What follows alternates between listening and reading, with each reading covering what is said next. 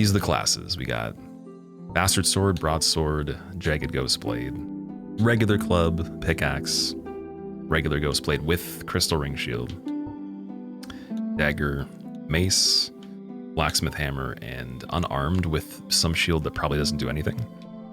The choice of people that actually are crazy right here. I'm not crazy. I'm just gonna be a casual and pick this. Ability to weave boss designs. Ralph, for who specifically? Deprive weapon is yeah, the inevitable beating he's taking is literally it's the force field that gets generated from that. Oh man. You took up your gauntlet, Deathless Rando. Tomorrow you'll be better, Brandon. You're actually trying it? Nice. Yeah, I think that if you get used to regular randomizer, this is one of the most fun challenges you could possibly do. There's not much that's requiring as many different types of things going on all at once. And you could bring in different kinds of skills for sure. I'm sure that someone that just did speedrunning would be interesting to watch in a different way than someone that just did challenges. And then, you know, just as much as people did a bit of both. PvP player doing this would be really cool because they know the items, you know. And then maybe their enemy knowledge would be something to gain. There'd always be something to improve on.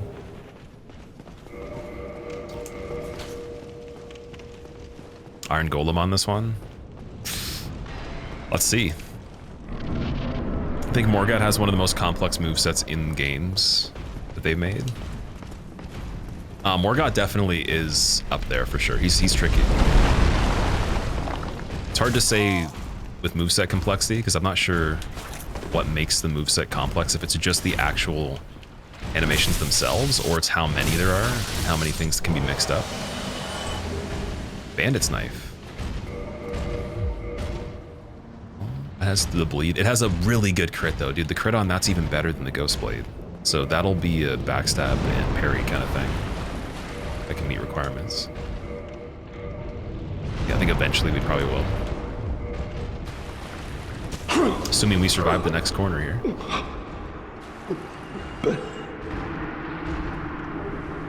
Yeah, judging based on the sound effect, it probably is Golem, or it has to be something that has that walking animation there.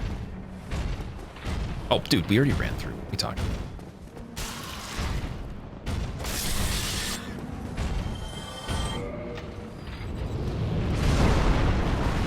Last phase is most demanding by DS3 so far. It's most demanding in DS3. Morgat in DS3.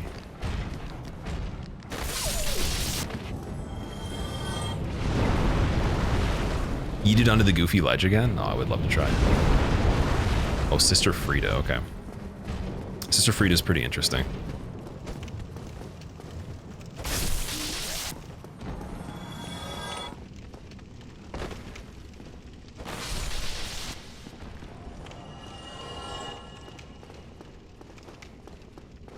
Thor's hammer, yep. But Golem is... oh, fuck! It scared me, okay. Oh. Oh, that actually saves you from some... okay, maybe I should use that ledge in the future.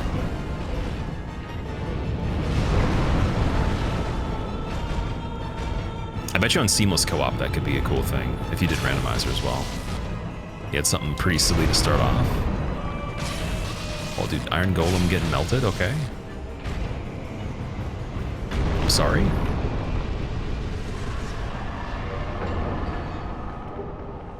He was ready, but I don't think his kneecaps are ready. Most people's kneecaps are not ready. He didn't do his extreme range of motion under load and just prep the connective tissues enough. Oh yeah, we're still getting this item too. It cannot be Flash Sweat and the bolts. It has to be something else. Smo's legs, Proud Knight. Good start, insane start. We're back on pace, guys.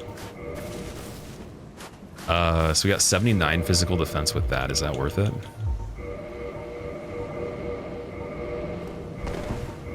No, not yet.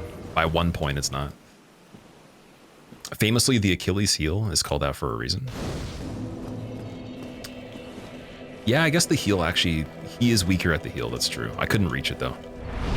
I think that he had an injury to the kneecap, it shattered or something like that. I got it perfectly. Cat Covenant Ring and Sorcery Resist Curse, okay. Would I rather play Armored Core on one on PS5? Oh, sorry, would I actually play it? So, like, maybe at some point, but it wouldn't necessarily be to play through the whole game. I'd probably use that as something to make a video, right? So it'd be like playing a bunch of different games from that series. Or even old FromSoft games in general. And that would definitely have to be one I'd check out, because I heard the controls are terrible. So like King's Field, Eternal Ring, that. Hello, possibly no. Tenchu as well. But it would be enough to like get the idea, not necessarily going through the whole entire thing. Very well. I wouldn't want to make a promise for that. Just it's simply because of all the things coming up. It's like if I had no plans for anything, if I literally didn't have ideas or like things I wanted to do, then I mean all these things you guys are saying would be certainly appreciated. They'd be like probably extremely key. But that's like the exact opposite problem I've always had.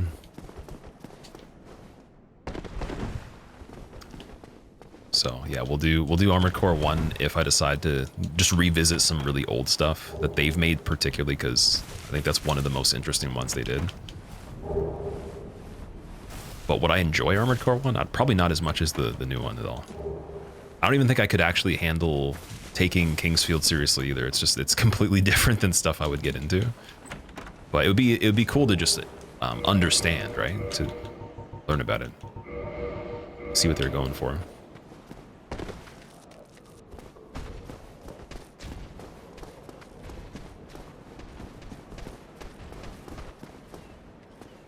Assassin's Creed 6 was so good. It was amazing. Yeah, the ending I got to, I feel like it was a better ending than some of the ones you can get. I was told it was a little bit more of a special one. Oh, ball control and stone leg. Okay, the game likes boots so far. Same weight as these ones though, so they're almost kind of non-important unless I want to look cool. What? Okay. Black Tights and Humanity 13.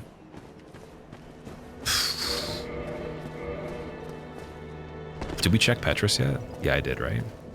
I believe I was just going back again. Let me just double check. I need to calm down. Yeah, we definitely did. The bottomless box for 5,000 is worth it later. Not right this second, but we're gonna have to come back and get that before we kill him, so I do have to make a note of that one.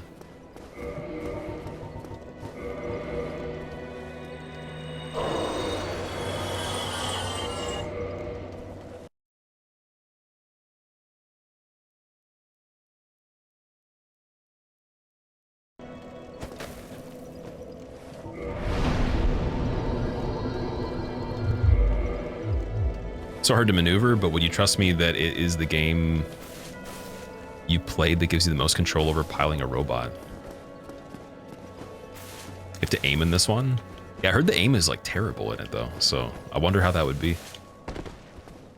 I'm glad you had fun on it. It's probably more rare because I don't think Armored Core was that popular at that time. Like probably not nearly as many people tried it as the new one, even in relation to like, you know, how many people played games at that time and had the console and whatever, versus all the platforms that would have it.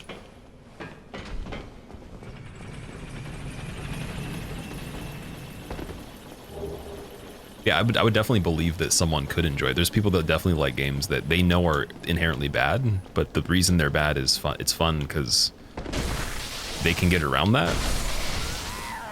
Sometimes even do like really silly things on it, but yeah, there's definitely that whole thing.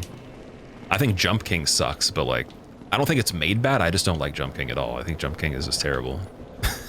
And it's not even that it's even harder than things I've done. It's just that the nature of it just sucks to me. I'd rather play Getting Over It or like Only Up, something like that, and have that be twice as hard, because just the novelty of what you're doing seems better on those versus Jump King. Jump King, I'd almost want to see that have like you know, platforming sections the same way they did it, and have combat and other stuff to make it fun. just to kind of balance it out, just because the style of it and the nature of how they made it, the vibes, it needs something else, in my opinion. Yo, don't die right here. Why is there a boulder?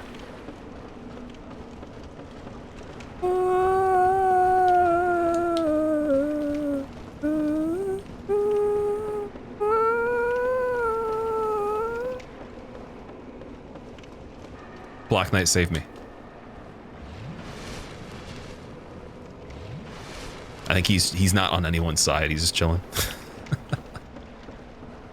Jump King is a low effort troll game. Yeah, it's a little bit more basic for how trolly it is. Wings of V would be a great, like a fairly high effort, insane troll game, if I had to compare anything. It'd be the other end of the spectrum for like the 2D ones.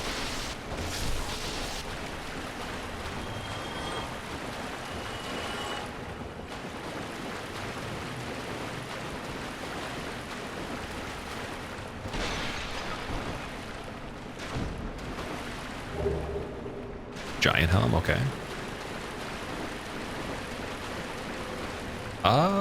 Coming back for that after when we have the bow. Soul of the lost withdrawn from its vessel. Otis drives. Otis, I like the name. Otis has always been a cool name to me. Thank you for the Prime sub, dude. Hope you enjoy your modes. Why did you make that your name? I'm curious. I'm gonna just make a bigger I'm gonna make a bigger point of asking people occasionally why you made your name, because there's some names I'm just like, why that one versus like Otis by itself, or Otis with numbers with another name beside it, all that, right? Why not Milo and Otis? You haven't lost, and more importantly, you're free. How on earth? Well, I shouldn't pry. I'm Rickett of Vinheim. I was once an established smith, though. I think Rickard has a pet. It's all. Soul Proud Knight 200, nice. And Scam Catalyst. Come back soon. Favorite Andy Griffin episode? Oh, okay. I'm not sure who Andy Griffin is. Makes sense, though. I was really hoping your name was Otis. I was like, yes.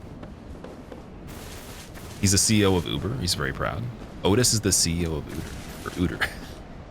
Uber. Oh, we got Hydra in the valley again. Can't believe you never noticed this body in a jar you just killed. You have 5,000 hours on this game, Kua. It's hard to notice unless you you take the moment at that ledge to pan the camera. Or like when you go to that ledge, you decide to go back to the other way with the staircase. Maybe already knowing about the bridge and doing that. For me, in my first playthrough, I found it actually. And it helped because it has the transient curses in it. But it was just by accident though. It wasn't like I was looking in every corner in that area.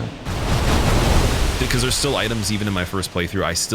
I didn't even know about how to get to them in this when we got to there. And maybe I found most of them at some point and forgot, but like, there's definitely some we found in this playthrough I've never even picked up before.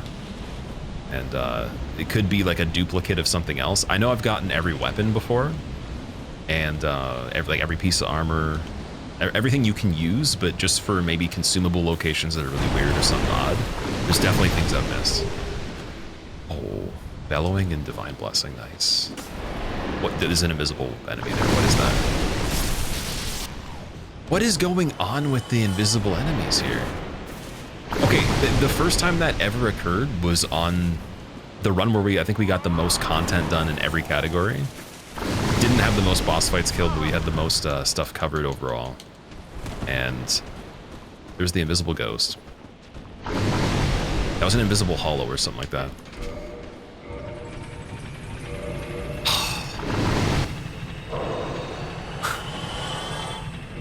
Can't be having that early.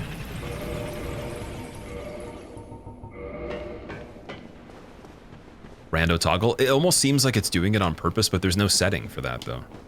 Like I don't have anything checked off that I can see that says turn random enemy invisible, like completely invisible, other than that dude has eyeballs at least, right? What Assassin's Creed game would you suggest to get a good idea of it? You could play the newest one. The newest one is amazing. but I don't have the best background. I haven't played the other ones. I've just heard from people that have played the other ones that newest one's easily the best one. It has a pretty steep challenge to it, I will say that. I found it was hard by default. Like, you don't even have to do anything funny on it. And the PvP on it was very fun, too. Just probably more enjoyable in the sweet spot where people were learning it still. Now it's like, okay, you just got to go use this setup or do this, whatever. And then it would just be being really into the mechanics of it. But the customization, it was fun for the PvP.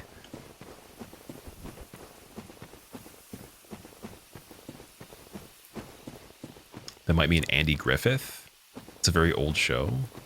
Even old when you were a kid. How old is it? Soul of Sif and Robe of Gwyn?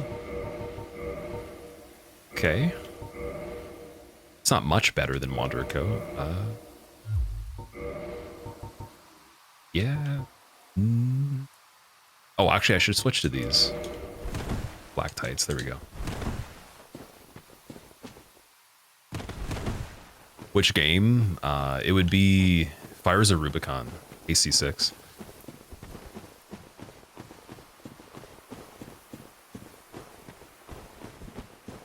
Just want to check what this is first. Blank shield, okay.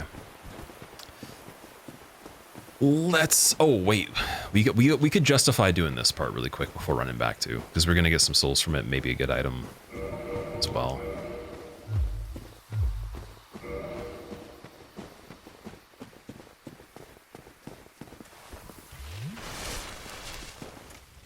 Because I could do this.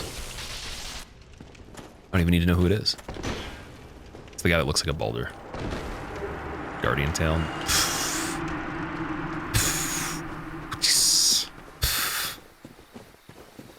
Whatever. The Incredible Mr. Limpet. I'm just imagining a wacky wavy inflatable tube man that looks like a real person, but not just a crazy color. They have skin. Trying to walk around, but they're like Gumby or something. Or like Quap, if you've ever seen Quap before. Probably the closest comparison in my head. Just you have to literally have some like other being controlling you with keys, and you just have terrible controls, and you're just like, ugh.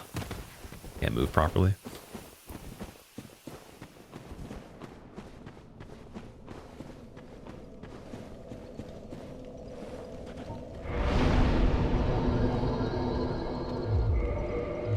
Quap was crazy. Quap speedrun, that would be an amazing thing to try just randomly. Maybe not to really put a lot of time into.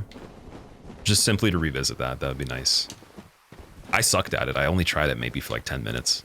But I remember it was the 5th grade. So there was a community center that I went to, and they had a thing where you pay $5 and you could just go and there's like a circuit of things you could do. You could just play sports in the gym. You could go and use the computers there. There was like contests and tournaments. They had like even like a little like party where they put music on and stuff.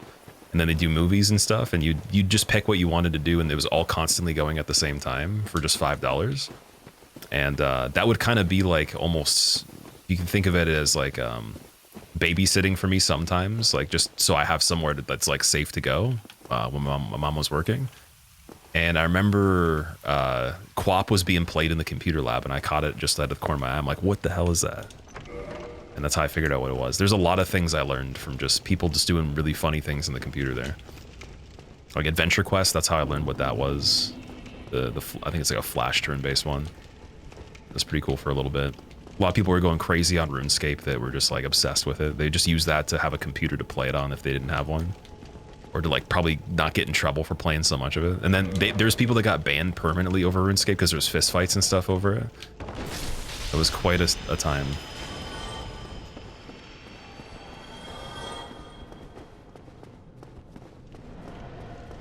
Is there a full name for Quap? I don't know if it's abbreviated or what it actually means, but it's like you're just trying to run on a track and you can't you can't control the dude with basic controls. Like the movement is literally 1 key per limb or something like that. It reminds me of a very early version of Getting Over It. The Bennett Foddy game. Oh, I'm okay. Why is there 3 enemies there? That doesn't make any sense. Dude, the randomizer's starting to do stuff, and then we have Sif here. We saw Sif earlier, but at least we have a different seed now. I know it's a different one from these guys. No Hydra, at least. We have Sanctuary Guardian. Dude, it's so there shouldn't be 3 enemies there. That's too many.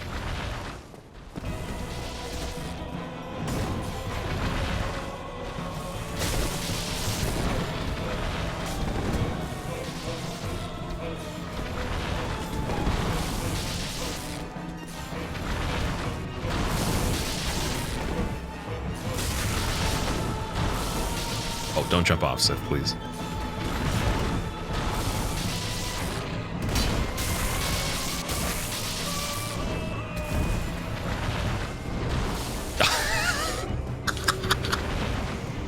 I thought we were actually going to be able to finish the fight. When she did the first 180 and then like didn't actually fall, I'm like, okay, maybe she can't even fall anyways. Spot, but nope. No good gravity. See, gravity's not only just claiming me, but it's claiming other people too. If anybody's near a ledge in real life right now, just be very careful. Like use handrails and just be a little bit more skeptical than normal these days. Just until I get through this whole thing, because I think that the actual the looming threat of gravity has been turned up everywhere, not just in this seed right here. He had a Titanite demon up on that tower too. He dropped down through. You had to abort. Oh, maybe he's from another area and he clipped through the ceiling or something like that. Because we had a Titanite demon float through multiple levels in Archives one time.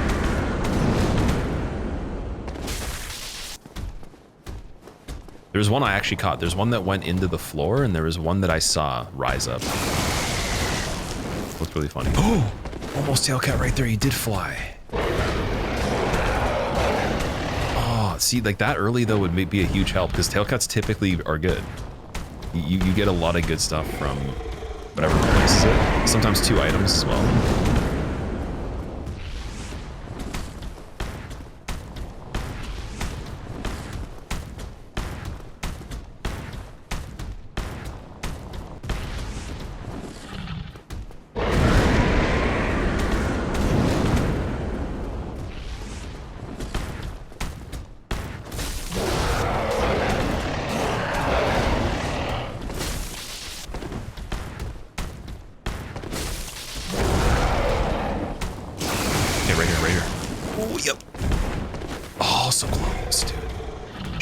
Should I just wait until he does it again and try to get the Tailcat guaranteed? See if it works. I doubt he'll do the spin after if I'm just in that spot.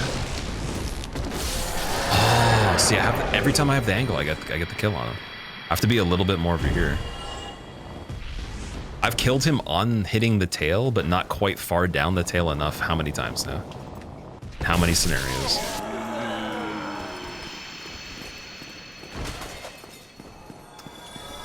I think Sanctuary Guardian Tailcat's less likely than beating this run, in general. Like, it truly is the hardest thing. Our tail loot's randomized, every single thing is. So there's a chance that like we've seen stuff not only be in its regular position, but then there's like an extra item too. But I mean, that's just, obviously that can happen still.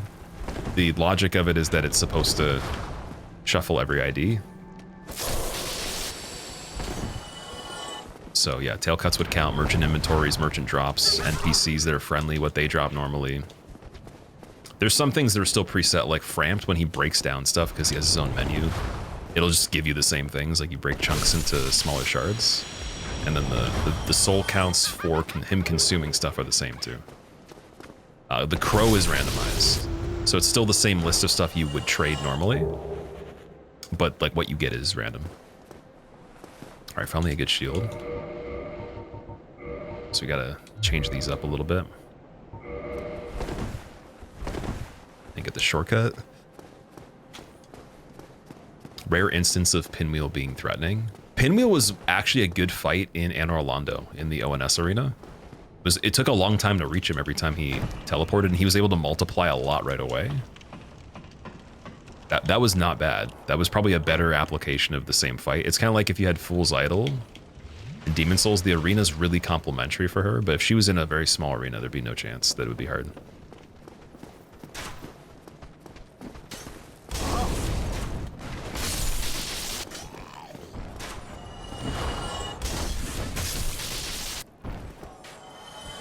Let strength be granted so the world Clamuel might be over here. mended.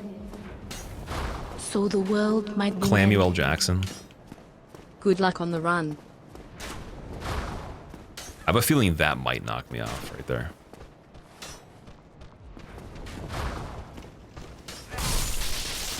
John Clambo. Gwest, thank you very much for the 8 months. Thank you for the good luck too. I'll take all the luck on this one. How are you doing? Would you ever consider trying this? Okay, wait, actually I'm very curious for everyone here. Not necessarily deathless, but how many people would try the dual randomizer with the exact same settings? And just get through it overall.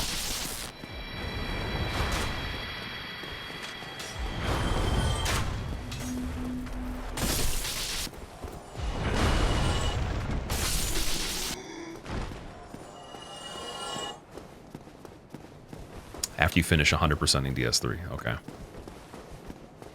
Proof of Concords. That's all I think about is just that staircase with Silver Knights. Just, like, this is home now. Forget the rest of the playthrough. Like, the bulk majority of it's that staircase. Or you're doing many NG cycles in which you might as well do different things within those to get the 2 birds, 1 stone. Well now, you So seem to enjoyed have your 14 wits different about you. playthroughs or something. Then you are a welcome customer. I trade I think for deathless souls. all achievements would be really Everything's fun, for actually. sale. Has anybody done hitless all achievements DS3? I think that would be absolutely maddening. I know the world record speedrun's crazy too, but I wonder if anyone tried hitless on that. Because I know there has been all achievement hitless, but probably not DS1 though. Or DS3. Gino got hitless DS3 all achievements? Really? Like 100%? You guys gotta send me the video for that one. I knew he did. I think he did DS2, but I didn't. Dude, 3? How long did it take him to do that? What was the playtime on the one run? How did he get the Concords? Was it like really lucky with the Concords? Did it quite a while ago? That's really insane. Wow. It was 9 hours. He farmed it legit. Dude, what? Are you serious? Oh my god, that's stupid. Like, so I would rather do a run that's 15 hours that has like all the games plus an extra random, like Liza P as well, than even try something like that with the farming. Oh my god, man. I feel like the focus would have to be even crazier because of the redundancy of farming that night. Cannot imagine that. 50 for Alluring Skulls is great. Okay, I'm gonna get 10. Demon Titanite for 200. 500 for 500. Large Titanite for 2. Poison Mist is on this one too for 100, but we don't have a Pyromancy Flame yet. The Dragon Greysword's in the inventory here. So I've gotten this one, but we haven't been able to use it ever. Grant is here too. Both of them just way too heavy and high requirement there. Oh, I think this is the best of today. It's got to be, man. Blacksmith Hammer with Favor and Protection purchasable for 500, and the super cheap fire bombs plus all those other poppables and large Titanite. I don't know if it's infinite, but let's see. Man, 500 is like even better than just killing Lautrec and getting it guaranteed. It's way less effort there. It's a really good thing at the very start too. We found it early, but wow, that's really good. Yeah, these are infinite for what? Infinite for 200 large shards? We got to get the Ember first, so I will note that down. I'm not gonna grab them just yet. Poison Mist definitely, and the arrows. Okay, arrows are expensive on this one, so we can't go for that. Yeah, I'm gonna write down the large shards 200.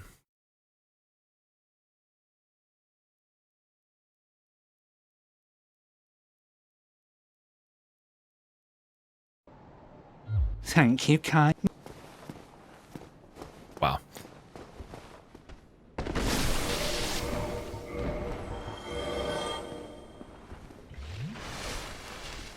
Can't you get 9 just to get 1 weapon fast? So the thing is, we need the large ember, right? You can't use them unless you have the ember for Andre, so we have to find that randomly too. And that one doesn't pop up that often. So I usually get regular Titanite weapons to +5 on this, and out of all the ones we would even justify even later in the game, it would just be a bow. Because like the regular ones, like that's only 1/3 of the scaling on it. Versus something like this by default, even without upgrades, is already only 5 scaling or 5 investments away from being max, so it almost counts like a +10 weapon already, in my opinion, or close.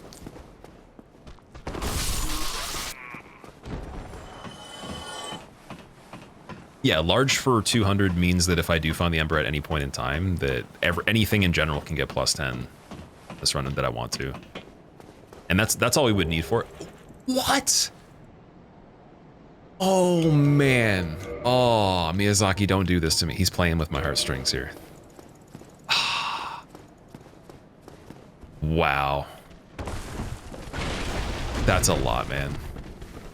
It's a lot to take in. Favor and protection with Black Bow of Ferris right around the corner.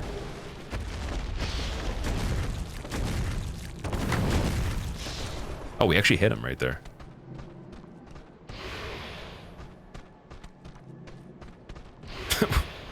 He's doing calf raises here. Getting those calf muscles going. Oh my god. Where's Purple? Purple's calves would probably be competitive against this Dino.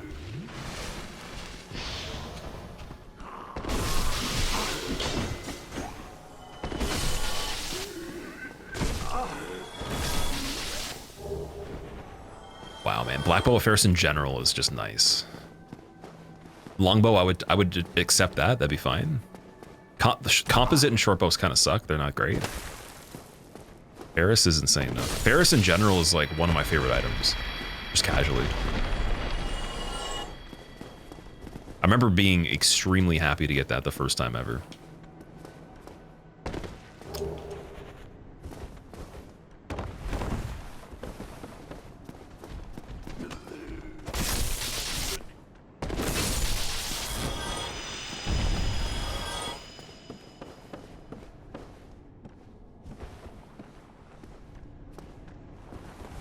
Oh, we don't meet one-hand requirement for this, so we don't want to do the accidental bonk here. Oh, centipede.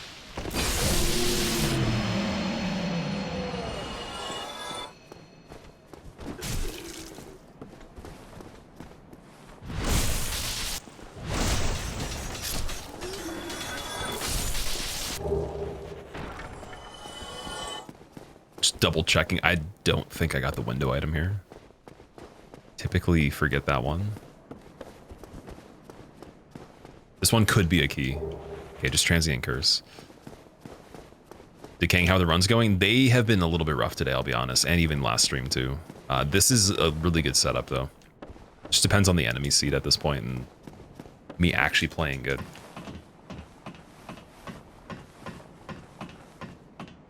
All this just to put Seath on Gargoyle's roof again? Didn't we kill Seath on Gargoyle's roof one time? I'm trying to remember how we did it. We did. No, we literally did. Somehow he turned around and we got the crystal. And then he did the crystals in the ground and we realized that there's 2 pockets on either side of up the steps at the back where they don't actually appear in general, so you could just go there. So we did actually do that once. Gotta rock the Royal Helm drip. This one.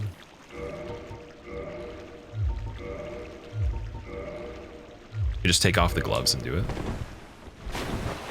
Actually, wait, no, I forgot. We just put on favor and protection. We could do heavier armor now. Do all this stuff. Maybe gloves as well? Yeah, there we go. Even heavier gloves. Can we do even more than that? Paladin armor without this. Okay, it's getting a little bit carried away there. Can't do that. Wins? Yes, we could do wins.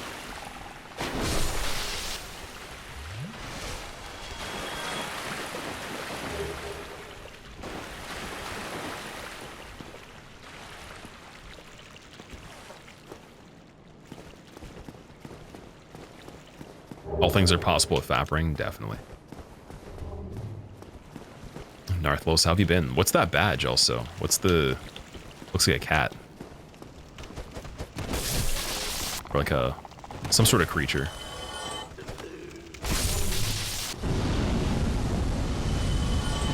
Drip is out of this world. This actually fits the smoke boots a little better. It makes sense. Like, I could see a character like this coming from the future, but also being part of the Watchmen, maybe. Like some sort of like weird DC character. Where he's like a ripoff of Thor, but in that universe.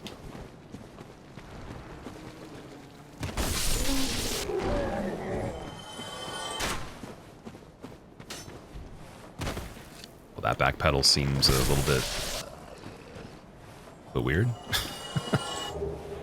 Okay. Does his leg armor act like toe socks? I would actually imagine the foot ends even sooner and the toes don't actually even have slots. Because if you look at the spacing between them, that'd be painful for the size of the character's foot. There's no way that actually is a toe sock. It'd be cool, but I don't think so. The character's feet are definitely smaller than that. I don't, it's kind of close though. Yeah, like if I was gonna make it very functional, I would still have them all protected in one compartment. Must really like these games, Car. Well, my favorite games in general, top 8 are, top 7, would be everything that FromSoft's made that's like this specifically, and then all the other games I like in general just come after that. So the scale I rank things on is kind of dependent on what we're comparing in the list, right? Even though I'd say Demon Souls would be like in comparison to this, like maybe an 8.5 out of 10. By no means is it an 8.5 out of 10 compared to all games. It's just like when we're comparing separate lists. Oh, sorry, I have to say 8 because Liza P. No, Liza P does fit in the middle somewhere. I was saying I think it ties with this one. Just this one has more replayability for sure. Like there's more stuff I'd want to do on it. But yeah, I guess Liza P would have to be in that list of 8. After that, then everything else starts coming in after that at some point.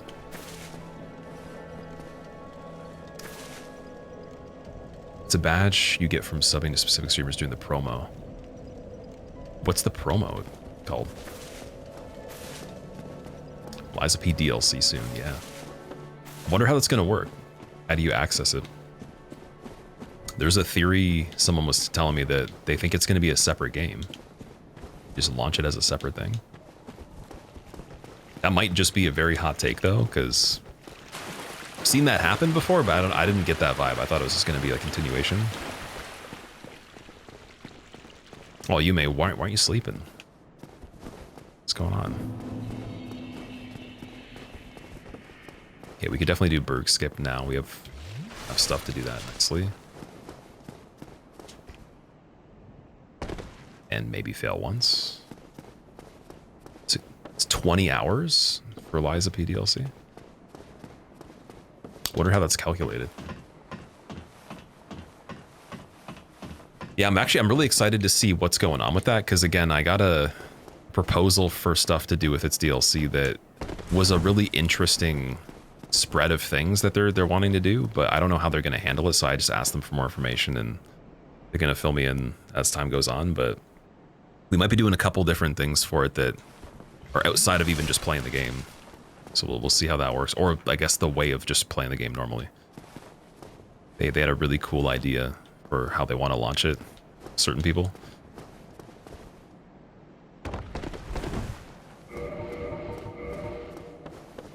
You think that the Pinocchio theme needs to be replaced? SpongeBob World would be better. Pinocchio puppet theme is dumb. In my opinion, it's the opposite. It's one of the things I'd never assumed someone would actually make a game like that based on, because it would take a lot more creativity to take that basis and then make it something in its own, right? Like, it's a harder task, in my opinion, to do that than just make something else. So the fact they pulled it off like they did was the impressive part.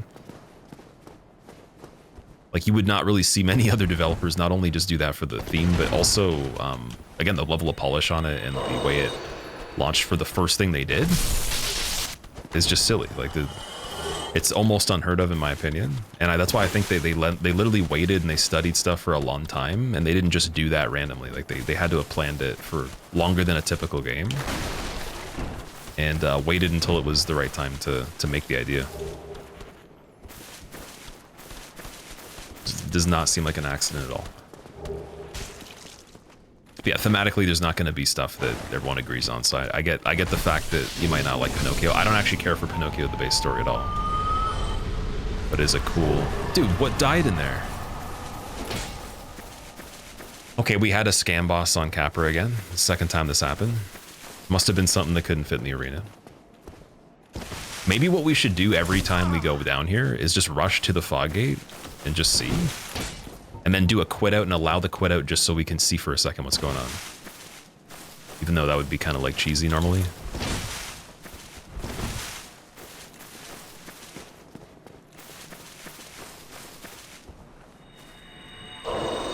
But yeah, this is the only arena we've seen this on twice now where whatever's in it dies first. I remember that happening on the old randomizer, like with more than just here, but not like as slowly as that one happened. Like we would usually see it even sooner.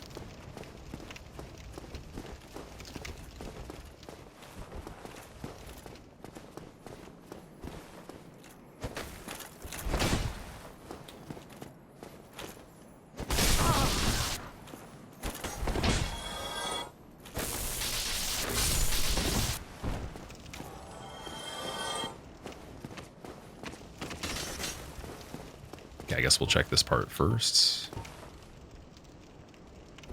Robo-capsules. Something with sci-fi would be interesting. I think that would be very difficult for them to make a twist in, because it's usually high fantasy, dark fantasy to kind of kick off the twist itself. So I don't know how a sci-fi would play into it, other than maybe it could be kind of similar how they handled Armored Core, just like a little bit, but they'd need more supporting characters to lead that. That's like more of interplanetary stuff, but there's a little bit of weird stuff going on in that. Just nothing weird enough for Misaki. These kind of things.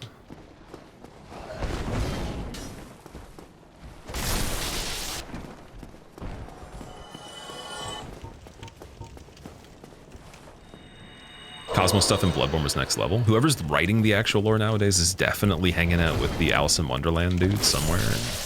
Whether it's like maybe like just in meditation or in hallucinations or something. They're doing something that's funny to come up with some of the ideas. Because like even if you do a deep dive on the lore for Elden Ring, even there's like no one's still even fully explained that. It's so beyond anything I could even explain. Like I couldn't even put it into words to even try to tell you what I'm trying to say right now. Not even the actual theme, but how you would even go about extrapolating it.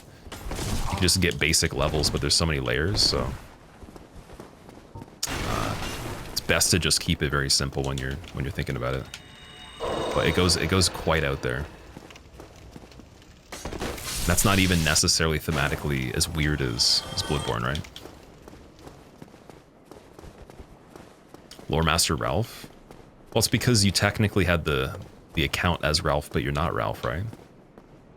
I won't expose your real alias. I'll leave it secret.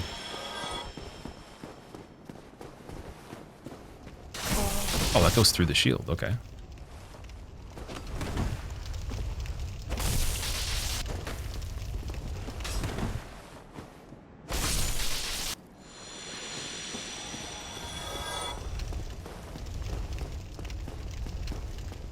Wizard of Oz would be good. Didn't they make something for that? They teased sequel game in Liza P ending, Wizard of Oz. Oh, that's not even the DLC. That's literally another game they're making. Okay, I see. That makes more sense. I thought that tied into the DLC. Makes way more sense.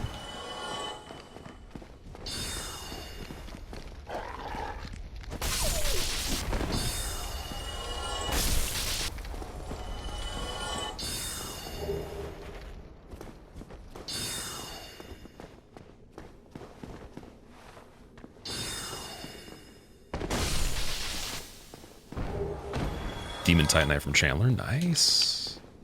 I always seem to get a lot though when we don't have a weapon for it, other than that one run with the Fury Sword, which unfortunately doesn't carry us into like the late game. I don't think I've gotten a really solid Demon Titanite weapon other than we had Gravelord sword, and that's still too heavy and not good enough. I'm trying to think of what we'd even need. I think it's still just going to be Chaos Blade or maybe, I don't know if Gwyn's sword's that good. We haven't seen that at all. I wonder if some of them you literally still have to transpose, like you can't find them, because we haven't seen Ornstein's Spear, Chaos Blade, Smo's Hammer, Gwyn's sword, Iron Golem Axe. I think I saw once, potentially. Like maybe, I don't even know if that's 100%. Could have conflated that with Great Axe, but yeah, like even, oh sorry, the fist from Iron Golem too we haven't seen. So we just must have to do something else for that. Or they're very, very tucked away and just got unlucky so far.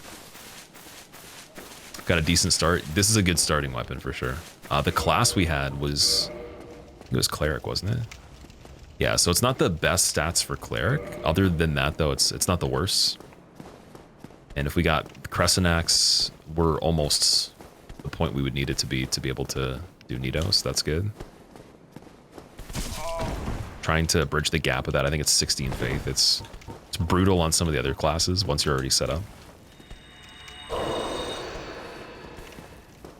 Let's make a story where you're a puppet, then get called good boy, and your power canonically is lying. It's dumb. There's depth in that. I guess that's just perspective. Like the lying part just ties into the lore, right? But it's not necessarily the mechanism of how the conflict is handled in the game. It's just like a side feature. Like you could even not pay attention to that and just think of it as any single dialogue section in general is meaningless and not even care about the story. And there's still a lot there, but if you notice, like when you're making an idea for something and trying to make it believable, even in its fantasy, it's tricky to pull off without there being hiccups.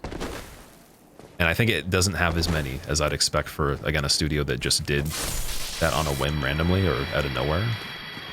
You'd usually see a catalog of a lot of things they've made that are similar to get to that point. So that's the impressive part. I don't even know who the members are of that. Maybe they worked at other studios. But yeah, like I'm still very impressed by that.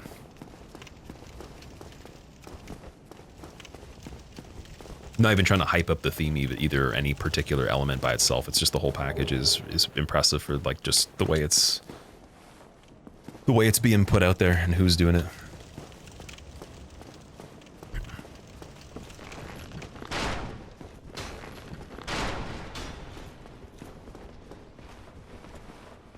Oh, parry time. Go.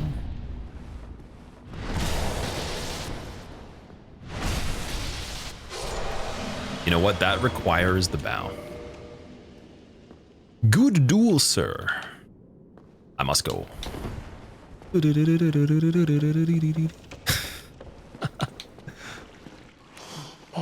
what do we got in the inventory for Undead Merchant 2? 50 for the skulls as well. 100 for moss.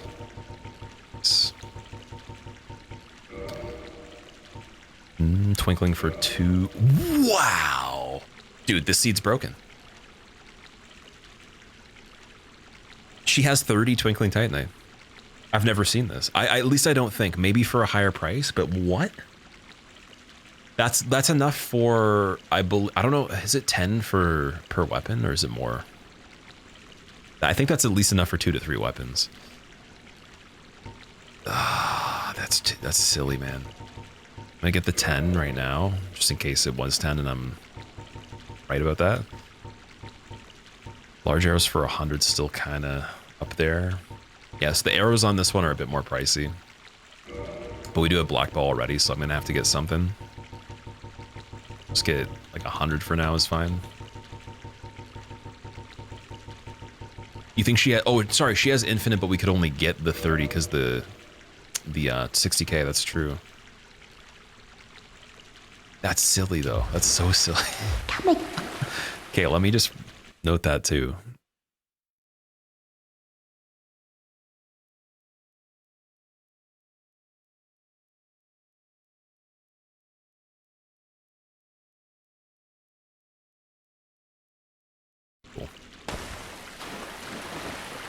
quarter of the normal price. Yeah, they're usually 8,000 at Giant Blacksmith. And then because I think the upgrade requirement's still the same, I think it's still 2K. We should do that first on this, since favor and protection offsets the equip load and some of the vitality as well. And Capper's just done. So, do we have Homeward Bones? Yeah, we do. Wow, man, I'm shocked on this one. This is a pretty crazy one. The only thing that could like really ruin that is just something silly being in Gargoyles or Rail Egg. That's it. But even then, though, now it's a lot better. It's not too bad. So yeah, we'll level out Andre. I'm just gonna wait and save all this. Get it all. Just get all of it. Just roll around in Twinkling Titanite, even though you can't use it.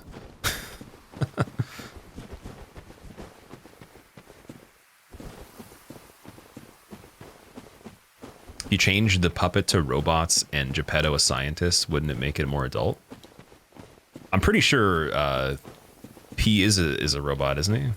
Isn't that the idea? And Geppetto, like they're all definitely scientific and everything. Like Venini's basically like Batman, but just not like combative. He's not like a vigilante. He's more of a philanthropist, inventor. And then Geppetto's the mad scientist.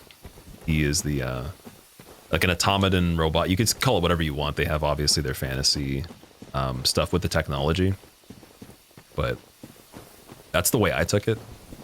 Like he's definitely not a wooden freaking ventriloquist doll or something like that, or like a freaking mannequin or something. Whatever you call it. Yeah, also the nameless puppet ending is insane too. That's such a cool twist. They didn't have to do any of that stuff. It made it way more worthwhile. It's also a really good fight too. It's one of the best humanoid fights in a game I've seen. But again, like you talk to me about Lies of P. I'm just biased because I like it a lot. So all these things are the exact opposite of why someone else might not. But objectively, though, I can't say they did a terrible job. Like it panned out decently.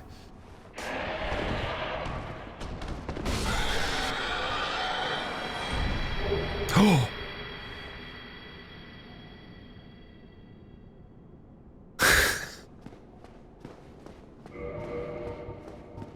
Dude, I literally okay. It wasn't like right this second, but we were just talking about Crescent Axe, man.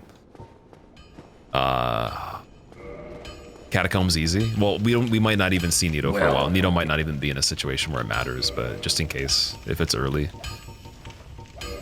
Oh, it's, okay. I gotta stop getting as excited about these things though, because there could just be a lot of stuff still that's not ideal. Demon Titanite for 50. What are the merchants on this right now? Standard for 20 as well. Okay, so we got arrows. Get another 200 on that at least. Just for now. And then Ring of the Evil Eye for 5,000. Stupid good. What? I'm trying to like in my brain just like associate like this to other things we've done. I don't know if this would be the best seed in general, but it seems like it. In terms of items, it seems like it so far. That's just nuts, man. We've never had a max weapon other than Fury Sword, I think, that one time either. I don't believe anything else went fully upgraded. The only thing I'm missing, I think, is like infinite regular Titanite. And then we just have to find, what's it called? So, like some sort of castings just in case, or better rings here and there, like Havels and whatever. Parrot, yeah, we killed one, so, or two, sorry, you're right. Yeah, the counter's not updated. Clickbait for the people in the long format video, if it's the run, just like seething with rage. It's like, I had to sit and type this only to hate it, to leave, but then come back to check to see if you saw, but if only someone else saw too, just because I'm so mad. Foaming. Absolutely foaming. Oh my God. And then, dude, the strength breakpoints on this, four for the scaling right here on the second level. Just 2 and then 4, then 2. It's also pretty silly. say we just do endurance for now like we normally would, and then just get ready to do the dex and the faith requirement in case we see Nito. Wow. And then we want to be able to lead. I can't even speak. We want to be able to use Giant Blacksmith in one hand, particularly. Pretty soon. Kazan greater than Liza P, fully acknowledging recency bias? What is recency bias? Is it just like whatever's like flavor of the month kind of thing?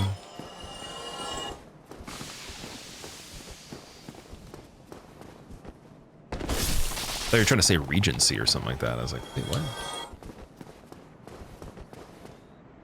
Kazan's 100% better just for the freedom. I can imagine for gameplay, Kazan could be better. It already looks like it has a lot of stuff. I haven't even seen that much. I've seen probably like a collective 8 minutes of it or something like that.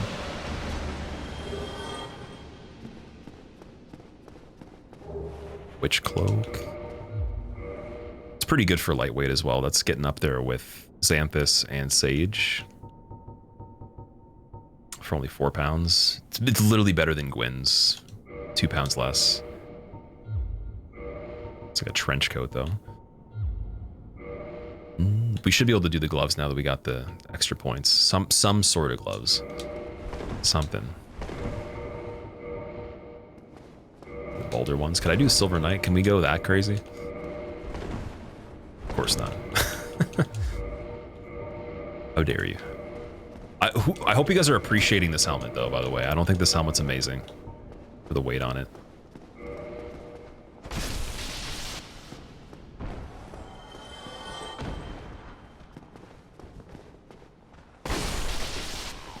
Neo 2 always, it clears. You think Neo 2 is better? Recency bias has been a thing for a while. It's about what's new. You'll often see it thrown around in game award shows. It makes sense. I'm sure that's how they are able to even make awards for certain things anyways, because when you really try to even make rating systems, what's your criteria? You know, if it's like these certain provisions and we're looking at it with relevance to the time frame of what was possible at that time technologically, and then creatively is always just judged just generally, there's probably going to be things that are almost equal all the time that you can't rank the same just purely from the time frame it was made. Like lots of cases where people wanted to do things they couldn't put in the game, or you know, systems had to be handled differently just to be able to make space for other stuff even.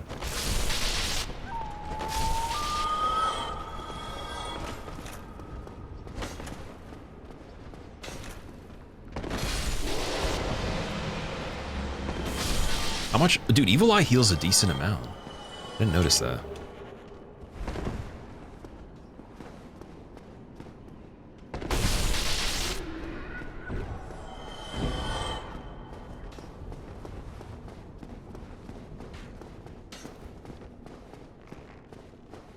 This seed deserves this helmet? Okay, that's fair.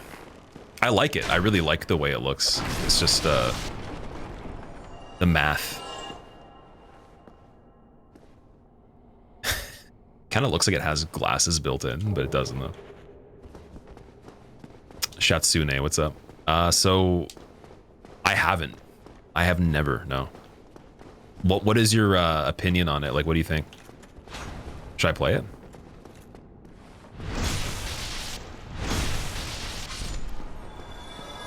I've heard about it before.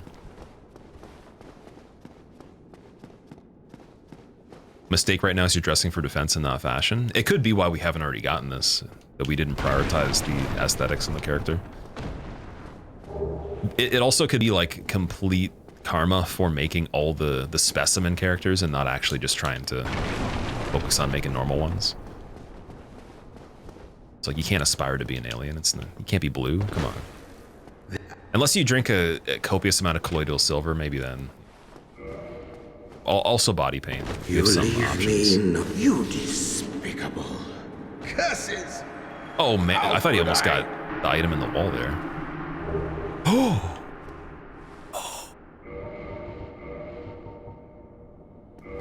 Dude.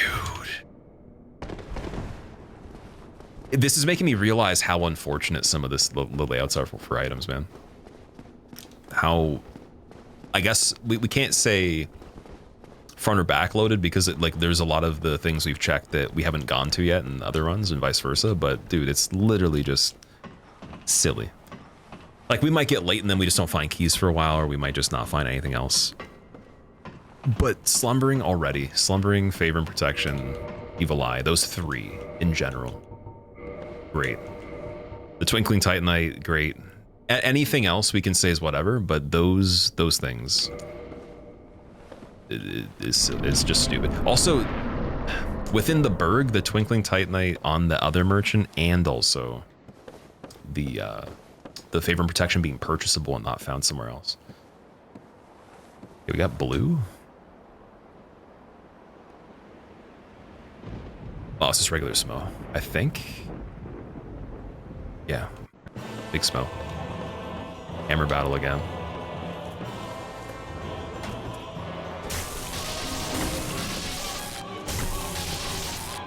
How do you like +5, Smo? How do you like +5, Smo? Oh, spacing. How do you like +5, dude? I'm sorry.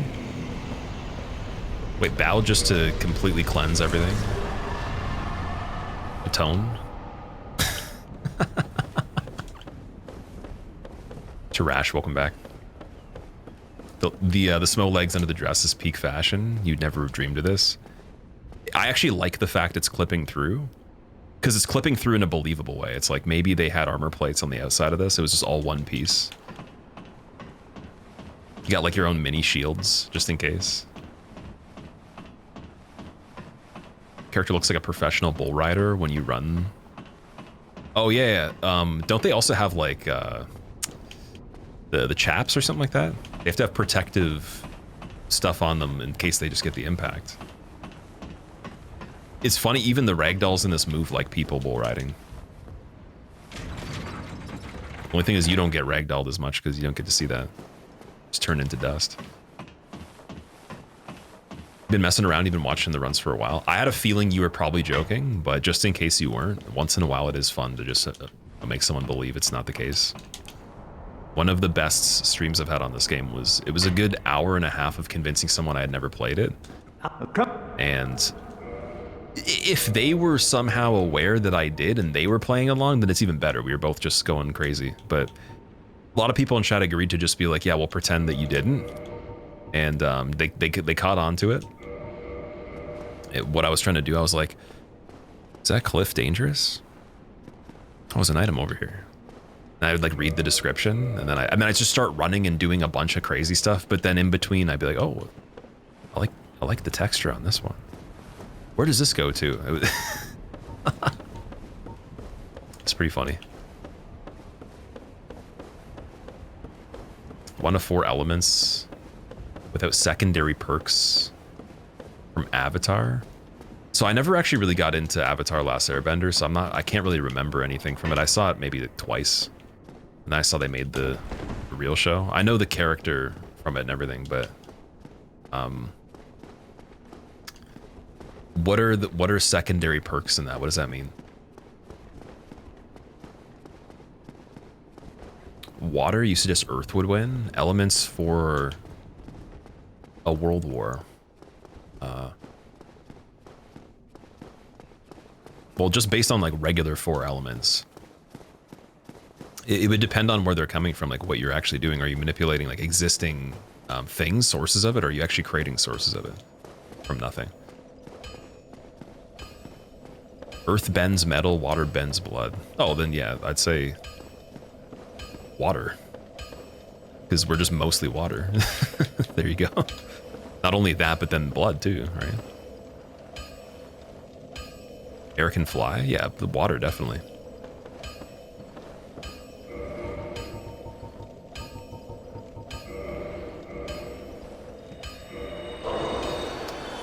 Giant boulder beats everything. Where's giant boulder and rock, paper, scissors when you need it? When you claim someone's using cheats, they probably had giant boulder in their mind. They're like, what one do I choose? Giant boulder. And they're like, you always pick rock and win. It's like, little did you know. Also, CJ, what's up, dude? How are you doing? All right, we're gonna go for Blighttown immediately on this one.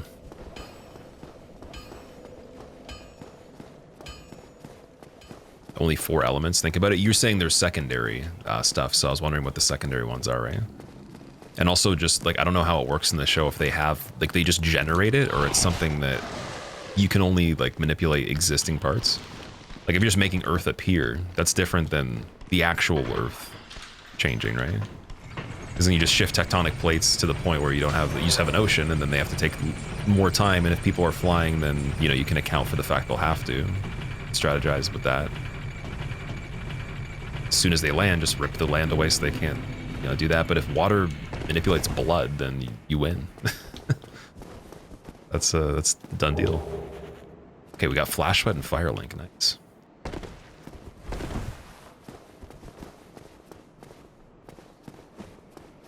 You think air always wins because they evade every disadvantage situation? I guess if you get the preemptive strike too, there's that. It depends on exactly how you counter certain stuff. To like, it'd all be on the strategy, right? I would always just assume water if with the blood thing though. It depends also again on like how remote is that? Like, is that from like a crazy distance, or is that like within a vicinity of like X amount of feet or something like that? Like. If it's almost telepathic level, then that's an easy one.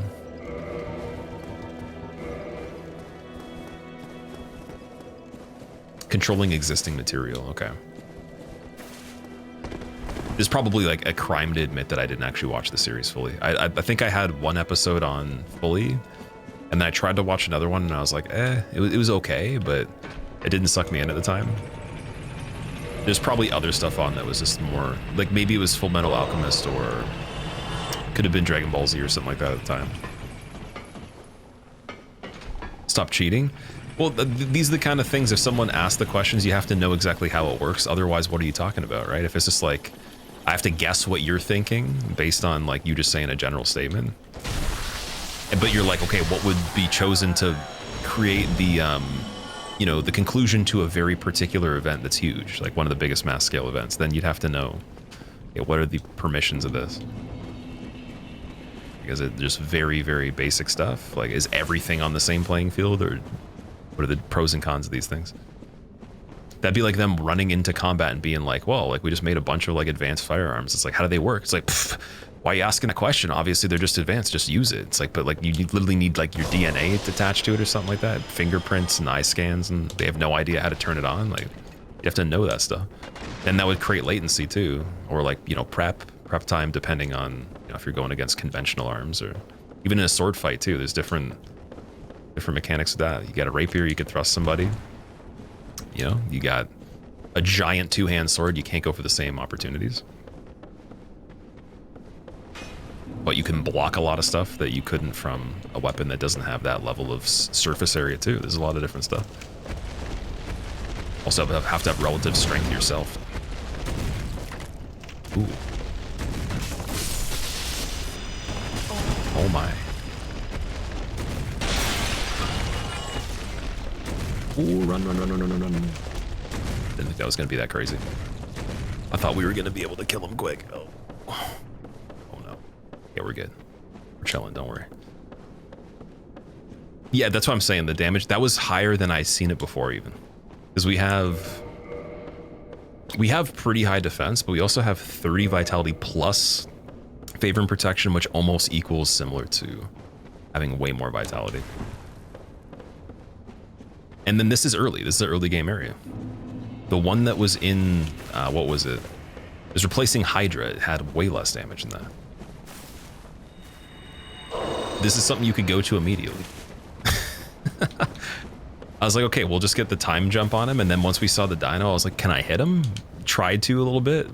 Already too late at that point.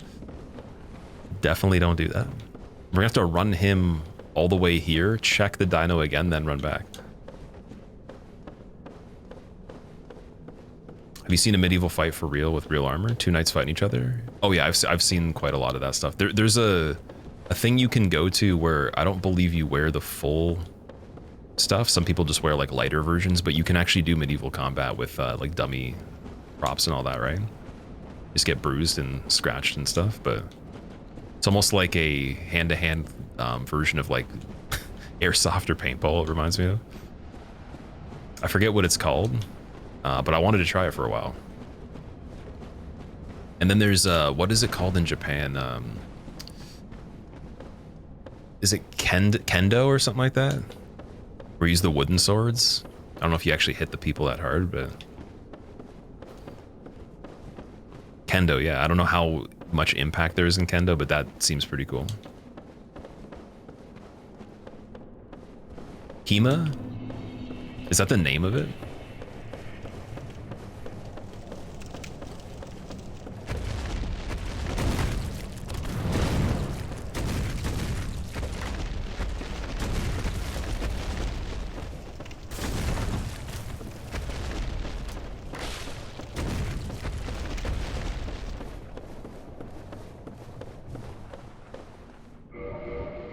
I don't think we meet requirements for this yet. But let's see if something happens here.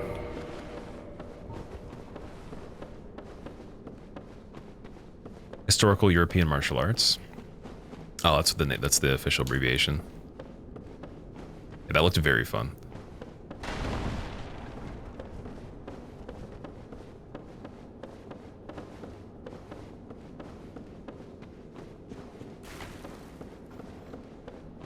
Prisoner have the strongest attack? I don't actually know. I'm not sure. So far, that one right there was one of the higher ones, but because we don't have the exact same defense, I can't prove that it's more or less yet.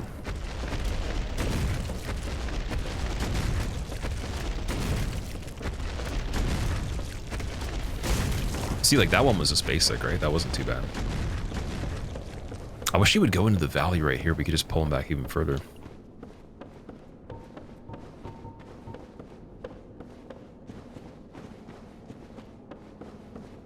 You get stuff written wrong? You didn't mean like what you understood? You were joking? Oh no, I'm not actually upset or anything. I'm trying to just differentiate, like if someone were to make those statements. There's been tons of times people that do fully understand what they're saying say that you can't have more information, but then like you can't answer the question then properly. Because then whatever they're saying they didn't think about properly, or they're withholding what they were thinking about. So it doesn't make any sense to try to answer the actual conflict or to resolve it.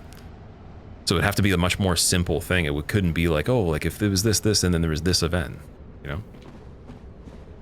We could try to get him to do the running attack max out here, and just hopefully it doesn't go over the line.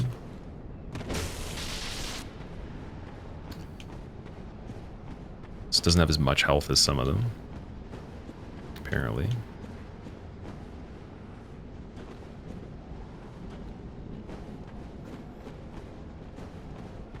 Oh, that doesn't even go forward. Yeah, he actually literally maxes out fully. It's weird. Sometimes they go over the line where they retreat. In the Andre area too.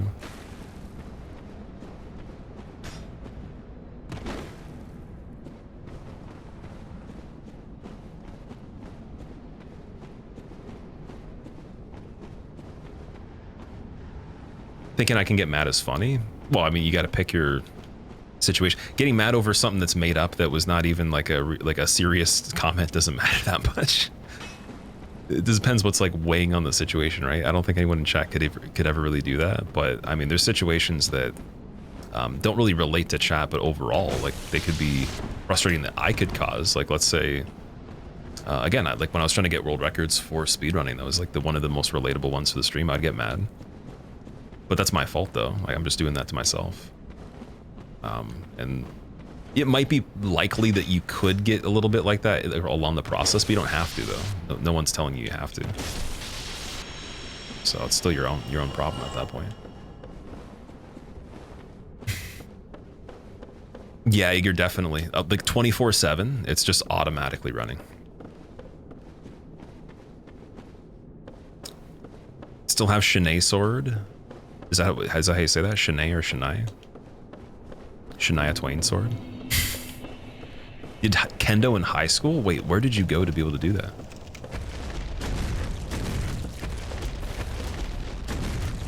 Oh, of course now I can actually hit this thing.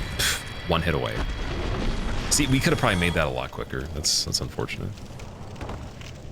Chain Prisoners of Terror. I know it really well right now, but yeah, if you ever have a situation where it's still alive and you're trying to get somewhere, you think you can, but you can't, and then it pops up, it's a bit of a problem.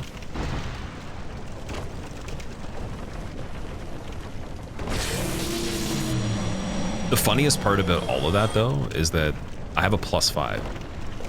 So, just puts into perspective with that Chain Prisoner, the way it's set up. Even the Dino, too, he should have... I would imagine he would have died in less hits. Maybe it was only 2. Maybe there wasn't a third one or anything. It was 3 hits on average before, with much less upgrades. So I think that it'll only be like 1.5 now. Especially for one in Blighttown. Run. Wait a second. Bonk. Golem legs and Brave Warrior. Do we already have Golem? No. Okay. Oh, mini skeleton.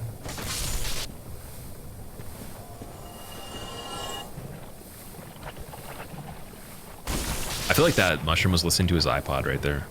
He was jamming for a second.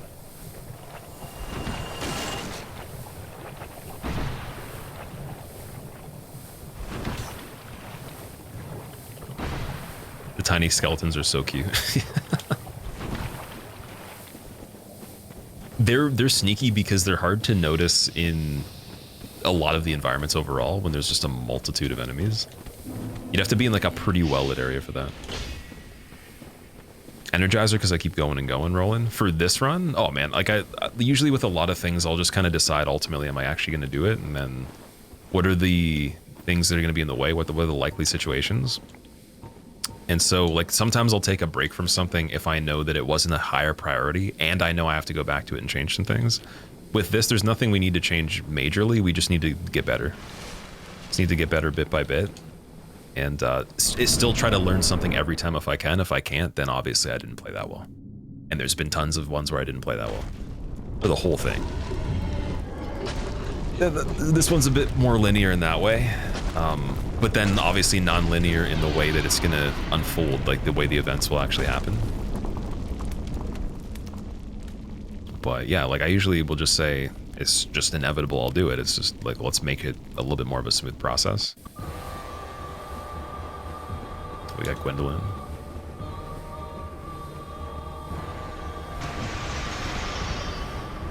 Yeah, that smooth process doesn't happen all the time. That's we're still hoping for that one day.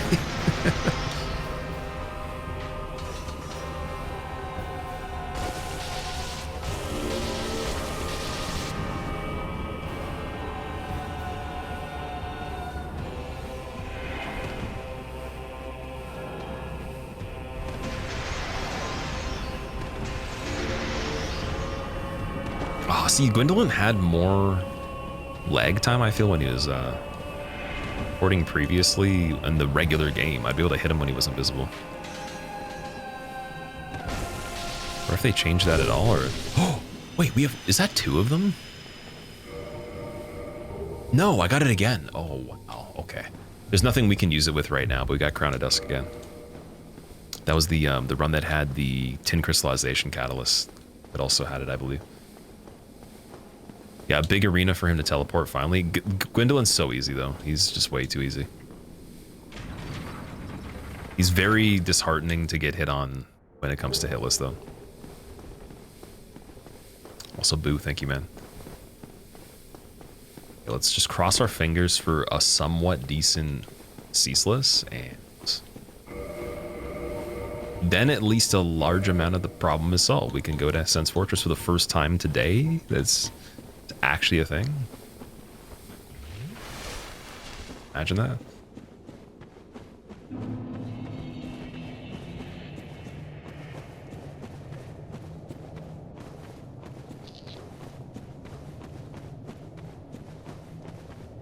Oh, he's got a little perch for the foot there. What's that? Sanctuary Guardian, that's doable. Yeah.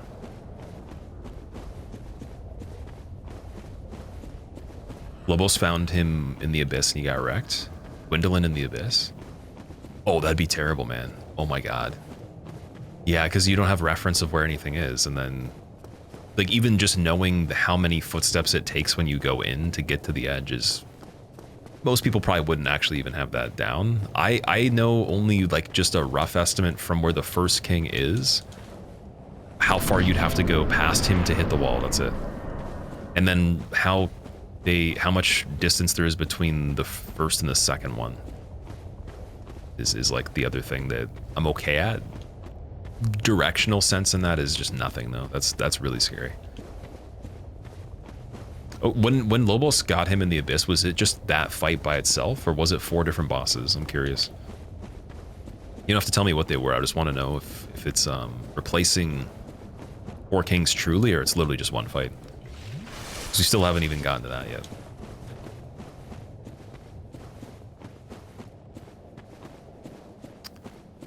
Okay, this is the situation where if we had the bow upgraded, I could get the tail cut. You can't reach it from here. And I also don't want to get kicked off or something funny, so let's not do the repeats of before.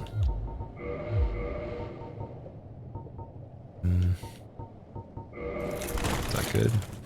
Oh. Not even close. Giant helmet?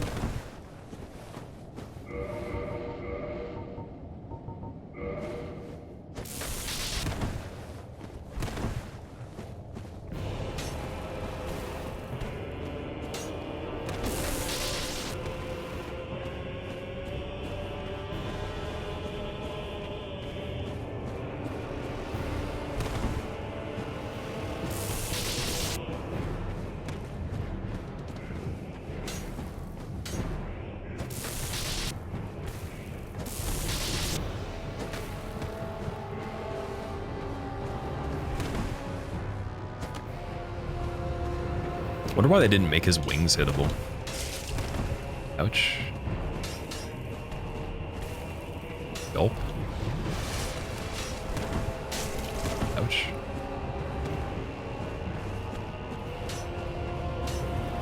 Gulp. Circle. Let's go all the... Ooh. Does he get stuck there? I wonder if we could run around and then... Here, like, let me try this. Because I'm not going to get Ring of the Evil Eye active on this. Let me see if he stays like that and we can maybe get a tail cut over here. Mazlawi, what's up? How are you doing? Okay, he's just stuck this way now. That went above. Why is that in the air?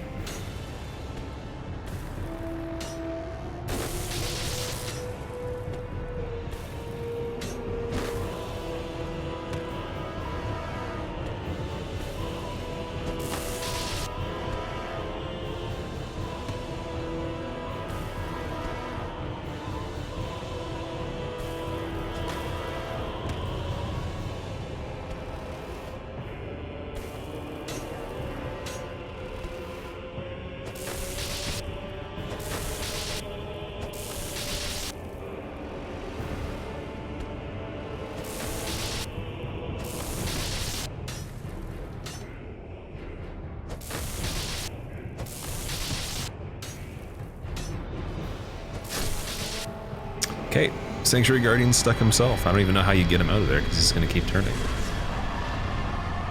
So we had to go and circle again. Am I into Elder Scrolls? So I played Oblivion and I didn't beat it.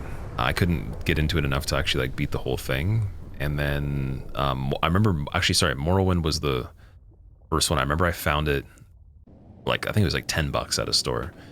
And I tried it and I thought it was really weird. I didn't understand anything. And my friend actually beat it for me and I watched him play it at my house. And then Oblivion got into, played probably again like maybe 5 hours. Couldn't really figure it out. Skyrim I beat once, and then I tried to do a second playthrough, and I couldn't do it. Because it was mostly just enjoying doing the sniping and getting like the far shots on the mammoths and different people in the distance and all that. So I don't think I really enjoyed it for all the stuff. I actually hated the melee combat in it. I think it was so stupid, other than just the bow, that's it. Even the magic wasn't that fun. The music is my favorite soundtrack though. It's the best soundtrack for anything I've ever heard from Jeremy Soule.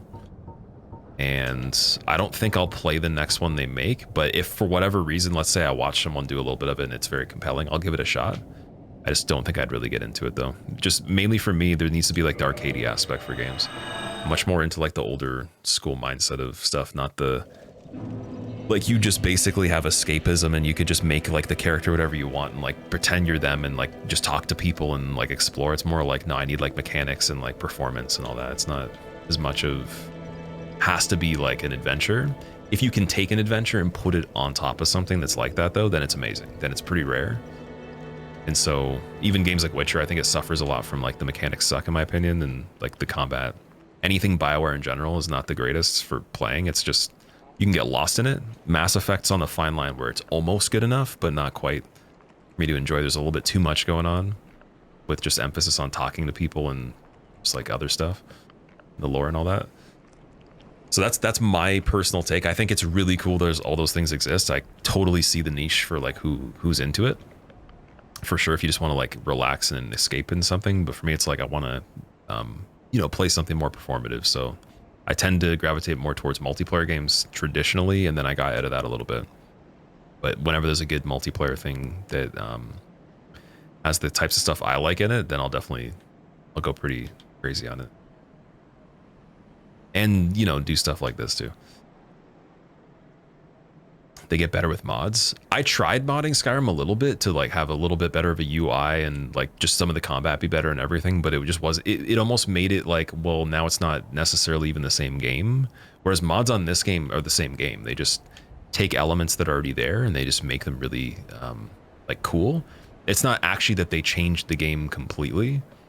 It's like, even though there is overhauls, like they don't actually change anything completely. It's just taking all the stuff that's already there from somewhere, just tweaking very small things. That's one thing I've heard from a lot of other people too. They're like, oh yeah, I got like 10,000 mods for this, but now I don't even play it anymore because all the gameplay was just modding it and then I don't even care about it. Right? Versus just things that actually play that are cool.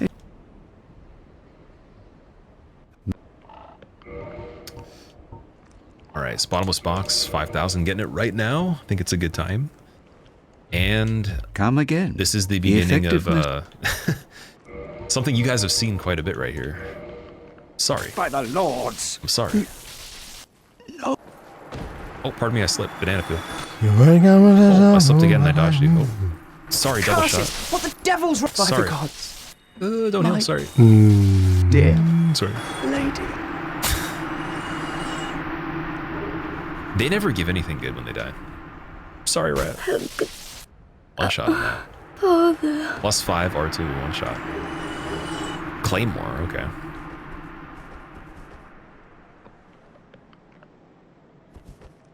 Don't think it's worth it to ever wait and check Rhea's merchant inventory later in the game. It could be. You're right, it could be. I'm just crazy. I just like to kill them. It's sad. Don't take it away from me. Let me enjoy that. No, I'm joking. Like, I always think they're going to drop better stuff, but I think Dark Hand, keeping them alive and then doing what you say, is the best method. And if you don't have the Dark Hand, just wait. You're 100% right. Because she does sell miracles. And that's one merchant we've never gotten. We did Logan, we did Griggs, we did Laurentius. We've done... What else? Petrus obviously has basic stuff. Both undead merchants. I don't know. Does Ingward doesn't have an inventory, does he? I don't think he does. Yeah, we did that stuff. Oh, he does? Like, how much stuff does he sell? Does if you bring him to Firelink. Okay. That might be another option too, because we're gonna have to go and check those items anyway. So for Ingward, we could get key, or key to the seal doesn't even drop from him anyways, right? So we'll leave him alive. We'll do that. Although for him to give it to you, you'd have to get Lord Vessel first, right?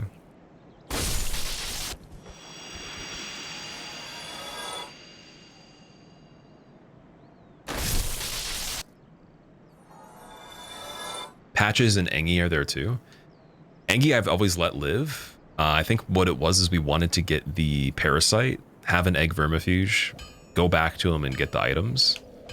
And then after I had gotten some on the last playthrough, we didn't see another guy like that in a situation where I felt like it was safe to even just let him attack me. Okay, I'm gonna bottomless box some stuff right now, what we can. We have the Egg Vermifuge on this one, so if we see an egg guy again, can do it. And then you guys said it's 5 minutes, so I could take a break, wait for it to go through, and then if we had the Lord Vessel, we just warp back. Okay, silver coin doesn't matter at all. Titanites don't matter to put away, we can just leave those. Bandit knife, probably I'm not gonna use it now. Zweihander is pretty appealing, but we'd have to have the large ember for that one, I think. Because it doesn't have a crazy high requirement, it's not so heavy.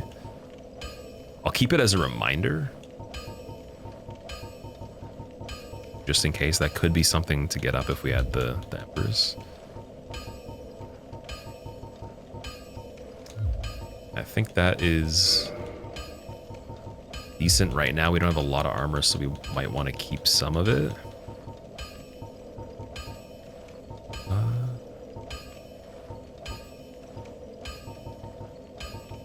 Cleric helmet's kind of useless. We don't need that one. Boulder helm's pretty heavy too. All right. Wait, what can I attune? Let's see. Because we have... Oh, Great Heal Excerpt is pretty decent. I don't think we have the Pyromancy Flame. Do I have a talisman? No, nothing to even use the Heal Excerpt with. So that's kind of funny. The talisman gets shuffled, but Pyromancy Flame gives you a +2 with Pyromancer every time somehow.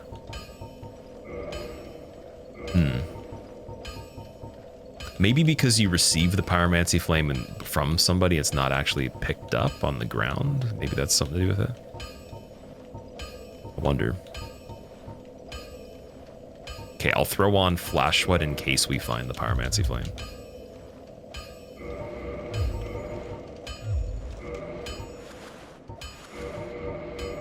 Then we gotta go back to the shield again so we can put these back on, switch back to our favorite helmet.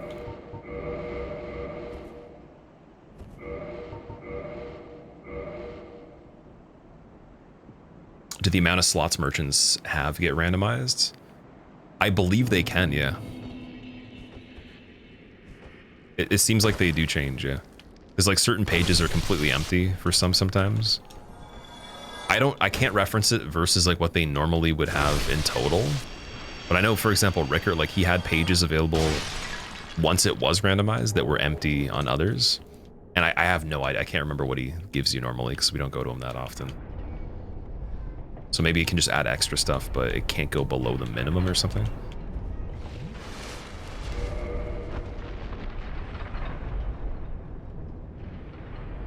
What's going on this part? Let's see.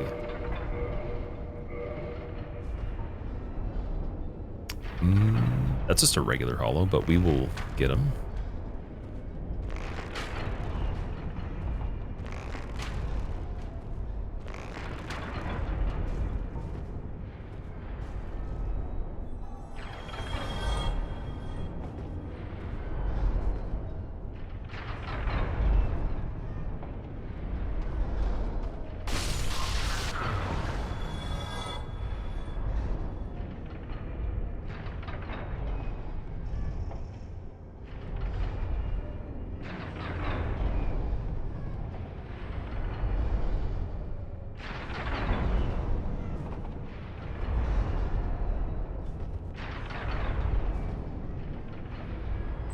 Ornstein and Smough are mandatory to kill Seath.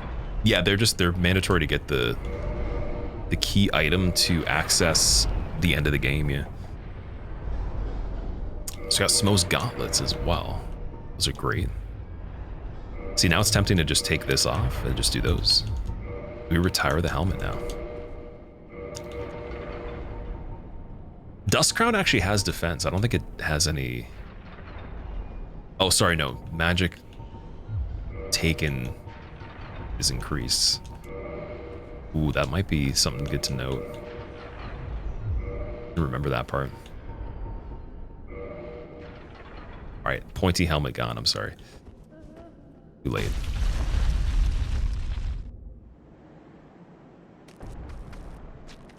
Rain, how have you been? What's up? Is that a bone meal? Oh, okay, large flame ember. I thought that was the large ember for a second. Ah.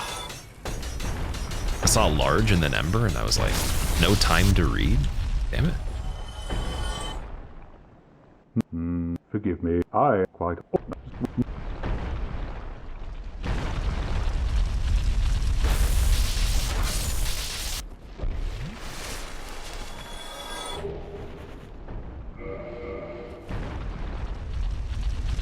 You allow quitouts to reset crystal lizards when they run away.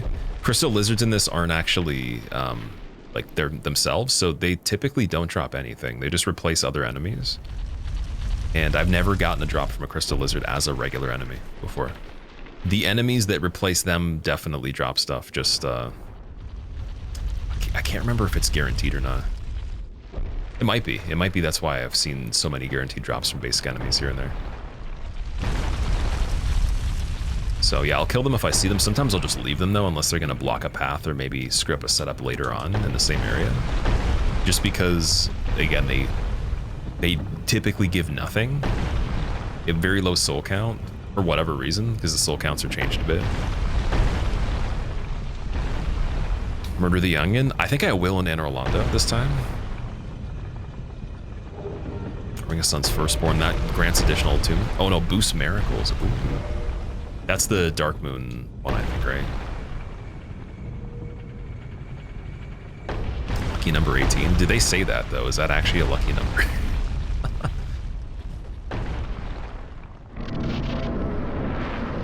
They respawn on DS1 360.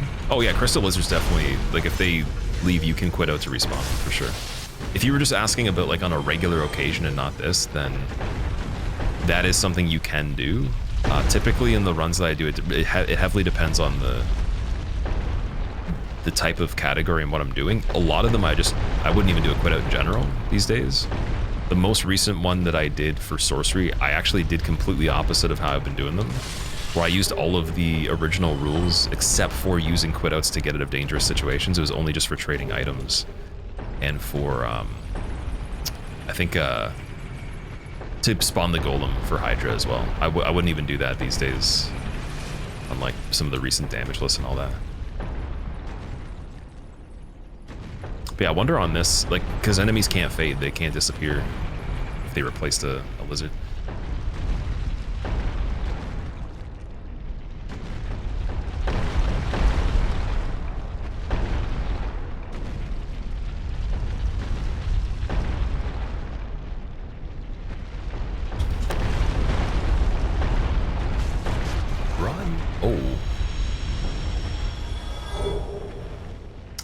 Got steamrolled, okay.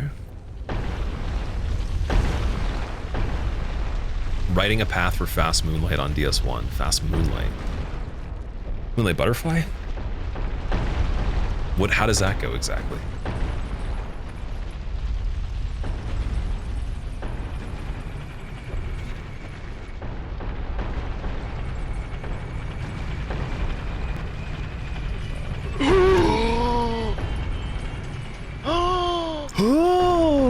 I think I could actually do the V-Sweat impression for the gas better now than him.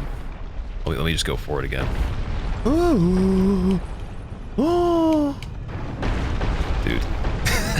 Maybe that's gotta be it. Maybe I gotta re-record it now and make it my own version. I could probably do an even better one. Spot on. Well, I think that there's a connection with me and V-Sweat with how many impersonations I did of him telling me not to use 2017 strats on DS3. That I have to have his gasp down as like a secondary effect of that side effect. Killer, thank you so much for gifting Adam a sub, man. Or sorry, Tom. All right, wait, we gotta tell a story for that one. there was this one evening where the streamer misspoke after Killigren gifted Just Tom a sub. He was named as Adam. Forever wondered if he had been born with the name Adam, his life would be completely different.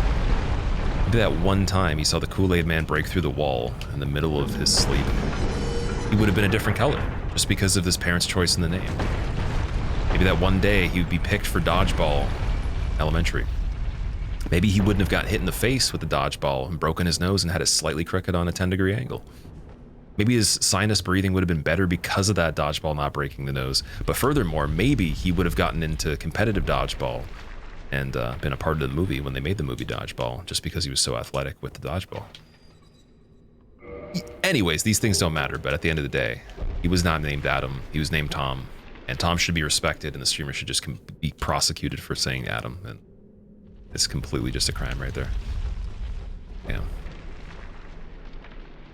You always assumed that was me? No, so the clip of the surprise alert, the one where it's like the surprise emoji, V-Sweb was playing DS3, and there was a guy that's not supposed to be in the area of the catacombs he was in, and it was the first time, like, I'm pretty sure anyone there saw him just randomly chase him to this crazy part and just appear out of nowhere. Like, he literally just spawned in. I think he came through the ceiling or something. I remember even being there for it, and he just made the funniest sound ever. But then since then, all the gasps are just made up. Like, it's not like the original where it's, you know, just spontaneous. He just kind of does it himself now. And I was saying that's the funniest gasp I've ever heard. It's peak gasping. And I had to make it the alert. Which one do you prefer, Moonlight Greatsword? Oh, from any of the games? I like the one that's in Bloodborne the most for the way it looks.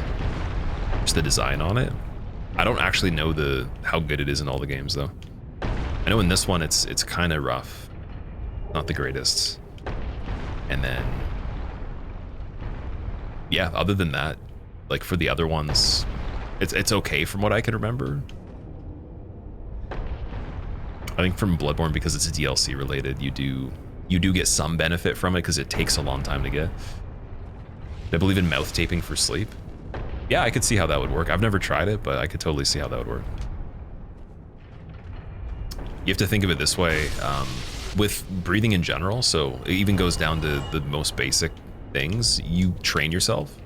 So a lot of people might not be aware of like how their breathing pattern would work, and it works. It's fine, it works for them. There could be issues with it. There could be things where it's as simple as, you know, like the typical case where diaphragmatic breathing from being born is a thing. It's perfect. And then the clothes you wear specifically restrict the diaphragm as a baby, and you don't actually breathe properly anymore after a certain amount of time. You have to relearn it in most cases, right? So diaphragmatic breathing is literally the peak breathing. We're supposed to use that for things other than singing, you know, and whatever. But it doesn't get used the same way as it does when you're born shortly after in modern times. That's why a lot of value is in breathing techniques that use it more. And that's why you can get a lot of really good airflow for even, again, if you're trying to sing or you're trying to do some sort of things with the voice, like it's made for that. Then beyond that too, like there's a lot of sinus issues out there. There's a lot of inflammation. There's a lot of, I guess, like if you made a habit, I don't know how it would work, but it's kind of like the people that chew with their mouth open or like don't chew properly and how it deforms your face. If you breathe through your mouth a lot, you'll get sick way more often because your nose passage is actually supposed to filter the air specifically. Not only just for like the temperature, but also just contaminants and all that. That's why you literally have nose hairs and all these different things. So you should just be breathing through your nose almost all the time if you can. And one of the things I've even realized too, in exercise, it's really good to use it if you can, but it's hard to remember to. Because when you are trying to breathe fast and trying to catch your breath, the body wants to just go, right? But if you can do it controlled in certain cases, it actually could be even more beneficial for sure. It's just a little bit tricky.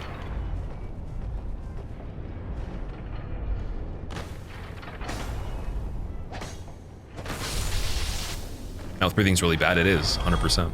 But like if you had, for example, some sort of, again, chronic inflammation, deviated septum from various different reasons, or any kind of habit of just psychologically doing it. Some of the things you couldn't even untrain, you'd have to actually get like a surgery on your face or something. And then in other cases, it would take a lot of work, right? But it would give a lot of benefits too. And it would change your, I would imagine it would change your structure of your face a little bit too. Same thing with like the eating a certain way.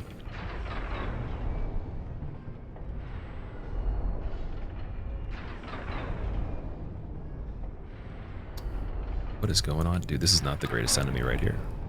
I'm just gonna call this guy Billy.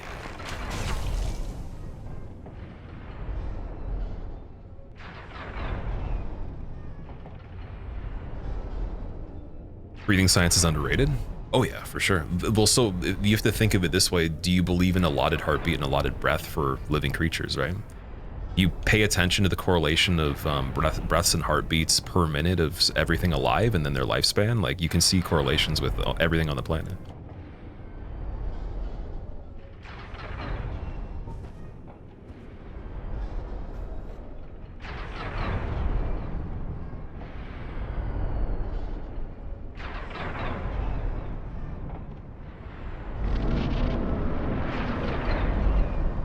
What's going on? Guts? Rip.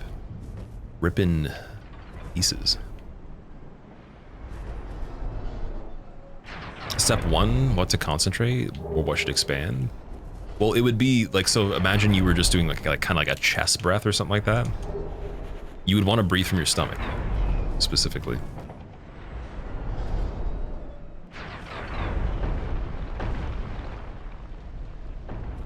Like, that's what you do as a baby. That's literally how it works by default. You're just made to do that.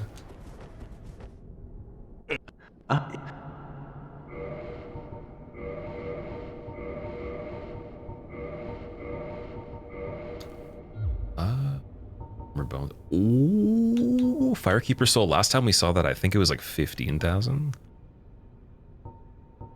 I might want to get that one. Maybe. Yeah, I think we got to get that. That's Nothing at all. probably the only thing that's interesting at this point on this guy. We only have one now that we can use, but any run where we don't get any of them, the Estus becomes almost useless. It's pretty hard. It's just like, you can chug back to back very quickly. Otherwise, it's very difficult to use. On this one, I don't think we had Prism Stones at Andre, right? So we need to get Prism Stones as well for Crystal Cave. Go along, try and make split. Remember someone showing you the timed breathing on their Apple Watch, and it was like your normal breathing rate? That's amazing. That's awesome. Yeah, like there's some individuals that will have it perfect. Like, it's, you just learned it the right way. You don't have to like undo anything. I wouldn't worry about it too much though. It's just like, you don't have to overthink it. It's just one of those things that is a mechanism that's underused There's in nothing certain more to cases. say. End of story. And for example, if you hyperventilated, like there's a lot of activation of the nervous system in different ways where you can create states of being by breathing in different ways that are all over the place. Like, you could hyperventilate to create a different state of the body through like the Wim Hof breathing kind of thing. You could do like super deep breath with like extra exhale for the what's it called, the I think it's the carbon dioxide specifically. And then in doing that, you get into different states too. So when I was doing it was the pranayama, the beginning of the advanced section. If you have the book, there's like 2 different splits in it, and you get into like the stuff that's a bit more out there. And one of the breath schemes that was in the beginning of advanced had a pretty crazy exhale. And I was doing corpse pose, and that was the only time in meditation in general when I used to do it, just not passively or actively. It was just like, intentionally.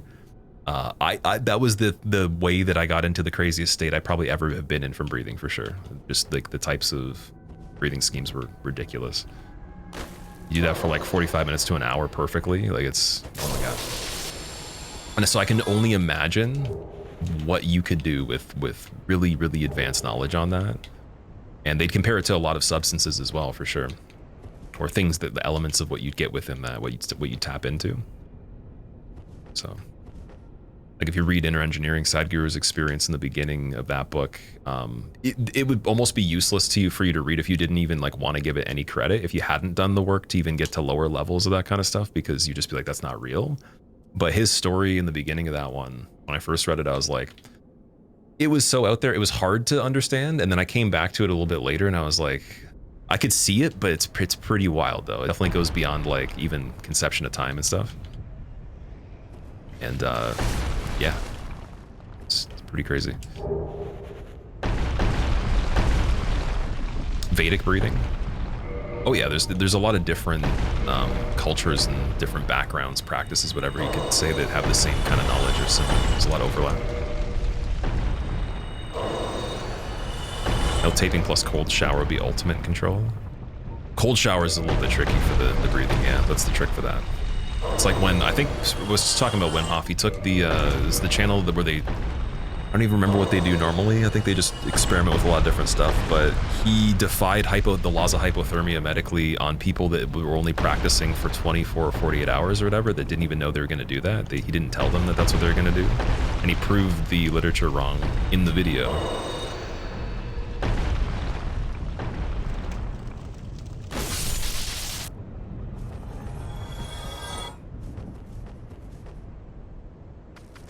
These kind of conversations, I'm just like citing stuff that actually is written out there though. It's not actually, I didn't go and do that experiment particularly. I don't know if I would want to do that one because I don't know what I'd gain from it particularly, like to defy hypothermia. You could still use cold to like, you know, help the nervous system and dopamine and stuff, but I don't know about like defying hypothermia just to say I did it. Like, but he purified E. coli in his blood though as well, for sure. So there's a lot of cool stuff. There's like concentration of blood exiting one small section of tissue in the hand and like going dead essentially by just concentrating. It have been recorded too, not by Wim Hof, but you know, there's other accounts of that. Dude could just like completely remove circulation remotely from certain places that were really weird.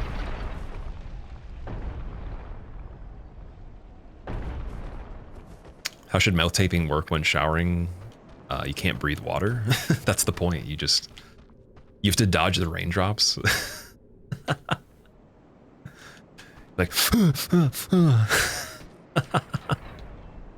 don't do what that guy did though, right there. We don't even know if he ended up in the abyss. He might have gone beyond there. And the game, dude, it didn't even give me the souls for that. That's crazy. Didn't even work. Oh no, we got Stray Demon over here. Yeah, you can do the shadow boxing without the hands. Just Broly, how are you doing?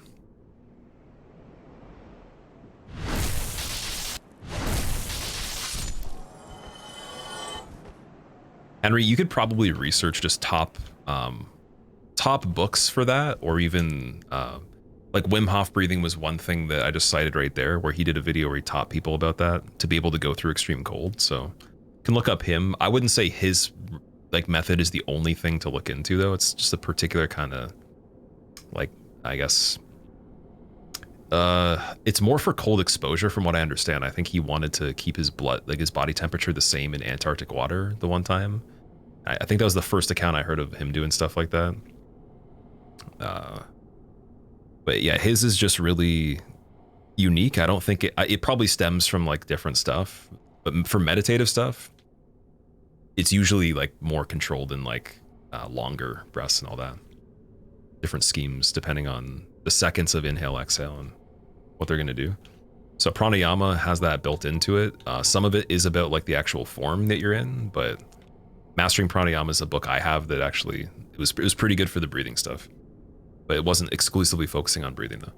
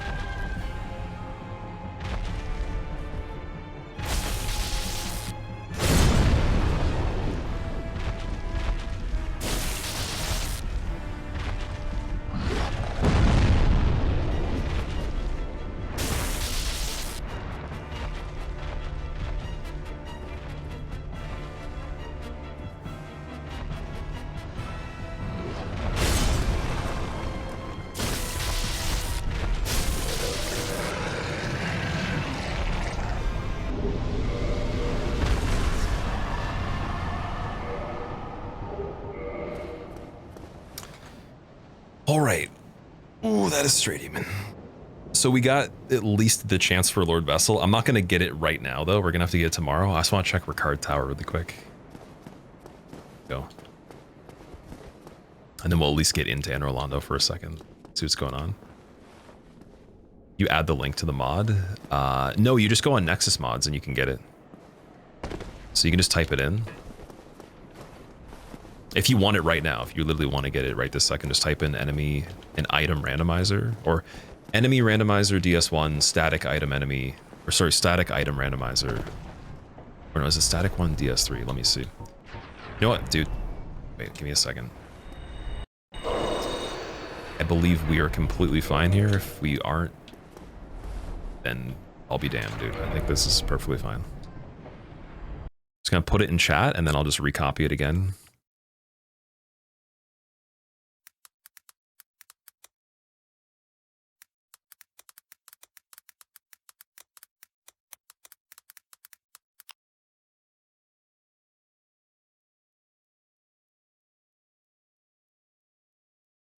All right, there's item.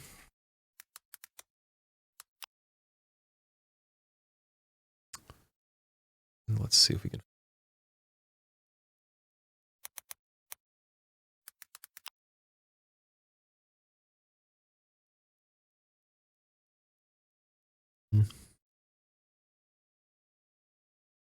Yeah, it's the Mats one for enemy. It's the newest one, 2025.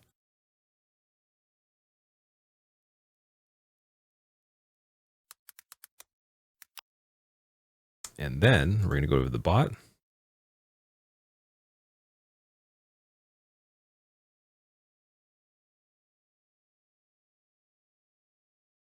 Just gonna make the command a separate one that's plural.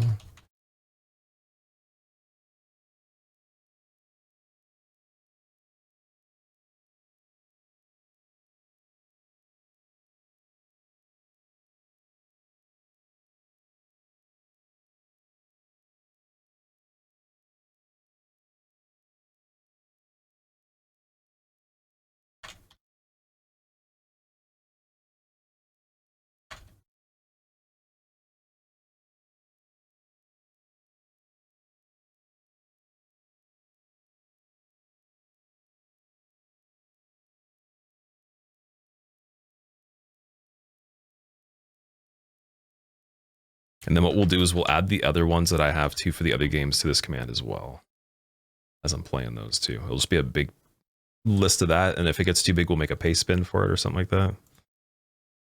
There we go. So it's just under this command now.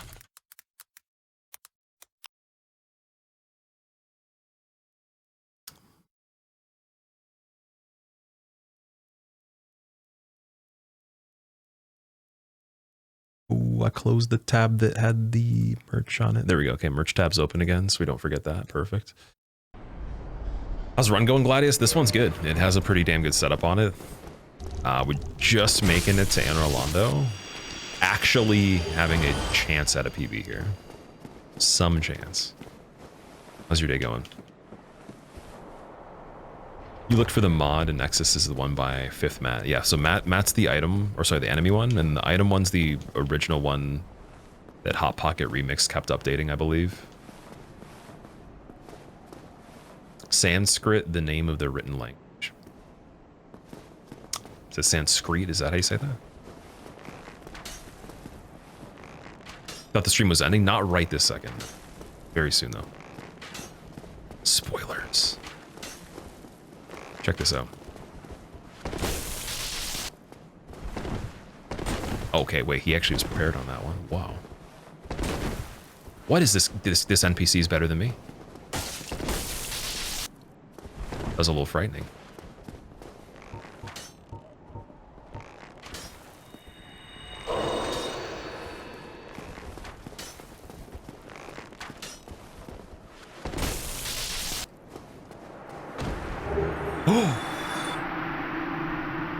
Oh, do we need Pyromancy Flame? This okay, so today is the only 2 times ever in all of doing this that we've seen Power Within, man.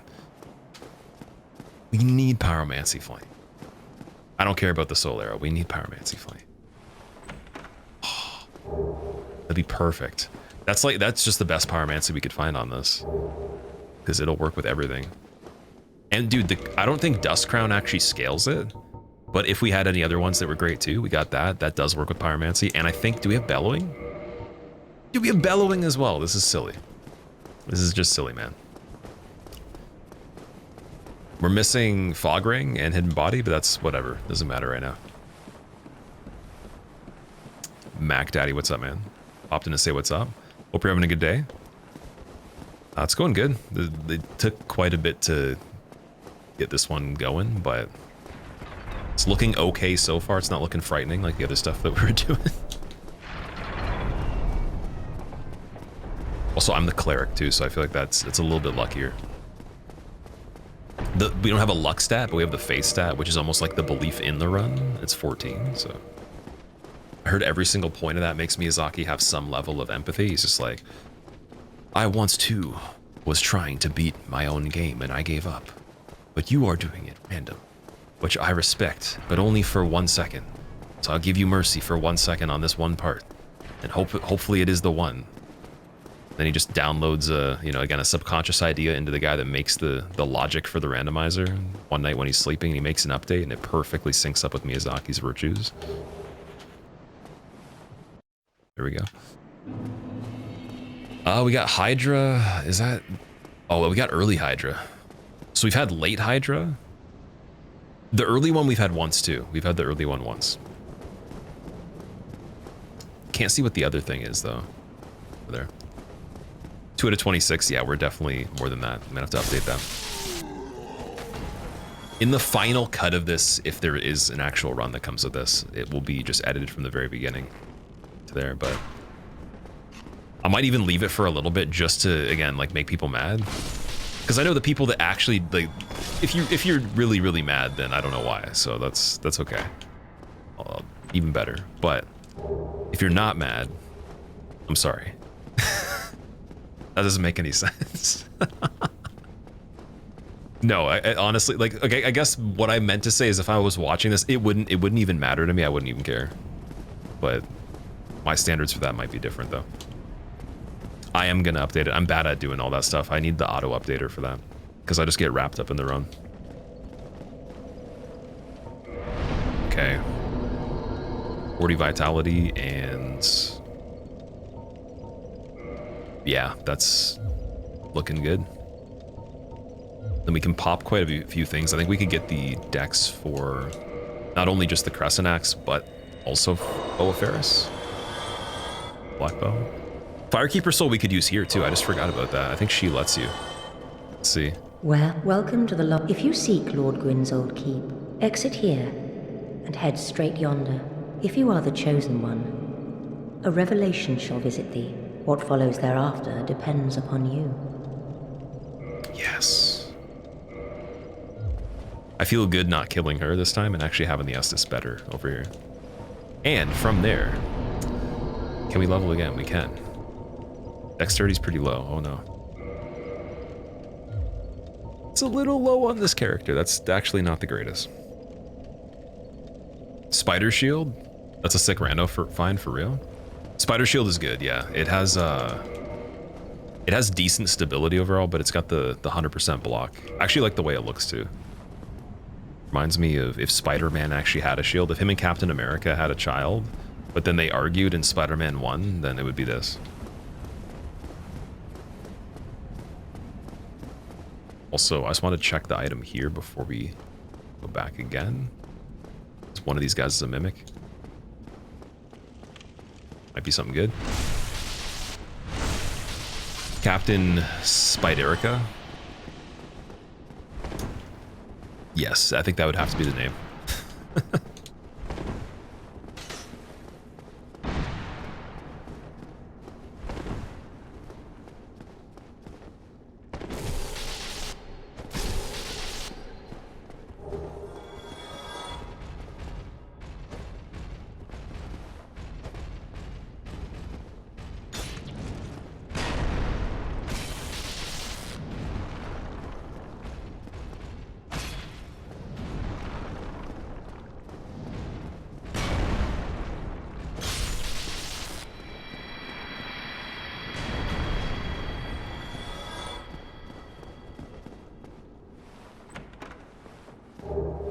I honestly, even though vagrants are kind of annoying, I have a newfound respect for them as an enemy in this because they're the best complementary thing to so many situations.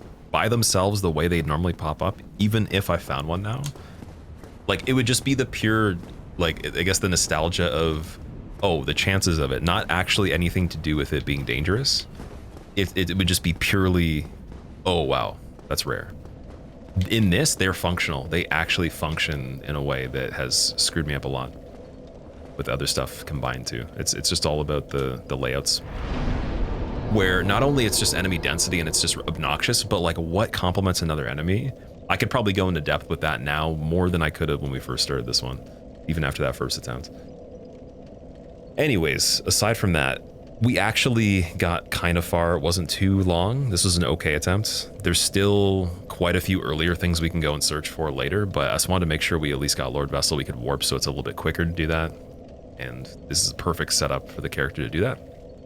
Hopefully you guys enjoyed it. I do have to go now, but we will be back again tomorrow. And I don't know how long the stream's going to be tomorrow. Usually I would take tomorrow off, but I had to take some of today off to do some other stuff, some IRL stuff. And then I do have other work to do tomorrow as well before we start the stream. So it'll probably be a little bit later and shorter, but we'll get as much done as we can. Keep you guys updated specifically on when it's going to be in the Discord and also on the Twitter. So if you want to check those out, they're right here. I know not a lot of people use Twitter anymore. I totally understand that, but if you do, might as well just check it out. Also, here's the new welcome back. How are you doing? How have you been? I wanted to ask you something. I mentioned you when we were doing the Bloodborne run. You were trying to do damage lists from what I remember, and then you said it was just Orphan you have to do the drop for that takes fall damage that's mandatory? Or was there something else? Oh, that was weird. Swung at the skeleton and the swing made me miss. Okay, we did check this chest already. Just making sure. I know we got the Mimic.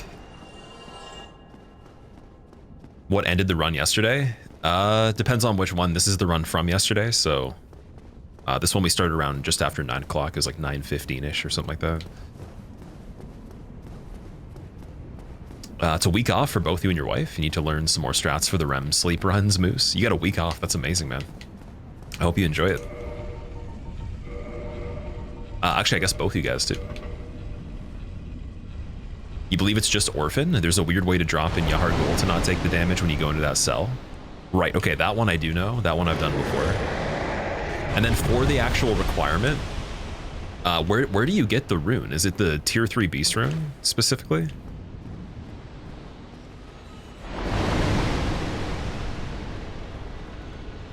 Alright, so we got early Hydra right here. We've only seen this one other time. It's pretty easy though, it wasn't too bad.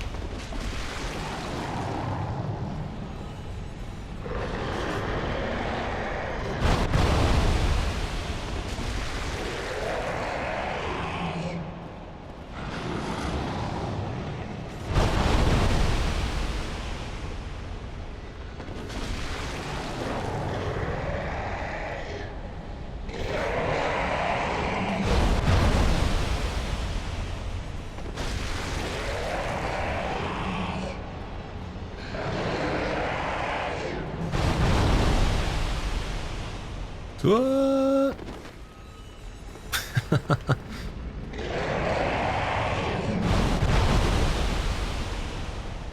No. Aw. That was kind of a delayed melee attack.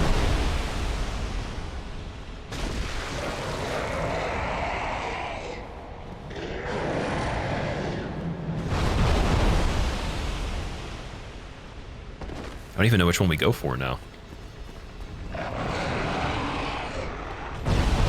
Okay, that changed the animation a little bit.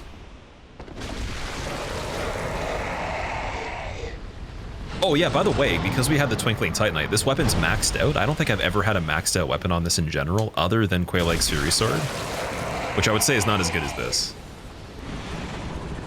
So that's pretty cool too. I was able to do that pretty early and rip through a lot of the earlier stuff. Let me just see if there's anything light we can put on. Nothing for the head. Okay. Unless I take the bow off. Smirker, how have you been? What's up? I feel like you've seen Anno Orlando Hydra in a few different streams of people doing randomizer. On the other side too. Yeah, so it can replace any mini boss. I've seen it on both sides as well. You had a month off, major surgery, but recovery's almost done and you can go back to things. Your wife teaches and school's out for Easter. Oh, true. Okay, cool. Well, I'm glad your recovery is almost done, dude. Hope it was a smooth process. Gonna lurk. Good luck with the runs. All right. I will do my best. I got to take this one super seriously because we have some amazing stuff on it, and there's a lot of things we got through already that were nice.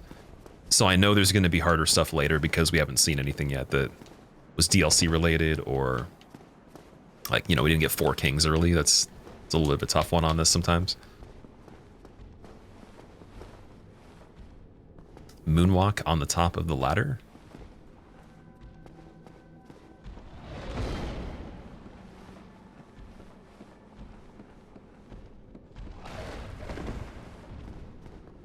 Oh, sorry.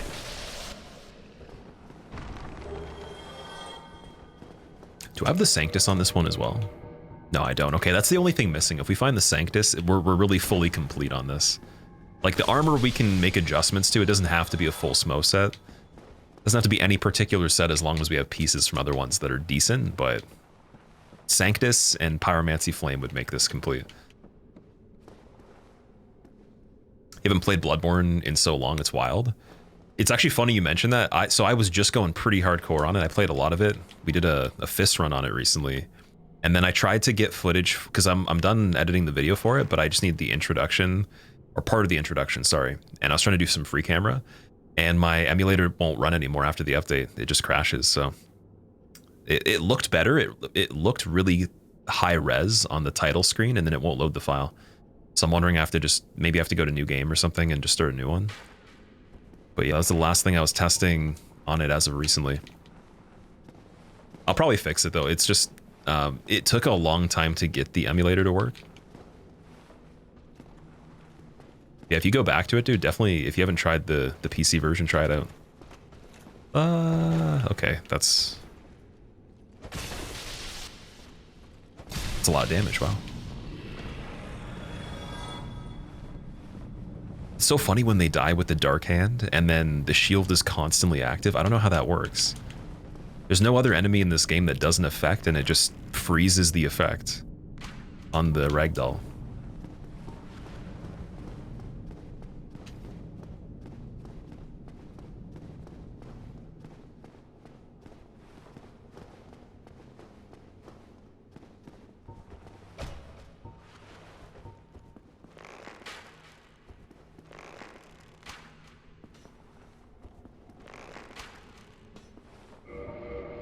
Okay, so Black Knight's not going to go for a sound cue here. Or a stagger.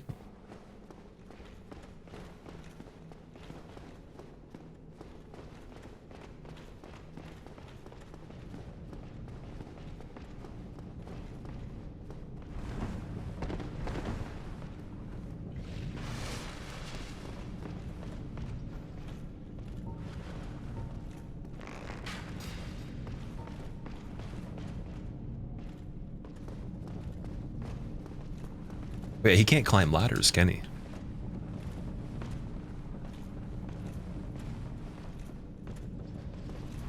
Stagger on the ladder. Dude, that was actually a strategy right there.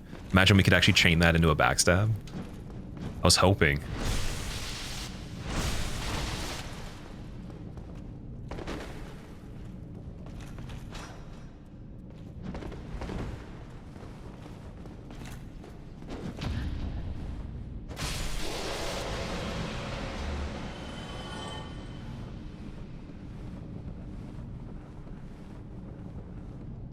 Potato Cat, what's going on? Wife here, there's nothing smooth about taking care of moose. The Git does everything but rests. Love him though. That's really nice of you. I'm glad that that's the case. I don't know if he was mentioning what the recovery was like, or like what the actual surgery was, but no need to like get into details with it. But It's actually interesting because there's other people that were going through the exact same thing. I know at least 2 other people that had had surgery within like the last, probably 2025 at least. And it just made me think that, like, I've never had one before, but I know so many people that did. I'm always wondering if that'll be the case at some point. And then my uncle, actually, he's going to be most likely getting one at some point too. We're just talking about that recently. So yeah, it's just became a theme lately. What's so great about the black bow? You seem happy when you find it. Black bow has the highest scaling, I think, out of any bow. Pretty sure it's the best bow in the game. It's got S scaling and dexterity. Really crazy range on it. It looks a little better, obviously. It's like a better longbow. And also, it was my favorite, one of my favorite items in the game originally when I played it. Fortunately, I don't meet requirements for this one though.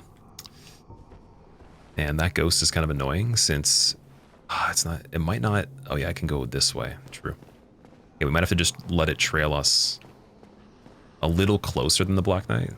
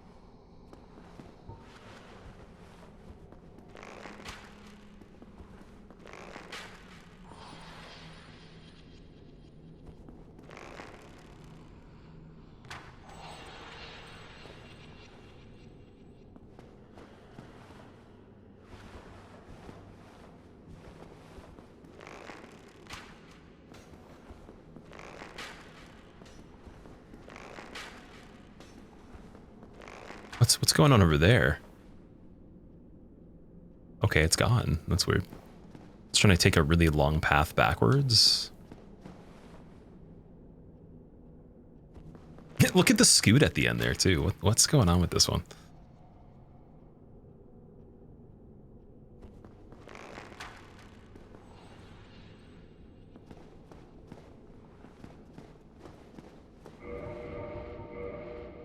Okay, well, what I might as well do, I don't have, don't need the defense. We could just put a lot of poise on.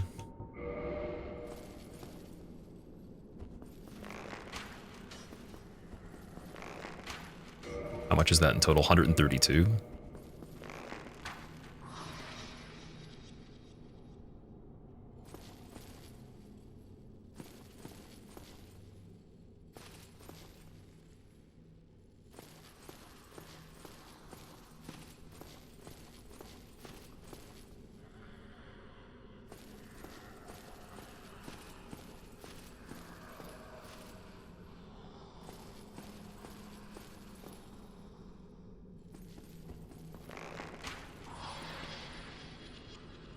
That's wild that it was turning there, but it wouldn't. Okay, there we go. Yeah, that's weird. It backpedaled again. Didn't get baited by the earlier arrow, but then the later one worked. There's no difference. That's technically, it should be worse the second time.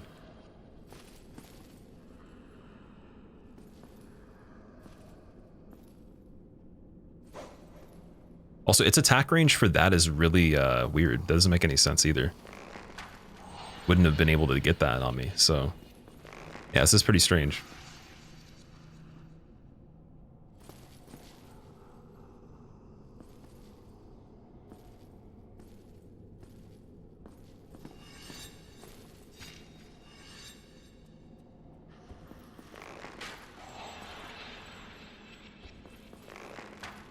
See, if we got the second one there, then we could run around the outside.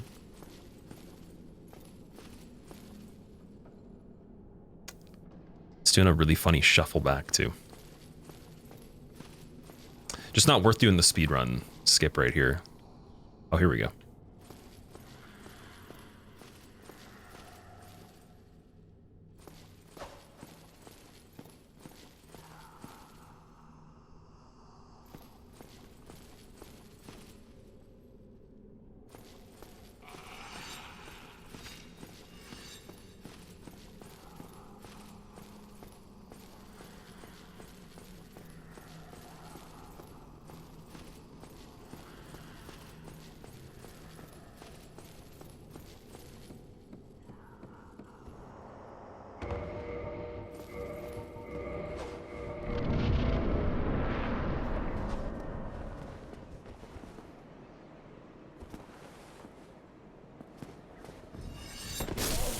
Playing the indie Souls likes lately, like AI Limit. No, I heard of AI Limit recently, but I haven't really seen it though. I have to actually like look at a trailer, I guess, or some gameplay from it.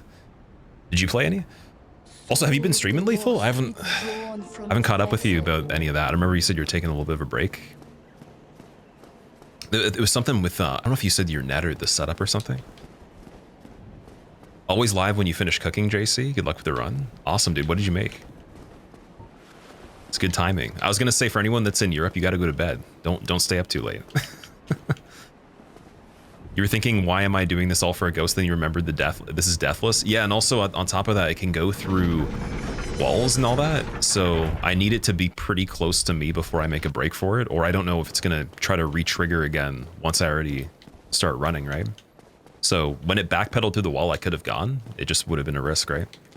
And then I think with low enough poise, the one attack would knock me off the edge. So just trying to account for all that stuff. I'm assuming this Titanite Demon's also pretty beefy. So he's slow, so we can leave him for a second and still run back if we need to check this stuff. Oh wait, one mistake here. Let's make the Dark Moon Covenant Bonfire active first. So I didn't do that on the last one.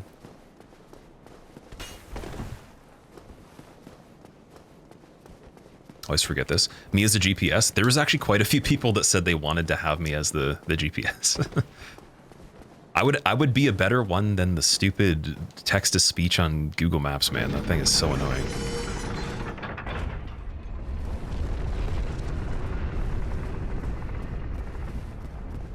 Your PB is reaching here, but you got a Silver Knight Archer. Oh, that's unlucky. That's kind of ironic, though, that you got like the classic Silver Knight on Anne Orlando. I had one of them in Blighttown, and they can shoot downward from the very top all the way to the bottom where the swamp was, and he was still shooting me even near the pillars and everything as I was going to Quelaag. That combined with like at least one other bad enemy is enough to just be, you know, see ya, goodbye. The Chandlers can also snipe very far too. I didn't know that until recently. So they're pretty scary in any open area. Oh, dude, Turbo, thank you so much for the Prime sub, man. Did I say that even? I don't even think I said thank you yet. Okay, wait, I'm gonna pretend I'm text-to-speech right here. We'll do a GPS, thank you. Turbo Sap, thank you for the Prime subscription. I appreciate it. 1.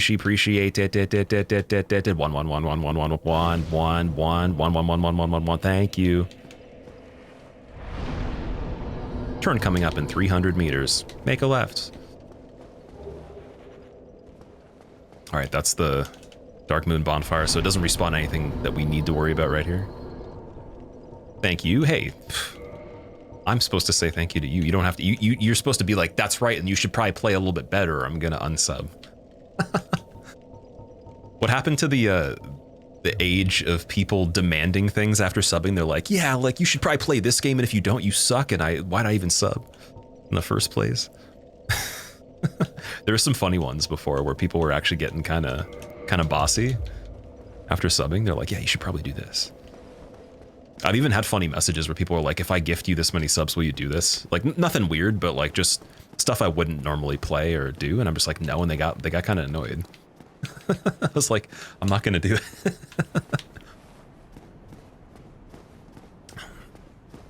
Unsubbing at attempt 20.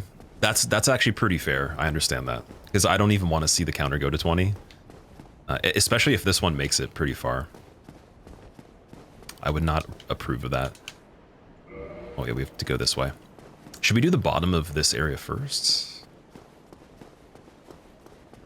Might as well check this room just to see. It does count as Inner Orlando, I always forget. Well, speaking of Chandlers, man. Oh my. Oh.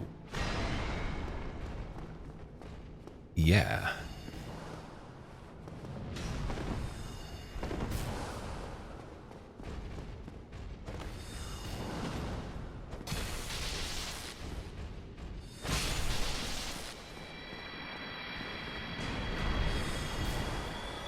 I wonder if he can buff the humanity guy, because the humanity guys don't have visual effects on them. Like, they can't, as far as I know.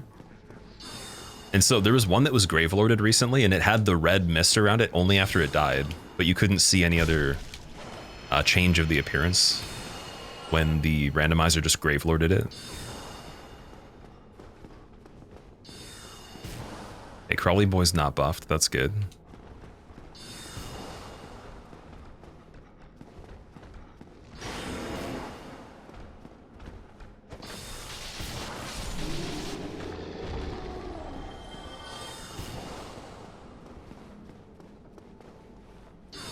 I thought you had blue hair for a second, Tent. No, it's just it's a do-rag. It's like a silk thing.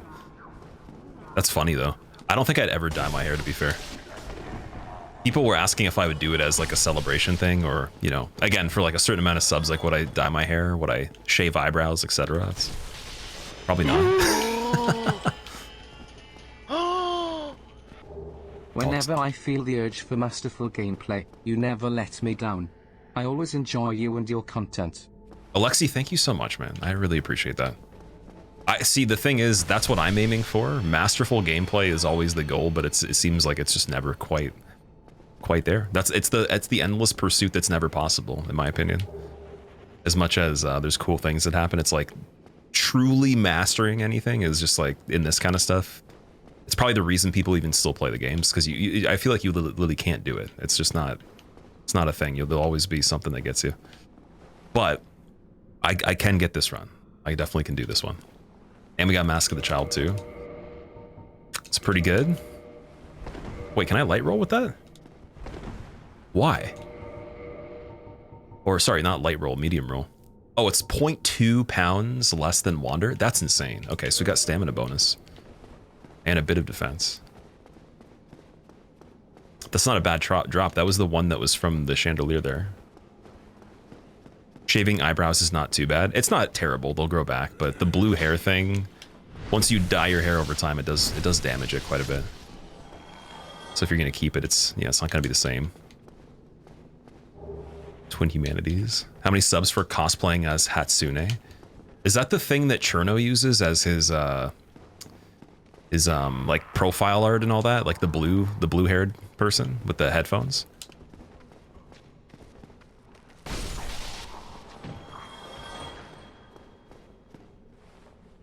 Favorite was always the genius viewers that would tell you how to play Bloodborne, starting statements like, I beat this game 2 whole times. Yeah, that's actually true, that there is that whole genre of comment. The truest thing though is like no one will ever make a comment like that actually can do anything that they're trying to tell you to do. It's impossible, because if they did it, they would have no time to tell anyone anything. Like they wouldn't pay attention, they'd just be busy doing other stuff. It's just the people that don't do anything that will tell you that. I understand the novelty of it though. Okay, we can't go to the painting yet. We don't have the key for it. Like I was thinking of it too, and I was like, is it anyone that you see that does impressive runs, like do they ever go in someone's chat and tell someone like, do that, like seriously, like, yo, you should do this, or comment on stuff? I don't even think like the people who are newer to it do that.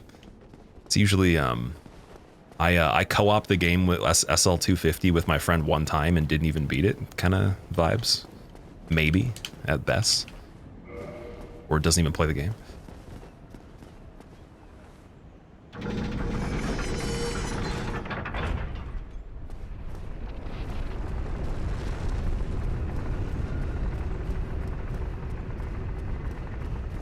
Right, back to Titanite Demon. The blue-haired one? Yeah, so I think he has that as his display picture, I believe. And then I swear he did a thing where he actually dressed up like that too, and he was doing some sort of like DDR game or whatever, and I was like, man, this is insane. Okay, Titanite Demon's still gonna do lightning. We gotta be careful here.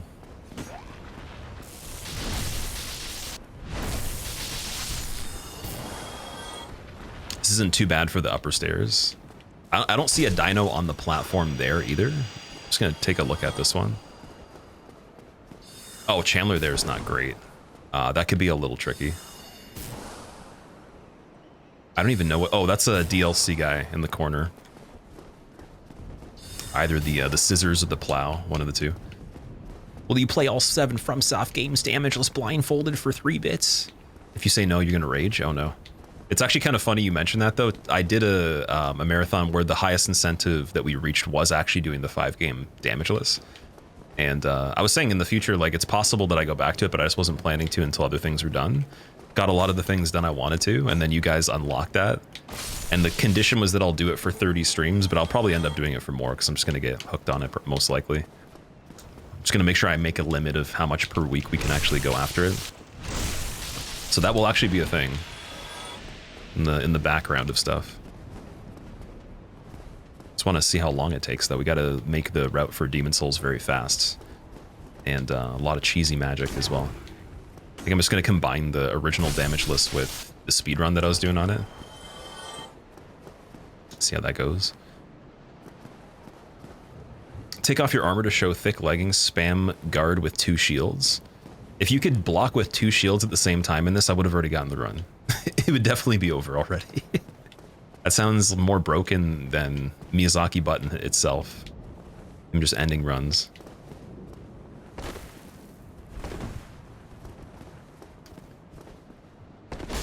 I can't see. Okay, this is actually really cool. He made a smoke screen that was effective, but not the curse, though. When the basilisk is useful for one thing that's other than curse in this game. And it's not a hitless run. That's pretty cool.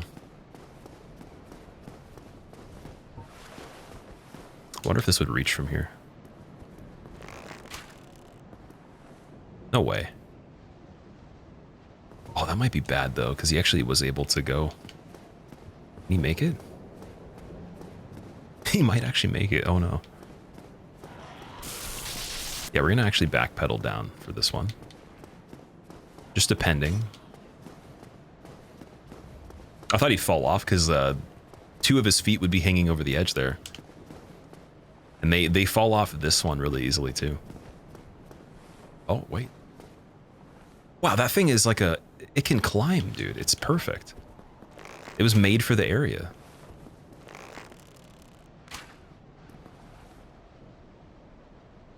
Gabibi, welcome back. How are you? You were watching a DS1 randomizer video of yours until you went live, Slade. Which one was it? Was it like the original that I did? Or one of the older ones?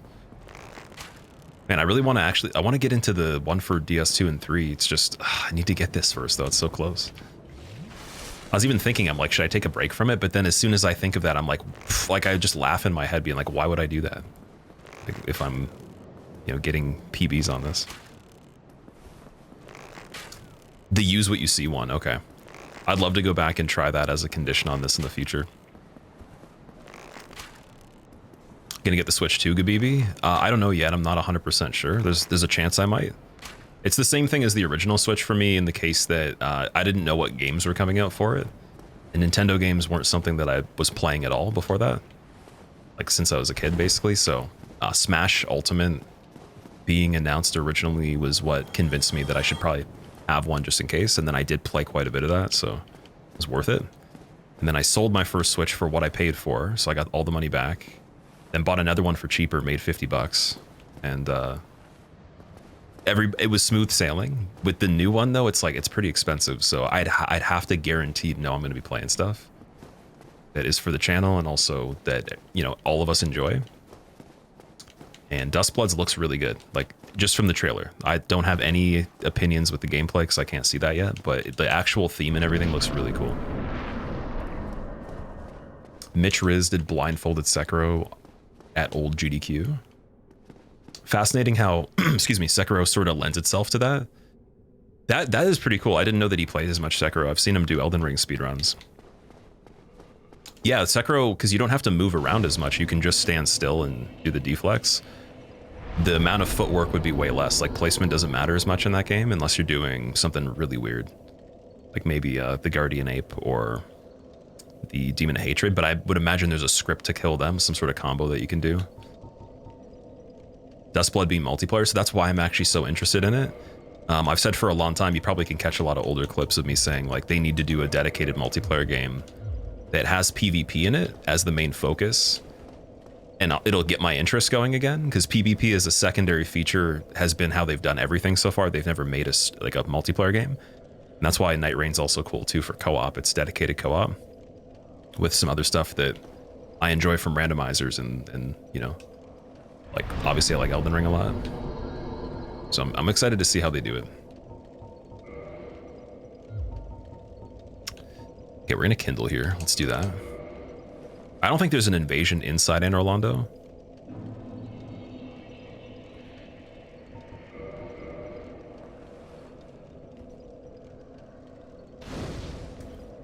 Is it confirmed whether it's going to be 30 or 60 FPS? If the Switch 2 can't do 60 FPS for every single game, then it's not worth the price.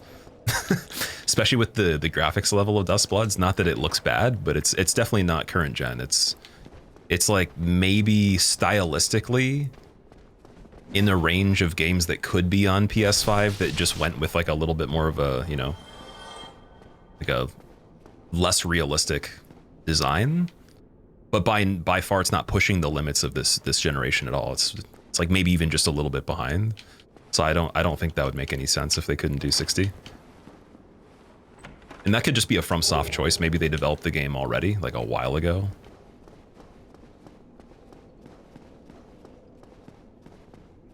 Wait, do we have 2 big hats now? No, sorry, I wasn't even paying. Oh fuck! Oh my god! Always beware of the bone wheel. Dude, that was so scary. You know what? I actually am gonna go back and get that flask back again. Because we're still looking for quite a few things here. I could definitely take them out perfectly, and we're not gonna go in that other room, so let's just go back.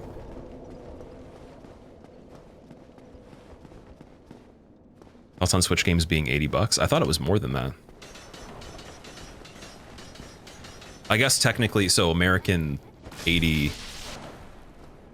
Still would be a little less though from what I can think of. Oh no, I guess sorry, I forgot the exchange is a little bit more than it used to be.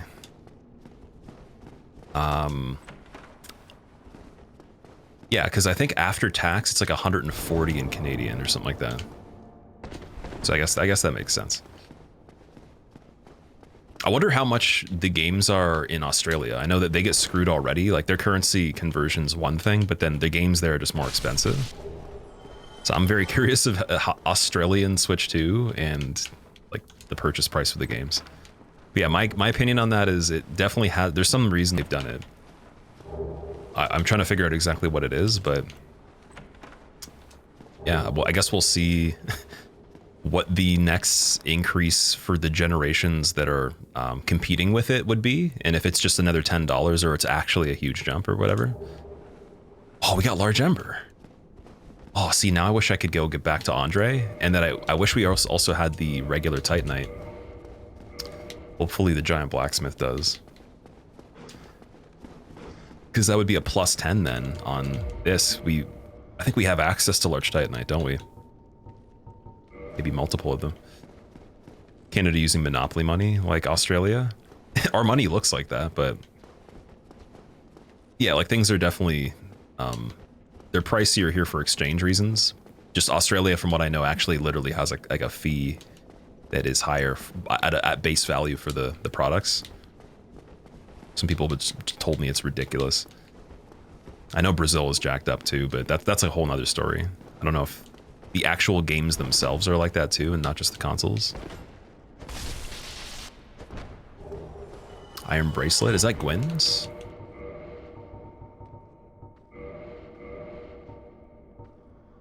Oh, that's from Solaire. Okay.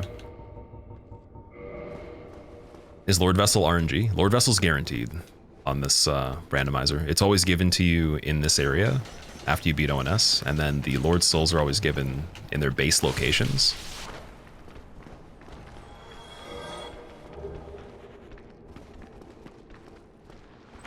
It's 110 or 120 in Australian? Wow. What? Found an old game from childhood, RC Laser Warrior. What do you do in RC Laser Warrior? That sounds like something for early Windows or whatever, where it would be like on the level of Pong or something like that. Some Atari level stuff, like ET or something like that.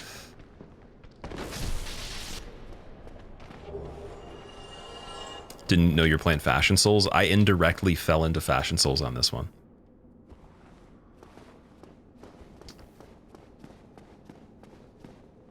Okay, so we got Boulder, and then we got Ghosts.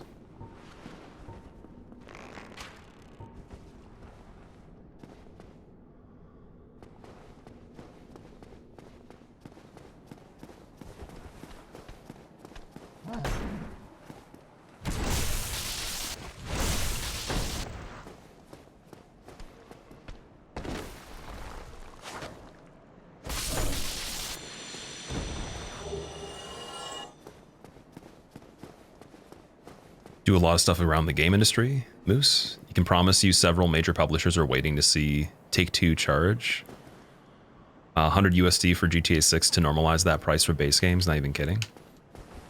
Wow. Yeah, that's a lot. The thing with GTA 6 being that much that I could see being more worth it though is I'm sure the amount of hours you'd get out of it actually justifies the price tag more than other games. Obviously it's still stupid for the price, but like if you were even going back in time, those types of games definitely have way more hours per dollar.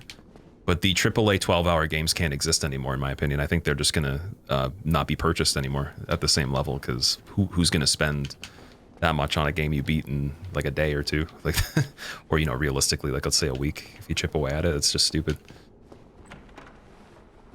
And then there's all these free-to-play models with microtransactions, anyways. They're more appealing, and you know, the competitive games and all that. It's smart if they can make them free. So I wonder how it's going to affect the market of AAA, like regular story games and all that, or if they're just gonna have to beef up the amount of content all the time. Okay, so here's the case where we have the ability to get the parasite, and we could go to Engi, but the problem is though I don't have the Lord Vessel to warp. So I can remember that there's one right here, and we could run the whole situation we just did and come back. It's just a little bit dangerous to, you know, sprint through all those enemies, so I'd probably have to kill them again. Is there a shortcut that goes backwards here? Oh wait, this is first floor, isn't it? Okay, yeah, we could go. Okay, so I just have to make a note that he's here, and then use this one to get the parasite so we can get the item from Engi after joining the Chaos Covenant.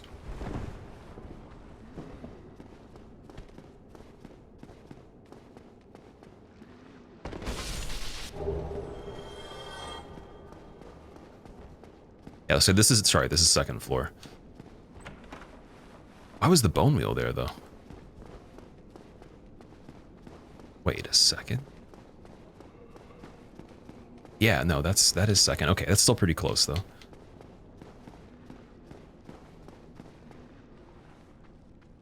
You can't send super berries on YouTube, Taint? What is super berries? Well, we need the pathway down. Oh, wait, that's... I don't remember where that is. My knowledge of the architecture in this one's still not great. Like, it's really confusing still. That shows how good it actually is when it comes to how it's made. I am a little big dum-dum on that, but still, like, it's pretty damn well made. Yeah, because it's not right here. You have to go... It's like the shortcut that goes back to first floor over here. It'd be this part. I don't think so though. Maybe. Oh yeah, here we go. Nice. Sometimes I'll just know that one, and then other times it's like, yeah, good luck. Oh, dude. Okay, so he replaced the Silver Knight. Silver Knight Spear is amazing just because that's actually not bad. For the weight especially too.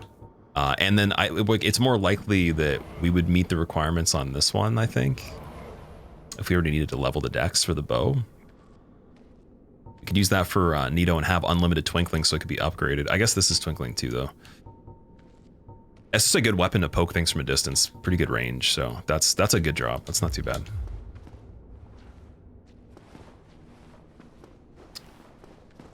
Seeing a rat make it to Anne Orlando is like he got a job promotion and moved. It's because I opened the room with the occult club and he crawled out from the dungeon there. When it comes to AAA games, indie devs regularly prove you don't need huge budgets and resources to make awesome games that people want to buy, Phil. Exactly, yeah. It's like any kind of art form in general, any kind of creative endeavor. There's examples of really, really good outcomes and stuff like that. And then you have the machine that has the, you know, biggest investments for certain individuals that put out, whether it's like movies, art in the form of music, could be, I don't even know what else. I guess, I guess painting's not the same as it used to be anymore. Like art that's consumed like that, but could even be like the idea of the, like, I guess you can think of whatever people put value on in general or whatever gets like pushed into the public eye more isn't necessarily the best example of something. And so if you already have a huge budget to make games and you already have, you know, the spot in the industry and you make games that suck, you can get away with it for a little bit. So we just definitely see a lot of that. And then there's Team Cherry that made Hollow Knight, very small, originally at least. And then they even had family members help with it, as far as I know, for voice acting. You got, even though Solgren doesn't have any games that made it out there huge, Solgren literally was an individual person that did every role of all the stuff for the games that they made, I'm pretty sure. I've never even heard that. And that's impressive too. You know, oh, we got Watchtower Basement Key. So that's already open. I think that's for Havel. Oh my God, dude. Yes. So good. God, man, we just need the Pyromancy Flame, dude. We got Sanctus. Sanctus and Anor Londo.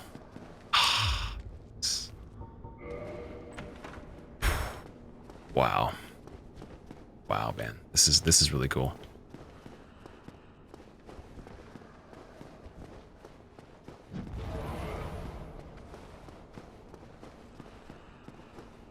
Okay. Most art's treated now as something to be consumed, something that has to make money if it wants to be considered a success, which in your opinion is kind of a bad attitude towards art. I mean, it's like one of those things where think of any single type of consumption of anything, right? Like let's say that someone gains something from that, like with the time they invest into it on the consumer side. So if you were to watch a movie, even like, would a movie be something that you'd be willing to pay for, or should it be free, right? Or it's like, would you be willing to pay for design if someone does like some sort of art for you to be able to represent yourself owning that property? Or even music, should soundtracks be free in general for everything?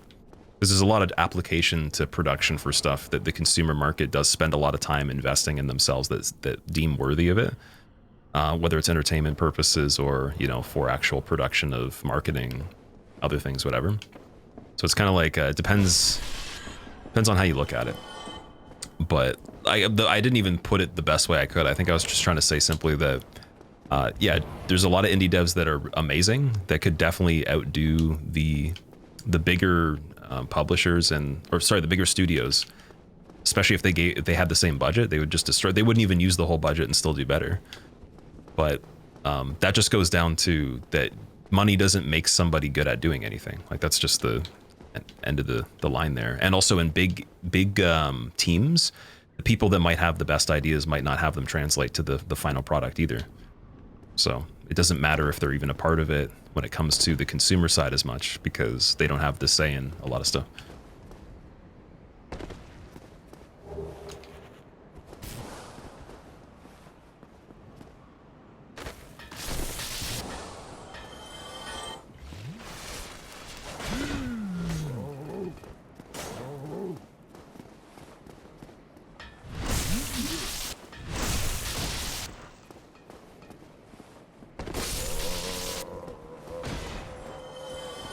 What is Sanctus? Sanctus is just a shield that heals you over time. So it's very useful for just running through areas with it on if you're not going to block. And if I do meet requirements for it and I do want to block, it's not perfect. It does take chip damage a little bit, but think of it as like Grass Crest Shield, just health instead, which I'd prefer for this one.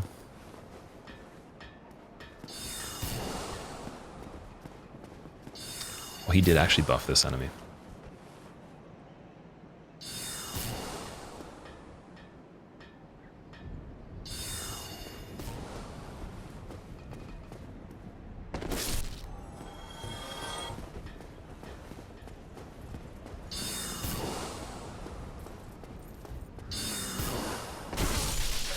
Pretty weak Chandler.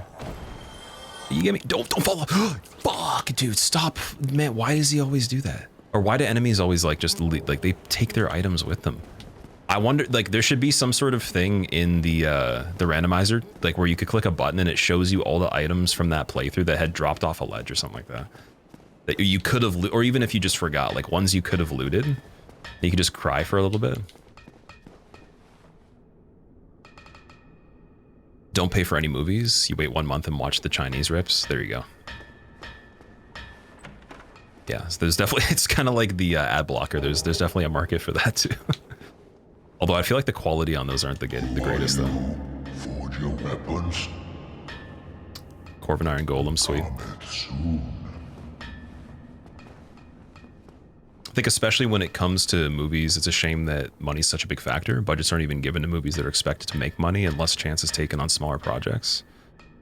Yeah, there's someone, that's true, Phil. There was actually someone that was part of the industry for a long time that was on a talk show that I listened to recently, and they said that since like way before like anyone was even talking about it, the budgets for everything in general were always being cut here and there, especially for independent productions. Like it was always year over year way less. So it was just an inevitable thing they saw happening where like there just wouldn't be the budget to make a movie we expect them to make anymore at this point.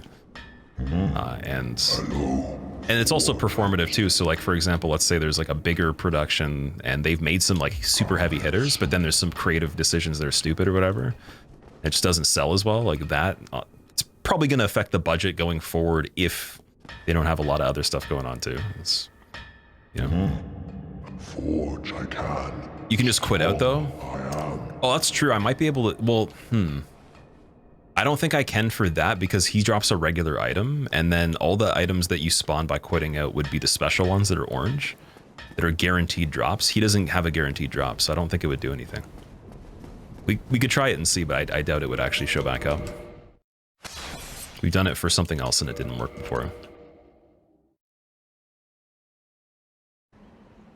Yeah, so he's there, but the item's gone forever. Goodbye again. I am your father.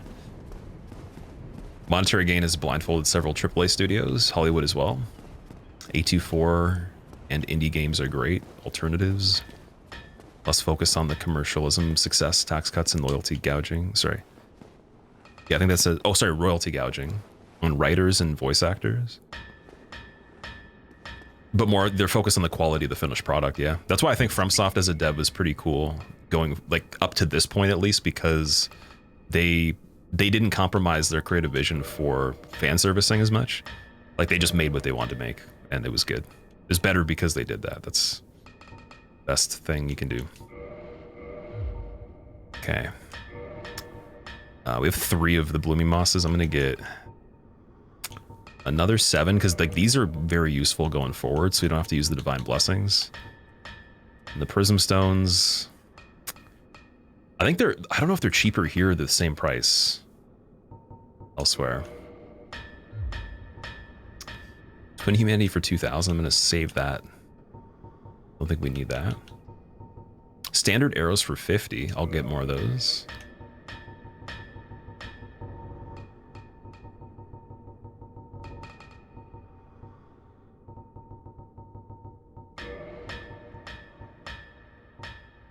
The large arrows for 50. Let's get more of those too.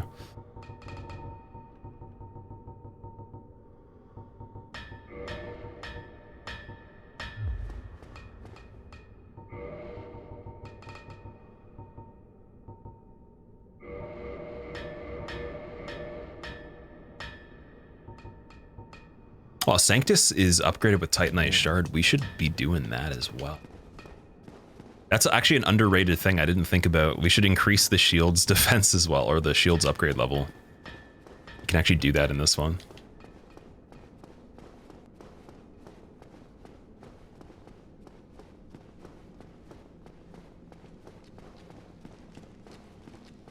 $10 terabytes of movies and shows for upcoming authoritarian future we're facing.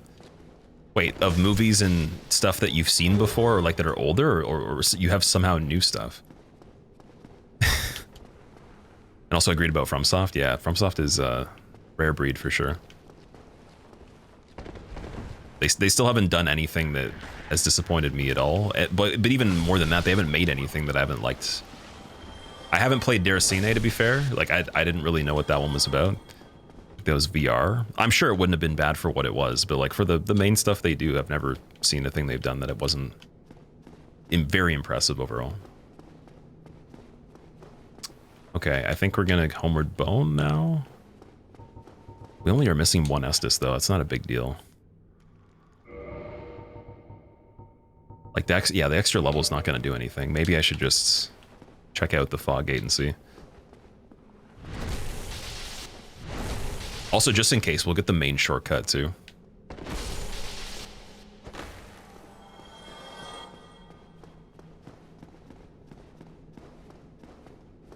I tried their Switch 2 game. I really do want to try Duskbloods. I just have to see what the gameplay is like, though. The design in it, it's gotten me more intrigued than I would say pretty much anything they've done so far other than Bloodborne and Elden Ring. It's probably close to that category of interests so far. It's just the idea of what's the gameplay like? What's the balance like for the multiplayer? And also for extraction games, I never really got into like true extraction, and I haven't done PvE when there's PvE elements before at all. It's only been straight up, you know, like arena based things, you know, 1v1 games, like fighting games, 2D, 3D, and team based as well. I've tried a little bit of Battle Royale, but not even enough to say that like I actually saw the full extent of that either. So it's just been mainly team and single player versus other people, right? Tarkov was good. Tarkov I tried to watch and I didn't find it interesting to watch. It was very hard for me to get into.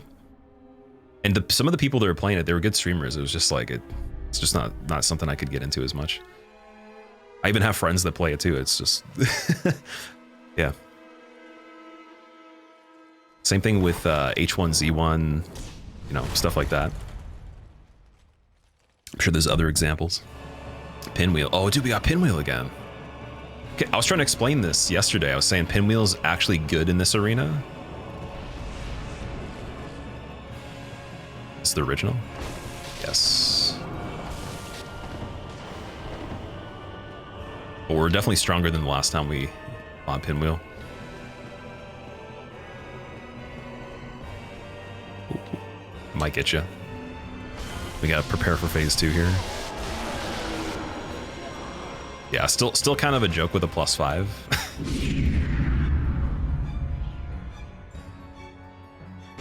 Look like Rhode Island red chicken. Running from behind a Rhode Island red chicken. What? What is that?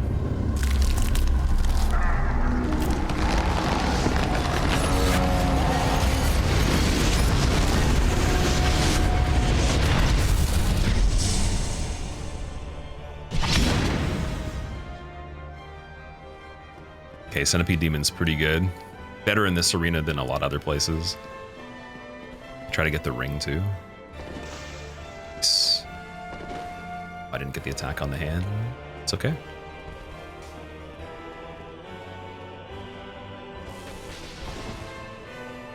Can't remember the hand's moveset by itself. Oh, yeah, it's a little quick. Oh, it didn't give me anything. Okay, tail cut. Tail died at the same time as I cut it. Still didn't get an item. Is that a ripoff?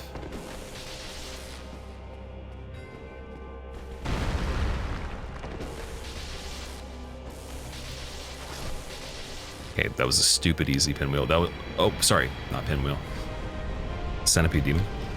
It's pretty much the normal Centipede Demon fight right there. Soul of a Hero was good. 1 humanity, and then what did Pinwheel drop? Titanite chunk, okay. I don't know why Centipede Demon didn't give me an item.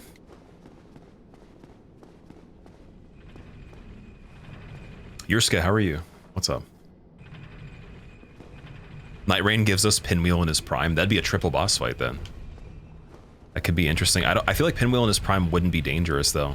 I think that the necromancy made them dangerous. It wasn't that they were even special before that. But if they did some sort of twist on the lore or whatever, or maybe they just filled in some blanks, that'd be really cool. Okay, 25 endurance here. Is it worth it, or should we do more dexterity? I'm thinking dexterity so we can meet requirements for the bow. Let's keep going for that. Oh! Dude, what? Was that the drop from Centipede, but it was delayed? Oh my god, dude, yes. Yeah, that's happened already in this. We've had bosses where like we kill them and then you can hear them die and it does the victory sound even after you've seen it on the screen. Like I think it was like 20 seconds to 30 seconds later. And I've gotten delayed items too, but oh, what? Dude, out of anything you could get. Yeah, I'm putting that on right now. But which one is the one that drops the item though? Is it the tail or is it the hand? Typically. Blake, thank you, dude. Thank you, I appreciate it. Welcome back, by the way. Saved. Tail was still dying. Oh, maybe it's because it could be either because of the delayed deaths that we've already gotten for certain things where, like, again, it does the final conclusion of it later, or because I killed it at the same time as I broke it or something, and it has to have the fight over completely. I don't know. We've never been able to cut Centipede Demon's tail or hand in this before, so we have to do it again.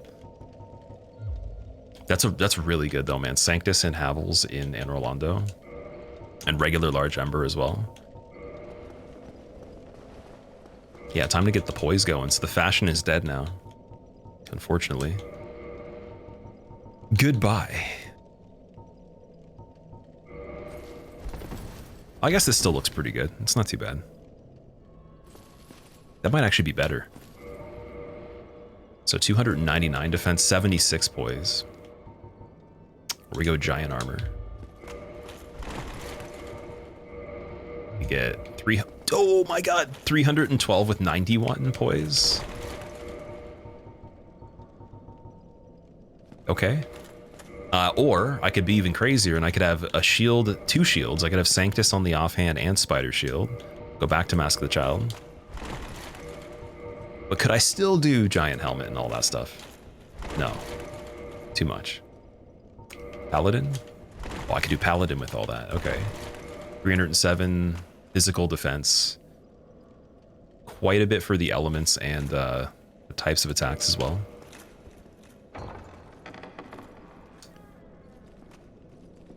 Farleezy, not too much, man. We're making some progress on the any percent here. And I don't think we have any... Do we have any keys that are good? And overcome much, chosen undead. Come hither, child. I don't... Did we find anything good that was a key in here? No. Okay, that's all right, though. The 1 damage. Okay, I'm going to do the 360 no-scope. With the scope, because you can't technically no-scope on that. It'll be a hip shot. I was trying to just do this. I guess you could do a camera rotation. Thou that tarnisheth the Godmother's image, I am Gwendolyn. Gwendolyn. Character's looking like Professor Clump. I have no idea who that is. That reminds me of somebody that looks like one of the tree guys that drops moss clumps. Now we could check the NPCs that are down here if we wanted to. I'm feeling a little spicy. Could also go and then challenge the Firekeeper as well. Firekeeper could be really dangerous though. Just want to see what all them drop as well, and then you just run past the Titanite Demon, go to the Dark Moon thing, or warp back, whatever. Yeah, I just want to take a peek and see who's over here. What's Way of the White? Complaining in a coin laundry? No, it's the Covenant. So if you join the Cleric Covenant, that's what it's called. Well, we got both of them right there. The other one aggro this time. So that looks like Ferris and Forest Hunter Sorcerer guy. Did I say Ferris? Ricard, sorry.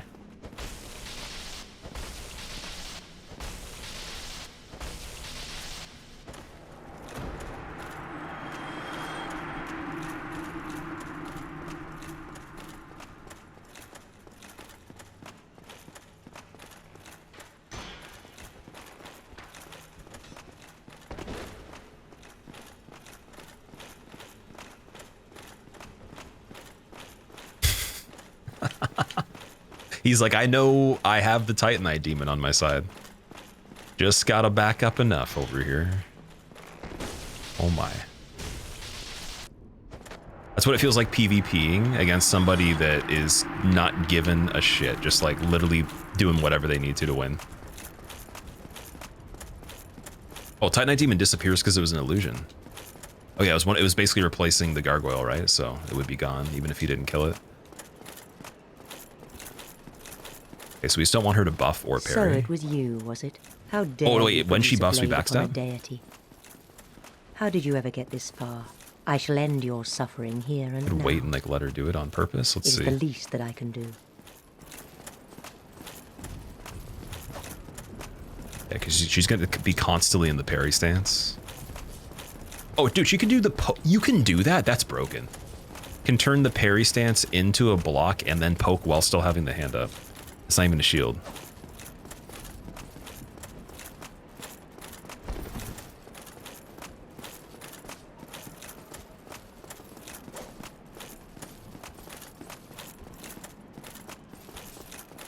I don't know how far I have to get for her to buff.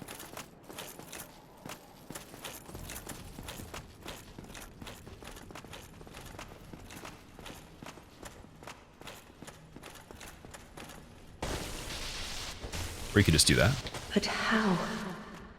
This man is a threat, Master Gwendolyn. Gravelord sword is a pretty good drop from the Firekeeper. Okay.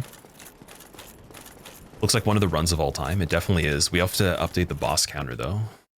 It's one thing see, I forgot, but not for too long this time. It's getting a little bit less latent here. It's got 7 out of 26. We'll go for Gwendolyn as well. Hopefully make that 8. You won't deal well with this type of shit. Yeah, it's funny, the Brass Firekeeper's like, I will take care of this, but then it's like proceeds to roll so slowly that we could like beat the game, come back, new game plus, she'll still be in the animation halfway through. It's like, we could backstab her from the front because she just doesn't even know how to turn in the right direction. It's like Shiva. Shiva's really cool, but then as soon as the fat roll happens, combat is out the window completely. Have to go watch Survivor, Warren. Oh, is that the show from way back? Are they still doing them? You have to let me know when you get back. But yeah, have fun. Enjoy it. I remember that from like 2000, I want to say 2003 or something like that, 2004.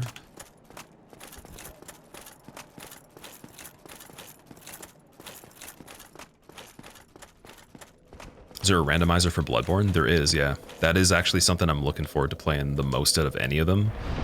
But with the certainty that it's going to be really hard because you can't defend against a lot of stuff. There's no shields. Armor sucks.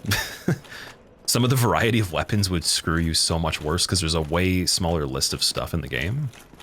But because of that, I guess I could learn it quicker. Like on the item side of things and everything, I'd have more of a grasp very quick. Yeah, it looks like a ton of fun. There's a decent amount of enemies in Bloodborne per area too. It's kind of like this. It's very dense. And I feel like they give you access to places even more often that are just not scaled to what you could be doing at that time. First thou offendeth the Godmother, and now thou see fit to trample upon the tomb of the great Lord. I am the Dark Sun, Gwendolyn. Let the atonement for thy felonies commenceth. Played DS 130 times, you never killed the illusion, Darcy? If you do, you get immediate access to Gwendolyn, but alternatively, you can just get the ring and catacombs. I think that's better if you want to, keep everything nice and jolly over here. If you're afraid of the dark, don't do it. I won't tell anybody though. Chat will know, but no one else will.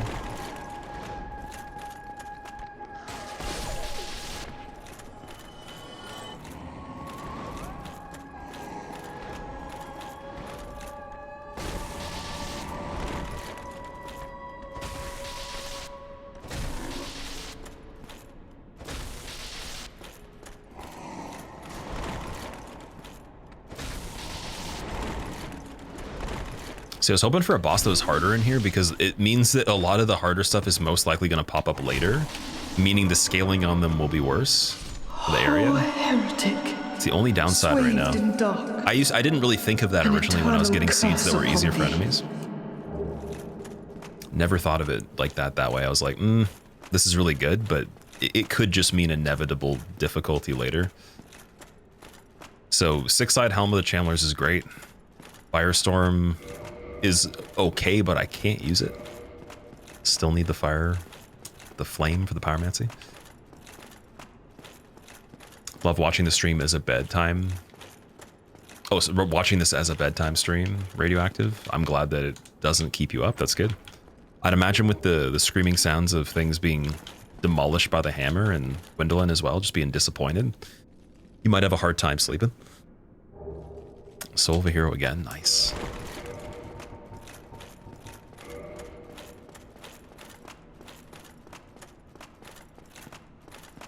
Capri Sun Demon. Capri Sun wasn't even good.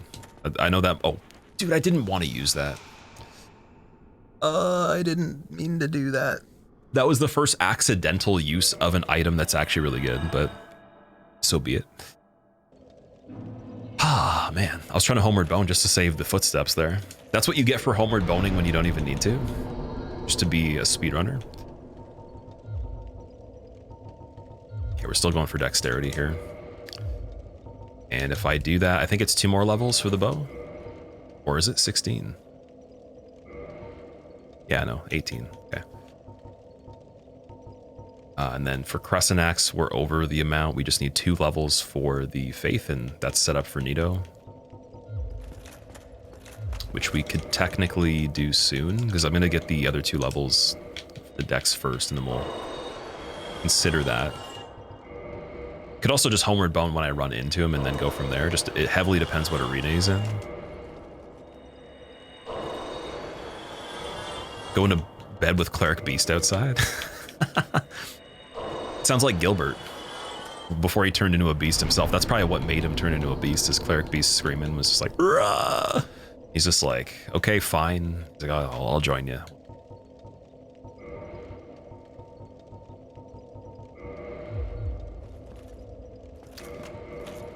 Okay, so what's the AR on this one? 138. Okay, I don't think we're going to do archives first on this one, even though we definitely could. But I think we're going to save that.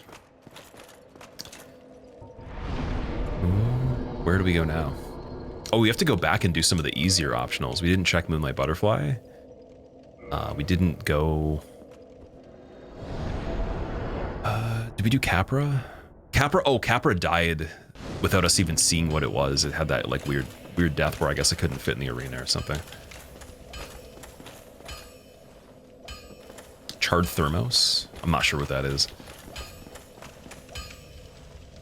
Charred Thermos is like what I'd imagine happens if you microwave the thermos that people brought to school and work or whatever, like those things that just keep the heat or whatever. It's got some melted plastic in your soup or whatever. The dulcet tones put you to sleep. Now we are going to take a big deep breath before fighting the hollow. Ooh, making sounds while breathing out increases carbon dioxide output, giving more room for oxygen on the next breath.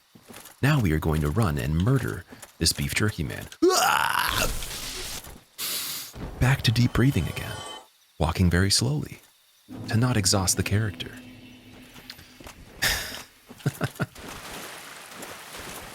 Is your refrigerator running? I caught it a long time ago. It actually jumps for some reason. It likes to do high jump. I think it's going for the Olympic medal. But I was trying to tell it it's just not made for that. I should probably just do powerlifting instead. Maybe even strongman. I think the fridge would definitely be good in strongman. Eddie Hall versus the fridge. Even Brian. What's the guy's name again? Brian. Can't remember his last name, dude. Strong guy, big guy. Both of them versus the fridge. Who wins?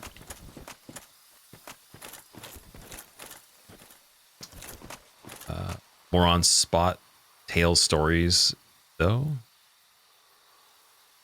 You do the same. You do the same you watch before bed, Hater? More on the spot tales stories, though will give good dreams as I drift off. Interesting. Okay. I don't know what the last part exactly means. Stories that I'm telling randomly, or do you mean something else? Like when I'm editing my stuff or just reviewing things to export them and render them and all that, like I have to hear some of the stuff that's on here, and it makes me kind of laugh in my head that people could even fall asleep to it. That originally from way back even, I was like, I don't even know how. But I will say, I guess the one bonus is there's no playlist going constantly with very invasive music. Even the royalty-free playlist is pretty chill. To the point where even, I think there was a comment I saw, or maybe even a couple, where people were upset that a song came on. There's like 2 songs that came on that were different than that. That were a little bit more hype, and it was like, yeah, pretty good, but like that threw me off. I was like, this would be like weak for a lot of other streams in terms of music. This is hilarious. I was like, oh, we got everybody indoctrinated into the ambient music. Binoculars, okay. Brian Shaw, yeah, that's what his name is, Brian Shaw. Got his last name. Eddie Hall and Brian Shaw versus The Fridge. A 2-versus-1 showdown. Who can be the strongest?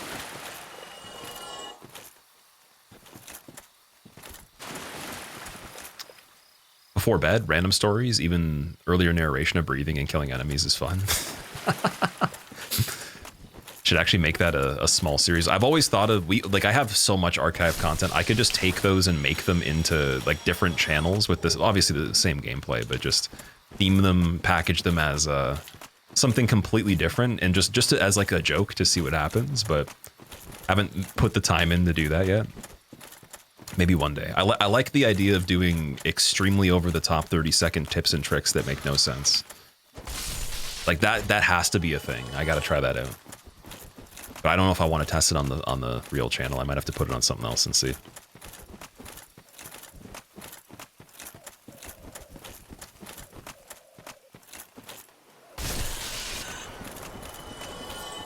Got Rat Jr. and Rat Senior.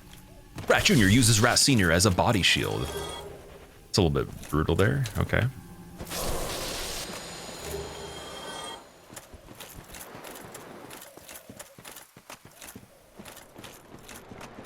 Consider any other challenging games like DMC, Ninja Gaiden, and similar stuff, Radio? I have played quite a few of the challenging games that are out there before.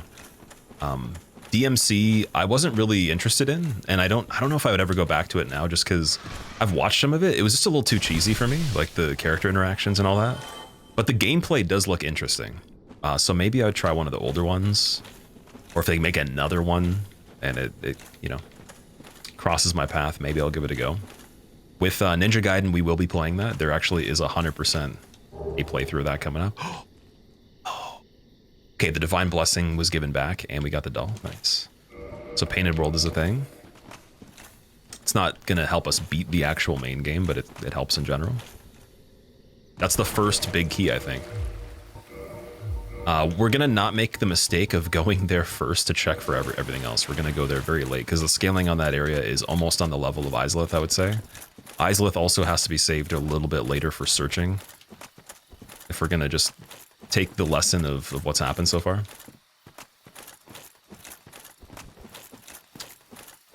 Improv lore for the next randomized boss.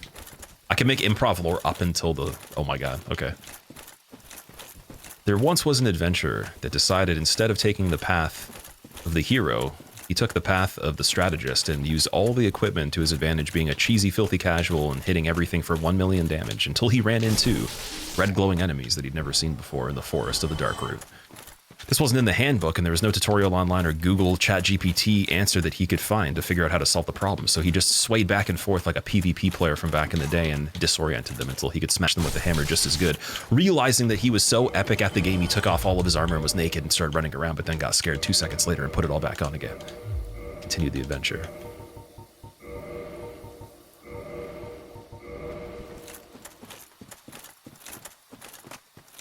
Ask what part of Canada that I'm from. Guess. Just guess.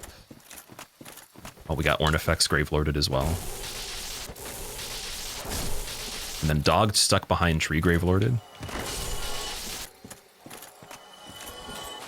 Nobody else, though. I think. Maybe around here. They all seem to be in like a group usually for the Gravelord. If you like avocado, don't throw seeds away. If you plant them, you can grow your very own hazmat suit. What?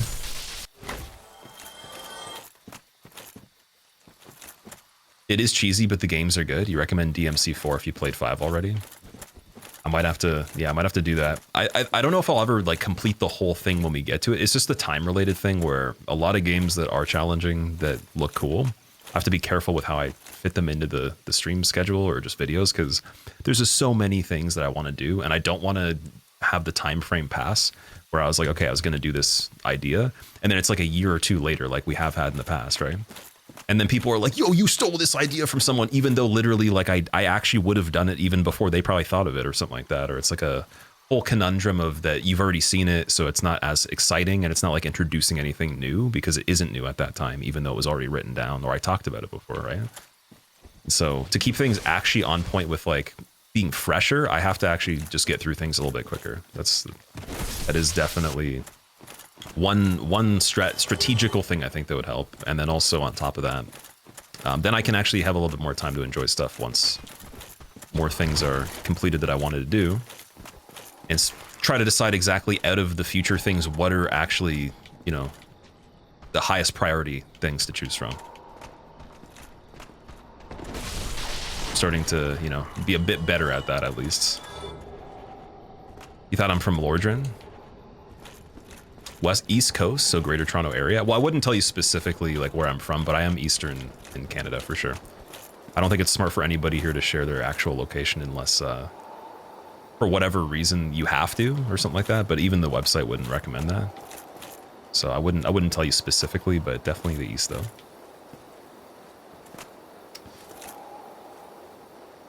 That's your pointless 30-second tutorial. Oh, the avocado seed. Okay, so we have Artorias here. He won't have a lot of health, but it's just a matter of Artorias, right? One thing I'm thinking, so Petrus, I think he has Elizabeth mushrooms on this one. So we might be able to go back and get those and then run back over here just in case. That is an option.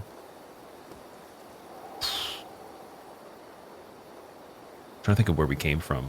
So we have the parish bonfire, right? So,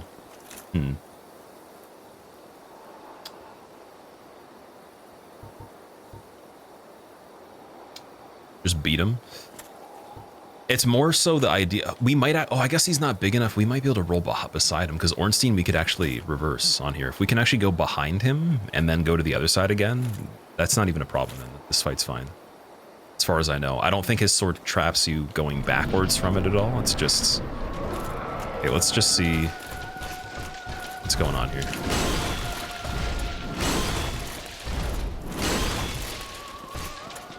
Yeah, you can go by him. Okay, you just have to be a little bit closer than normal. Not bad.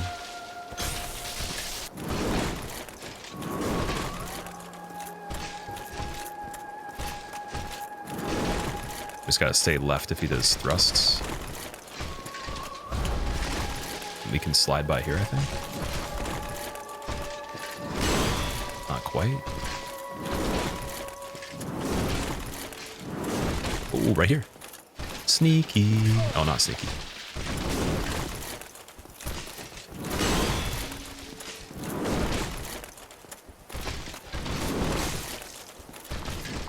One day. Surely one day.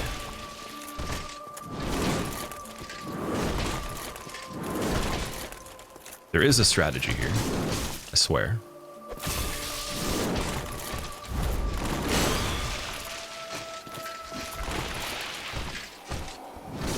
Oh, we have poise, I forgot. God. Okay. Forgot we're poise monster.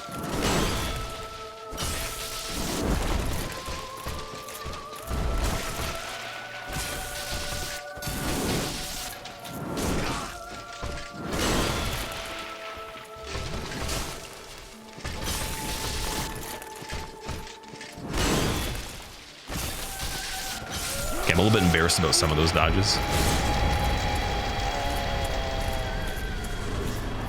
Definitely could have killed him sooner. I forgot that you can do poise chug. That's gonna have to be something else I utilize on this more, and I should have switched the spider shield off. It's weird to see him do so little damage. Yeah, he's Moonlight Butterfly. And also, we do have a silly amount of defense on this one. It's not as high as it was on the run we made it really far on, but it's pretty high up there. Second, Mask of the Child, Large Divine Ember, and Seance Ring. Well, we got the additional attunement slots from that one. Oh my god, I almost fell. Won't fall. Okay, I think we can go back. So that's Moonlight and Gwendolyn. We did the 7, and then I didn't... Did I make it 8? I didn't make it 8 for Gwendolyn, did I? So we have to go to 9 now. Streamer, you should have updated the counter when you were fighting Capra Demon. Rah. Okay. Level Dex is already 18. We're good. We'll do the Faith for the Crescent Axe just ahead of time. Just have it ready. And go to... I want to try Beta Chaos. I really do. And Fire Sage and all that. Because that area of Isolith isn't that bad. There's the Moonlight Butterfly point blank that was the worst there. So, could pay attention to that. But before that, though, is there anything else? It's just Asylum, I think, that would be the only other thing. Let me go back to Firelink and see if I can get that Elizabeth Mushroom. And also, oh, I forgot, we learned the thing. I was able to do the rollback on the floor breaking to be able to check the boss, too. I forgot about that. So let's get the Lord Vessel going first. That was hard? Yeah, it was cripplingly hard. I was playing silly there, though. I was not thinking that... You know, first of all, he staggers every so many hits, so I should have just been, like, doing the roll punish after his combos were done. Tanking some of the other stuff, chugging on the double spin would have been smart through the first hit. And then he didn't even try to AoE on that either. I just got really lucky with reversing him the one time. I thought it was going to be repeatable. But we've had him on that bridge before, and I didn't get to fight him because that run didn't make it that far. I just saw him from the distance.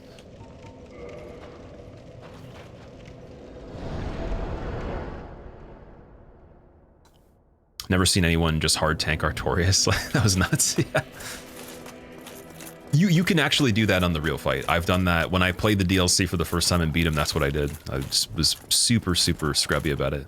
Oh, I killed Petrus. No, Petrus is dead. I feel bad. Uh-oh. I don't actually feel that bad. Brandito, you had orientation at your new job today. Oh, congratulations for getting through it, dude. Getting a car's made your life so much better. I feel you on that one. I definitely remember days where I had to travel really far for work that was not worth the travel at the end of the day. And so, totally understand that one. That was not the greatest. But those kinds of times are like why you'd appreciate the ability to have that, right? So, congrats, dude. Oh.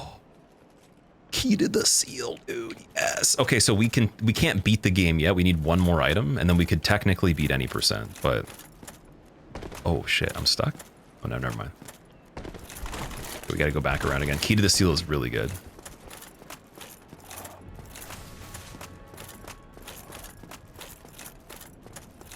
If you were pinwheel, you could wear both. I'm not even sure what the reference of that is about, but I'm gonna say yes.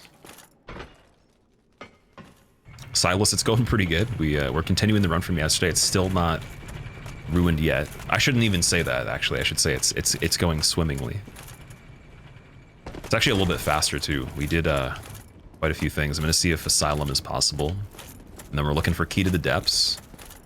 And the Covenant of Artorias Ring, Broken Pendant, and Crest Key. Everything is beatable. So much safer to roll across that gap, Darcy. Yeah, you can. You definitely can roll across it easier. I just got in the habit of doing the jump because when I used to play the original version, I did DS Fix and I wouldn't take off the 60 FPS for that one, and the jump was the thing that was able to help it a little bit more than the roll over there. But it's not lethal though. You don't die from falling there. Just waste a lot of time. Oh yeah, trades at the asylum too. That's another thing. That's a very good point. There's a mimic here. Okay, I'm gonna try to fight the mimic last.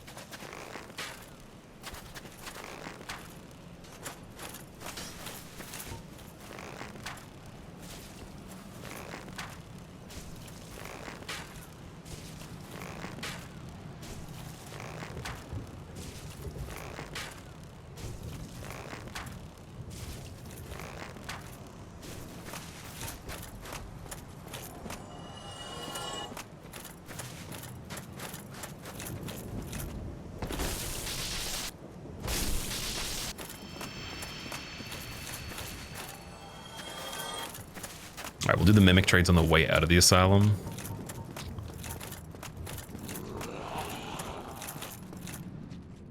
Bone wheel right there, and giant.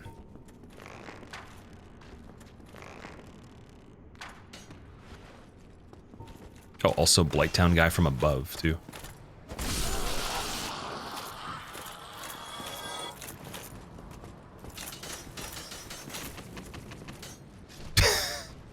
Never get to see what that bone wheel drops. Okay.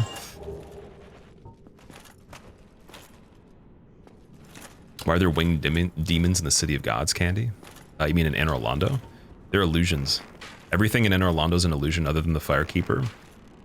Gwendolyn and... I think we were debating it. I think Smo is not an illusion and Ornstein is.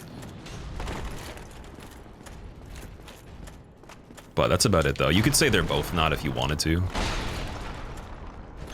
But everything else is not real in that part. It's just magic. I'm imagining that they were probably based on characters that were, in the storyline at least, alive at some point. But yeah, Gwendolyn just liked that layout apparently. It was his decor. Oh my god. Speaking of which, chug it. Double chug it.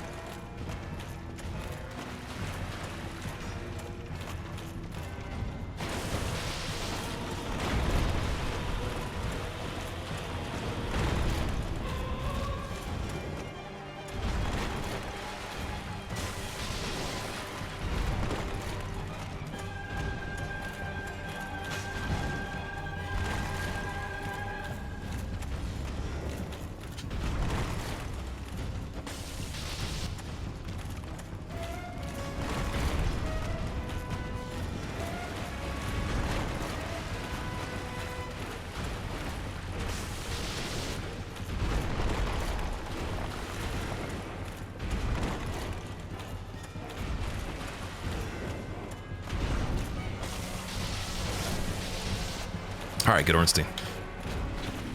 Oh, man.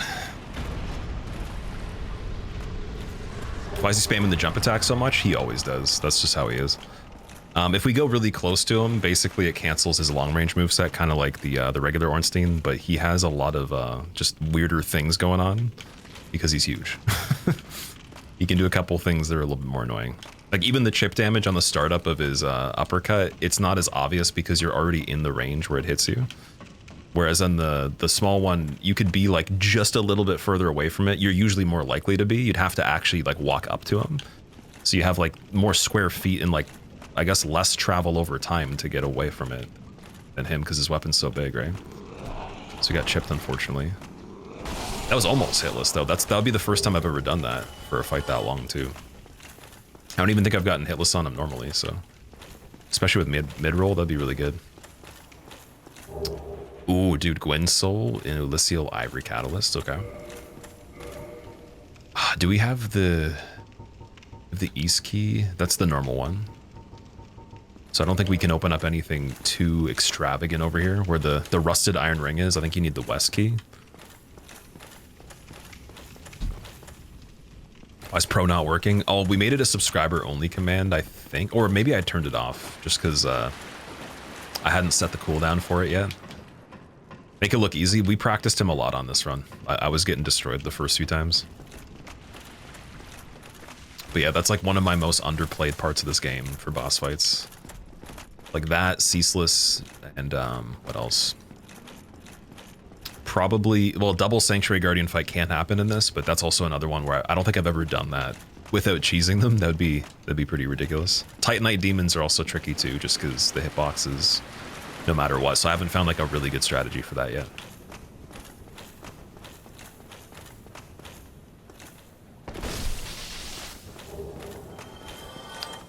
So we're gonna get Oscar. Didn't get greedy at the end. Greedy's not my problem as much as it is like in this run, it's more so decision making and like the choice I make at the time before the chain reaction happens, right? It's not about like making a mistake and then dying. It's about like a series of events. So you have to almost kind of know what the right decision would have been.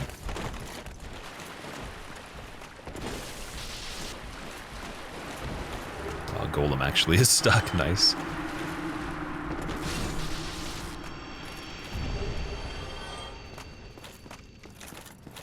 Okay, so Oscar's not giving us anything too good, but the Titanite Shard is gonna help with the bow at least, so it's all right. We're gonna have to actually go back around this way because I didn't hit a bonfire in here. We can do the shortcut.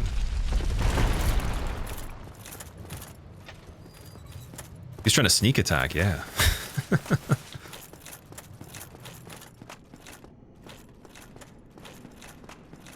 If he can brickhouse Artorias like that, you think he's got it unless he falls. Well, so the thing is, the damage Artorias was doing and his health is all indicative of Moonlight Butterfly and how that's like a really, really early area. It's one of the easiest bosses. So there's no chance that anything else is going to go like that unless it replaces something easy. And we've done most of the easy stuff.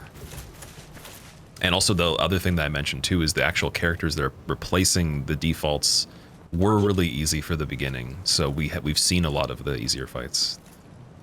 That's kind of problematic, like to a degree. So now it's depending on what pops up in what arena. It is inevitably a harder fight just by the base game or the original scaling and all that. The way they lay it out normally, I guess you could say. Okay, so Red Sign Stopestone, you can't trade that at all. I don't know if the hammer actually makes a problem here. I'm going to unequip this hand slot because when you actually load back in and you stand up, it pushes you back every single time. Notice that. Gwen's Soul, I don't think it would be worth trading. One single Prism Stone. Apparently that works. Okay.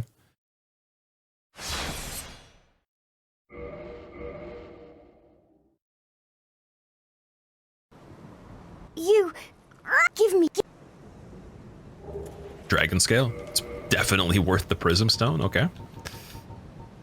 Cool. Eye of Death didn't work before. Both the mosses work, although yeah, I guess we can buy red moss again. I could drop that one. It's fine. Only soul that you can trade normally is Manus' soul. What does that give you normally?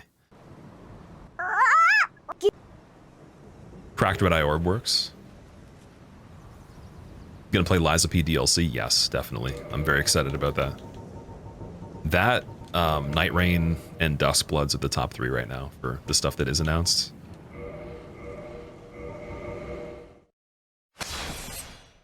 Gives you Pursuers. Oh yeah, true.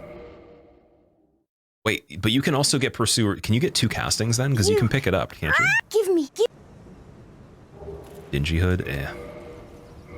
And the brass legs weren't that good either. The coin doesn't work from what I remember. No. Rare. It's like a bird trying to be a cat for a second. That's what it sounds like. In terms of weapons, I don't remember any of the regular weapons being tradable. I was trying Straight Sword Hilt. I don't know if that was the right version of it though. What about Mask of the Child? No.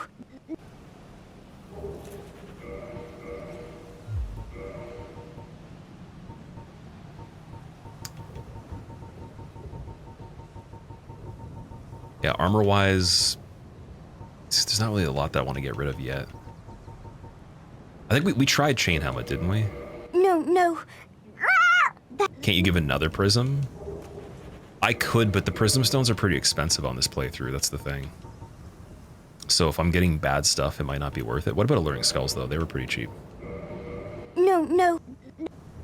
Yeah, I should be able to do... Or let's see if it maxes you out. Maybe you can only do 1 at a time. Oh, don't use the... Yeah, we're definitely having to go back and get more prism stones if we go... No. On the big invisible bridge. Apparently it doesn't work, though. And then rings-wise, yeah, I think that's about it.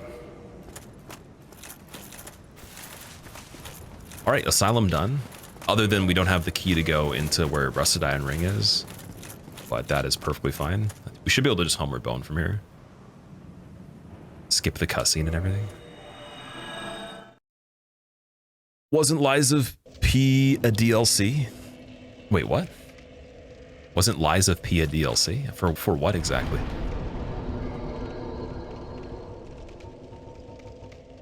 Invisible Bridge at Archives is going to be something. It's not something that we necessarily need to do, though. Like, you have to remember that this run doesn't have to be played 100%, depending on where we get the keys, right? So if we get all the keys, I'm not doing anything but just finishing the game at that point. There's no point of, like, going every single location. And I doubt we would actually, even in the run where we did the most content, it still probably wouldn't be 100% of the stuff, just because you're bound to find it just by the odds of it before that. So that's the goal usually, but obviously you can't like guarantee that all the time, right? And you might even just die trying to get stuff. So I've started to learn now like how to prioritize where we go and when for the later areas, especially. Oh, we have the key to the seal. We could go to New Londo right now. I can't do Four Kings right away, but I could do New Londo before even trying to do Painted World or anything like that. And there's still obviously Demon Ruins, Islith, all that. I think we should go back down through Blighttown. But first, let's go to Andre, get the bow up a bit. Because there was the Dino guy and there was the Chained Prisoner. And then bottom Blighttown was okay. It wasn't too bad. From what I remember. There's still bottom Sense Fortress too. We have a catalyst for fall control. Let me see. That might actually be worth trying for the first time. Would be pretty good.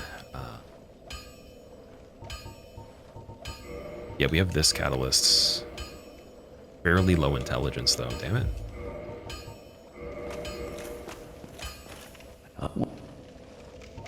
My...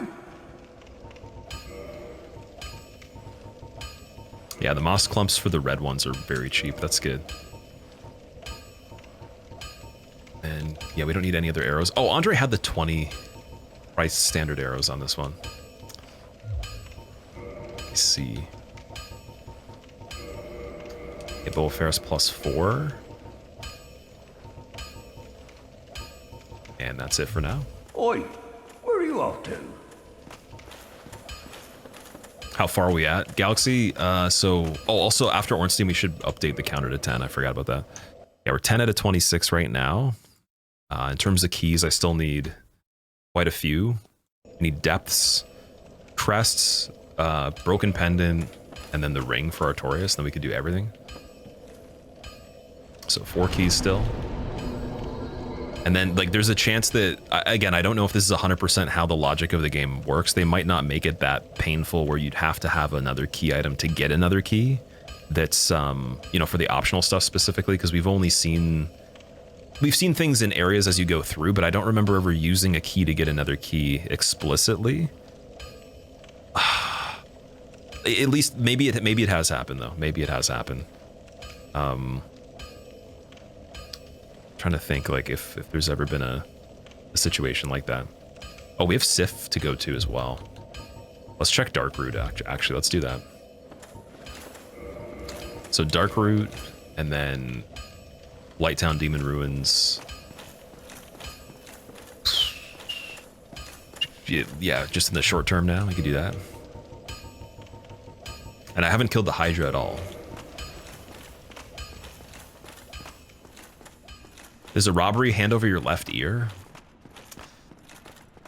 Can it be the right one? Can I choose, at least? The new announcement of Liza P, you thought it was a DLC, not a sequel? Oh, sorry, did I say sequel when I was talking about it again? So I heard that someone was interpreting it as that it might just be a standalone game that you launch by itself. But I think that was a misinterpretation on my part because they teased a sequel at the end of the game that's not the DLC. And so, yeah, like, that's my bad. It is definitely a DLC that they advertised. Maybe it launches by itself, but they still tease something that has no relation to that as well at the end of the main game. So it's probably going to be 2 pieces of content they do in the future.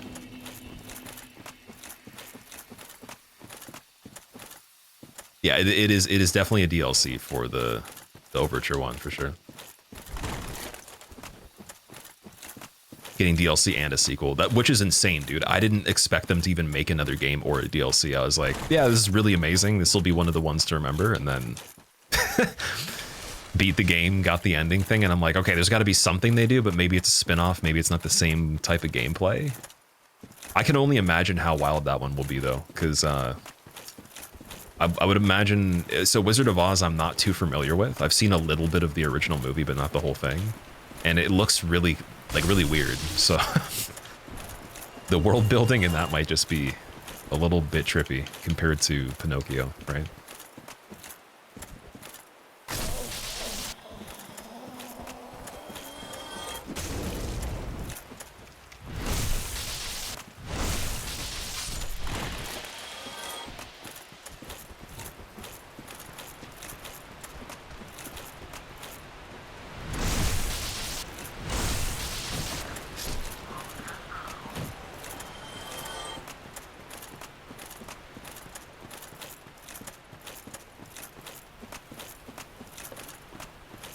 Chance that Abyss Ring is in New Londo?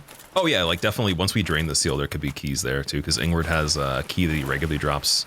Maybe, I think he did drop a key one time on one run, and then, you know, maybe it's somewhere around the areas we've learned about, but either way,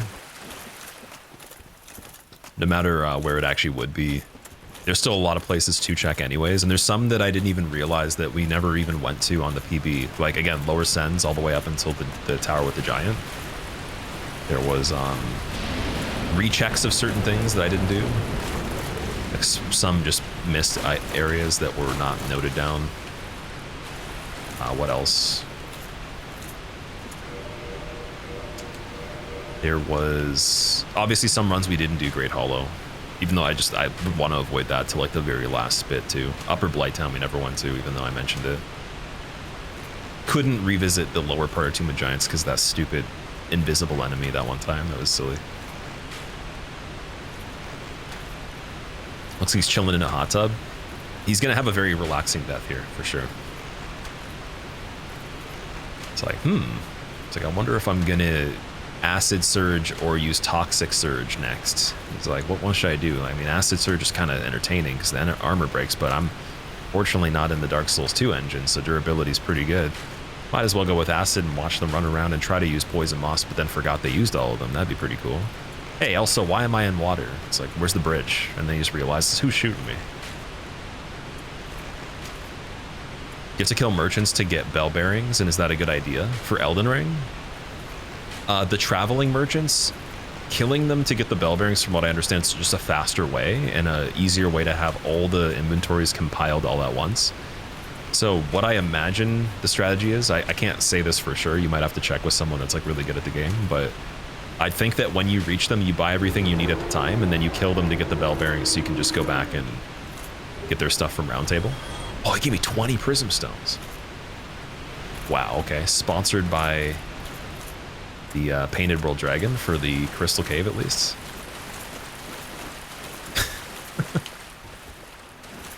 The DLC is slated for this year, sequel next year. That's good to know. So Liza P would be this year.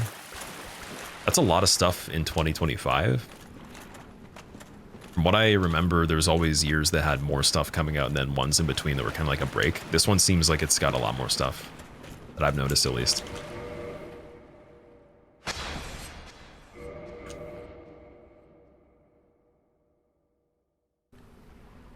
Humanity as the golem here. Okay, so we don't want to attack twice. I want to see Dusk's inventory.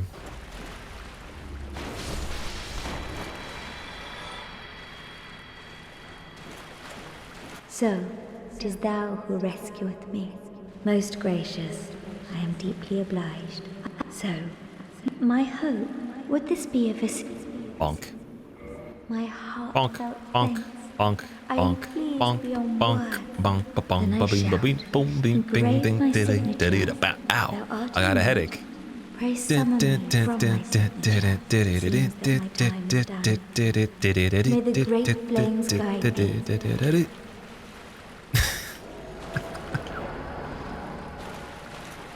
The White Aura Man looks scary. When I went into the Chasm of the Abyss, when the DLC came out, I actually had like a little bit of a panic attack. Not like a real one, but like I had that feeling, the roller coaster feeling for a second. I'm like, what the hell is that thing? There's so many of them, and then just walked into them and died. Like they don't even attack. They just absorb you. They are probably one of the scariest enemies. Their design's not really that scary though. It was freaking me out because there's nothing in the game that looks like that. I thought it was kind of funny too. I'm like, oh, it's literally the item, humanity item as a person somehow. Sequel to which game? Veggie, it's gonna be Liza P DLC. And then they're doing a sequel. It's apparently Wizard of Oz theme. That's what they were showing for the end of the game.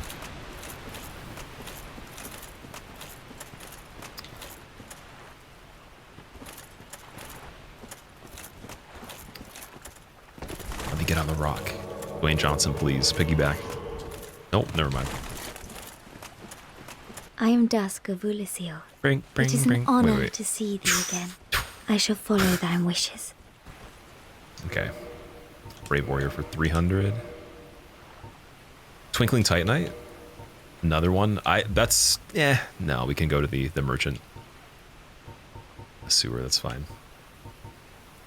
So not the craziest inventory here. Do I actually have a If talisman? thou art in need, I think that was something in the beginning I was mentioning. I didn't have one to cast any of the miracles we did have. And we do have requirements for some. Still have none. Got regular talisman. I think that would be good enough because a lot of the stuff I'm going to be casting is just, it would be like a healing based thing. Just the latency of that, so I'd be a bit careful with that one. That would be good for restocking some health in areas where we actually have downtime instead of wasting humanities or the Estus on this. Just haven't done that yet.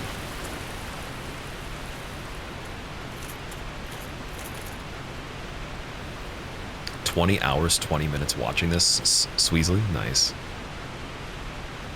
Do you feel like that was worth it, or would you take those 20 hours and 20 minutes somewhere else? This waterfall also kind of scares me. It reminds me of when I was doing the New Game 7 Deathless. I think it was on New Game +4 we got here. So I believe it was the 5th playthrough. I decided to air dust my keyboard Or no, it was the air dusting my controller, sorry, because the controller just, I wanted to clean it and it was still plugged in and I died on this waterfall here. That's one of the best clips.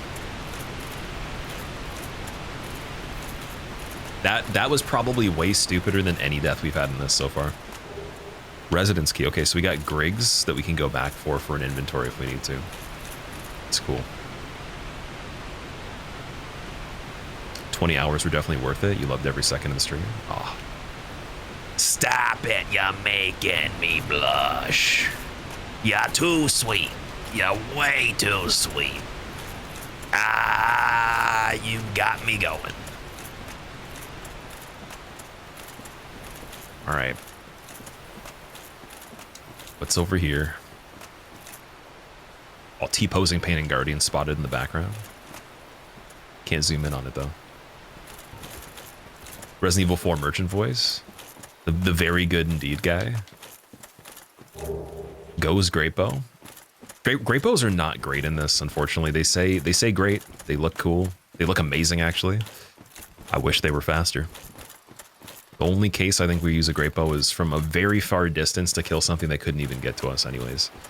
That we're not even trying to aggro at all. Oh, butcher, please. Random loot too. So items and key items are shuffled other than the Lord Vessel and the Lord Soul's base locations. And then the boss fights as well. This includes merchant inventories, the NPCs that are friendly, their drops. And it could be, even in the case where, like, let's say something drops one item, it could drop two. Or like multiple, like a stack of one item that is any variation you could get. Like, so we've gotten 13 humanities multiple times on this in one pickup. Where in the base game you wouldn't see 13 humanities, yeah. Or a merchant could have infinite of a material that has, like, maybe it's a higher price normally and it's priced lower, or there's less quantity, whatever the case. Like, there's interesting quantities of stuff. Could screw you over and give you something that sucks too. Titanite slab, okay. Instead of Hornet ring. What are we getting here? Let me think of what would even be bad here. This is like one of the biggest arenas. I guess nothing, actually. No, considering that, nothing. I don't think anything could be bad in this arena. I might regret that, though, but turns out to be Sif. We still haven't seen anything appear in its own arena, ever. Was that Manus, dude? I spoke it into existence. That is definitely Manus. That's good, though, because it gets it out of the way. Just the scaling's going to be a bit higher than if we had him early. Sif is pretty good. Okay, I do want the lighter roll for this as well.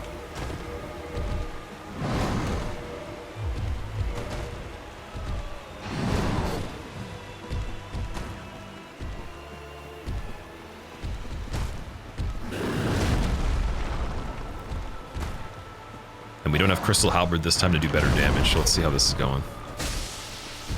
157. We were hitting, like, I think it was 200 and something with the Crystal Halberd previously.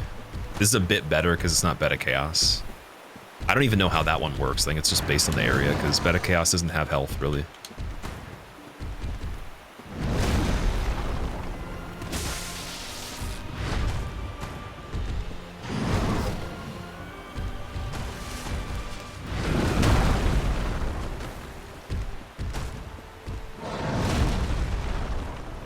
Oh, misread on that. Always watch for the finger pop. I was looking at his face instead. Even for heals, you gotta find the finger pop, unless you're just desperate. Like maybe in a corner or something like that.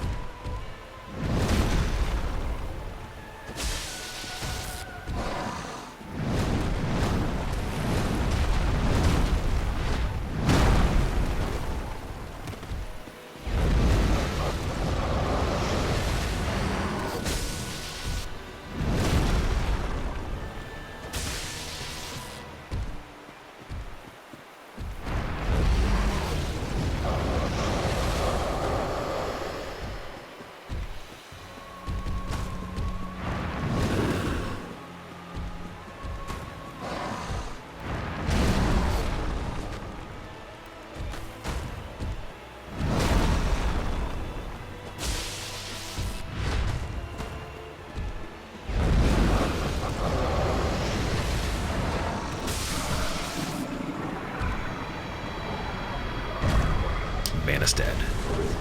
Ooh, Sunlight Blade again. Sunlight Blade is really cool on this one because we actually have the talisman. We have stats that are like halfway, I would say. We're closer to that than any kind of intelligence related stuff. So it could make way more sense to try to use it at this point if we have something that we could use it on. It just takes the right weapon, that's it. That's why I want to find that Silver Knight Straight Sword, man, because we have the Infinite Twinkling Titanite. It's a fitting spot for Manus. It is actually a really fitting spot for him. There should have been some sort of thing where after you beat the DLC and come back, another thing happens here, since it's such a point of interest for the story. Also, you know, it's the Lord, the DLC as well. Only thing you've played Dark Souls 1, you only understand Dark Souls 1 streams. Tune into Dark Souls 3. You're very lost. Any tips on Manus, Sweesley? I can't explain like the method for him just in like a very simple way. It would just be, you'd have to learn quite a few different things. But one thing that makes it a lot easier if you haven't tried it already is the pendant. So if you get the silver pendant from, I think it's Elysial Township, you have to use the sunlight maggot to actually reveal the location though. You can probably just look it up, but if you get this silver pendant, I don't actually find it easier. I've always found it harder because I didn't actually use it when people were doing that a lot, and then tried to catch up on it, and it was, the timing of it's kind of weird for me. But it gives you a huge window to just deflect all the magic, so you just have to learn the first part of the fight, and that's it. And I think it might even work on other stuff too, but that is one thing to look into. Otherwise, just don't stay very close to him. Try to just attack him when he, you know, swings at you from far away and has a bigger recovery. Try to look for those. Other than that, the arena that he normally has, pay attention to where those statues are and try to not run into them. You can, and also always pay attention to where your exits are for the arena, because the barrier of it's a little bit smaller than the arena we were just in. So if you have to turn around him on a recovery, you'd normally attack, use it as an escape, and just pay attention with the camera of where that space is beforehand. It's always a good one. But other than that, he's a pretty straight up fight. You just have to learn it. There's no cheesy way of killing Manus other than, I think if you really wanted to just skip the fight overall, there was a thing where you could use the bow outside the fog gate, like you don't even trigger the fight. I don't even know if that would work in this version or the current update of the game, but that's not really actually the fight in my opinion. It'd be like doing fire bombs on Capra. Just be like a very cheesy method. What game's most difficult in this Challenger random? I've heard that Dark Souls 2 is the hardest. I haven't tried all the games random before. I've only tried Dark Souls 1 and 3 so far. And Bloodborne and DS2 we gotta add to the list as well. It would be really cool to be able to do them any percent back-to-back in the future as well. I was watching Kazoodle do the Randomizer multi-game run, and it looked appealing. It just seems like you'd have to become insanely good at Dark Souls 2. And I have no idea what the difficulty of the Bloodborne one is. So it's a mystery to solve there too. Oh wait, Spider Shield needs to come back.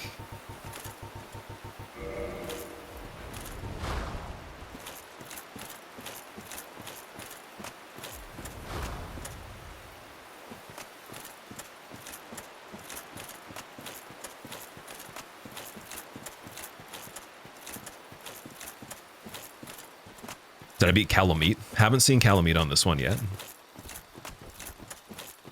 Unless Calamite was the Capra boss and he couldn't fit in the arena. That's a possibility. Because whatever's dying on that, it's definitely like a size related thing. There's no way that it's just doing that randomly.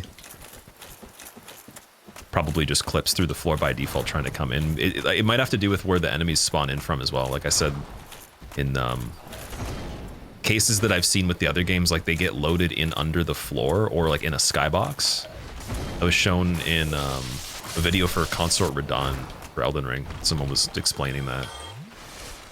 Like, so their asset just basically pops through the floor as you trigger the prompt for it. So he probably, like whoever it was, couldn't fit. It's like when the knight, I don't know if, no, sorry, the Painting World one was visible. There was one where an enemy didn't, like the upper part of it coming through the floor didn't have an actual character model.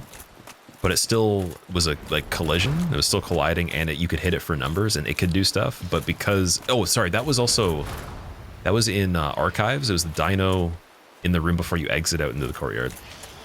The upper part of it wasn't visible at all, so you've seen that. The Titanite demon getting stuck when it was the mimic as well. It was pretty crazy.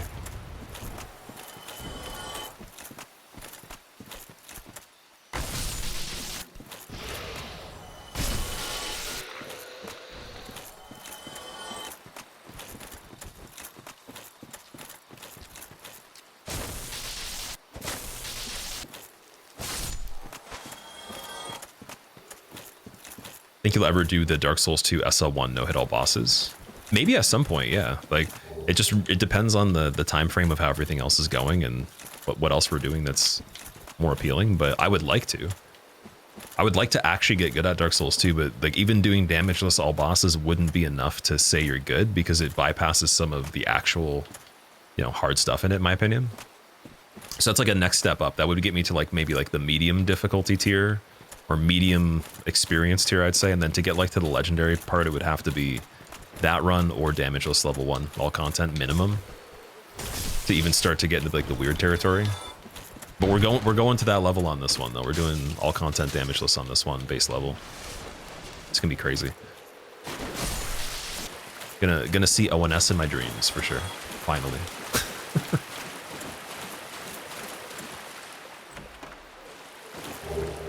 Eastwood Grain Ring and cracked Red Eye Orb. I almost said crap Red Eye Orb. That's another thing we could trade, you guys are saying, so I could go back and check that one when we get some other items. We could do the crow.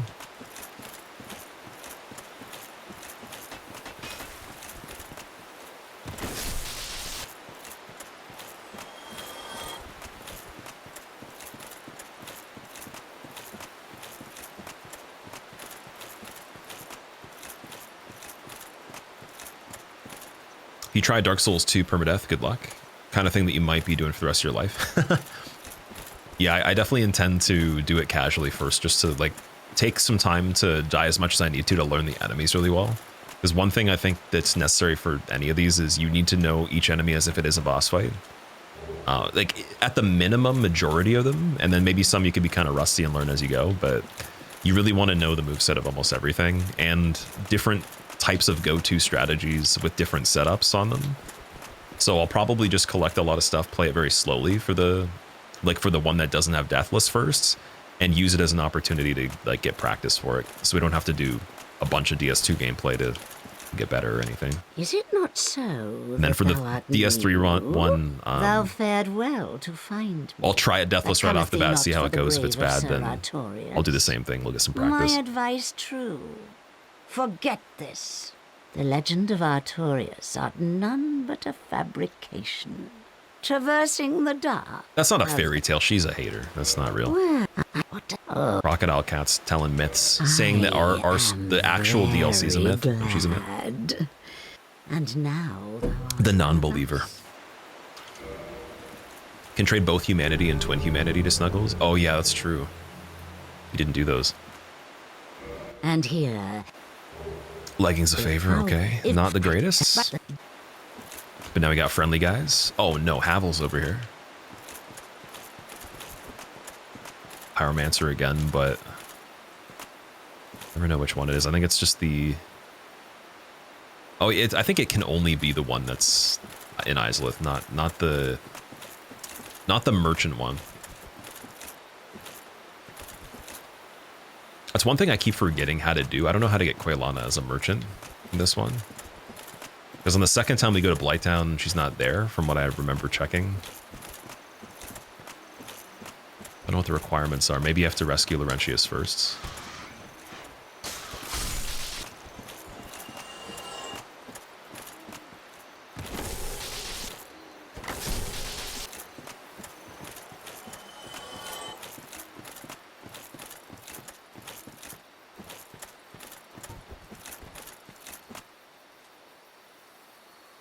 What's the cat talking about? Artorias was on the bridge close by.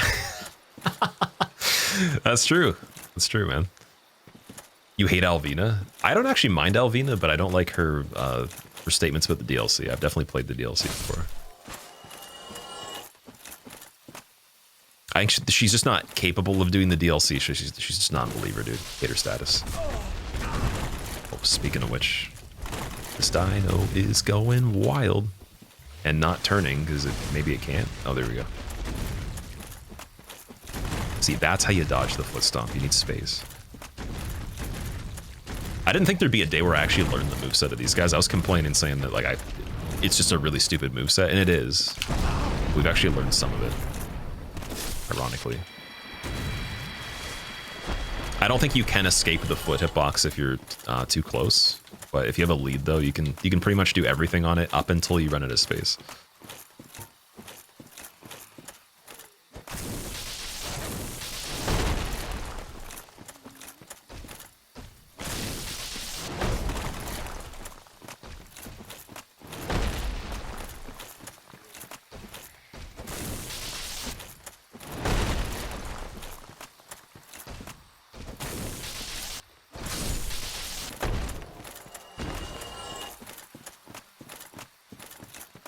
You need the plus 15 Pyromancy Flame for that. Okay.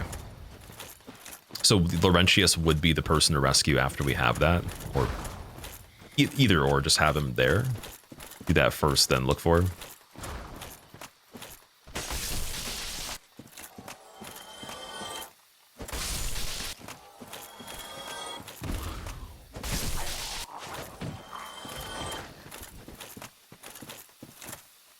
It's plus 10 that you need.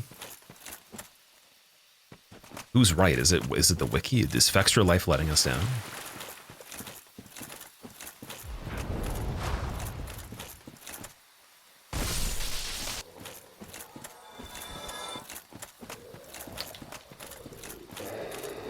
Sweet Shellquire is way better. Shellquire is a saint. Absolute gem.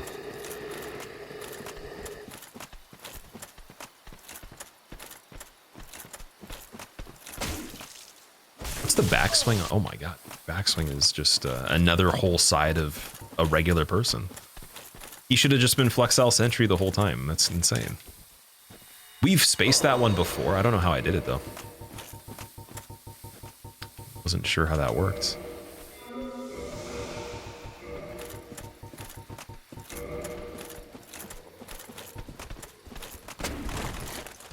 Also, the backstab failed too originally.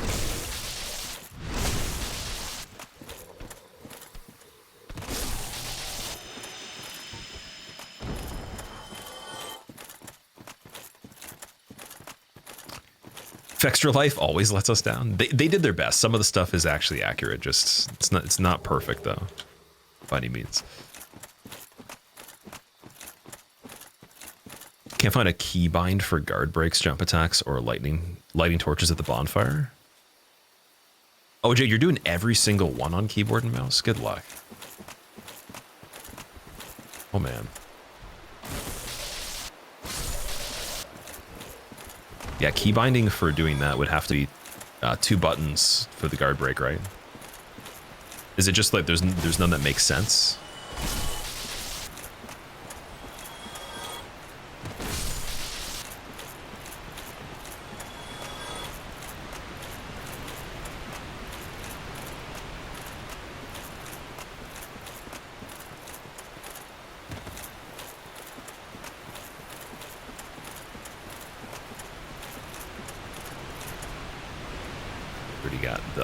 Too. I do believe this is everything, but just in case.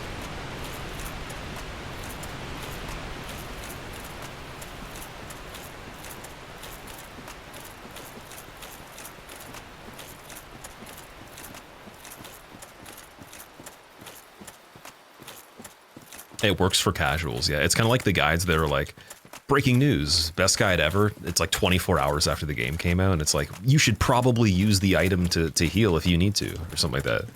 It's like, back away and heal, and then try to fight more. Like, wow. That's such a good piece of advice, dude. I really definitely should have, you know, came here originally to bookmark all these guides, IGN. Thank you. You guys are legendary. All right, that is done. We're good there.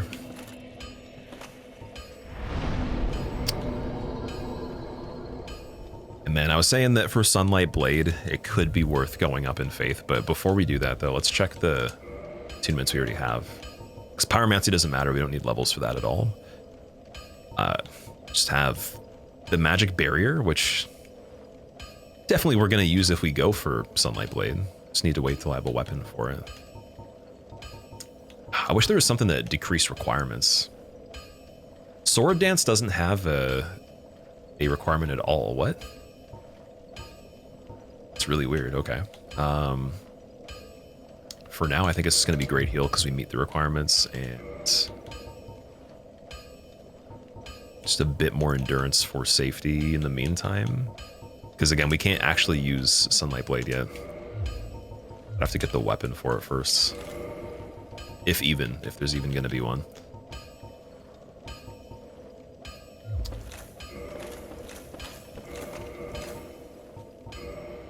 And with that, I think Giant Helm was slightly better.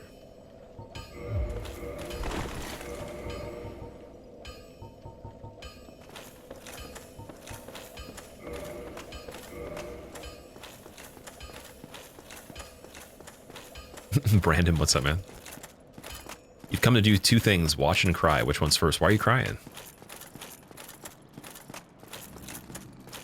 What's up with that? Oh, we should have just warped Firelink. That'd be better. Streamer, why do you have the Lord Vessel and didn't use it? Well, you see, if you actually hit this button on a 45-degree angle after actually confirming it with a straight position, but then accidentally go completely 90 degrees and look off into the distance while the chains are on either shoulder right here, walk up to the very edge, spin around 3 times, say Electric Boogaloo, and then backstep off the lift for 5 million souls. They arrive in the mail with exactly 7 days business shipping time. For more tips and tricks.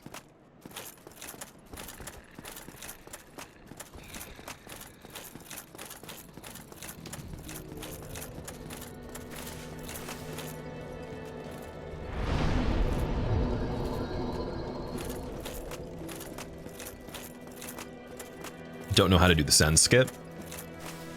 I don't know how to do the send skip either. I've never done it. I've seen it before, but everything that I've seen would just be a guess if I tried to do it.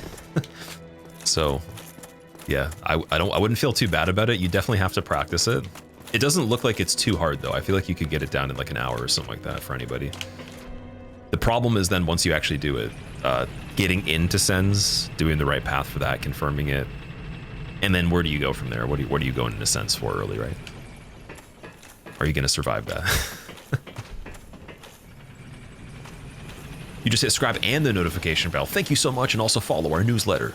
Follow up for email verification so you can get your profile checked to make sure that you get sweepstake rewards for 20% off everything in the G Fuel supplement store.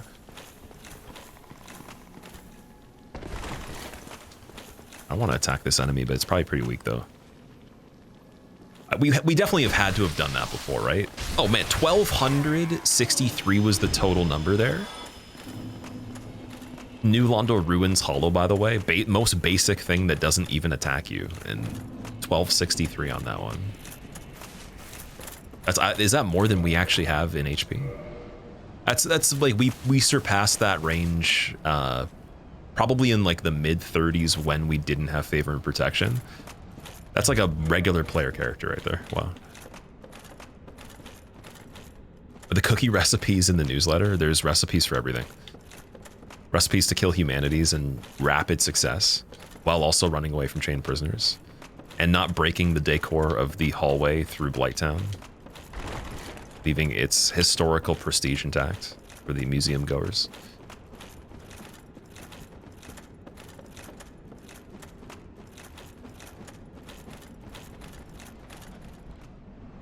So yeah, the way we did this one last time was just this line right here.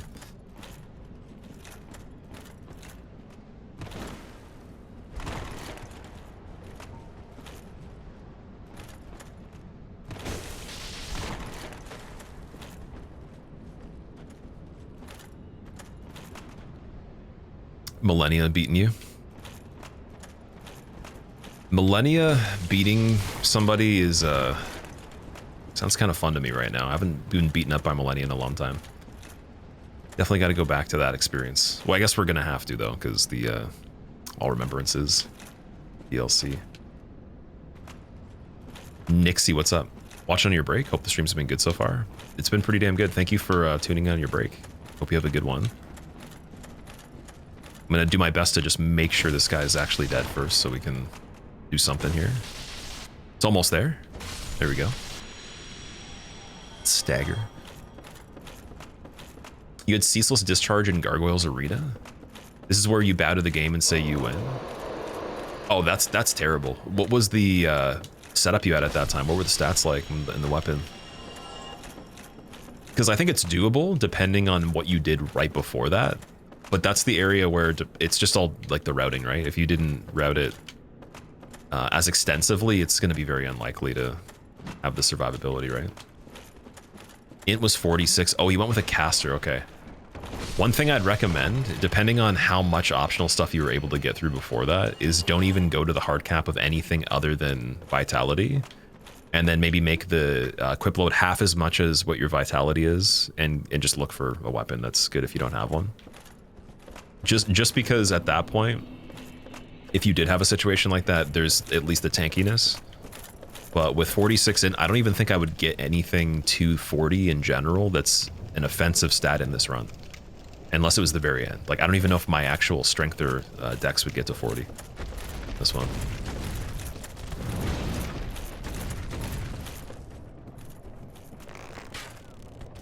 I think to really make the most of it, if you find a lot of good stuff, you'd probably want to even have the flexibility to use other types of things. So you need some attunement. You know, maybe again, like you do some casting, but that's just my recommendation if you want to make it far, because I think you said you're trying Deathless as well, right? Caster, the one advantage is, yeah, you got the damage, but that's usually when you know what the situation's like. And if you don't, it almost seems like that might be harder than using a character that's weaker that does melee.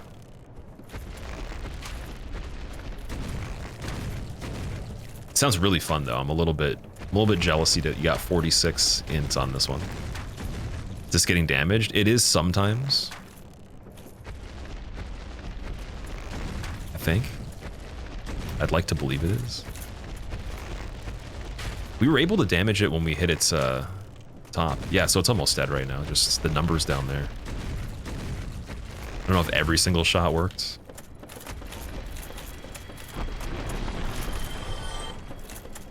Oh, we didn't get Crimson set here before. Guardian Gauntlets, those are pretty good. But not as good as Smoke's Gauntlets. Unfortunate, Miyazaki, unfortunate for you.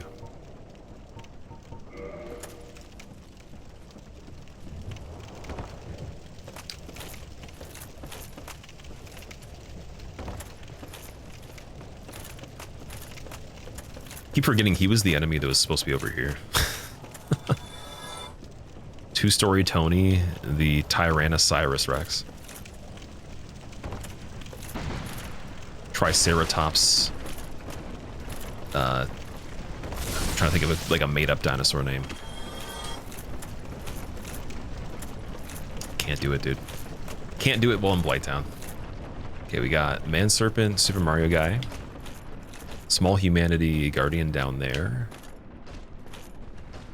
Big skeleton. I think I've had a big skeleton on this part before, actually.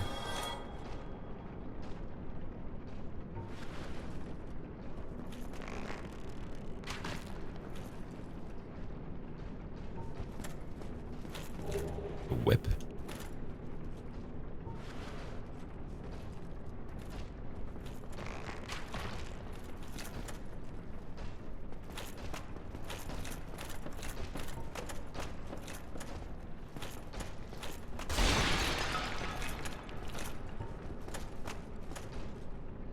I don't even think there's an item right here. I believe that's just to get to the other ledge. Oh, there's the item where the grate is, though. Okay. I'm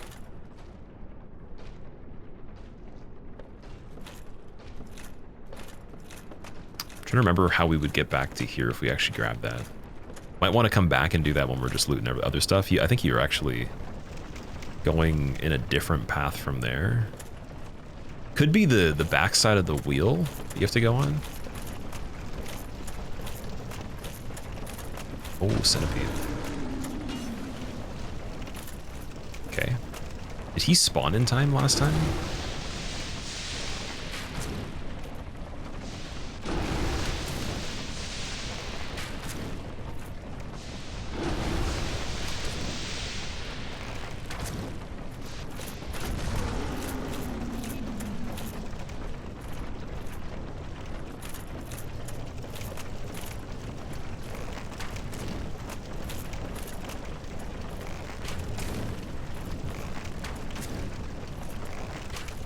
Frog Ray?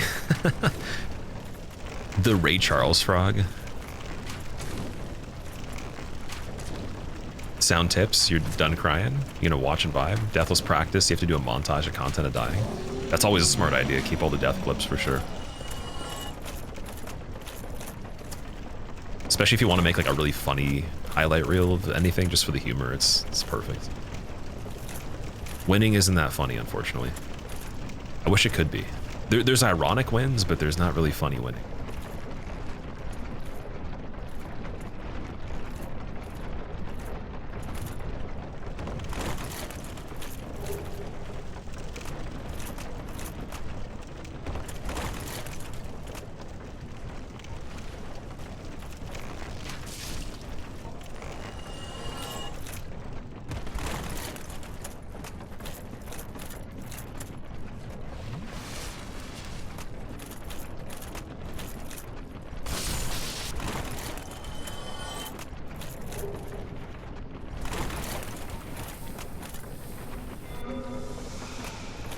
CJ, how are you doing, man?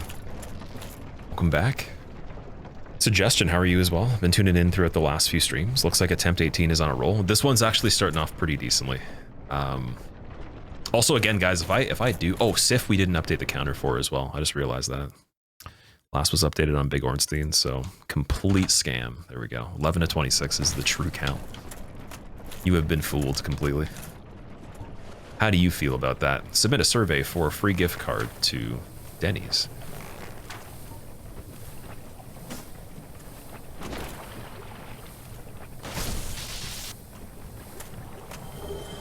Dude, 2 Silver Knight Spears in this run, and it was a drop from a crystal guy. That is nice. So the other one that we got the drop from was supposed to be originally a Silver Knight. It's also pretty funny. Blighttown guy was the bug, I believe. Okay, what I'm gonna do actually, because we have nothing that's too dangerous in this immediate area that I can see. Let's go and get the items that are at least over here for now, and we can do the whole sweep later if we really need to, since still got main stuff to go through. Just after 2 a.m. Fuzz. What time do you start at? For curiosity.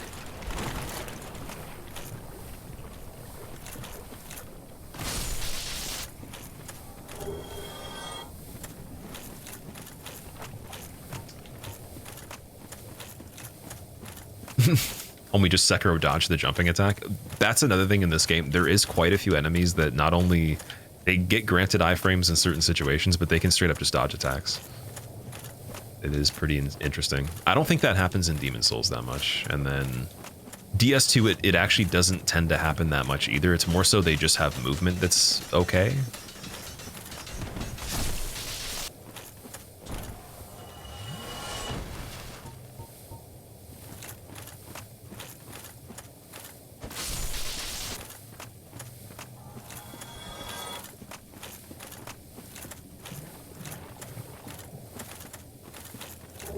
Lord Blade gloves, those are good.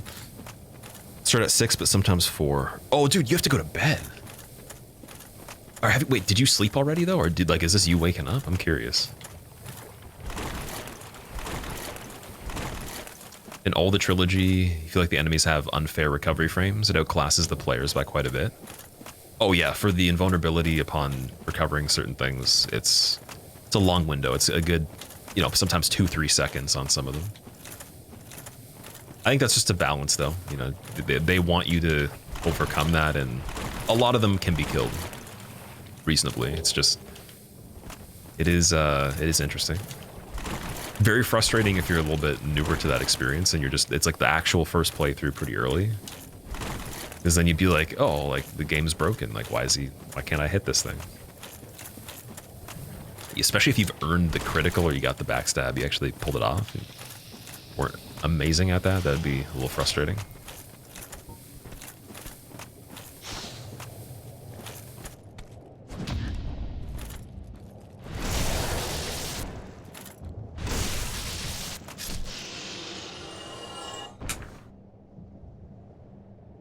He's rolling.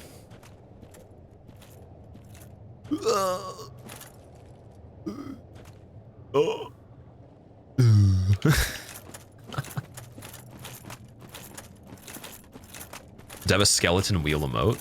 I don't know. I have the skeleton badge though. We could just imagine that's the face of all the skeletons that exist in general, even Nito.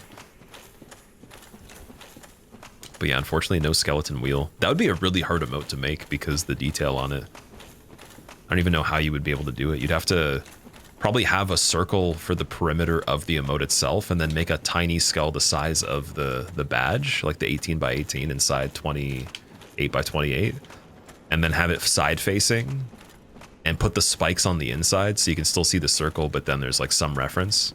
Otherwise, the perspective would, like head on or diagonal, wouldn't read that well. It'd be really hard.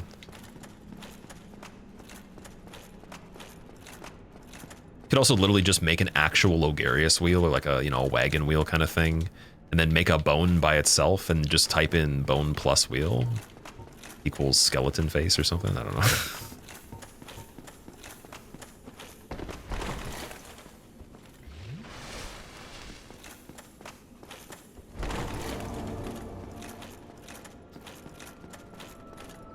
Oh dear. What have we here? Are you a new servant? Yes. But you have no eggs. No matter. I'm gonna come back with some, I promise. We actually, once we have this bonfire, we will go and get the parasite in the future and come back to him. I don't need to do that right this second, but there is one in Anor Londo, second floor, where the Sigurd quest line goes to. It can definitely do it. What'd you miss, Roller Monkey? Big Ornstein in the Asylum, Manus as Sif, and we got ONS for Pinwheel, as well as phase 2 was it Capra? Did I practice my voice pathogen? What does that mean? What is practicing a voice? You mean like, am I acting right now? Actually, if I turn off the voice extender on the keyboard, this is the regular voice. So I have to make sure that people don't get scared.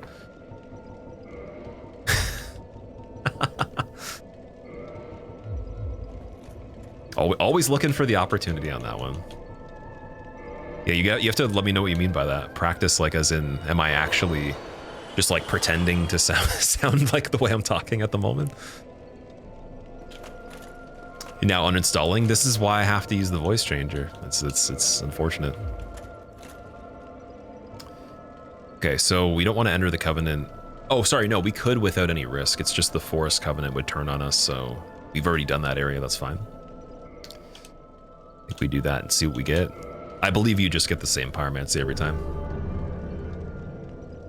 And then I guess the Humanities too. We were gonna offer them after Fire Sage is dead. Oh, I got a gesture this time. Maybe it's after you offer the Humanities you always get it. And the first item's random. We don't have a lot on this one though. We only have 27. Lost, withdrawn from its vessel. Clorox Bleach, thank you for the Prime sub. Enjoy your emotes. I appreciate that, dude. And also now you are a skeleton. Markiplier practice his voice. I don't know much about Markiplier other than just like he makes pretty crazy content. I'd have to probably listen to him a little bit more over time, but yeah. You mean like, if I was going to talk like this all the time and sound like I'm announcing something, like that kind of thing? Like forcing a sound or something like that? Is that what he does? There's streamers that do that I've seen before where it works. Like some people like it, but obviously if you do it too much, it's not like good to do for like 8 hours, I would say. You can have applications and announcing things, or like if you're reading a script and you want to be like really spicy or something like that, maybe. practice to sound deep and soothing. So I'm not aware of how that would work. Because essentially, when it comes to the way the vocal cords resonate, like the folds are a certain size, and so they can only make a certain sound. And the only thing that restricts sound other than that is airflow and tension in the body specifically, and that's it. And then over time, obviously, you grow. So like if you're a kid and you're like, "Hi, I'm little Timmy," and then like you grew up or something like that, or maybe even as an adult, like adolescence to later adulthood.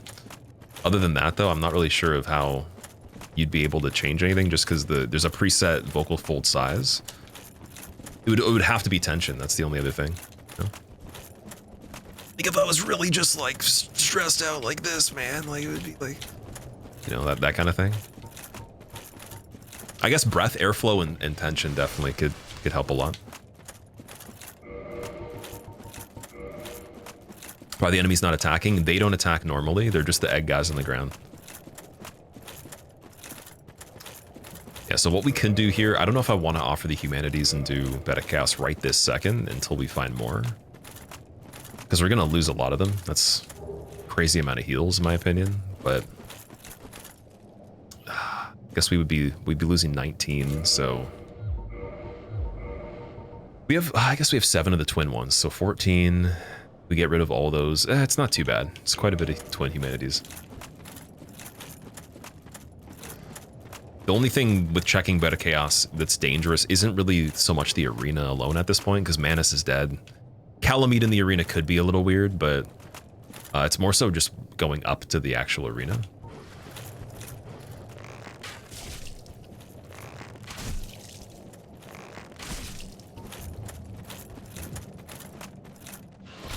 Oh my god.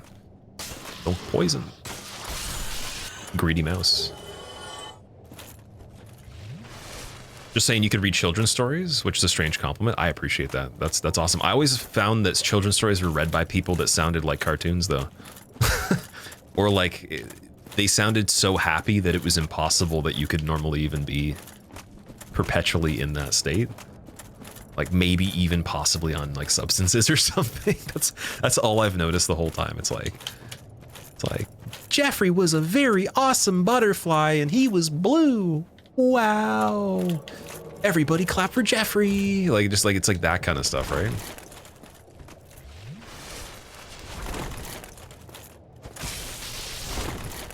If children's stories were read by someone that was actually just kind of baseline neutral or chill, like that's hopeful for me. But I guess technically, I don't know. I feel like there's a misconception with that because people think children need to be spoken to like cartoons, but they actually don't, as far as I know. I don't know where that like comes from. Like it never made any sense to me personally. I was never talked to like a cartoon, so I don't know. Maybe it's kind of fun sometimes, like there's just like moments, but I'd be very compelled to see if like you did an experiment and no one did that for any kind of program, what would happen?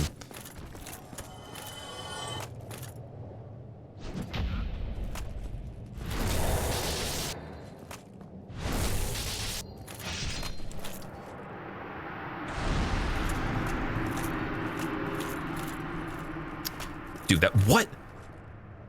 Why do we get 26,000 from Kirk? Is that, oh, maybe he does give you a lot by default. Or something crazy happened there. He gave me a lot of souls, man. Genuinely, Bill, thank you for the Prime sub, dude. Enjoy your emotes, Bill. I believe it's you, I promise you. I do believe it. You don't have to dispute if you're actually Bill or not. The Lava Rat. Didn't Samuel L. Jackson do children's book reading? Oh, that'd be so funny. He's just like, Jeffrey had it with these goddamn flowers in this goddamn field. Everybody off the field.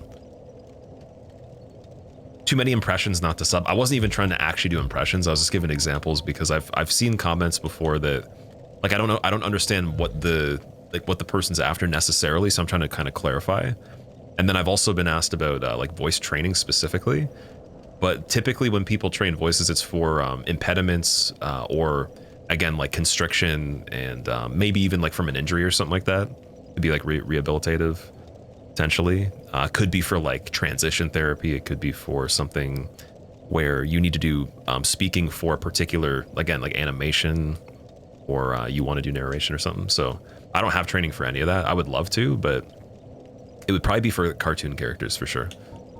Or again, stuff that I could do with games. I think that'd be the most beneficial. I feel like the narration stuff, it's not actually as much as about sound. It's actually just specifically how you create the speech. And that takes way more work than sounding anyway, in my opinion. It's like, it's a lot harder to speak perfectly for narration. Remember being a little kid and hating how all the other kids in your class wouldn't read with emotion? Ah. I would definitely read it very basic. When I had to do my part for the classroom, it would just be like, you know, there's no alternate voice for characters that were quoted or anything, or any kind of like separate text. It was just basic. That's it. It was more so trying to not screw it up, because like someone else read it perfectly, then the pressure's on you if you're the second person. You got to do it kind of good, or you just suck, right? All right. Dex, we still have at 18. This is where the stats, I'm not sure. I think we're just going to go endurance until we find the reason to do a different one.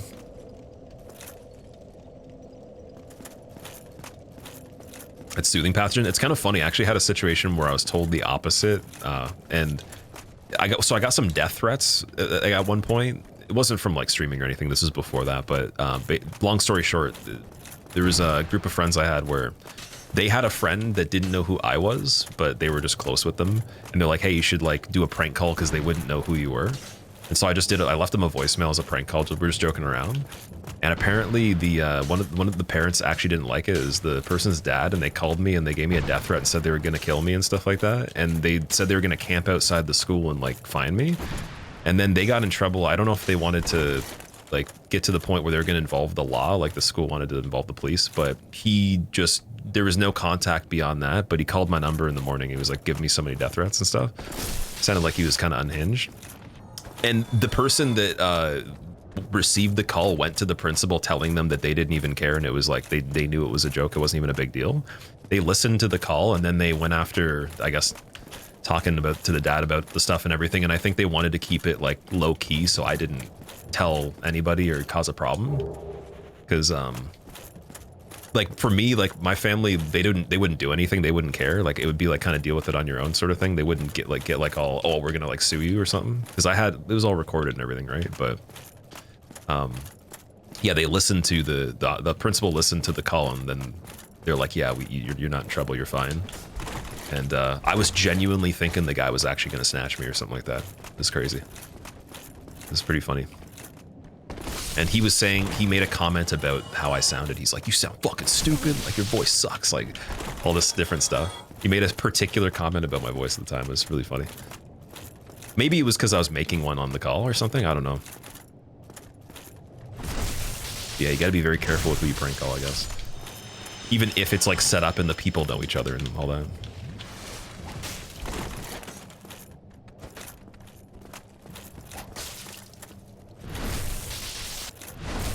Sounds a bit unhinged. Oh, it was like one of the craziest phone calls I've ever received in my life. But it was at that point where obviously, like now if somebody did that, I probably would be like, okay, sure. Like if I'm already going to be there, like we can talk about it. And then I'd be interested in actually seeing like how they handled the situation. It would be entertaining for me. But like then I was like, well, if for some reason somehow he finds me on the way, because he said he knows that I lived like not too far away and everything, and that he was going to find me as I was walking. And he did show up. That was the thing. They found him at the school, and the principal was like, yo, like this is not okay. But I think they were afraid that I was going to tell my family, and then they were going to get really mad, because that's a bigger case than like me prank calling somebody when there was nothing said that was like actually enforceable under the school rules, right? Like I couldn't get suspended or in trouble. It's a harmless prank call, right? But he took it to a level that was wild, and then the kid didn't even care. They were just like, yeah, no big deal. So got lucky on that one, I guess. Did it traumatize me? It didn't traumatize me, no. I was actually just straight up trying to, like when I was walking, I was keeping my eyes peeled the whole time, being like, what if he does just, you know, drive up somewhere and like get out and like try to beat me up or something like that? Because I think I was probably 14 at the time or something like that, maybe 15, about to turn 15.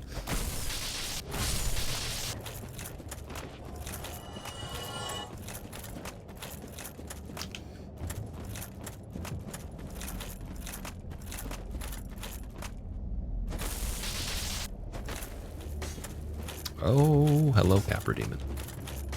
Goodbye, Capra Demon. Hello, humanity. Hello, Capra Demon twice.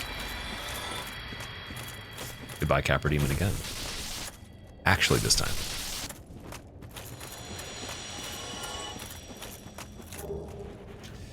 Him showing up as next level, I think that's why they got worried.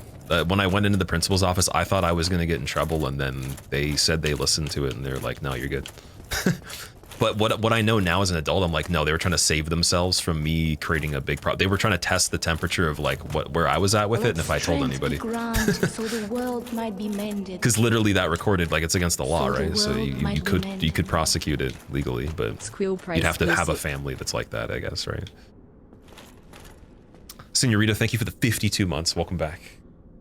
I appreciate it.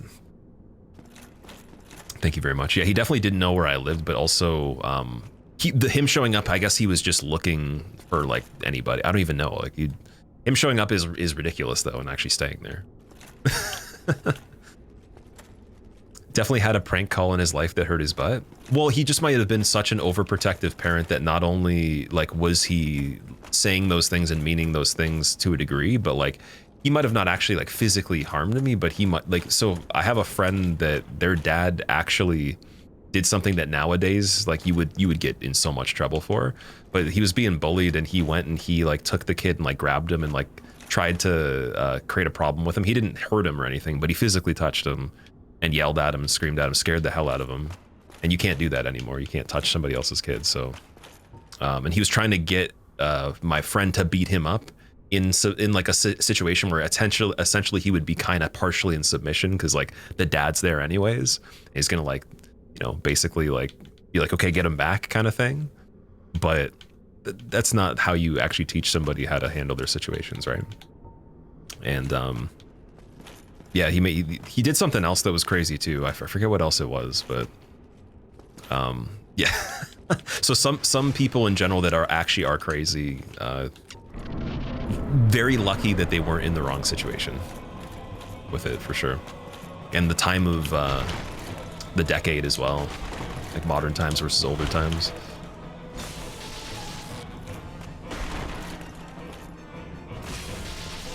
Okay, can we stay in here? Let's see. This is not a bad arena for this. It's not too bad.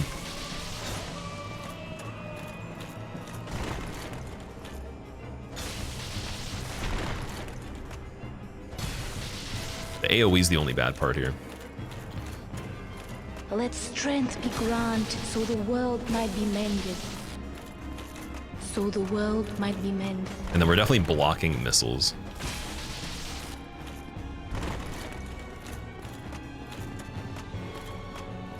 Well, he's breaking branches too. He can actually do that.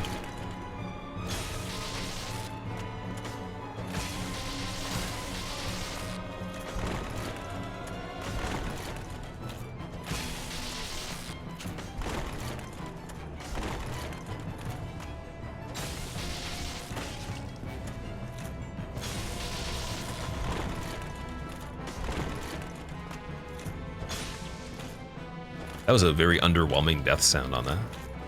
For him, okay. Sir Dash, thank you so much for the 41 months. Welcome back. How have you been, dude? I haven't seen you for a while. Welcome to King's Fire Sage. That's actually a name that I can imagine fitting, and also this arena looks belonging as well with the roots. They kind of look like they blend in here. It's more camouflage than the Abyss.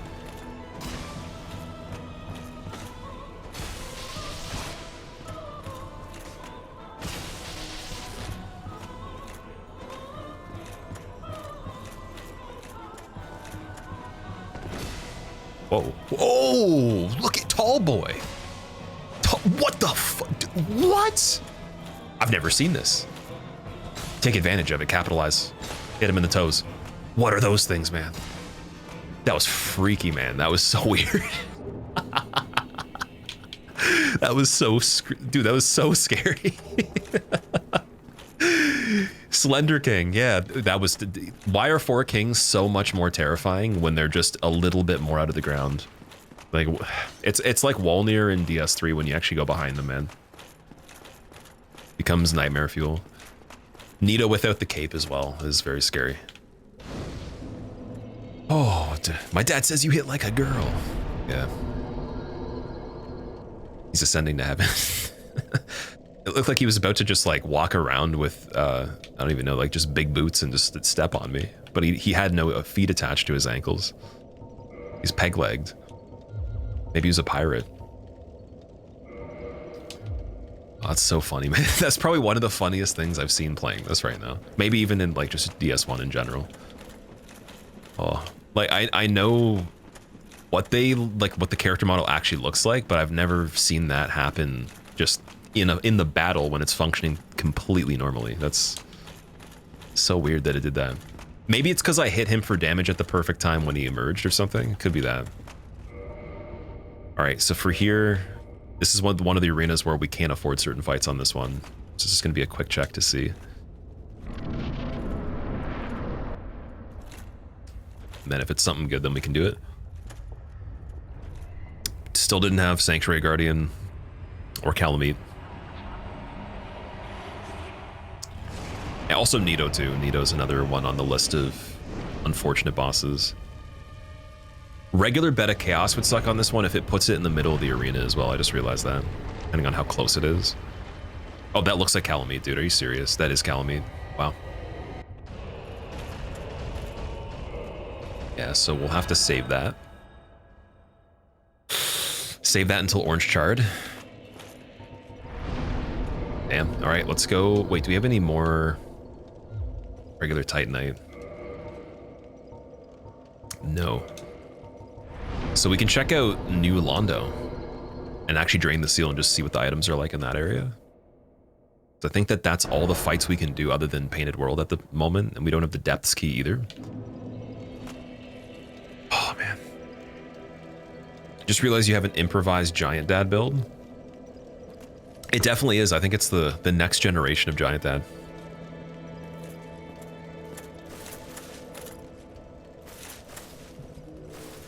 It's been a while. I've been super busy with work and other things. Good to see DS1 Rando, Sir Dash. I'm glad you're here for it. We've been doing this one for about a week now. The first run with most of the content on the first attempt. And then we've had a few other PBs that are pretty good. This one is coming up on a PB. Just got to update the list here. One more time, so we're 12 for 26. Not too bad for the time either. Just, I got to keep it going when it comes to searching for stuff. And then I'm wondering if I'm missing like a merchant that has the regular Titanite. Maybe there's one that did already.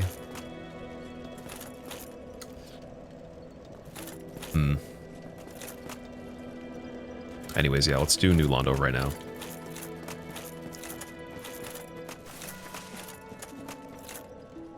I guess, oh, Beta Chaos is still an option though. I did say that we could offer the Twin Humanities. Yeah, you know what? Let's just do Beta Chaos first. Let's get it going. And then we have all of the Lord fights now. Oh, we have Seath as well. Dude, we have Archives. What am I talking about, man? Oh my God, guys, New Londo's less dangerous than those, but there's time for checking for other keys. I forgot.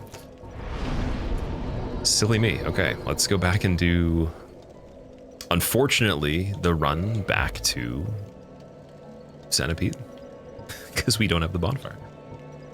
We'd have to have not sat at this one. Although I guess we have to go back to the area anyways, so... Yeah, no matter what, we'd homeward bone. Never mind. Have to get the shortcut after. Oh, should have got the shortcut, dude. So nice in here. This is a great community. This community is pretty damn good. It is one of the better ones for sure. I would love to say it's the best of all time, but I don't know if everything can be the best all the time. So with the fact that nothing's perfect, it is really good despite that. It's one of the best for sure.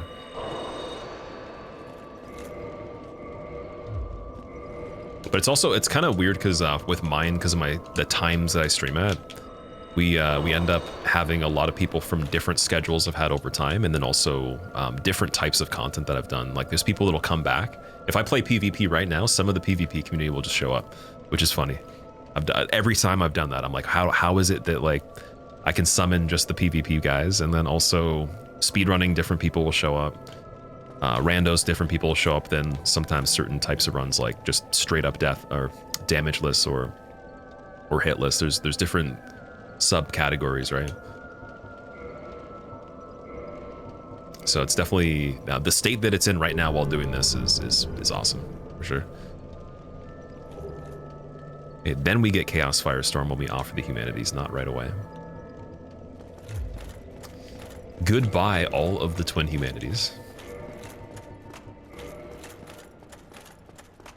Chill demeanor white.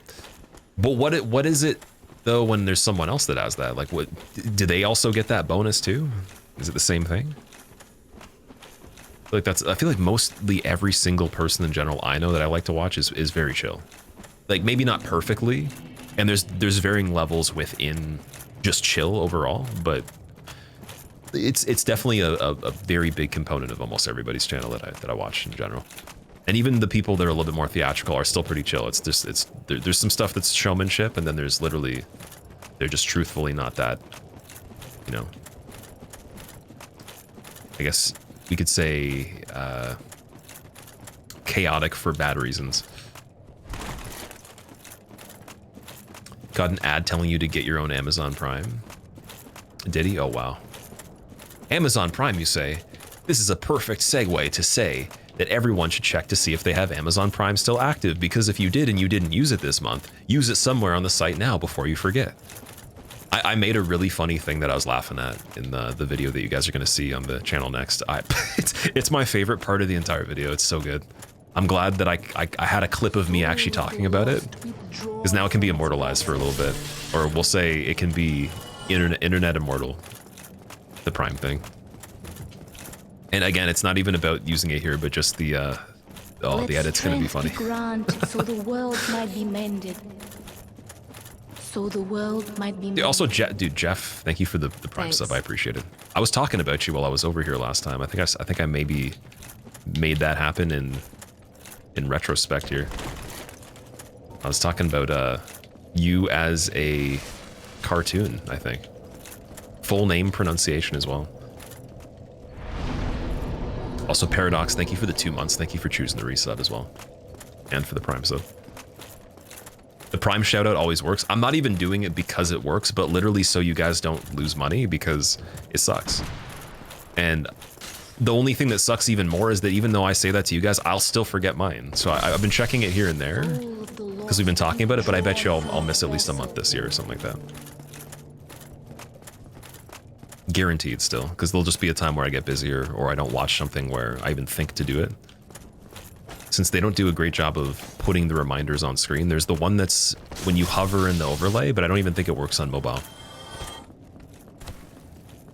Okay, the rat is a combo god right there.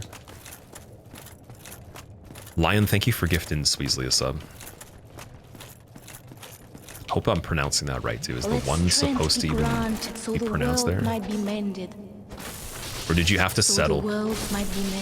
You had the one in the name just because Sweezy was taken.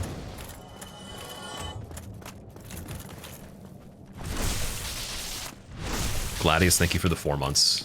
Thank you for also using the Prime sub. I just banged that dude's toe so hard for you, and you can keep it as an artifact. The flattened toe of a giant guy.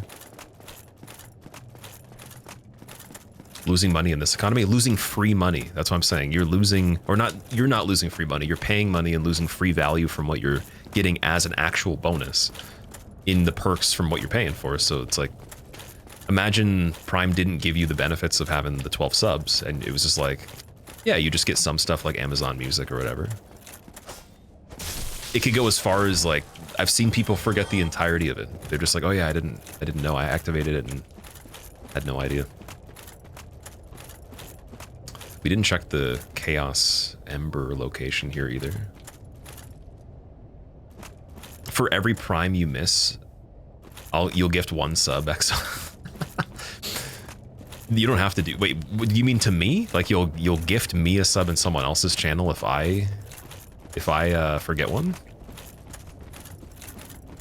Okay, how about only if we get this attempt right here? I'll take that as an offer. Has to be this attempt though.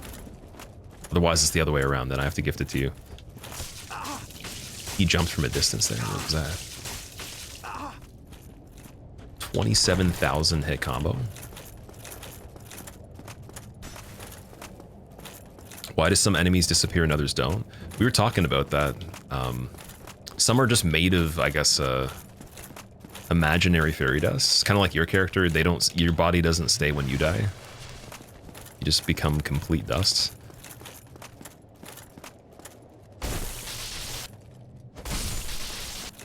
I'm pretty sure they just follow whatever the regular character model would have done. Like, for example, the skeletons, they always disassemble into a pile of bones. You can already tell this guy's, his ability to guard break is higher than normal here.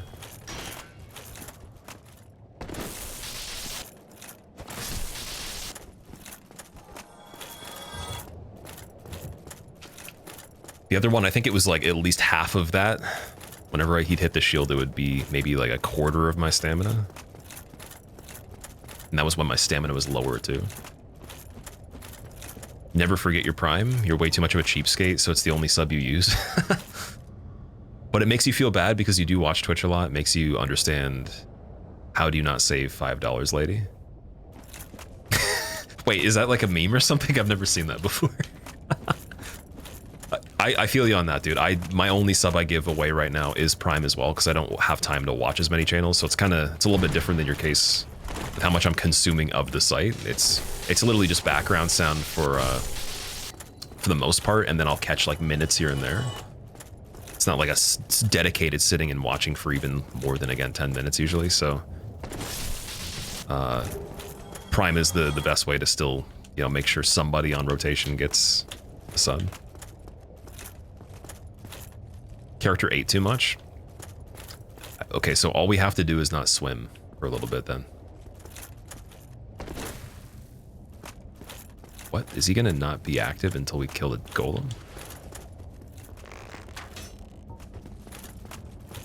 I don't think that's a bug. I'm pretty sure that you can't hit the stone giants right away. What? What was that? You see that? That was weird. Okay, that was super weird. That not only was that a larger range than the AoE that he has, but it only popped up right where I was. Ouch. Thank you. Super ouch. Thank you for jumping. Can't jump that close. Heh.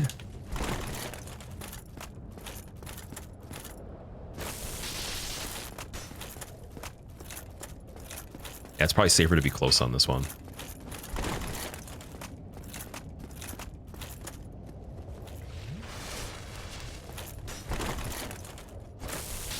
The golems are so well made. Why couldn't the Titanite Demon be this good?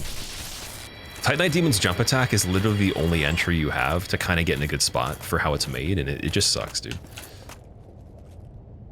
It's an old video of a girl belittling her chat for not subscribing hard enough. Oh, I've seen that one. Sorry, I have seen that one. Yeah. Never mind. That was from years ago. Oh boy. That kind of reminds me, there was another one. It was from I can't remember the name of the person, but they had a product or something, and they called somebody out because they said the price of her product was kind of expensive or something. She got pissed off about it. I was like, if anything, that's probably good feedback for your R&D right there. Thanks for reminding me to use the Prime sub, haha.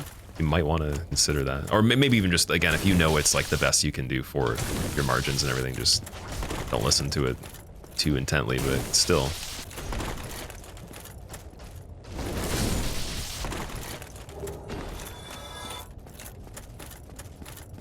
Lids, thank you for the 2 months. Welcome back. Thank you for reminding you to use the Prime sub. No worries.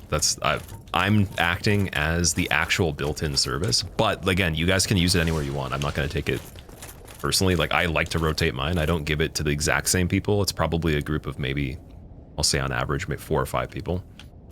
So I do understand if you don't use it here, but use it in general. I'd rather you use it and then it not be here than just have it sitting there in general. That's painful, dude. That's just, again, every single extra one that doesn't get consumed is Jeff Bezos's jet going a little farther. And, I mean, maybe it doesn't matter either way, but like he's just got a little bit of extra jet fuel and can, you know, I guess make you have even more time in the private jet to think of features that would probably make the platform a little bit less enjoyable. If he even is able to do that, maybe, he's a little bit more time away from his team that actually makes the decisions for him, where he can't override the decisions they're making. It's one of the two.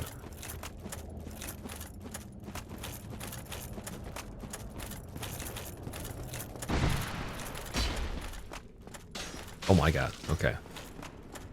Going for the shortcut first.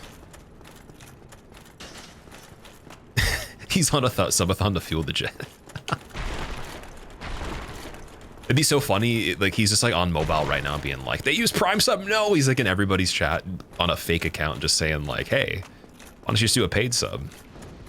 Like he's trying to tell them that Prime's malfunctioning, like it doesn't work right now. It's like those bots that are in the finance channels. It's just like, oh yeah, like this person's like investment program made me $5 billion so quick and it was so easy. It's like, obviously that's a fund or some freaking like AI from someone trying to divert the market or whatever. There's no way that's actually even an individual person. Like, oh man.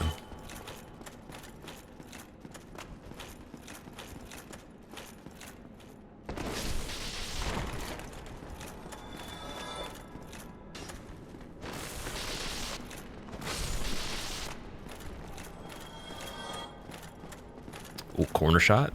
Painting Guardian evades. Second swing on the guy with the fire breather. Bobbing and weaving in case the thing on the ground was a person. He goes for a jump attack. I go for one after I kill him. Checking the perimeter. No enemies in sight, but still a little bit hasty over here with the footsteps. Large soul, nameless soldier. Garbage. Break and branch. Making it to the shortcut, not dying. Cool. Okay. Wonder if Jeff Bezos will one day have a rocket jet. He's probably going to turn himself into Iron Man and actually have a suit that he goes in, but it's piloted by like the best pilots of all time.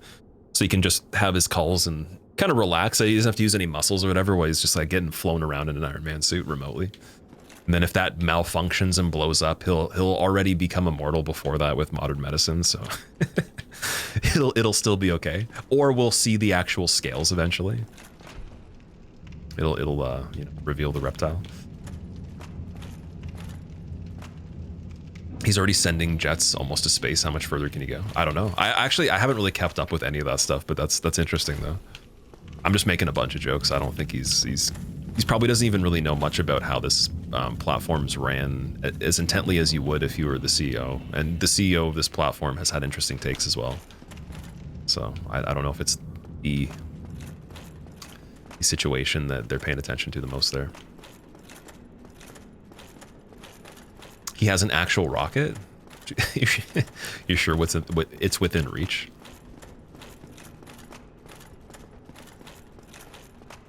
It's an advanced prosthetic, yeah.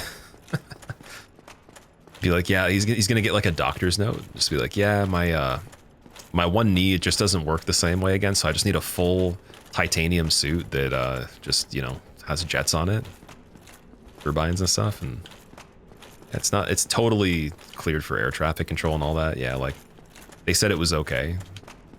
Meanwhile, they're just getting like Prime subs as well. They're like, yeah. Replacing Jarvis with Alexa, that would not work. Jarvis would outclass Alexa for sure.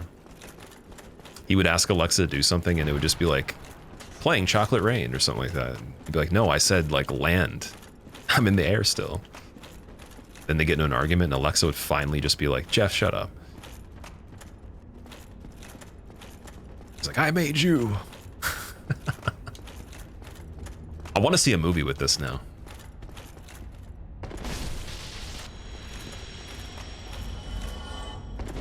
Oh my god. Oh, okay, that was actually kind of lucky because we didn't see the snake there. It's camouflaged.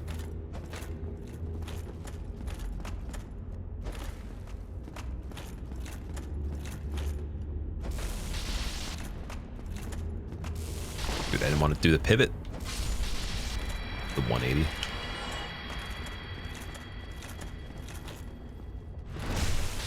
You know you can drop off the other side to get that item.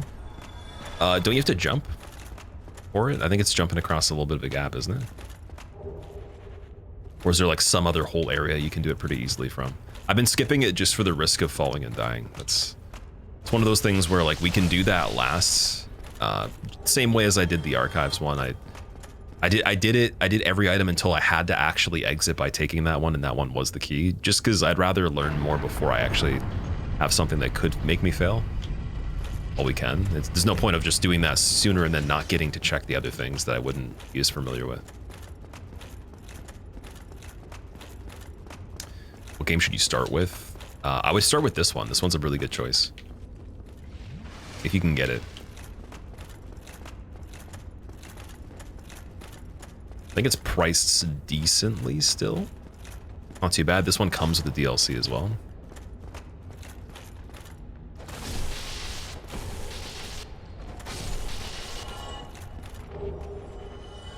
Twin Humanities, okay. Dude, we might have to do the trade with Ingi soon, because I gotta get water.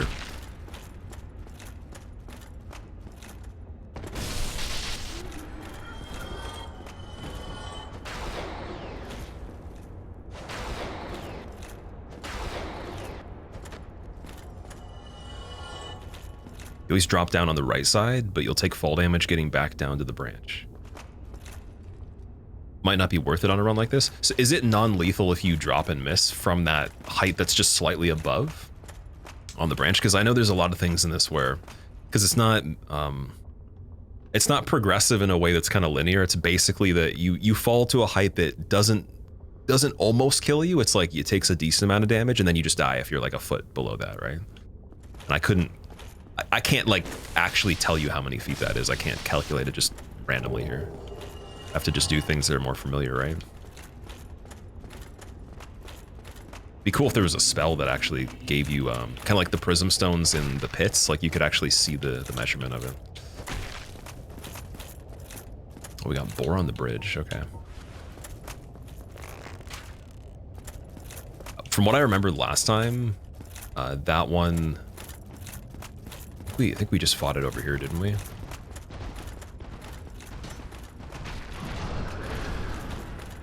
It's not backstabbable. Oh, pretty easy to kill.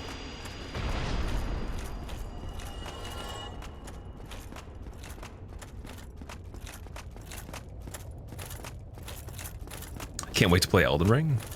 Runbacks are beating your ass right now. Elden Ring does have a lot more checkpoints. They did make it a little bit easier to navigate overall. I think the Statue of America as a mechanic should have been in all of them. And then they could have made the bonfires spread out a bit more. Made it a little bit less confusing for just warping everywhere. I guess there's a downside to that after you've already opened everything and you want to just stay in the same playthrough, but going through it would be a little bit more intentional then. And it would have some level of challenge from that too.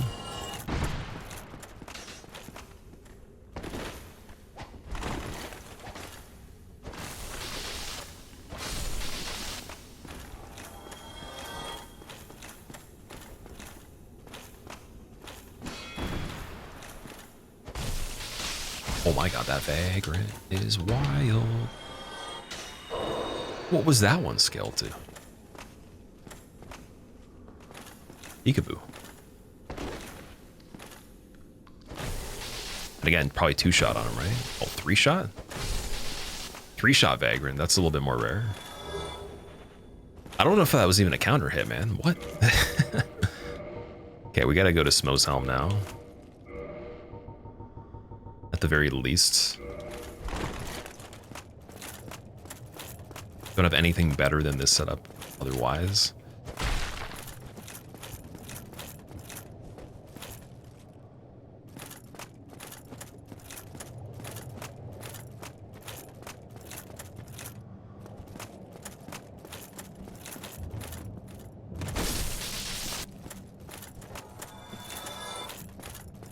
So I'm gonna make a note about that vagrant. That is something we gotta write down just in case, because we're gonna be coming back to this part.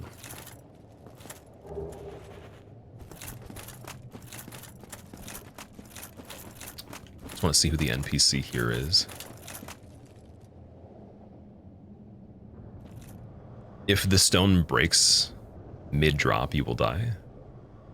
If it lands, it's safe. I haven't actually used the ones in that game, but it's cool they kept that, though. Are they the golden ones?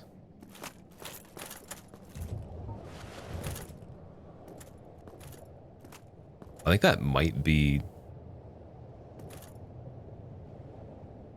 I want to say it's just the knight from the Forest Covenant. I don't, yeah, it's definitely, it's not Ricard. It's definitely not Ricard. It's all right.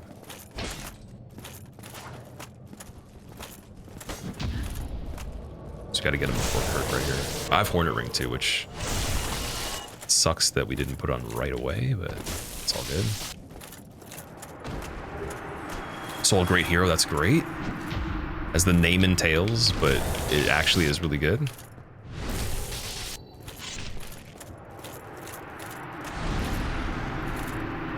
Oh, did I get the Estus back from that too? Yeah, okay, they gave me a couple Estus, nice. Chester's gloves are good. The light setup. Yeah, this item's amazing. Soul the Great Hero. I can check this chest just so we don't have to do that on the way back. Nice parry, thank you. The parry on the Night Guy was probably like one of the final frames there. It was a little bit late. Like, it was later than it needed to be. I could have gone early. And then the Kirk one was good. Divine Blessing, I'll take that. Okay, so we know we can't get Calamite in here. We could get Sanctuary Guardian, that's completely fine. And anything else I can think of is fine in here. It's literally just... Oh, sorry. Ornstein and Smo Phase 1 in here would be... It would be tricky just because of this weapon. Not really for any other reason. I can't two-hand this yet. We need 4 more dex levels for that one. Gravelord Sword we might be able to use. No.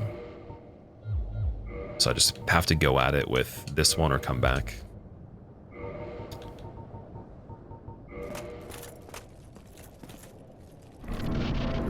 Kirk is a 2-time one-hit wonder in this run. Yeah, he invades later too, right? Or, no, sorry, this is the later invasion. What am I talking about? Oh, is that Fire Sage?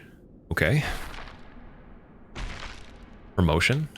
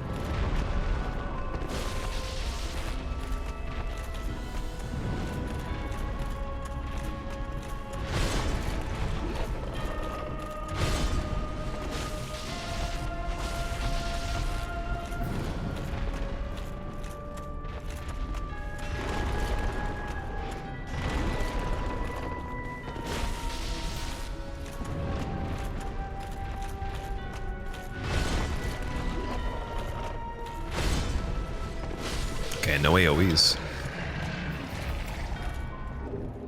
A Fire Sage filling in for Beta Chaos. All right, that is done. So halfway through any percent on that. Then we got to go for Seath. Dude, I hate the prison escape on archives on this one. Technically, I guess we don't actually have to search it completely, but Yeah, we don't have Logan's cell key anyways. How does Beta Chaos work in Rando? You get this arena anyways. So yeah, it's just anything in that arena that's not Beta Chaos. I don't think you could get something replacing itself as far as we know right now. Then it doesn't have the mechanism with the bug. It's literally just a regular fight outside the branches. And then actual Beta Chaos has no branches. It's just the arms that attack. That's it. Oh, sorry. It's the arms and the Fire Witch. You get all the regular attacks. You just don't get the pits where you fall through, and the barriers to set it up. Who's the Witch of Izalith in the cutscene? And our Daughters of Chaos basically the things in the fight. Daughters of Chaos are the Quailana, the Pyromancer, the other Pyromancer that's right outside the door. The brother is Ceaseless Discharge. Centipede Demon's the ring he drops into the lava that turns into it. And then the actual original Witch of Izalith, I believe, is the Beta Chaos. That's the idea, as far as I know. All right, so we got the 30 endurance there. But look at this. Could do the 22 and have Silver Knight Spear set up. I think it makes sense.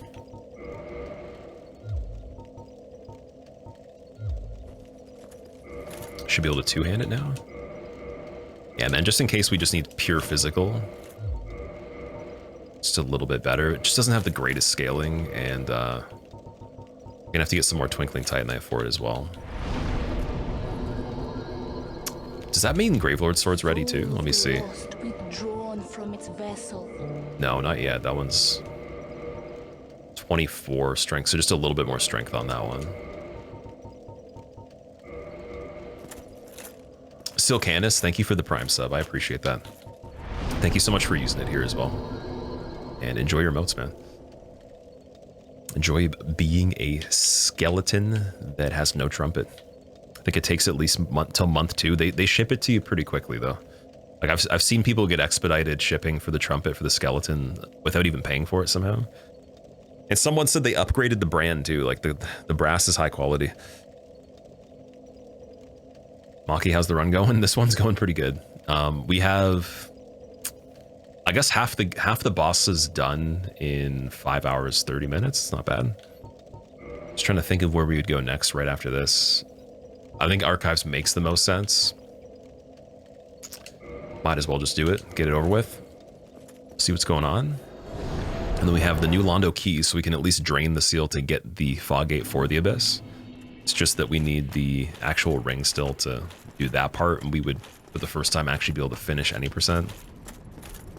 Not that I'm going to do that. I just want to at least finish the stuff up to Gwyn, and then we could even check out the kiln to see what's in there.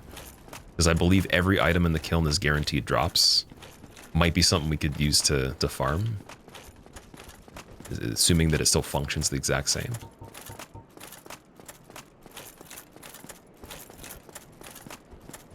Yeah, I'm thinking, okay, I really want to take the break to go and do the whole parasite thing and get the items from Iggy, but I think we're going to do that next time, just considering what time it is. Just finish up this part, do a little bit more.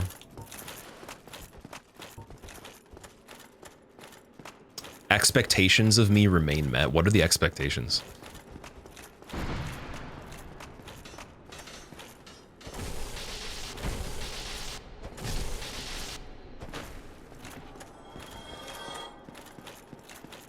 Switch 2 from soft exclusive game. Oh yeah. Watched the trailer a couple times. Just waiting for the gameplay on it. I'm sure it's probably going to be similar to this kind of stuff to some degree. I would be really surprised if it was very different. But either case scenario it's interesting just because of the theme. I think the theme it combines a lot of stuff that they've done before, but in a way that they didn't really give a lot of information on the backstory there. It's maybe not even that important. Could be that the backstory's just like alongside the multiplayer elements and all that. The pajama guy with the axe is really interesting though. That's the funniest part to me. Also, let's take a second and We can pop these to level a bit.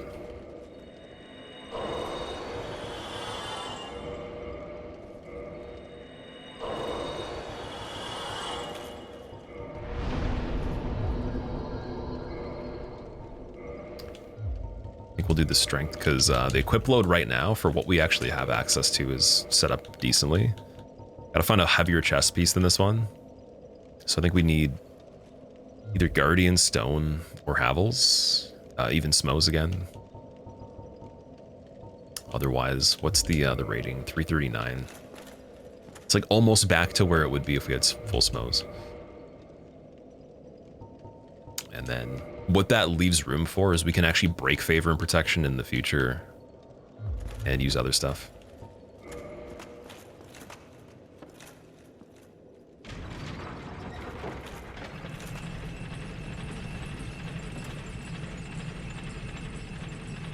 Oh, sorry, I meet the high expectations is what you fumbled to say there. And okay, so what exactly are those? It's that criteria.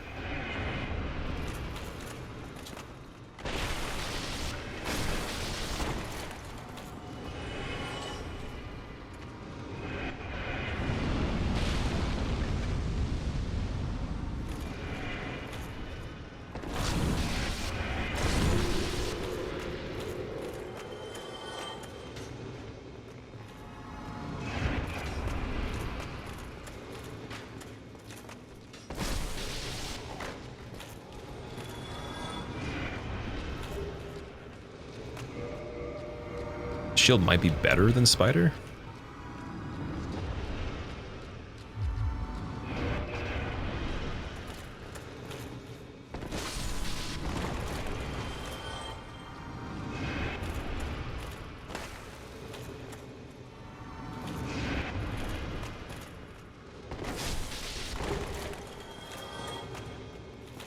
So the tree guy dropped a carving. That's cool. Oh man, look how far she flung the body. What? Get out of here. I wanted to pick that up. Now it's debatable. I think I should just get in here for this first.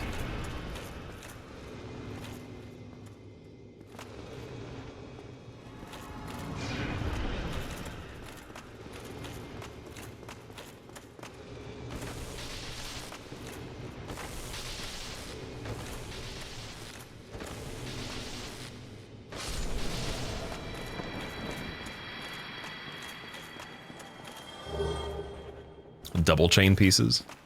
Yeah, give me the loot. So I don't know. Maybe the tree guy was the golem.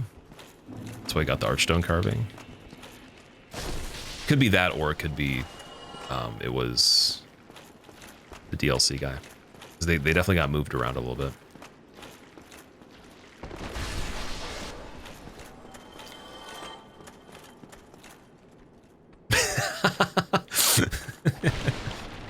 Straight chilling there.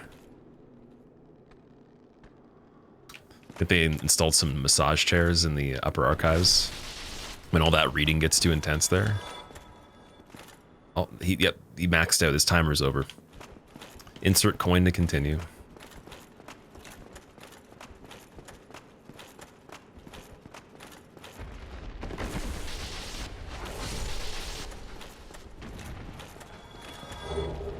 Dragon scale again, nice. Would be awesome if I could find a dragon weapon. There's the one that we can get from the merchant from what I remember. Unless that was the seed right before this one, but did have the everlasting tail cut. Purchasable. Just requires a lot of strength on this one. That one can be buffed though, so with Sunlight Blade, if we actually got silly stats for the setup on this, probably would have to farm or find either Silver Serpent, Avarice, or both to even get anywhere close for them. That would be a stupid combination too. That'd be so silly. I'd love to even just get to the point to see what that would be like on this.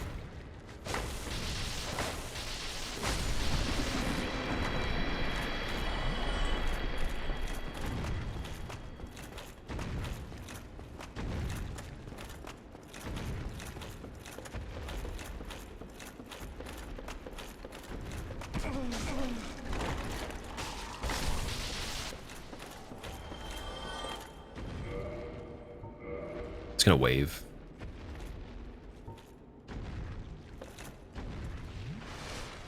Wanted to prove to his friends that he could read the Duke's books without a head. What spawns on the bridge instead of the dragon? The Drake sword would be an option if still dropped there. So the thing is, Fire, the drops aren't the same, right? They're all randomized, so it wouldn't show up most likely.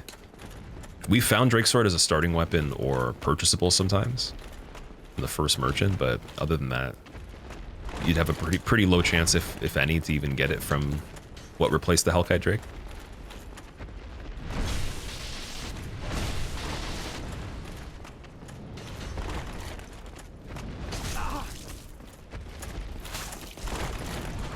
Ooh, get out of there, please. Thank you. No toxic. Do a loop. Do a circuit. The hollow is spicy there too.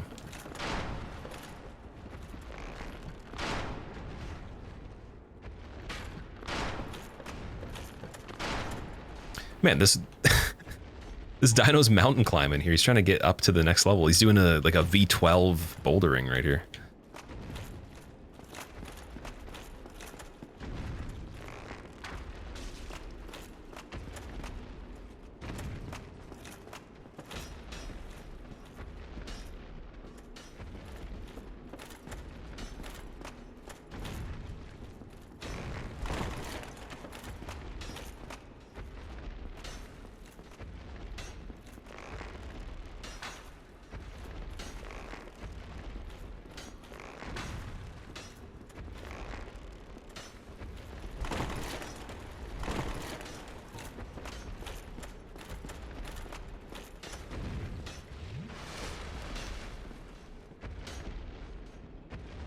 Seath only owns non-fiction magic and manga.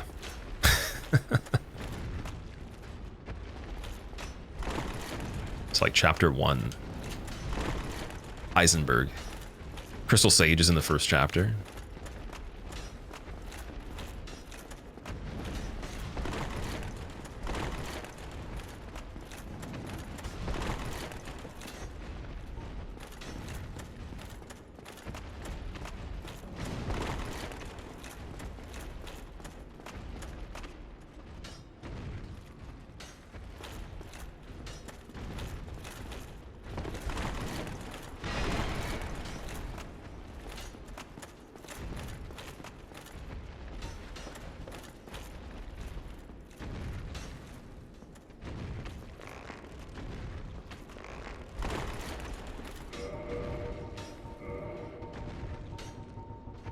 I wish we had fire bombs on this. Okay, one thing we can try here. Let's see.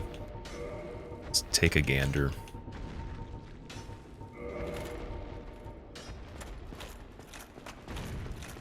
This might work for the blow dart guy.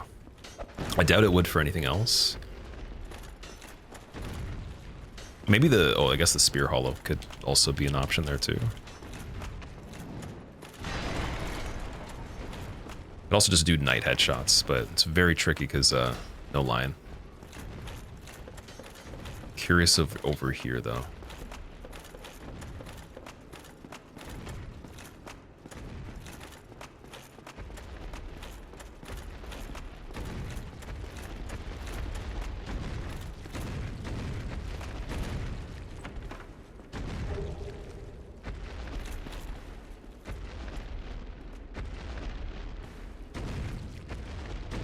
Is he completely pillared here? Okay, Silver Knight, I'll take that. That's fine. Must have been the wind. Oh, dude, he's almost dead. That's perfect. Okay, I'll take that. And Blow Dart guy's completely camo. Literally is the bookshelf. Became finely finished mahogany here. What's going on? Oh, the collision on that's ridiculous. Okay, so we're gonna have to just go back out. Spear Hollow, Fight Giant on the other area. Because checking that part is worth it. I've gotten some good stuff there before. I say Archives is fairly easy to do a decent sweep of.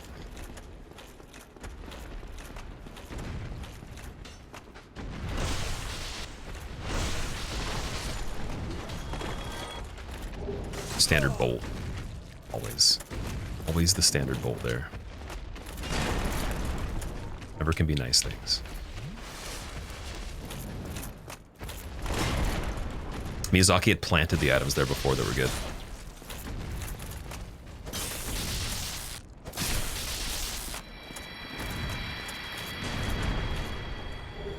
Demon Great Axe is worth it. That's not bad. It's also buffable. I think it might be 40 requirement. Let's see. 46 on that. Okay. Little bit lower than the Everlasting Dragon Tail Cut. Still very good. Can be used with Sunlight Blade as well. But regular Titanite. And then this guy should be the Mimic. Wonder if when we go up to the other part, if this would be relevant later in this area, because I think we're on the other side of this thing by the time we do the full sequence, the escape.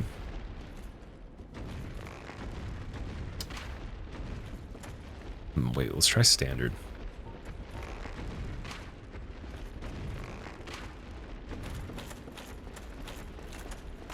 Standard bolt's nice in its own way. Someone probably could get used to those standard bolts. If you had Evelyn at this point, and it was a lot of them, I would enjoy that.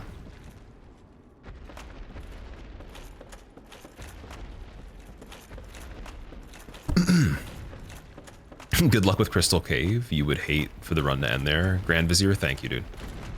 I would definitely not enjoy that. That would be not on point. We gotta make it there, though. There's a little bit of a sequence before we get to that.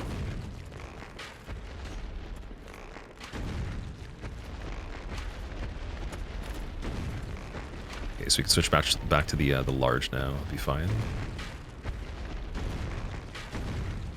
Advanced acupuncture of the kneecap decides to relieve the Dino. He walks even slower, calming down in motion by the second. We switch to the shin to remove shin splints. Also increase ankle flexion, frontal plane.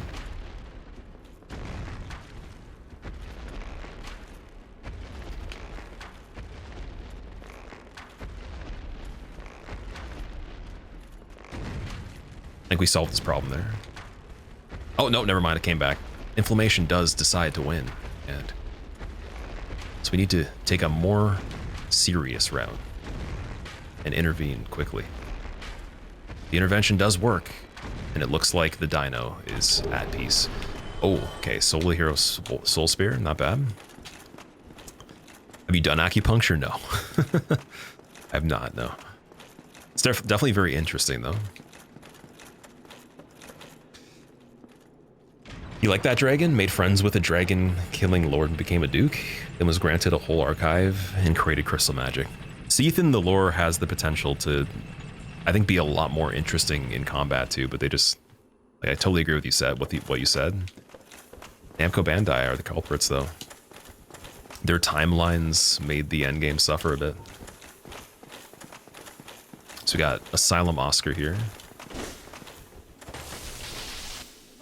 I guess we were talking about what I'd ask Miyazaki if we had the interview. It's like pay X amount, like, or you basically get to receive X amount of money or interview Miyazaki or hang out with him.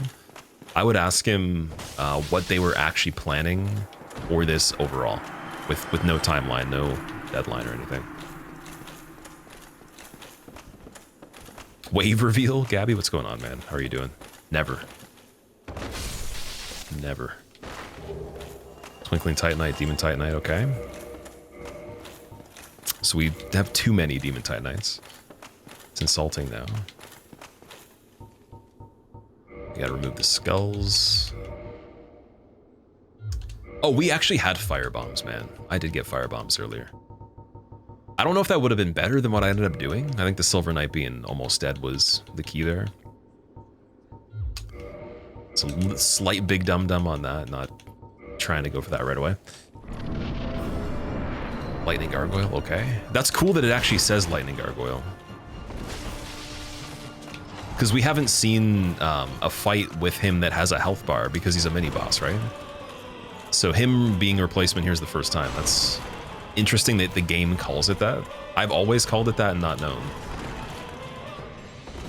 You would never ever see a name for it anywhere.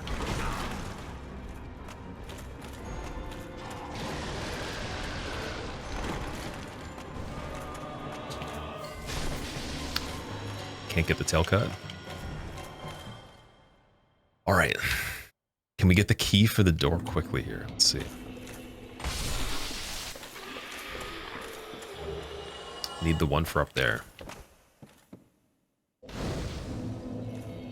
Run's looking good. Also, before you forget, happy birthday, Orson. Thank you, man. I appreciate it. Thank you for remembering. No one else did. Why are you guys not saying happy birthday?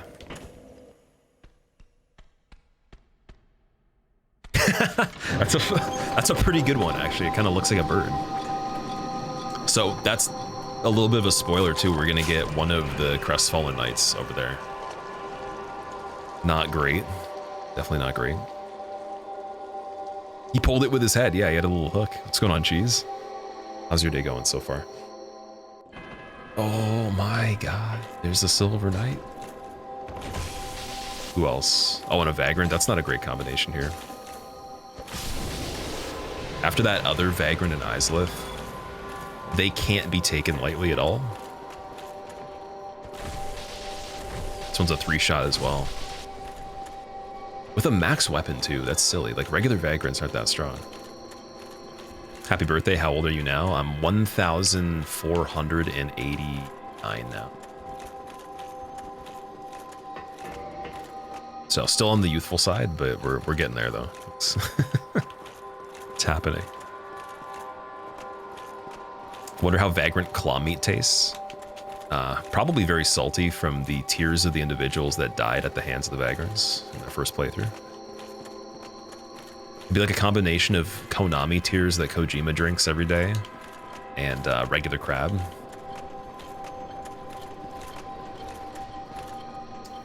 Got Dino in that room, which might be good because he possibly is stuck. Of course, there's got to be a Guardian here again.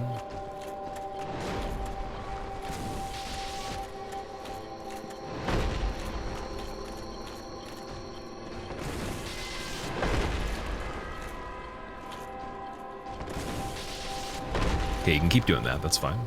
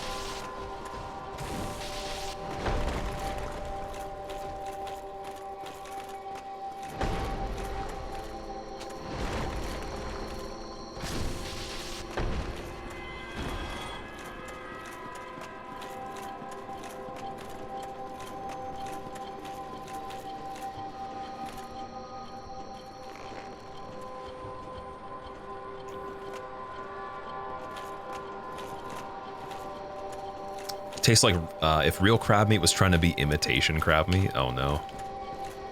Is all imitation crab meat made the same, or is it varying from what source it is? I've never actually bought it and checked the package on it.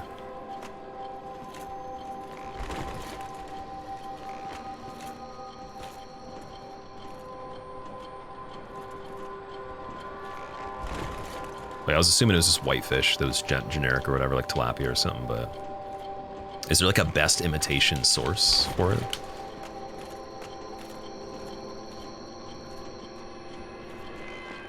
It's all dyed whitefish, yeah. Usually some cheap fish, you suppose it varies by region, okay. Got to start the adventure of trying to find the best imitation crab ever. Okay. I know can't leave, but he's definitely moving. Oh wait, did he? Let me see. Oh, okay, he could. Nice. That's good. We have some room here. Yeah, go back for a second. That's fine. Just wanted to make sure it wouldn't be a problem if I went on the ladder and got these other enemies involved. We don't even have to get too crazy with this part. It's just the idea of, will something interrupt this situation right here?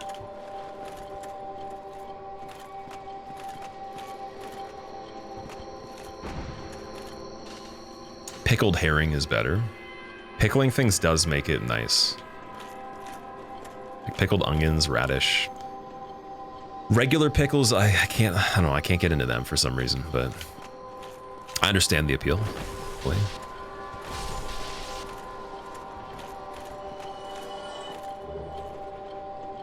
They're like sauerkraut. I don't know if I've actually tried it before. I probably have had things that are similar, but the thing is, I from what I understand, you put it on a hot dog, and I don't really eat hot dogs, so I couldn't say that. Like, I've had something that's typically combined with it, so you would get it at a place, and I've never made it.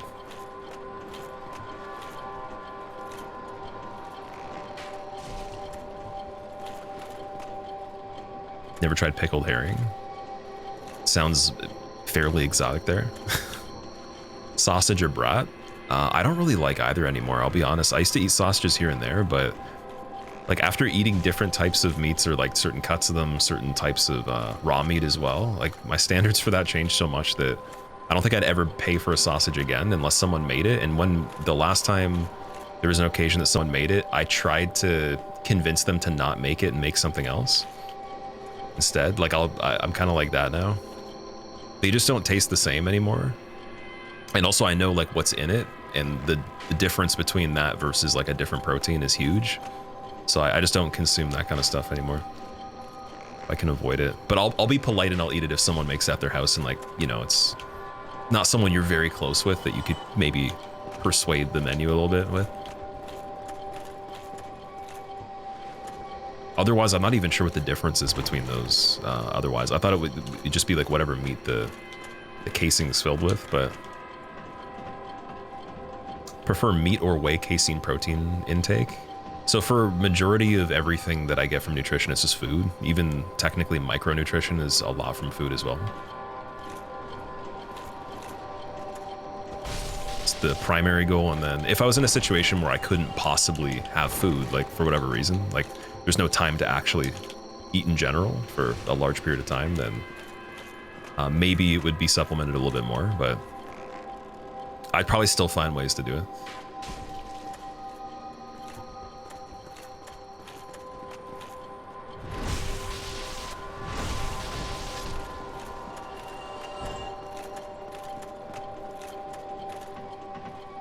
Yeah, on the question of the sausage versus brat, what is the difference there?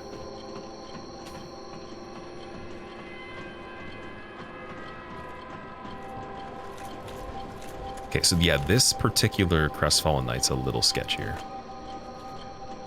I still think fighting him up here is better, though. With a little bit more room.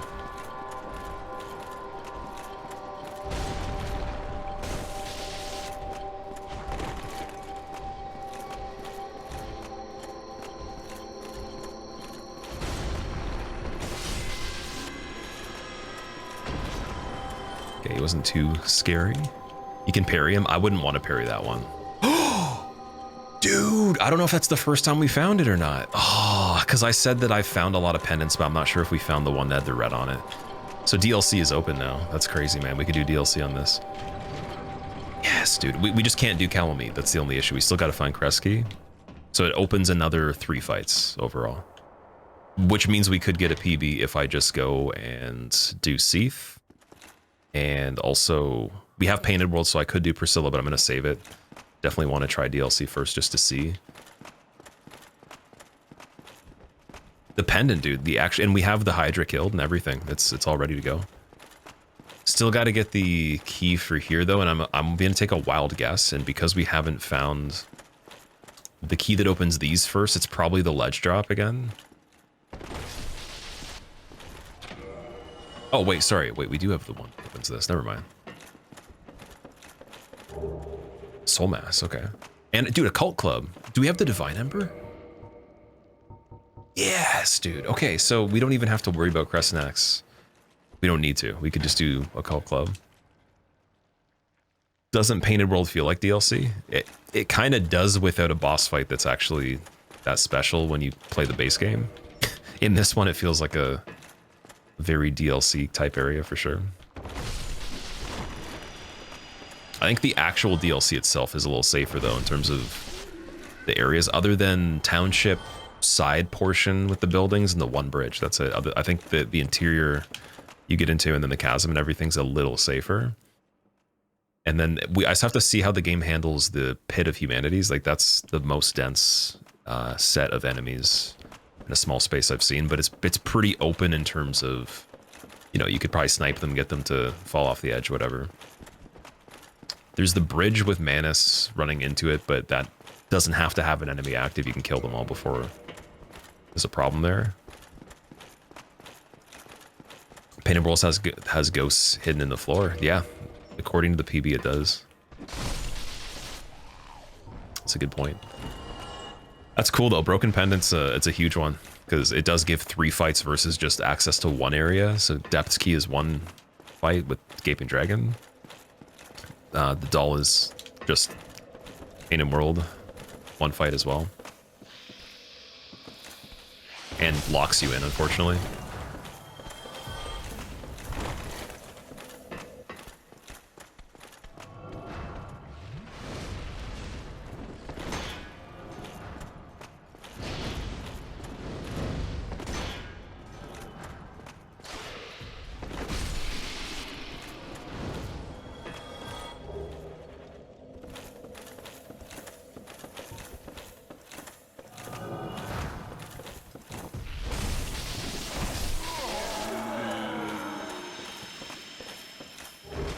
Giant's Halberd, ooh. On that again, okay. It's a little heavy, but it's only 36 for strength requirement, so soon enough that could be used. It's good. It's definitely a good alternative to Black Knight Halberd. Oh, this one we can't open though, so yeah, we gotta do that ledge. I believe that's the only other thing.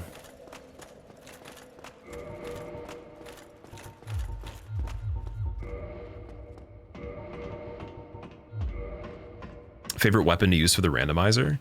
Though out of the ones that I've found so far, let me think about that. Black Knight Halberd was obviously the best so far. And then ideally what I'd want to find in this one is the Silver Knight Straight Sword.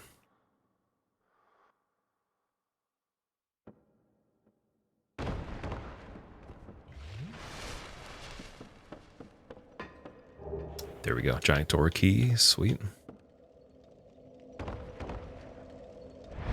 Let's refresh this and quickly try to switch the gear while we're also sitting down again in between if the dude runs right away.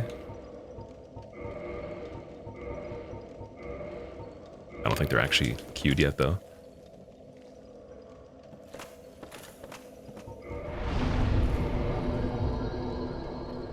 Why do you like Silver Knight more than Black Knight? No, Silver Knight Straight Sword's the only Twinkling Titanite weapon in the game that you can put any effect on, so it's really strong. Basically is already strong when you get it. Only requires, you know, the easiest resource to upgrade to +5, and then you can put Sunlight Blade, Darkmoon Blade, any resin. And its moveset's really decent. So I think it's the best deathless weapon in my opinion. But I don't know, there could be things that are better. Like if you get the stats, then sure, you know, there's better things. But if you think of the minimal setup for it to two-handed even, the stat requirements are so low in comparison for what you get out of it. And then it gives you a lot of that extra carryover that you would have used for something that's, you know, higher requirement to get Sunlight Blade active, get Darkmoon Blade active, whatever, you know, Crystal Magic weapon. So that's pretty strong.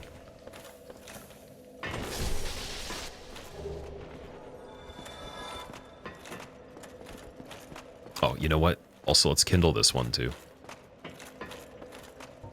So I should have probably done that first and then killed them. You're not going to support fire linking propaganda by Gwyn. You're saving it for your boy champion Gundyr. It's very noble of you. I like that. Speaking of Silver Knight Straight Sword, hey, maybe you'd want to drop a Silver Knight Straight Sword right here.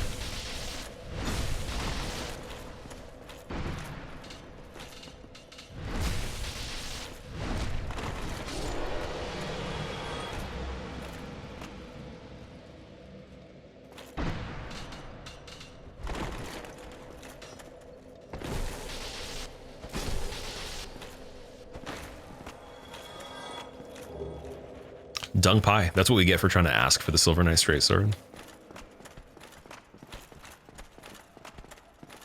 He's have some poop. There you go. Oh man. Yeah, Calvin, there's so many situations where we're just talking about something funny. It happens or something close to it.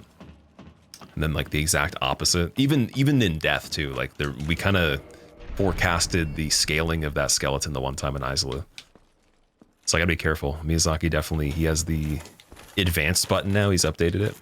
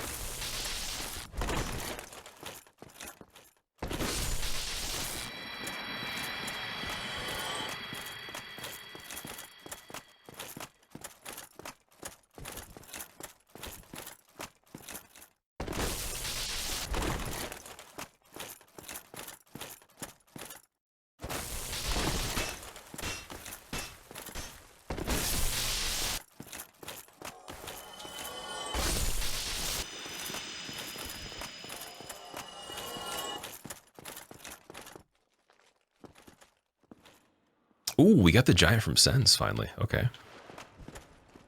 I've seen them a little bit in this, but barely. I think this might be the third that I've noticed.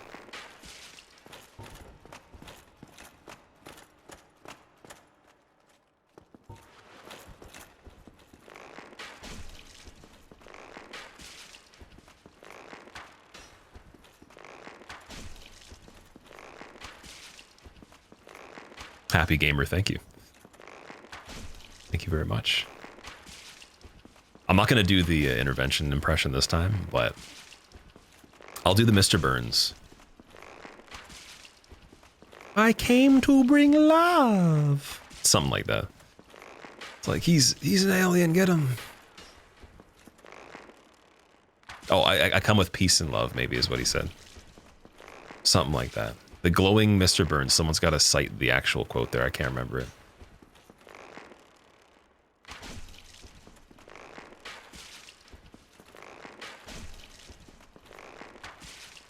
Oh, here we go.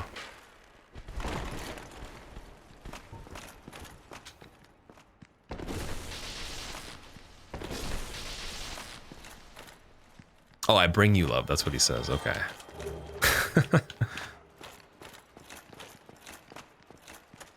LaCroix taco meat, sparkling water. Wow. I'll have to think about that one for a second. I'm not sure if I would be in on that consumption right there. Although I tried a LaCroix for the first time, and the coconut one is pretty damn good. I don't know what the other flavors even are. I was just given the coconut one time, and I was like, this is decent. I've heard people talk about it. I'm glad I actually haven't gotten another one, because I'd probably just buy it all the time. But it's good, though. It's very good.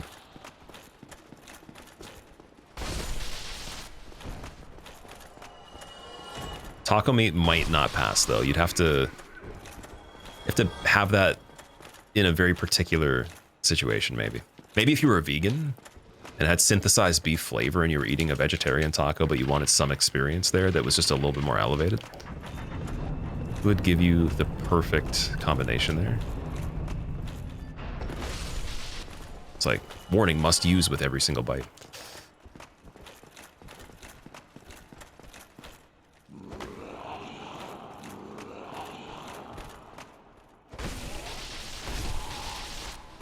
Oh, that last one looked really bad, dude. That was like when you're at the reflex check with the rubber hammer on the knee. Oh, I could feel that final hit on him. Oh, no.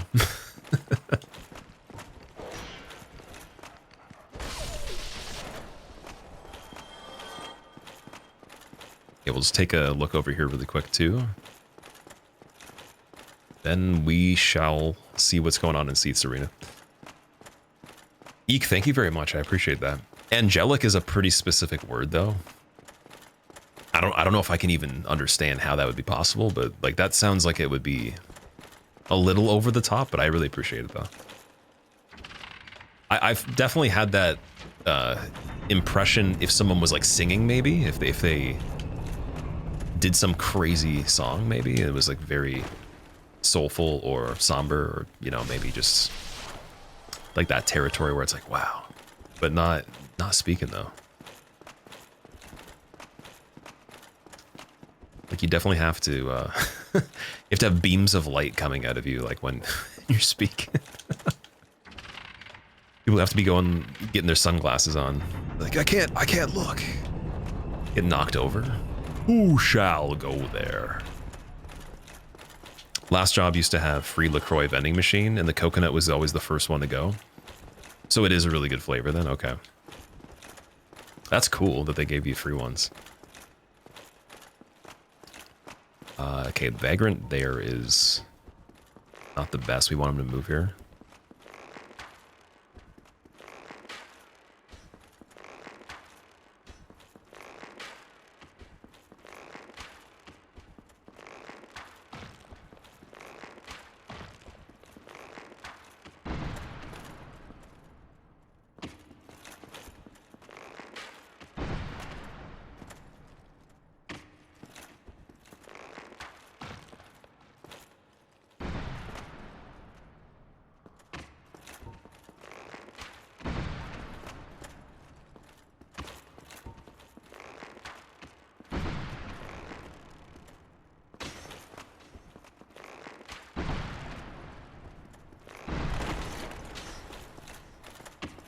Oh, he doubled up on that one. Okay. Nice. What would taste the best from Souls games out of all the items? Turtleneck meat or exalted flesh, probably. The exaltation would have to be minimal, though. Couldn't be maximum exaltation. But, other than that, common fruit could be good. It just looks like a Nerf toy or something like that. I don't think it looks like edible food. So my first thing always goes to the drinks, like Divine Blessing, Crimson Water, stuff like that. Divine Blessing looks like it would be nice. Reminds me of, anyone remember Coke Black, where it had like coffee in it, or it was like caffeine? High caffeine. I think Divine Blessing would be like a better version of Coke Black.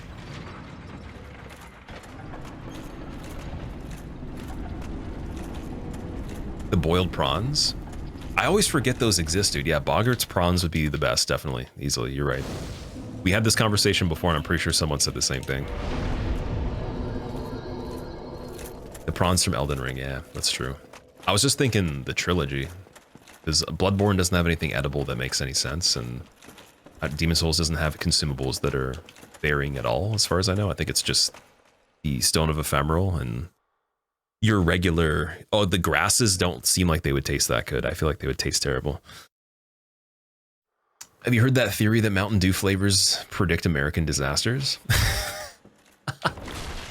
What? Oh, Skull Lantern, yes, man. Oh, that's so good. Any percent has been really cool on this one. We needed Skull Lantern. I was going to mention it earlier. I completely forgot to even bring that up. That one... Either Skull Lantern or Sunlight Maggot need to be found, or we would have to do like some sort of weird thing on Tomb of Giants. We would have to basically run into the first part and keep running back to the bonfire and to see exactly what's even over there, and then maybe take a chance on the final part with some sort of tanky setup or whatever, just to be able to get to Nito. So I wouldn't have been worth it. Oh.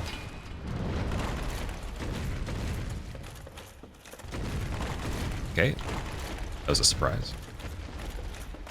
Going over here. There's no way you're going through the wall there. There's no way. No way. Tawny Ronnie tastes like marshmallows. I don't know why you'd eat the key item for that quest line. Then we're getting into the whole nother territory. It's like, what does a humanity taste like? It's like mountain air from Osaka or something like that.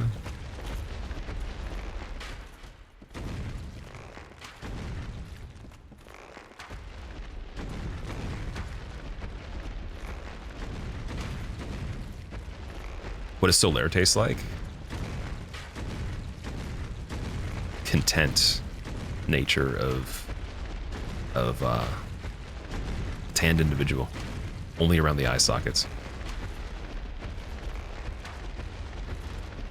Every time a new flavor drops, something bad happens, starting with Code Red coming out a month before 9/11 up to Mountain Dew Star Spangled Splash right before the Francis Scott Key Bridge collapsed.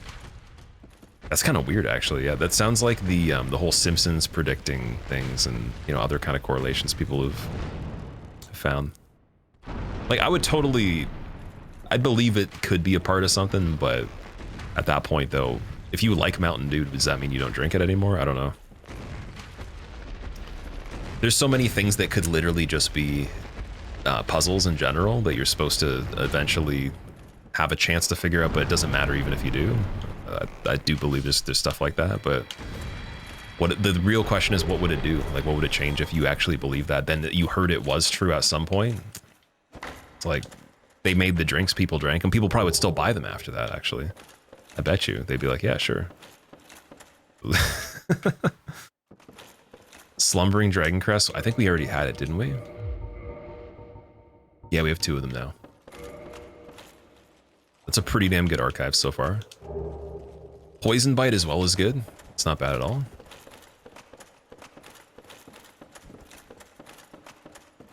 Wouldn't eating humanity be considered cannibalism?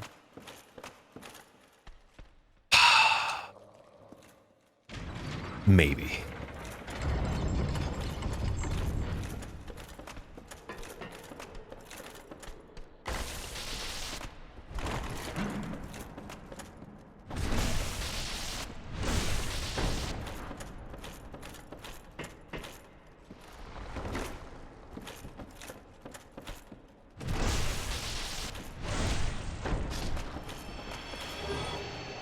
Tongue Pie from Boulder Boy.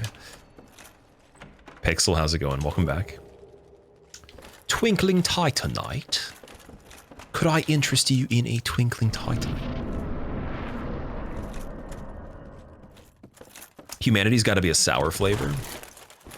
Could be like a bitter with a finish of vanilla. Oh my god.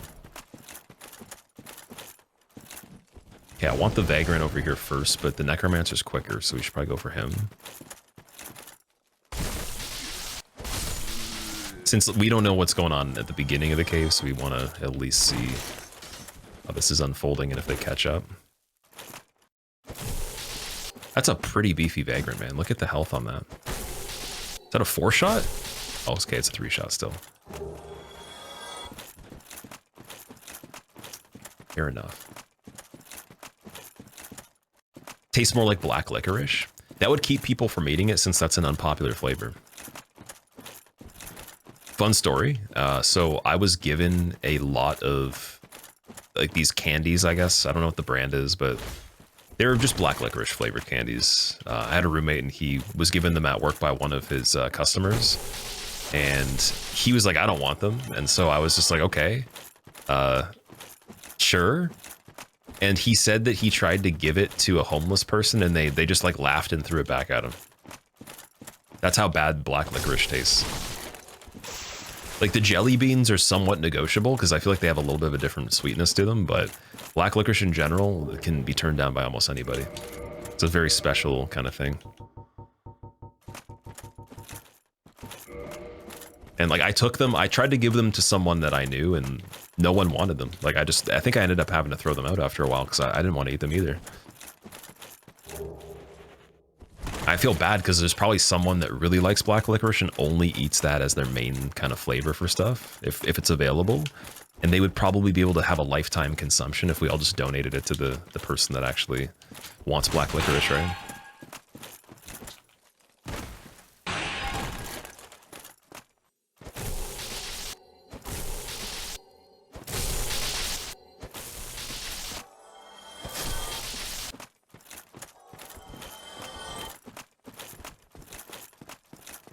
Licorice is genuinely disgusting. Regular licorice, from what I understand, I don't think it's actually the original flavor. I was under the impression that the black licorice was actual licorice flavor, but I don't know if that's a lie or something like that. The red licorice tastes really good. That's incredible. Is it more healthy than other candies? I would imagine it's probably not, but like depends on what we're comparing, right? Because there's stuff that's made to be healthy intentionally, and then there's just the traditional stuff. It's just made for the brand and the flavor. Logan's Catalysts. Crystal Cave, that's lore accurate.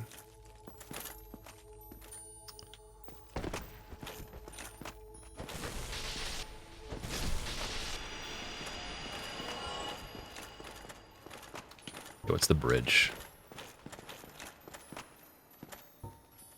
A skeleton, okay.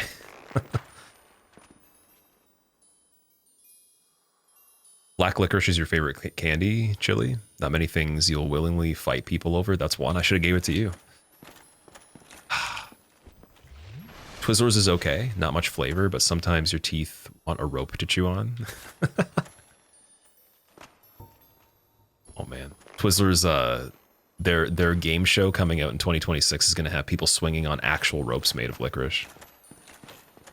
Well, the other team tries to eat the top of the licorice rope to knock you off or something like that.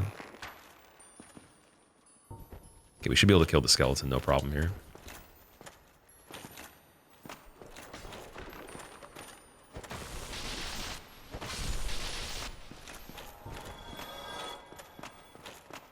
We have hollow, is that crossbow? This is the part where, so we can't see what's in this at all. Unless it was like an enemy so big that it would clip through, or, you know, maybe they had sound cues or some sort of movement, so we have to book this one. And I would say Havels is still pretty smart just for the defense, so we're gonna just chill with that for a second.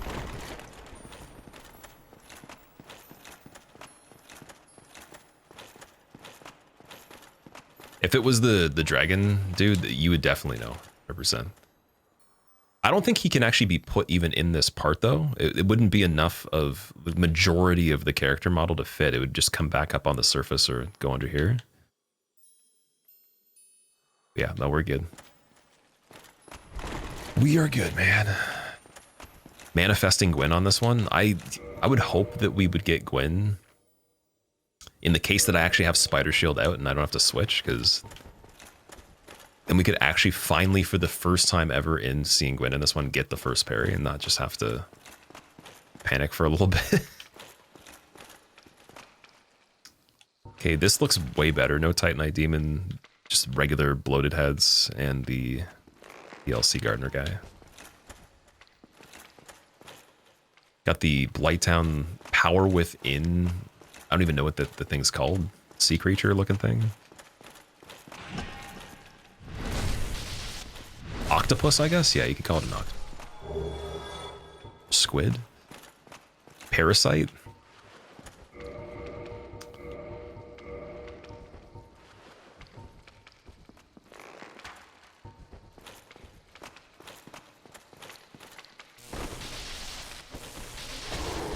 That's decent HP, actually. So that's the second one of those I've seen in this. And it's non-respawning, so it's interesting they count it as a regular enemy here too. It's kind of like, who was the other non-respawning we got? Oh, the giant as the Chandler. It's a good one.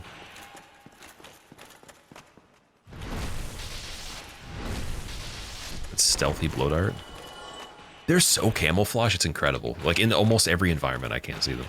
They'd have to be in the area right before Gargoyles outside. Sen's Fortress, no chance. Over here, no chance. Blighttown, no chance. Even in Archives, it was not the greatest. Okay, regular Titanite helps. I think we're +4 still, right? Yeah, we need +5, and we have the large ember, so after that, then the bow gets kicked up a notch, so we need at least, I think, 2 more. What is going to be Seathman? Let's see. It's regular shield in case it's Gwen.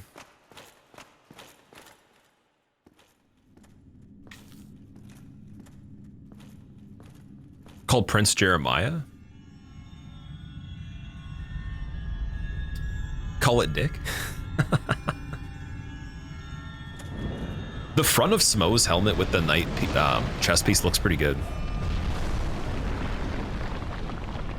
What is that? Oh, is it a gargoyle? I don't know if this is actually going to be a gargoyle, though, because we've seen incorrect effects on this. Oh, Priscilla. Yeah, that's weird. Okay.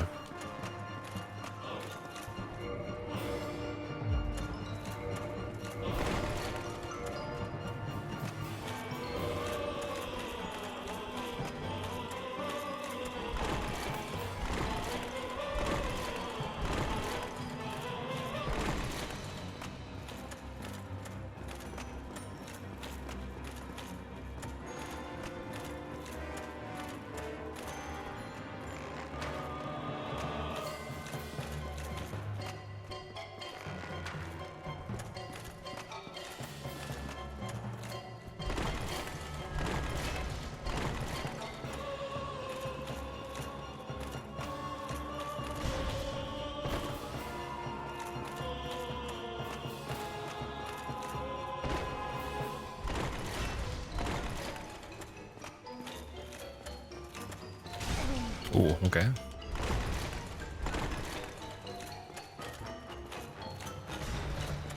She's attacking a lot on that corner right there. That's quite a few.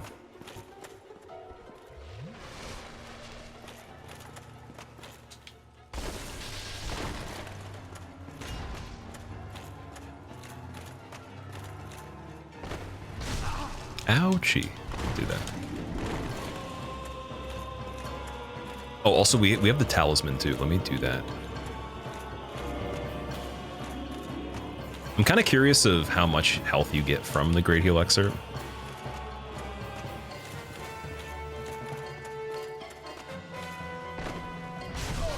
Ouch. Even believe me. Okay, now we can just check and see if it's at least this much.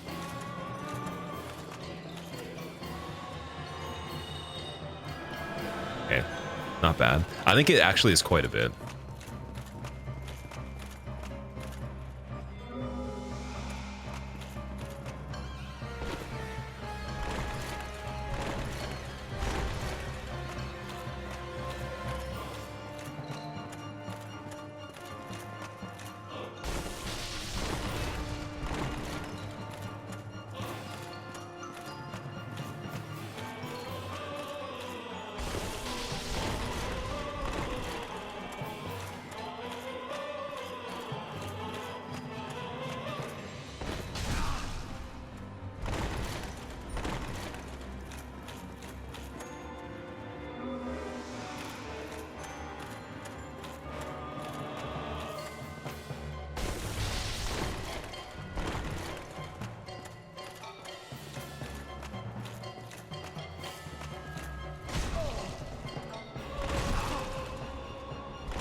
Just need to run a little shorter on that one in particular.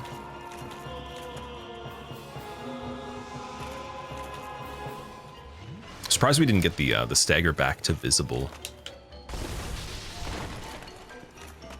Wonder how many you need. I wonder if it changes based on what boss is being replaced. Definitely could.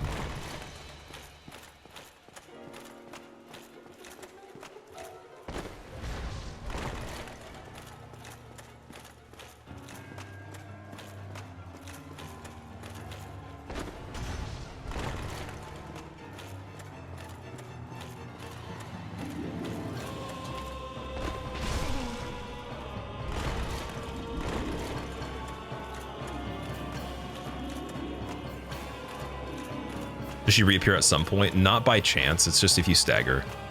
That's why I was saying, like, her being designed with that as a mechanic would have made her pretty cool.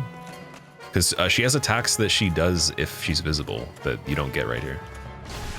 Speaking of which, no. Okay, the bleed's not too bad. It's all right.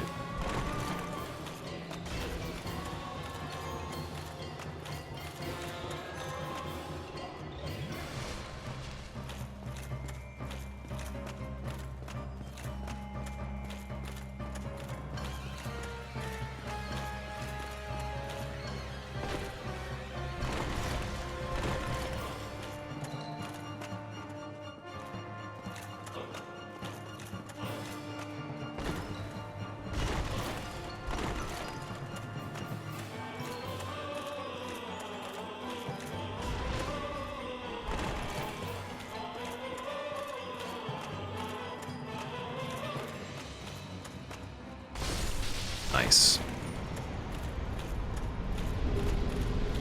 All right, that's 3 of the 4 any percents. The Great Souls. I keep saying Great Souls have been playing too much DS2, man. Politically incorrect. 1426, nice. And DLC again is accessible. We could literally just go there tomorrow if we wanted to. It's amazing. And then that will be a PB if we do the things that are available in the DLC, or it'll be a tie with different content. And then Priscilla the 18th could be a PB. Oh, so we still have Nito. Sorry, it's not 3 of 4. What am I even saying? Yeah, we got Pinwheel and Nito still. So maybe we'll start with that, just because Tomb of Giants scaling's not as bad. Catacombs isn't as bad either. Be a better way to do it. Have no idea how you beat her when invisible. So what I do is, like, I know what her animations look like when she's visible, so I do a countdown of just measuring it with the circles, or, you know, trying to imagine the cooldown for it, and then I run in a perfectly straight line until I either rebound off of her as an object and then hit her with the back end of the swing as it wraps around, or I'll go for an attack just out of nowhere if she was already really close and I know that she'd have to turn and then walk towards me. And sometimes you get like really good stints of that, and then other times you would lose the complete position because you don't know what way she was facing and if she's turning into you. So it's actually a lot easier to fight her in a small arena. This one's one of the hardest ones, probably. Especially because like the effect on the ground makes it harder to see the where the particle effect was from the attack if you heard it but didn't turn the camera quick enough. But I've killed her without the footsteps so many times at this point. So I'm sure you guys could do it too if you had a weapon also like this too. It has a big surface area on every attack, so it doesn't just hit like very narrow, it has a wide surface area. And again, on the swing when you go past her, the end of it wraps back around and hits her in the back or on the side, so you can just like run until you run into her. And I'd say maybe not half the time, 40% of the time she won't attack as you're going up. She'll have to do a delay, and then she might even miss you as you attack as well. Have you joined Gravelord Covenant in a run yet? I haven't, no. We could do that to check and see what Nito gives us, though. The problem I have with that, though, is once you join it, don't you get put in an area where you have to run back to that lower level where the tomb is before you drop down the pinwheel? Or do you get back out of the coffin? If it's the coffin, then yeah, we should probably check that and see. Because he would give me, I think, an Eye of Death. And then he might have an inventory, too. Even Kaith would be worth checking for the Dark Wraith Covenant.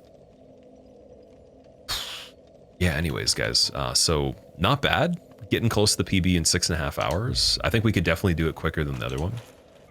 Still missing Hidden Body or Fog Ring. One of the two. Everything else is here except for the Pyromancy Flame as well. Then we can have Power Within. And the Sanctus to kind of offset it a bit. And if I find some sort of really crazy set of miracles, we could use them. Okay. Yeah, last we were playing, we killed, it was Priscilla in place of Seath, which is probably the trickiest Priscilla we've had so far in terms of just how long the fight was, but it was good though. And the only other things we need just a little bit more regular Titanite for the Black Bow. So we can use the large Ember to get it to at least, I would say, +10 or pretty close. So got a lot of large Titanite, and then we need something for body effect for invisibility. So Hidden Body or Fog Ring would still be really good. Doesn't need to happen, but it'd be nice. What we're gonna do right away, I'm just gonna go and get in the DLC because we have it already ready to go, and we'll get a fight right away. So that's pretty simple. Sanctuary Guardian Arena is safe. Artorias Arena is safe too. So it's just a matter of the scaling of the DLC and the enemies. But we'll go check that out right now. I think I'm gonna have to go to Parish. Been drawing a lot with the streams on in the background, Vaughn. You're enjoying it? I saw you tagged me in something. Was the drawing that you had on that post yours? Was that your art? If you want to share any of it, tag me in the Discord. Put it in the art channel on the Discord and then tag me. Okay, I'm gonna double check Andre just to. Oh, Divine Ember, yeah. Well, let's strength. So we'll modify the Occult Club, put it back to Divine in case the Crescent Axe doesn't work that well. if we did get Nito. Happy birthday. And then, what else can we do here? We could start getting the Silver Knight Spear upgraded a little bit. Or the Giant's Halberd, one of the two. Because Giant's Halberd's the clear better weapon than this, but it's very heavy though. See if I can meet requirements on that. I think it was 36 strength, right? Yeah, so we still need some more. Can wait on that one. Silver Knight Spear unupgraded is 209 AR. That's pretty bad. Yo, wait a second. Golden Kappa, dude. Limited time to earn exclusive Golden Kappa for 24 hours. So, okay, Golden Kappa, if anyone doesn't know what that is. Okay, I didn't know that they made hype trains for Golden Kappa. Originally, it wasn't related to that feature. The Golden Kappa, to get it on this platform is extremely rare. I've gotten it one time on my account, and I've only seen somebody get it one time in all the years I've been on the platform in general. So that's really cool that they made it a thing like that. I thought it was just saying someone automatically got it in chat right now. You don't know, if you don't know what it is, it just turns the Kappa emote gold, but it's like extremely rare though. That's pretty crazy. Purple, thank you for the 62 months. Welcome back. Happy birthday. Yeah, I'll take it. I mean, when your birthday is every single day, it's another day, right? How's it going, Purple? Thank you so much for the resub. And also, Red Shark, thank you for the Prime sub as well, man. Hope you enjoy your emotes. Enjoy the skeleton badge. And you've put yourself in a situation now. You got to get back to being a human again. Your sub triggered it? I think it was triggered by you and Purple together, but I've never seen one where the hype train turns into a Golden Kappa one. So that must be the new way they do it. Before it was that if you were just a user on the platform in general, you would use the Kappa emote and it would just be gold randomly one time, but there's so many people that don't even know that exists. And again, I've only had it one time and I've only seen one other person have it in general. Like you get it for the whole day, I think. It's pretty weird. Oh, Cyberhorse, thank you for the Prime sub as well, man. I appreciate you using your free Jeff Bezos money here. Making sure that he has to be a little bit more on his toes, apparently. Thank you very much, man. The skeleton badge is nice. It's not too bad, but you get used to it. I think that moving too quickly and losing all the bones, having them fall over the place is kind of weird, but then you can pick them back up again. He's got floaty hands. They give you magical hands to pick yourself back up and assemble yourself. Dude, no K, thank you for gifting 5 subs as well, man. Is that the first 5 you've ever done? Oh, you're going down a dark path. No K was in the depths of the gift sub abyss, not knowing the circumstances of the conditions. Gifting Fistful of Snow, Gagum Dip, the Boy 2611, Stain Care, and Hermit subs, but unaware that after doing so, it would open up a whole slew of problems. There'd be the urge to gift more subs, but the streamer said don't do it, and Miyazaki kept tempting, with a voice in the head at nighttime, especially right before sleep, saying, just gift a couple more. Maybe you'll get the Golden Kappa train. But the streamer recommended no K to definitely not indulge at all and just keep on the straight and narrow. For the Kappa, well, is it going to be that everybody gets it or only one person gets it? Also, Rosie, thank you so much for the bits as well. I appreciate that. You could have used it a message. You could have done... Hey, wait, I'm going to give you guys a pro tip. If you ever have bits that you are going to contribute anywhere, and the minimum is 100, do the 100 bits and then use the text-to-speech and do 2 messages. So you could have just made a crazy sound effect or like said a crazy paragraph through the TTS lady twice. Could have been timed even with what's going on. That was 2 TTS messages missed right there. For the level 2 hype train. I don't think have we seen a level 2 hype train? Maybe it was on a cooldown and it didn't turn on. I don't even know if I've seen that before on my channel, at least, because I don't really like tell people to contribute to it. It's all a hoax, man.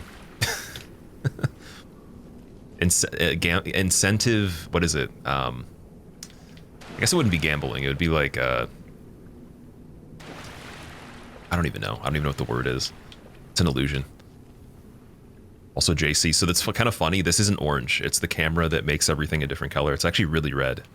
It's as red as the Red Shark's name. If you see his name in red in chat, it's the same color. But the camera makes everything look different. I'm actually blue in real life, so yeah. Oh, purple, thank you for the bits as well, man. Why aren't you guys using the TTS? Does it not let you? There used to be more, like, people would save quite a bit of their bits and be able to have a lot of funny messages instead of having to resub. Oh, Red Shark, thank you for gifting Triple OG a sub as well, man. Okay, it says, okay, we got level 1, we don't have to do anything else. Everyone stop. Who's got the golden kappa? Well, how does this work? Let me actually research this. I need to look this up on my phone. Give me a second. Because I've never even seen Golden Kappa Train. Golden Kappa Train. Special version currently available as a temporary reward for a new hype train. Can appear randomly or on any channel that is monetized in lieu of regular hype train. Says it's rare.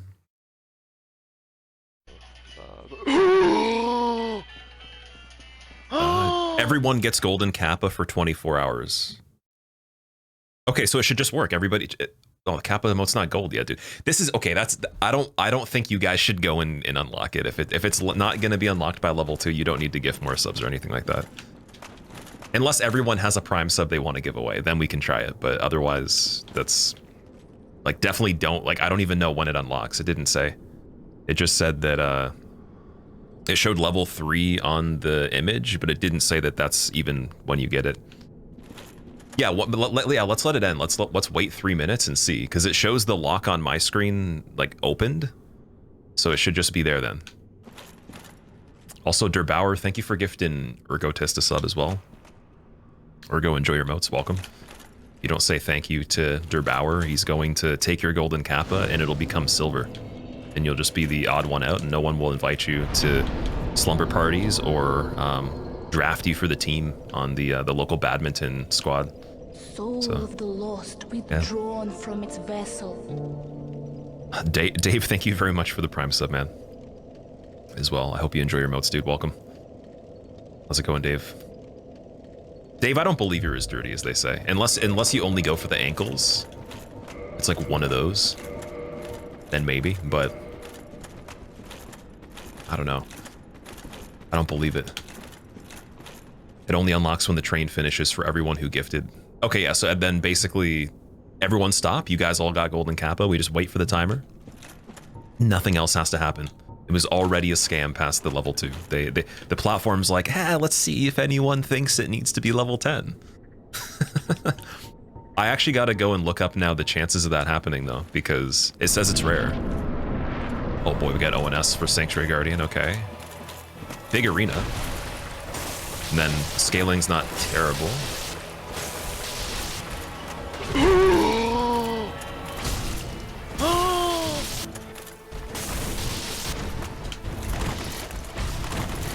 It's a really interesting arena because we get the bigger camera angle on this one that they give you for Sanctuary Guardian.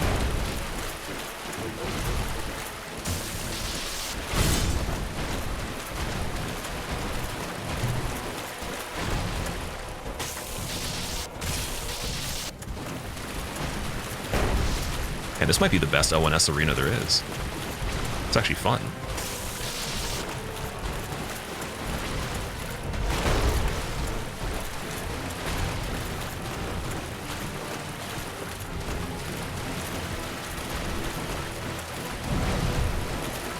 Dude, Sumo, what are you doing? Okay, wait, I'm gonna read that after. Give me a second. Sumo, you got caught. Okay, I gotta tell a story for that one too. There's an extension to the tale of the people that got sucked into the abyss. Individually, they all got connected into a central hub where they spawned in, and the game master said you can't leave until you beat the entire game. The game was not gifting a sub for 365 days even, and only using primes. Anyone that didn't manage to do this was trapped for infinity. Which apparently could end, but we don't know exactly yet. It's not eternity, but it is infinity though, so as far as we know, very long time.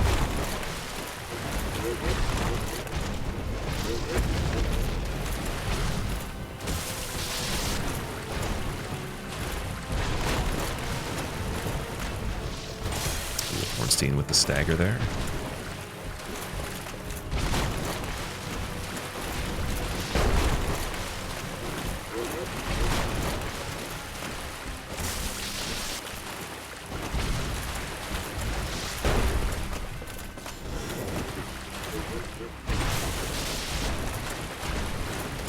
I think is it a 2-shot or a 3-shot on this one? Well, it's 3. Okay. That one was kind of zesty. That was definitely not the smartest one to go for, but it looked really cool though.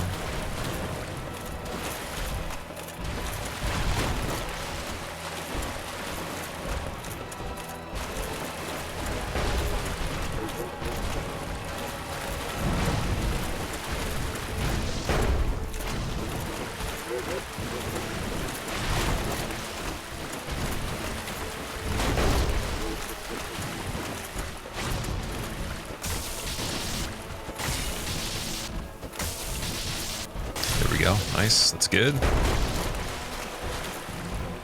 So yeah, it's kind of funny. I think this scaling's better than the Beta Chaos one. And it's definitely better than Stray Demon by a little bit. Because yeah, I think we were hitting 58, although my weapon upgrade level's slightly better, but it's either identical or even just a slight bit better, which goes to show how weak Sanctuary Guardian actually is for an opening to the DLC. I think that means that in terms of the progression, they wanted you to go there fairly early, because you have access before you beat the game, but it makes me wonder how they're going to do the scaling for the enemies that are basic here. Might be worth actually taking a hit on a simple one that's just a single attack to see. Or I can just play really good, that's possible too. All right, that's one more down. So first time in the DLC on this entire experience here. And now we can go to Artorias and see what that's like, if I can just make it through those areas. But Artorias Arena also is fairly big. There's nothing in terms of an arena in this entirety of DLC that's problematic. It's all just going to be about the scaling and then gravity as well. So we got 15 out of 26. Nice. Also, dude, yeah, Sumo, thank you so much again for gifting Banana Ken, the Bong Water, Cookie, Galaxy, Oz, and Kazmaka. All gift subs, man. Sumo, you also went down the dark path. All right, so basically, as the collective consciousness of the gift subbers that were the first timers congregated in the abyssal virtual world of Miyazaki, he had a booming shout that he exclaimed to them, saying, "You shall not leave."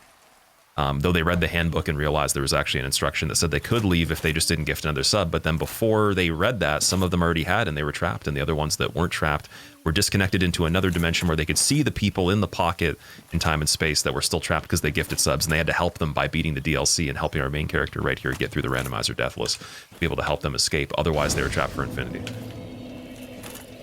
And that was the next part of the story here. All right, so we're gonna do strength. To again help with the giant halberd on this. I think that's the next best thing for weapons. Well, look at this one. We finally get to see Elizabeth's what inventory too. Hast thou come?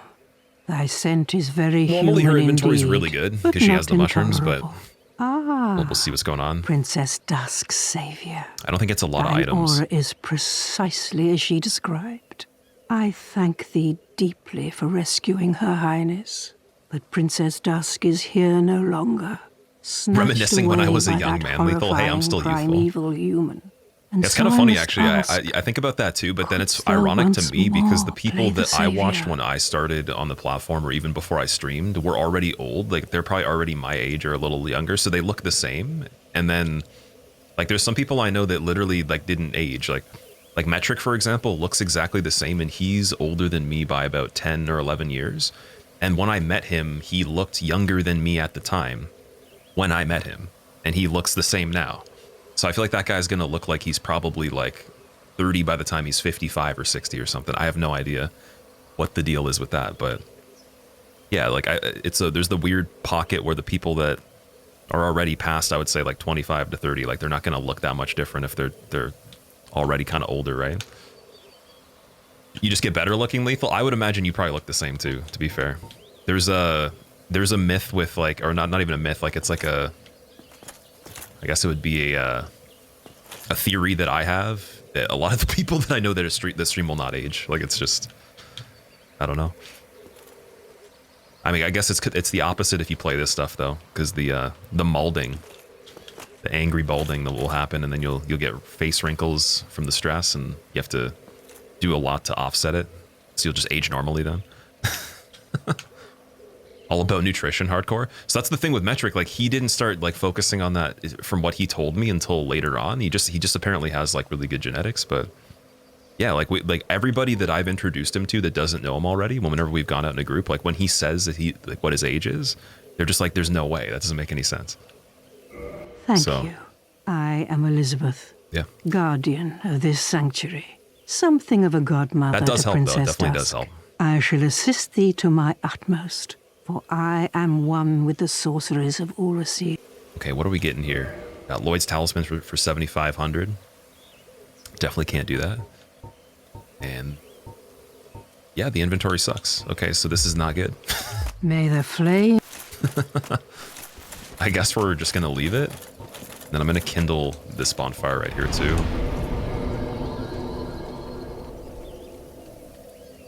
Everyone thinks you're the same age or younger. Lethal, that's awesome, dude. That's really cool. That's my goal. I've gotten some funny guesses before from some people, but it depends on how I like do the facial hair and stuff like that, my regular hair. Otherwise, that is the goal. I'm gonna aspire to be you in the future. All right, so Ferris +4 is the only thing that's a little scary on this, and we already got the cat from the forests that is in Darkroot. That actually, oh, you know what? Maybe that'd be fine on this bridge because I don't think it would fit. I wouldn't want to fight it on the ledge. But yeah, the gardener dudes, they usually patrol this area anyway, so it looks like it's already coming over here. Maybe it'll roll off. Let's see.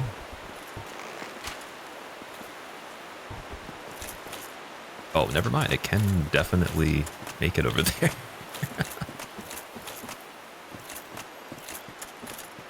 What about here?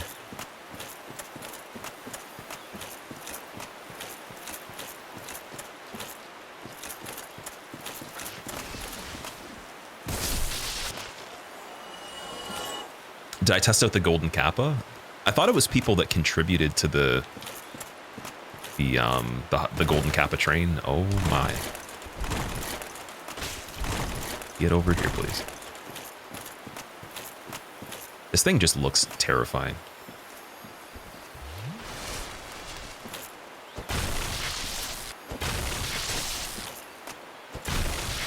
$410 per hit, so it's at least about 1,600 health there. So that's as much as we have. Actually, more. That thing has more health than I do. Oh man. Okay, let me check the golden kappa really quick. See if I got it.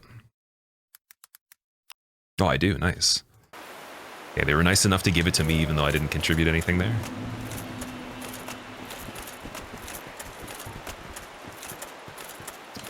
What do we got over here?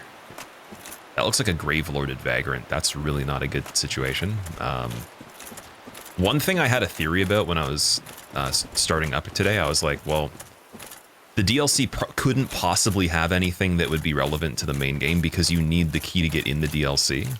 And any other area with Master Key, it would be accessible or just progression. It wouldn't actually be locked behind a door that you have to find an item in general. So, like, there's a theme where we've never found anything that would be kind of soft locking progress in general, other than stuff related to Master Key, which it wouldn't be soft lockable. Like the logic would have to give you all the other keys, like the Watchtower one, basement key for Lower Undeadburg, all that stuff in areas that are applicable, you know, with the regular progression and all that. So I don't think there's any chance we find a key in the DLC. I don't think it would be. It might be, but I'm not gonna go and sweep the actual items in it yet. We're just gonna try to get the fights first. We still need the key for Calamite.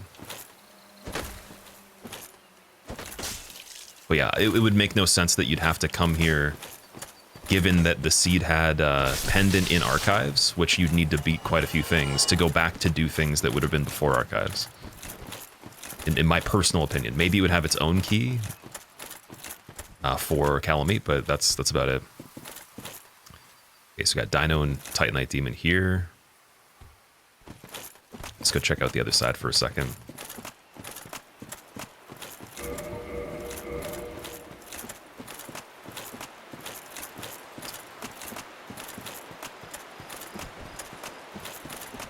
Oh, Chain Prisoner there too. That's just wild, man. Are we having a party here? That's quite a lot. So we're gonna go this way.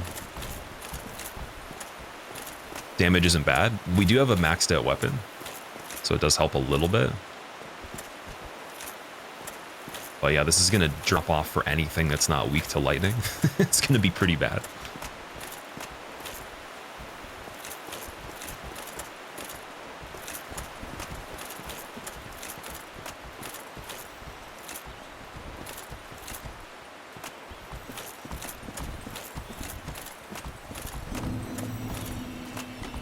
Okay, Chain Prisoner makes it all the way to here.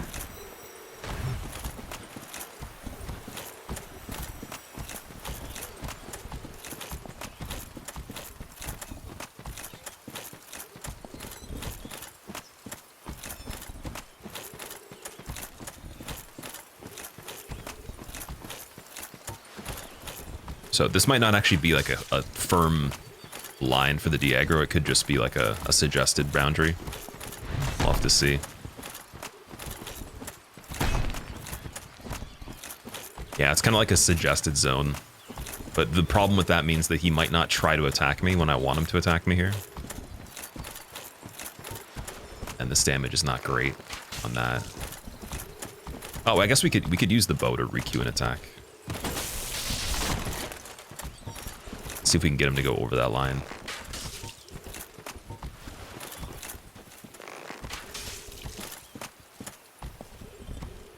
Anyone tried Lab Rat? What is that? Is that like the sequel to Bad Rats?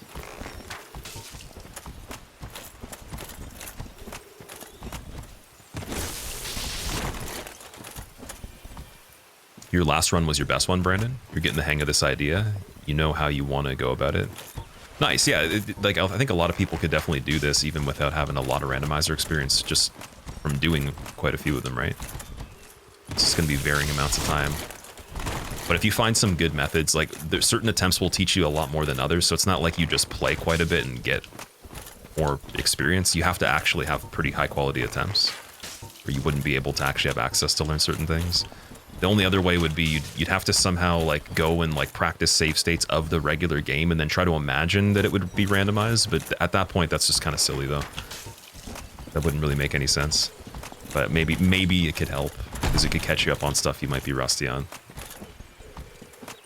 That's what I was thinking for the first time through any of these. If you didn't do many iterations of Randomizer, just play it without even doing Deathless, like we're gonna do on DS2, and then go and do it. But use that playthrough as a practice. Like, don't just play it and enjoy it. Actually, like, go over and over and over on the same enemies until you understand maybe like 10, 20 attempts, even though you could win, just to really see where the weak points are.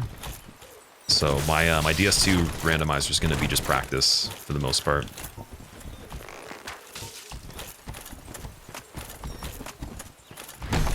And I think I need the refresher on all the other item locations because we don't get all of them on all bosses. It's probably only still, I'd say maybe half the locations in the game per area. CJ, it's going good, dude. How are you? What's up? What area is the Chain Prisoner from? It's actually from the DLC. So right before you go to Manus. It's funny because they put him in a part where he can make it to the platform that goes down, and he can just knock you off it every time. So the perfect enemy to put in that room.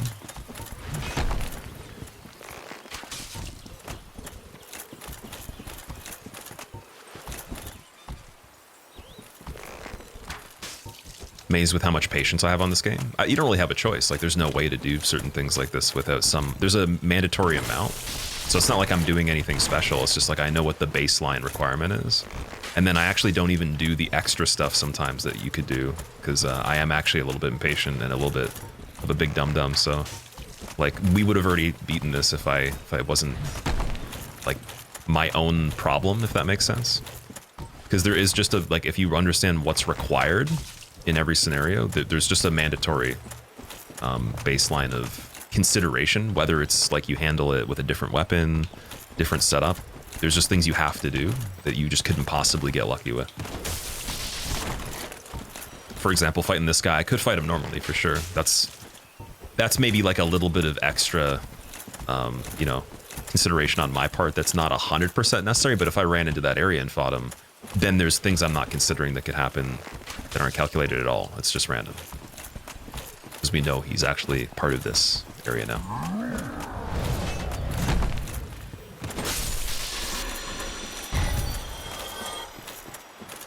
But I'd say I could get even more patient on this one and it would have helped on any of the runs. And I should have made more assumptions and been a bit more paranoid about certain things, because we saw a couple things that were concerning. The thing that I didn't know that made a big difference is the logic of how it's scaled. So it's per area.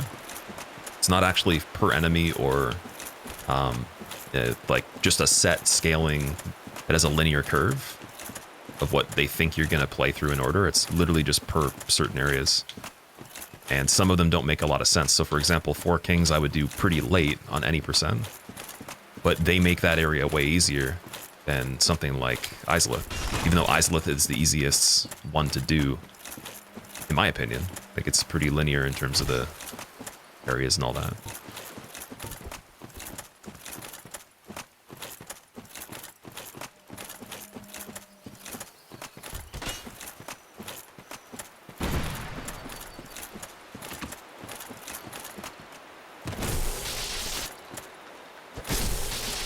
It's a 2-shot Vagrant there.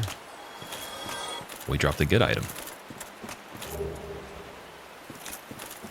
I think that's what it would normally give you.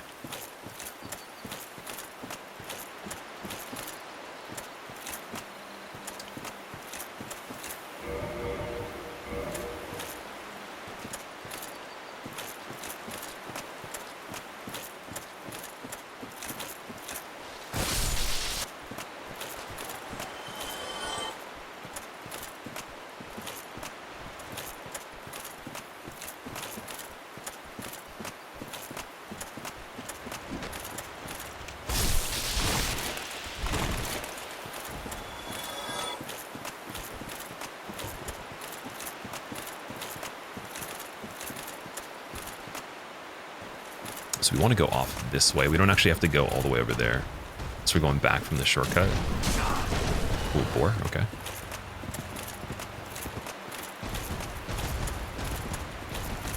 So the tree should help a little bit on this. It's going to heal early too.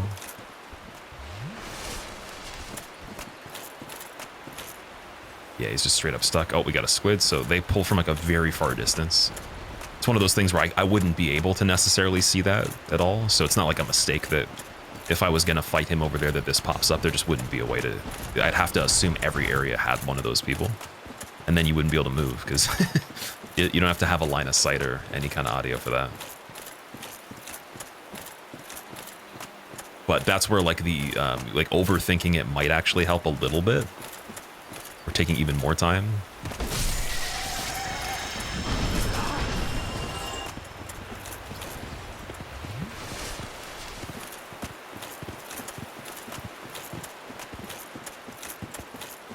I want this boar over here.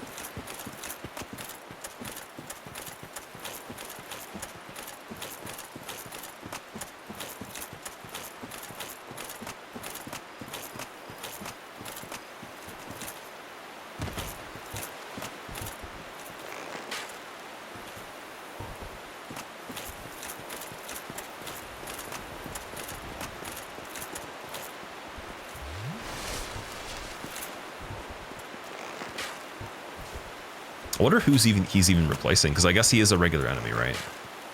Makes sense. Biggest concern so far in this run. Calamit's replacing Centipede Demon, so we already have him. We just need the Orch Charred Ring for that. Or a crazy amount of damage, because I guess his health would be lower anyways. So we already found Calamite, we know where he is. There's not a single enemy in general that's concerning on this. It's combinations of enemies in certain arenas and the scaling as well. So it's a couple different things lining up with where they are. There's no single thing in general, though, that's like a concern overall. There are enemies that are like on a list, I would say, that are more of a priority. But boss fights, not at all. It's just simply where they show up. And what that or base scaling would have been for the area.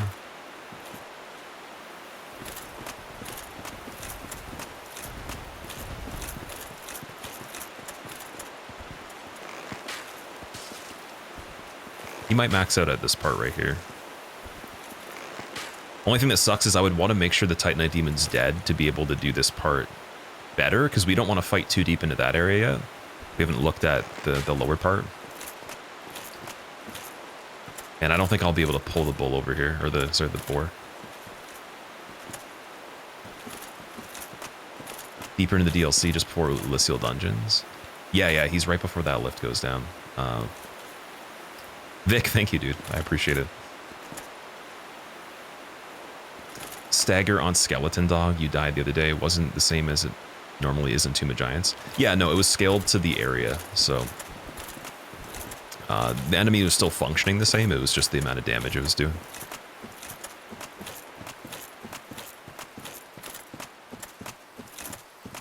Okay, so we have an option of also just going all the way to this side.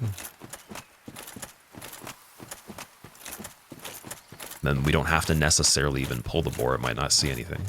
But I'd have to have a really good visual on how we're gonna get down here. I think isn't there an item up here? It's the Guardian Gauntlets usually, right?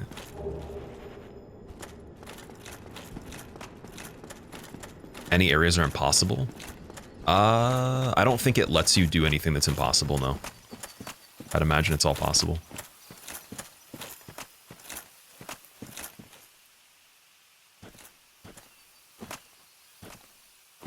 Okay, this is actually looking pretty decent.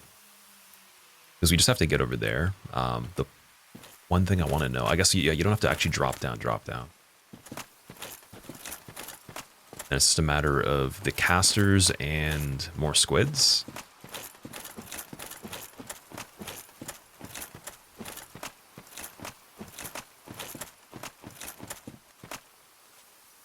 And the boar's still going, so let's get across the bridge right now. Be another good escape right there. It's not going to fit. There's Calamite for the scripted thing.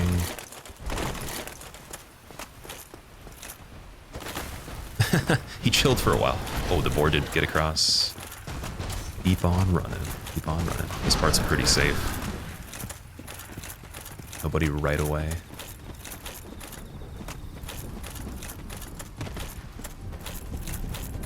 Forest Demon, okay.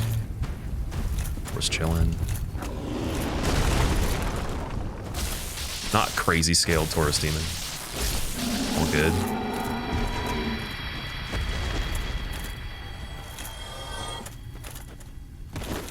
Ouch. Demon Titanite and 2 white chunks. Okay, nice. And then what is this? That might have been Taurus Demon's drop right there. If you could only play one FromSoft game for the rest of your life, Elden Ring easily.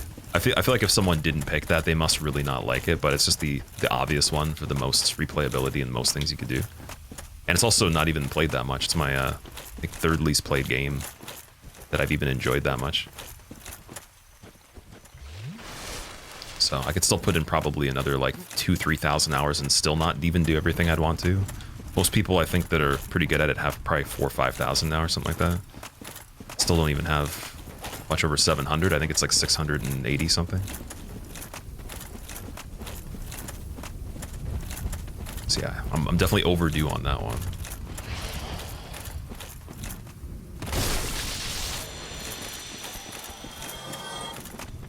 Got Vagrant on this, so we're gonna pull Golem back a little bit. Oh, what is that? That's just a skeleton and the slug. Big deal.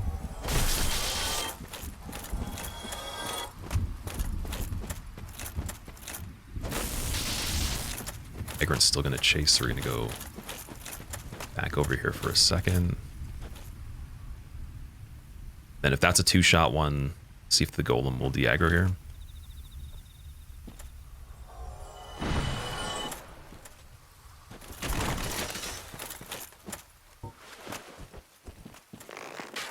Oh, it gave me the lock on and then canceled it.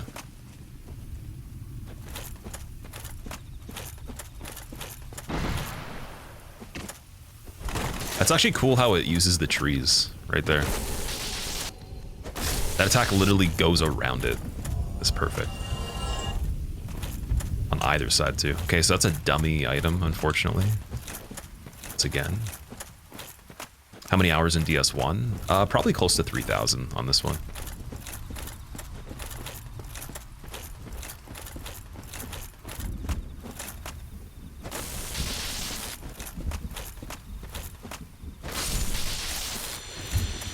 Alright. First time seeing DLC area. Let's go, Spectro. Oh yeah. Good thing I actually understand the DLC's layout. It's not actually that complicated compared to some areas, but when we come back to look for items, I'm gonna have to remember the layout if there's even a need to do that. But again, I had the theory that because you get a key to get into it, there's no way to just progress into it. There's a high unlikelihood we'd actually go here to be able to get stuff we would have already needed to do before. Like, that wouldn't make any sense. So that's my guess on it. So I'll save it for like one of the last things. Especially just with the layout so far, I think it would be safer to save.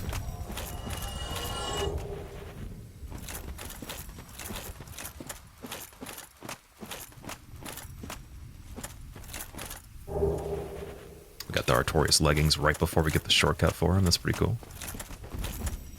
There was the item up here too that's pretty easy to get right now. You have around 2,000 on Bloodborne. Realistically, you could probably do even more than that.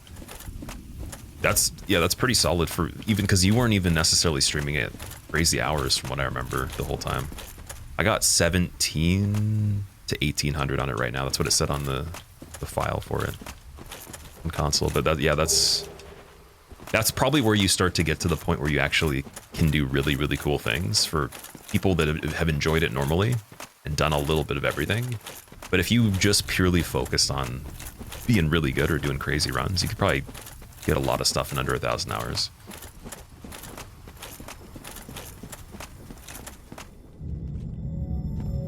Similar opinion on Elden Ring. You played it enough to start missing the linear style of the trilogy compared to open world. I've heard that quite a bit actually, and that's a detracting thing where people don't want to even get into it because it's just too much. So it's cool that you gave it a chance at least. I think it requires you not thinking about that too much, just exploring, and that's it. And then eventually you'll start to piece it together. Let me guess. Might Snatched take a by while. a shadowy limb and dragged off to the past. All right, Chester inventory. Yes, of course. Exactly what happened to me. We are both strangers in this strange land. But at least now there are two of us. Black fire bombs, 5,000. Dude, Chester, your prices. What is this? Okay, he's got cheap prism stones. That's good. And then if we get the bonfire for Artorias, coming back to him will be very quick. Technically, even sweeping other items will be quick because we can just warp to there. It's got poison arrows for 50. I will actually grab those. Because I have an idea of some enemies that can be poisoned, but they're so cheap we might as well just get them to see what else is out there. And pretty expensive for fire. Larges for pretty cheap, we can restock that. Let's do that now. the randomizer tariffs, oh no. Bloodborne is amazing, you love the atmosphere. It's really cool, man. The project I was just editing recently is from our Bloodborne run we did. So long. And just getting some of the cinematic stuff from it that I needed for the final details. Like, it's something that I could just sit there. I could make a movie for Bloodborne and have fun doing that. Just with free cam, and it's just very nice to look at overall. Very, very cool style. Even in the PC version too that I have, it's the quality. It's a little bit rough in terms of the picture level. I have it in 900p with like minimal anti-aliasing, and like it just isn't set up as crispy as the console version looks, but it's got the 60 frames. And even with that, it's really nice.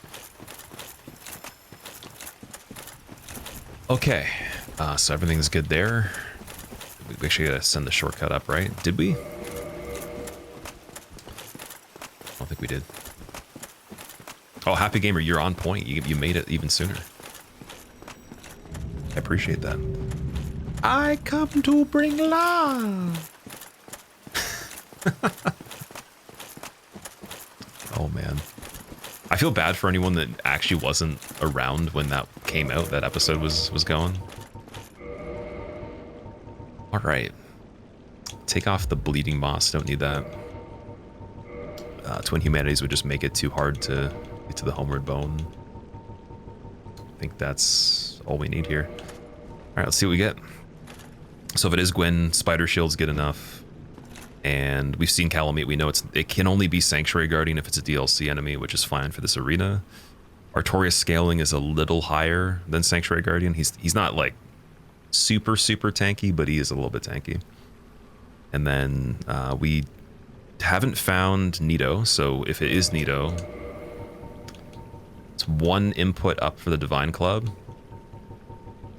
Although I might even trying to think if we would warp on that just to get ready for it. This Crescent Axe, how much does it weigh? Let's see. 7. That would be the smarter choice. The skeletons, definitely. But I'm thinking this is actually hitting harder though. Yeah, we could have that on the offhand. Let's just put Divine Club on in case, because it's the same thing. You don't need the bow.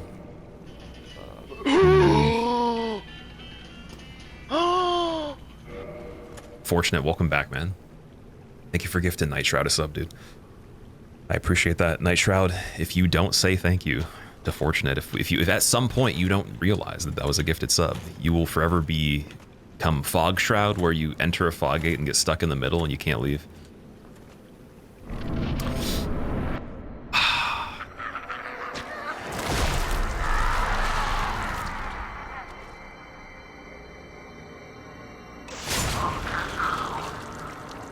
I want to say that's Seath. It is Seath, yeah, okay. Yeah, we haven't seen Seath Bed of Chaos. We did do 4 Kings. 4 Kings are done. They were in the Fire Sage arena, I believe. So Seath isn't too bad in this arena. Scaling's gonna be bigger than he usually gets. This is a terrifying cutscene.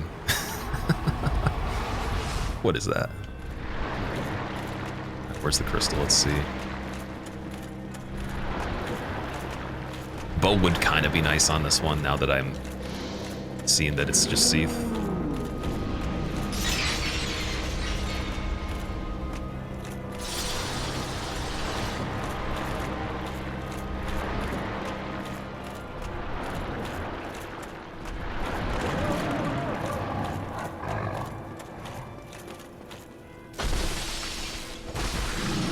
It's also weak to lightning too, which is good.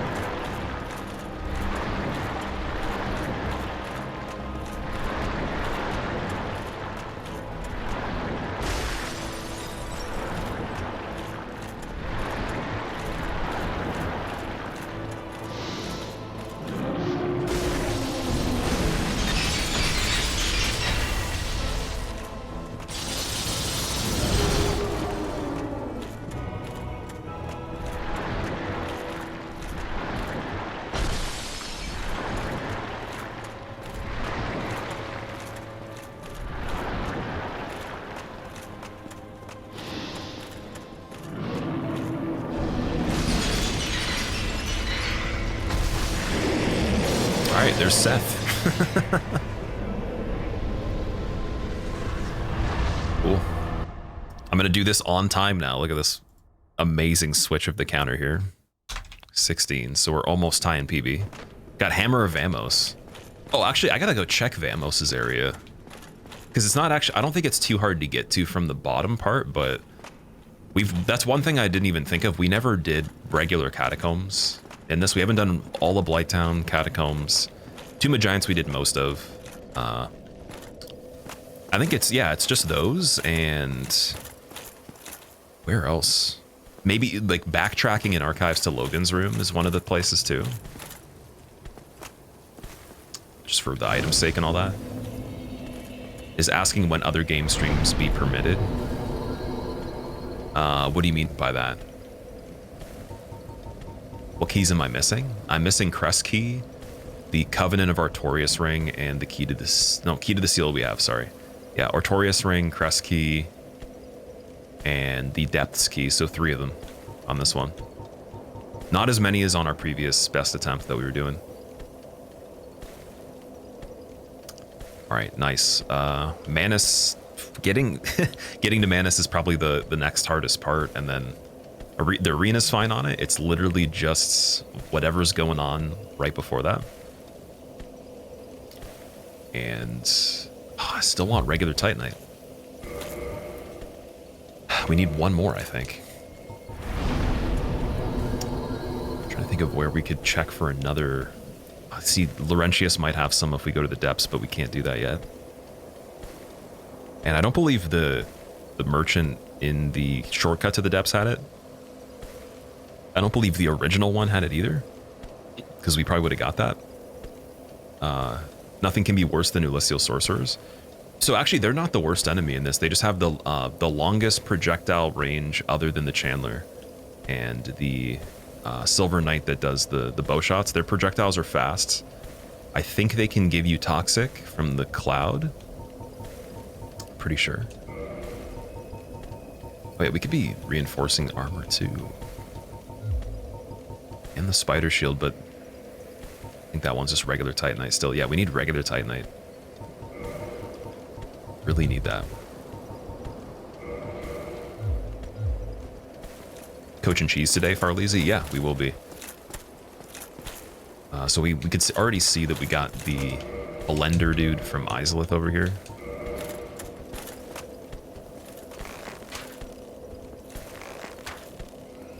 It's doing decent damage.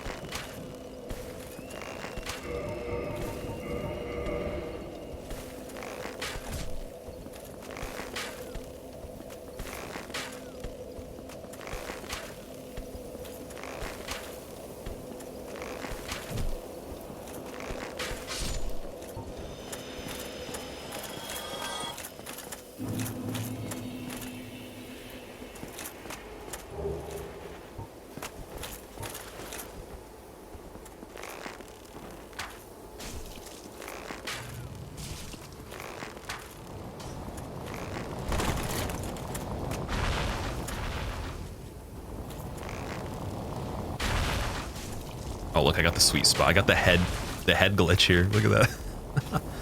Oh no, he's got the head glitch now, does he? Maybe not. Maybe not. Should have picked a smaller projectile, my friend.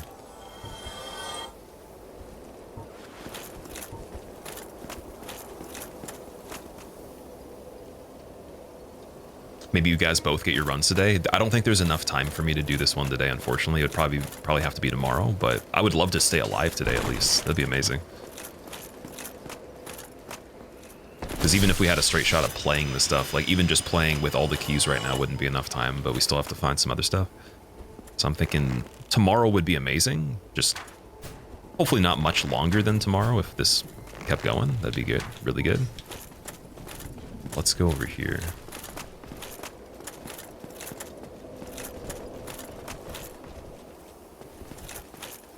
So Silver Knight, I was a little bit rusty on pairing last time. Okay. Yeah, I hope he gets his run though. He definitely needs to get that one. It's very close.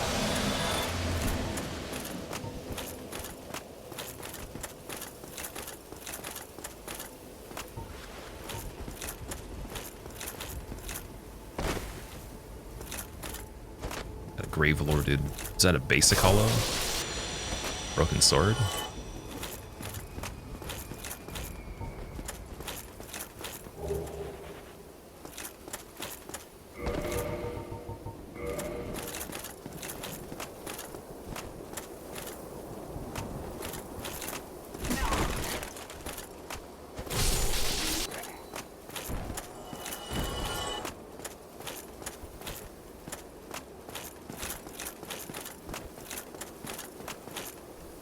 Crawly boy? Ooh, okay. A little spicy.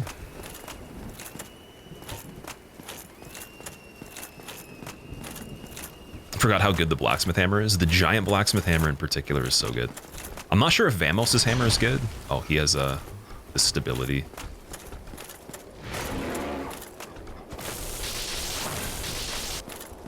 There we go. Yeah, he had more than 60% reduction on the stability there, or the endurance. That was crazy.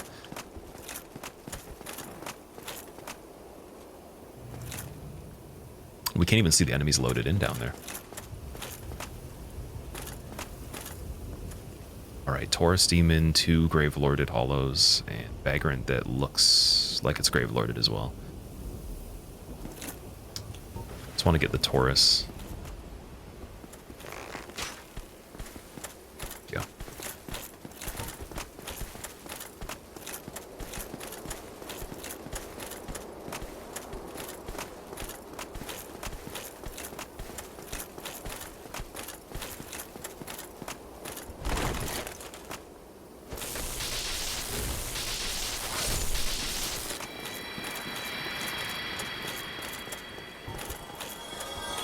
Oh, we also, ooh, we didn't kindle that bonfire.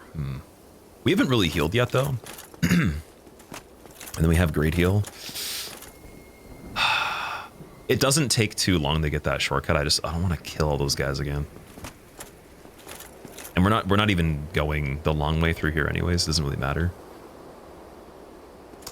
I think what I'll do is if at any point I start to run low on them, we'll just homeward bone back and do it again. But wait, where'd the other ones go? Oh, they disappeared because the timer is up. So, okay, the enemies that are Gravelorded aren't even replacing anything. They're just, I think I said this once before, they're just additional. So you get extra enemies. That's insane. It's every 10 minutes, one area gets extra enemies.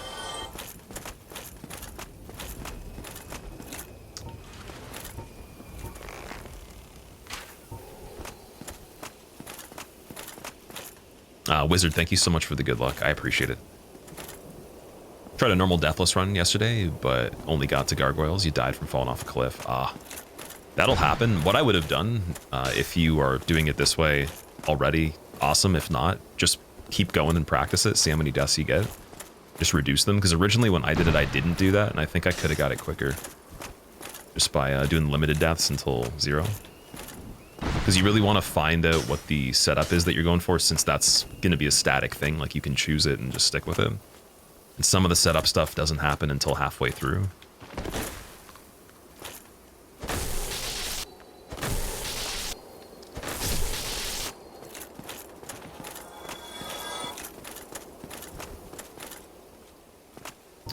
What's over here? It's a rat. It's the Mimic, I think. It's replacing the Mimic.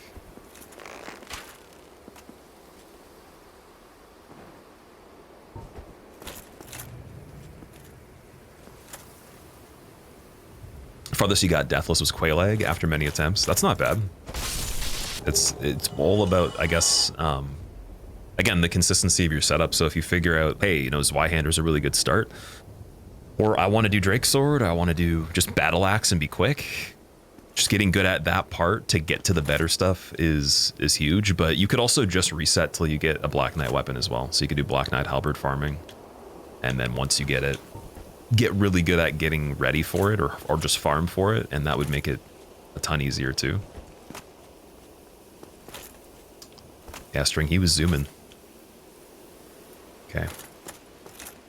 So we don't have any... Oh, Chester invades here. I forgot about that. There he is. Oh, Chester, you have quite a bit of HP. Oh, he can do the sweep kick. That's fine. Why does he have poise on the sweep kick? He just infinitely sweep kicks? What was that? Oh, he could do this. He is a Bloodborne character, guys. What is that animation that he had right there? He is a Bloodborne guy. He quick stepped on me. He's not even like a basic NPC. What is going on with this DLC here? I forgot about that. So yeah, Chester has some special stuff. He doesn't function like any of the other characters there. That's pretty weird. I was just thinking of it as like, okay, regular invasion, just, you know, pay attention to the weapon and just their behaviors overall. Not like, oh, hyper armor sweep kick randomly for no reason. That's not even in the game. And then iframe sidestep.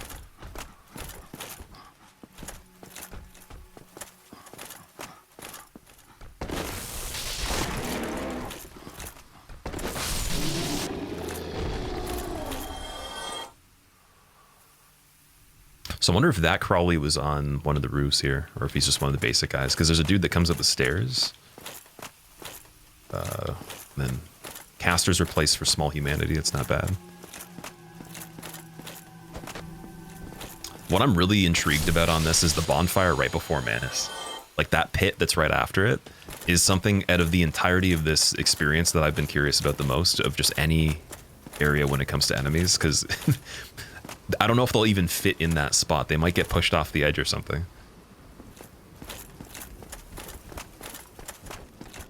Like, I wonder how it handles that.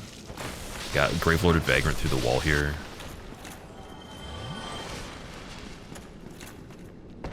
That might just be their regular design. I thought that the red ones had the white without the red outline on the top.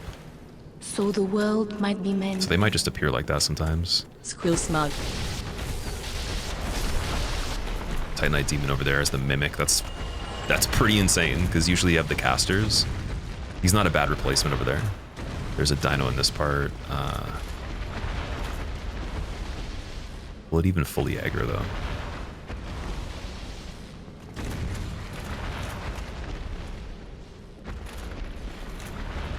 I'd imagine these windows here don't have collision. Bruges, dude, thank you so much for the 2 months. Welcome back. How have you been doing?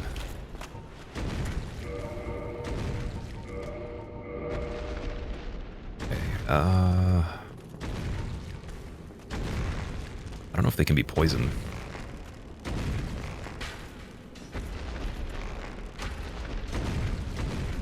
I don't think it matters, actually. Yeah, 51 still, it's not bad. With the large arrow. 82, that's pretty good.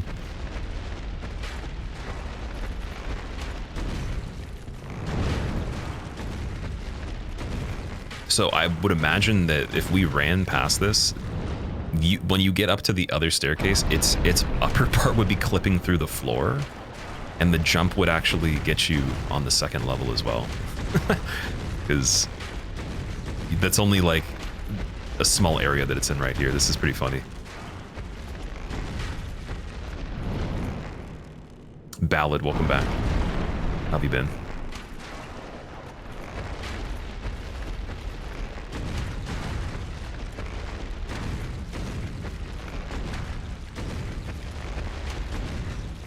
The Twitch app is working today, Saitama.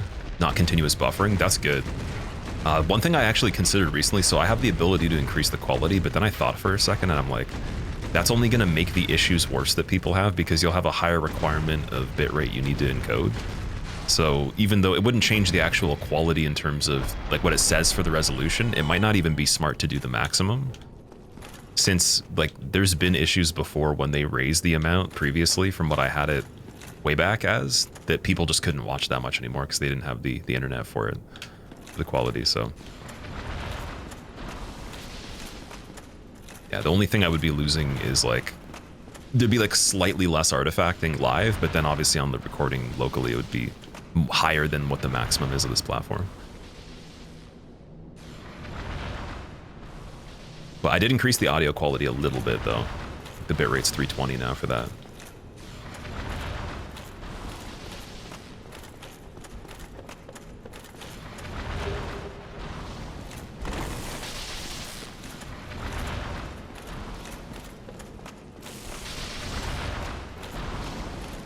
We we have quite a few enemies on this part, don't we?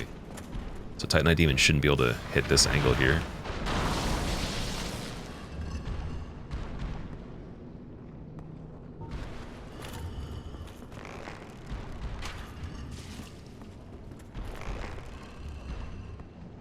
Oh, melee? Get out of there.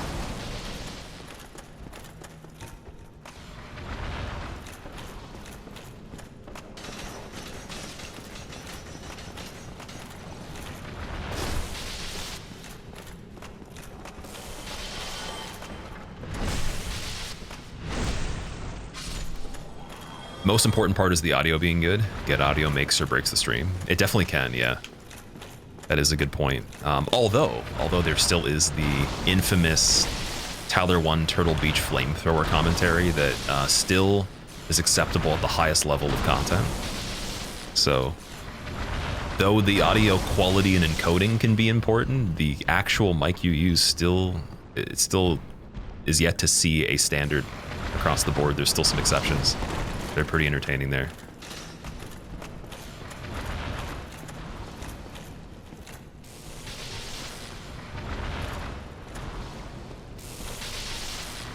So, pro tip, if you guys are like doing content and you're trying to, you know, scale it at all, don't change your mic to the most expensive one right away.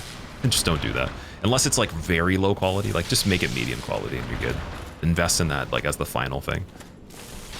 Because it probably won't do too much overall.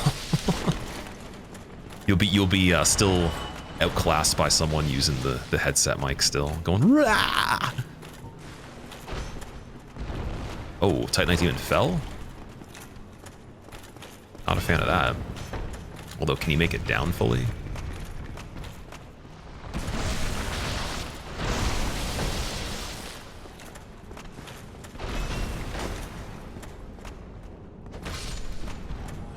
You definitely can right now.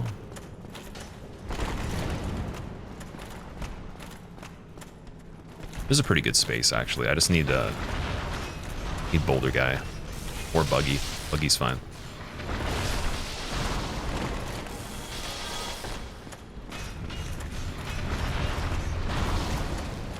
Oh, that was... Oh, yeah, we meet requirements for one head now. That's... Okay, that's clutch, because before, that wouldn't have been good. Just put in the right amount of strength to get that.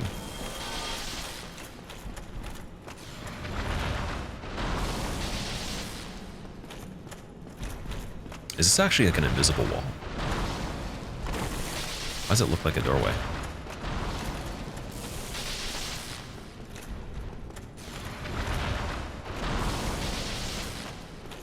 Okay, Titanite Demon, come over here.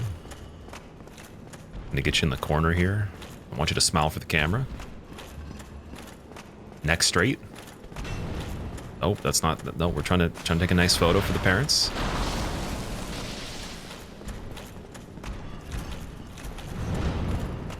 Over here we got Hollow Guy that's gonna fall down, I think. I don't even know if I actually have to do the part with the crest key. We can check the Mimic.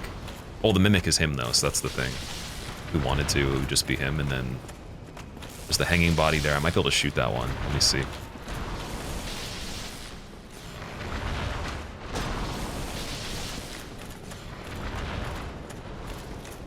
Red Titanite. Eh. Yeah, this is where we progress. So, it's not a huge deal to check the upper part here. It does require a jump, and if I failed to jump across there, I'd fall back down to where the Titanite Demon is anyways, and we'd only be going up there to check for him and then still dropping down, so I'll just go over here.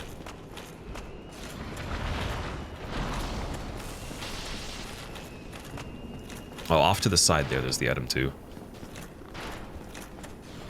Got someone with a bow there.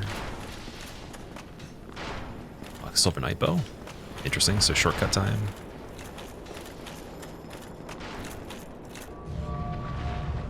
And then we didn't... let's see if the enemies come back, because we did do a lot of stuff, but we didn't reset. DLC might be kind of nice in that way, where they don't do that. So I'm just going to wait a little bit to let the enemies default. Check illusory walls. No, I'm not actually trying to do this whole search of the DLC right now. We're just trying to beat the bosses that we have open, because we still need to get the crest key for Calamite. And there's still like any percent stuff to do as well. So I'm not too worried about rushing the DLC yet. I just want to get the idea of what's going on because we haven't been here yet. It doesn't look too bad. It's not going to be terrible. The first area was the worst. And then beyond that one little bridge that was pretty dense with the enemies, we have just the area to get through to Manus, and that's it. And then Calamete's just backtracking down here with the dogs. It's a lot of space. It's not a lot of dogs. I think there's only 3, so it's not terrible. I would actually have done Calamite first if I knew that, you know, we had the key and all that.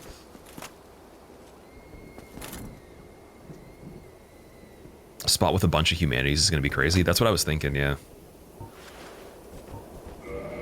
Still no other regular Titanite either.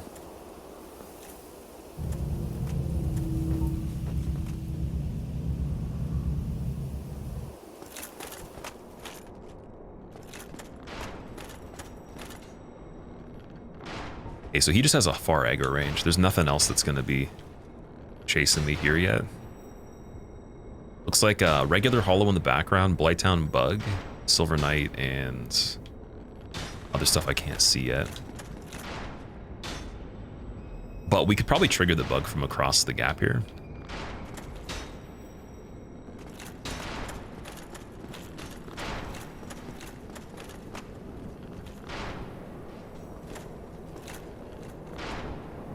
See if this actually works.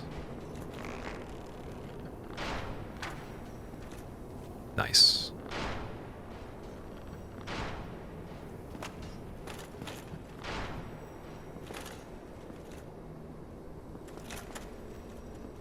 Not sure if it's going to go the whole way, though.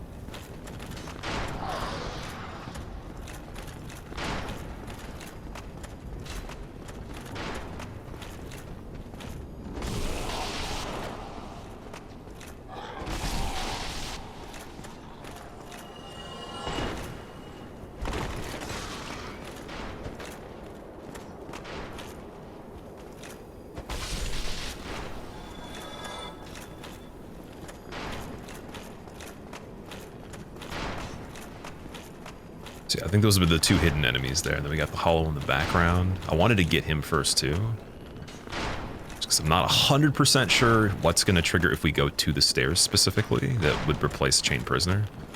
Can't see anything in there yet.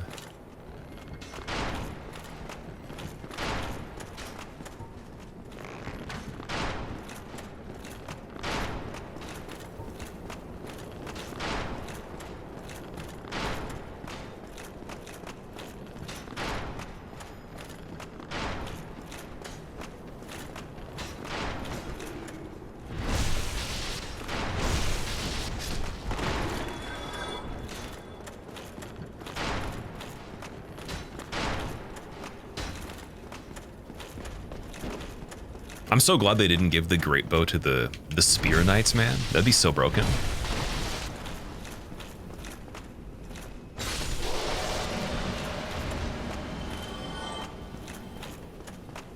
All right, I think we're good here.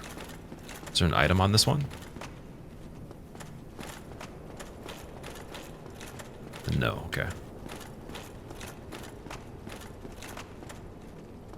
It's a gargoyle, not bad. Okay, well, I'm gonna go back and I want to grab the item there just because we already went through it. Just makes it easier if we're coming back through here again. It's very reachable. The Titanite demon, I don't know if it actually defaulted, like it could climb back up the stairs. It definitely can't get back to where it was. I know that, but I wonder where it is though. Let's just see. It's right here, okay. Not bad. Very quickly. Giant halberd again.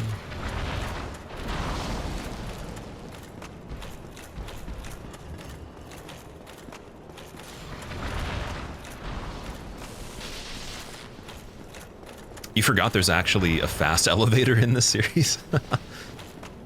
Weird that you got no ads and you're watching for a while on the Twitch app. Yeah, sometimes that happens. The thing is though, like my ads are scheduled, so there's no pre-rolls. You have to actually be here long enough to hit an ad break, and you might have missed that segment. It's every hour. So some people have it where like it just forces the ads when you join every time, and then some people have it where you do the minimum of the 3 minutes per hour so you don't have people with forced ads. You can kind of tell them ahead of time. But it's got to be in a block of 3 minutes at least to completely cancel the ones that they decide.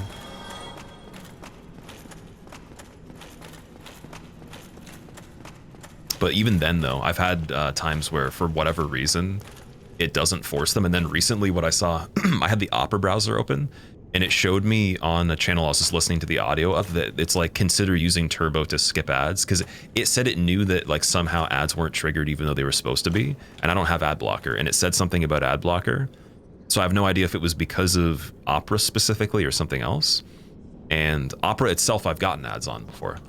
Something went weird with it, and it was trying to say that it knew that I had an ad blocker and that it wanted me to get free Turbo for like a month so I don't need ads. And I thought that was the weirdest thing, because I'm like, if you are assuming, if like the system's flagging that because it thinks you use an ad blocker, who would click a thing that you eventually have to pay for when they already aren't getting the ads? So it just is a further step of deterring you from seeing something for a certain amount of time or having to click off the screen, to probably make the person that's doing the ad blocker be like, okay, fine, I don't want the pop-up of that. I thought that was really interesting. I thought there was something strange going on though. It's a big skeleton on the lift here.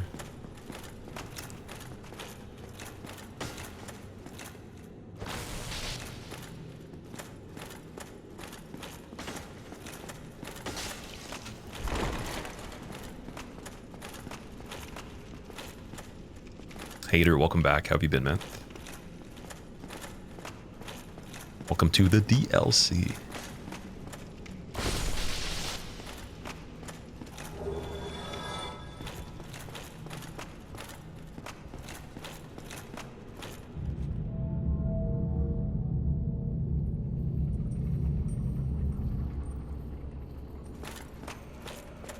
All right, so this is the area that I was the most, I guess, not concerned, what was it? Interested in, intrigued by. This one little section on this part. It should have quite a few enemies. That's all I'm gonna say. Can we two-hand giant halberd yet? Nope. It's probably gonna have to be at least 22? If it's 36, wait, no, 32. We said between 24 and 25 maybe. Because the giant hammer, or sorry, giant halberd is 4 levels higher for strength requirement than Black Knight halberd. Calculation to two-hand should be a couple levels higher, at least. 10 Dino butts, small edge. Well, one thing that's a little concerning about it is those enemies don't normally have projectiles until you get to the one that actually is the caster, so it's just going to be looking out for that. Oh, speaking of which, dude, that's already funny. Look at this.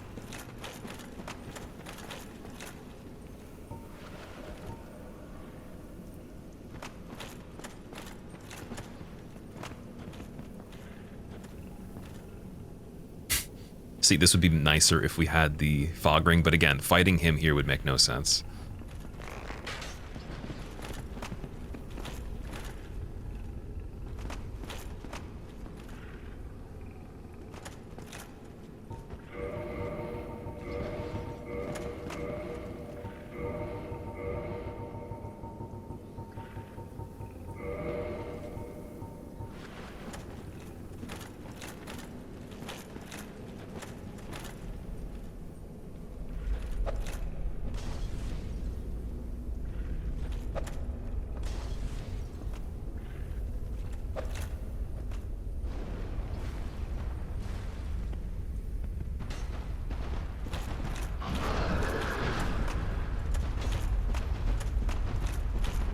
So I can't guarantee this is actually a perfect trap here, but let's see.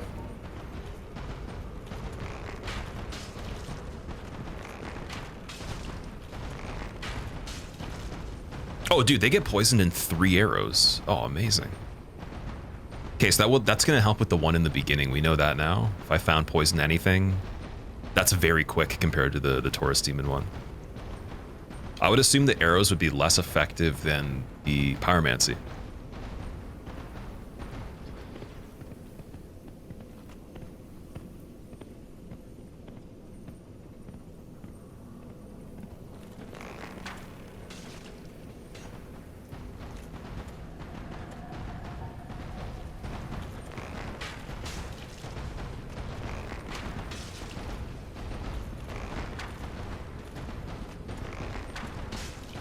Yeah, it's not really even doing much more extra damage, so we could just wait it. You have Alluring Skulls. I don't think they work on the ones that are not backstabbable, though. It's only on the one that's in the parish, so because we can't confirm that it is, I could try one when he walks back to test it, but I wouldn't want to use one assuming it's going to work, since majority of them in the game, they don't go for them.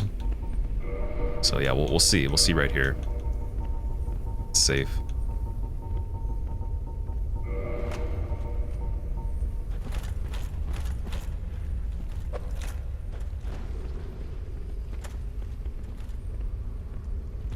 Oh, that might have. Yeah, he did actually go for that one.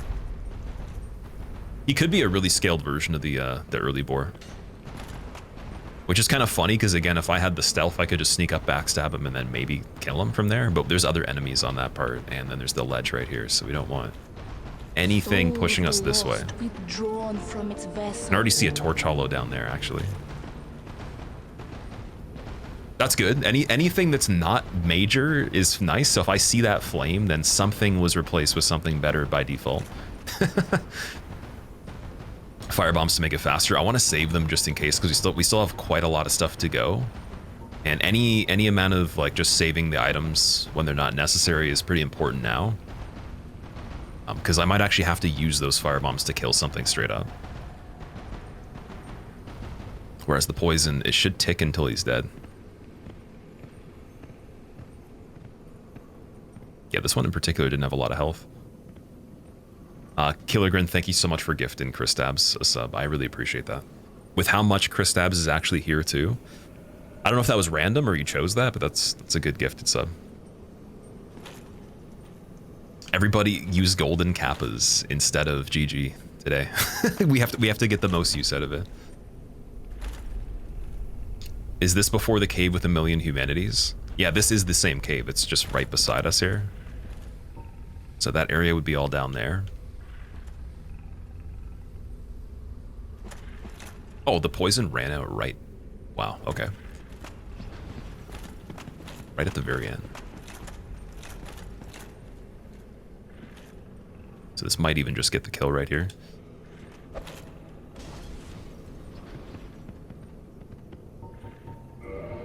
Or, again, because we know that we could do this now.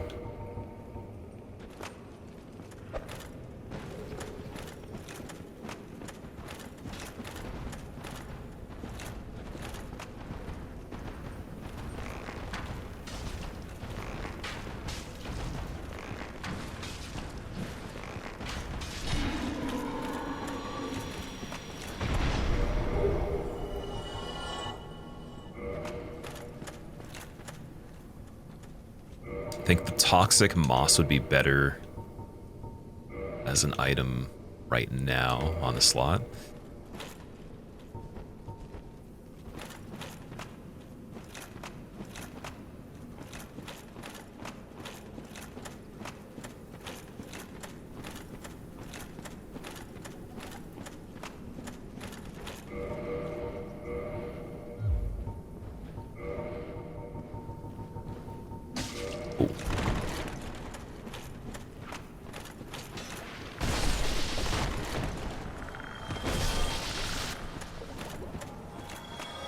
That was the other two? I can't remember how many more would be here. Okay, we got Giant Skeleton, looks like a Dark Wraith in the background, and a Hollow approaching, or Thief, can't remember.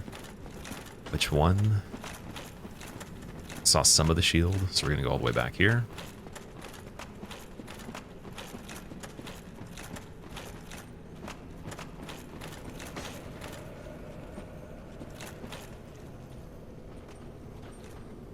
Yeah, Hollow with the sword, not bad.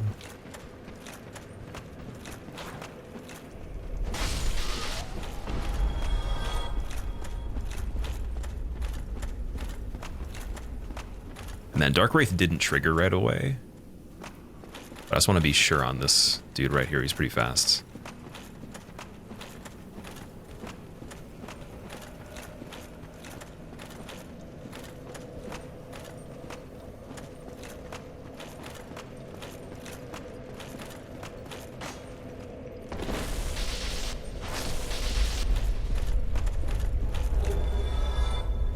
Everything going into endurance and vitality.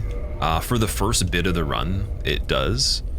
And now we've gotten the dexterity requirement for the Silver Knight Spear and the Crescent Axe, or Nito, and just for like poking things in, I'd say Painted World and other places that are like tight corridors with a lot of enemies.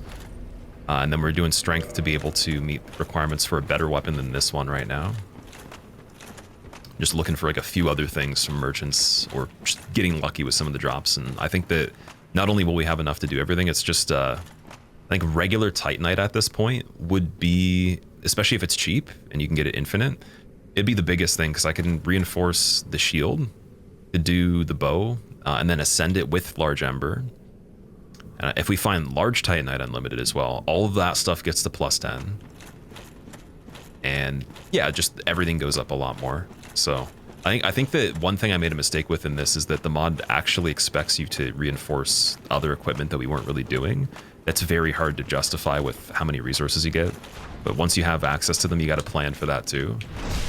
So in the future, regardless of if we do this again or if it's like a different game, and you can increase, again, the shield or the actual pieces you're wearing, we got to do that after everything else is set up.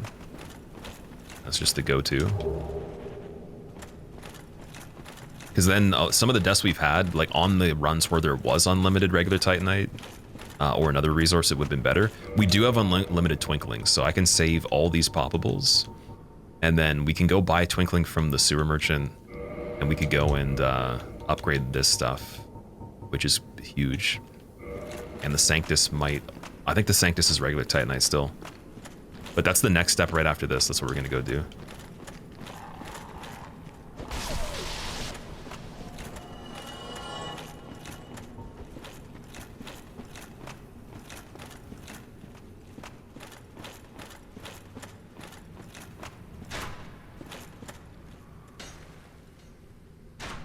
Yeah, I see Big Skeleton down there. Regular Crystal Lizard's kind of nice.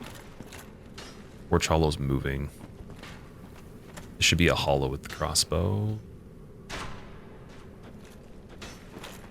don't think Skull Lantern would actually let us see anything there.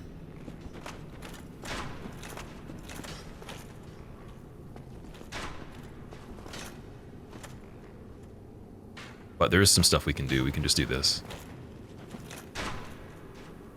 Is that a man serpent or slug? That's a rat. Okay, rat and then bow guy. Oh, you know what would actually be good? Let's try the skull in the pit here and see what moves.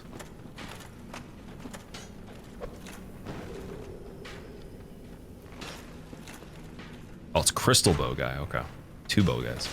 Probably.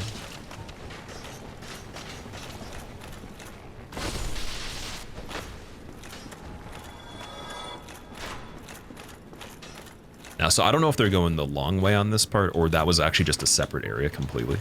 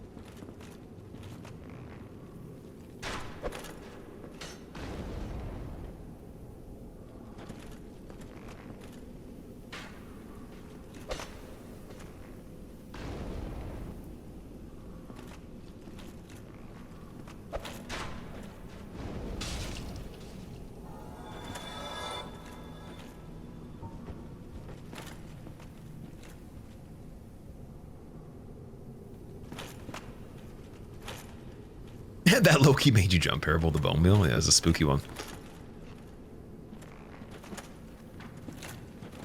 Are your stats and items better this run than the PB? Some stuff is better, some stuff is not. Just depends on, I guess, a couple more details, because we haven't gone through as many things. We've gone through the DLC, which is different than before, but I haven't done as much stuff total. And I haven't done the last 2 areas that are mandatory before we would normally be stuck with the Artorias ring being a problem. But we have the key to the seal, so we can do every area for any percent in general at this point. And then just leave 4 kings at the fog gate, which doesn't have an item, so that's leaving a lot of room to make the setup better than it was. My defense is a little lower just because we have Giant's chest piece instead of Smo's, and I believe they're about the same weight normally, or just like very, very marginally different. That's another thing to consider too. If I'm going to even reinforce anything with Twinkling for these pieces, if I start doing this one and I find the better one, I am going to lose some efficiency there. So I'll probably just invest into the boots, the gloves, and the helmet first. Okay, this rat should be pretty easy.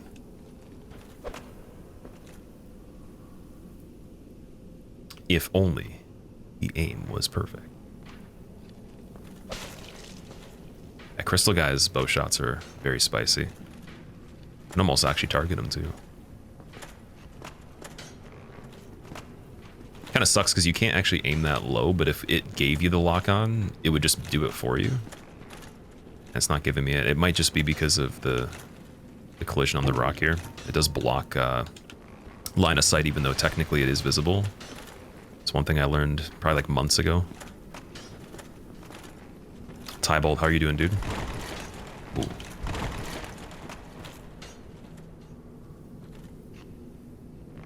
Got a cap redeemer too. And it looks like a blender as well.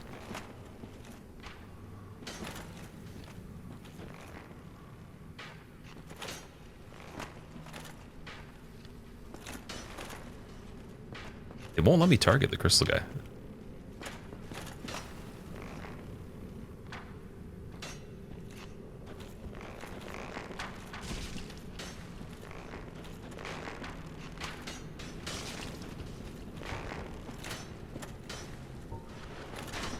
Maybe now?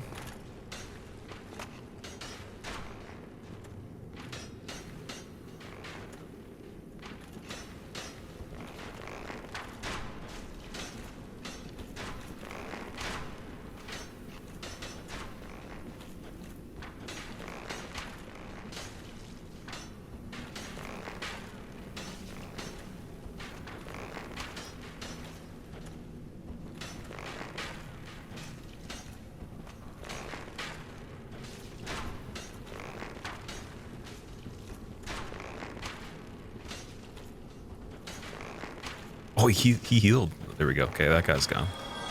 Nice.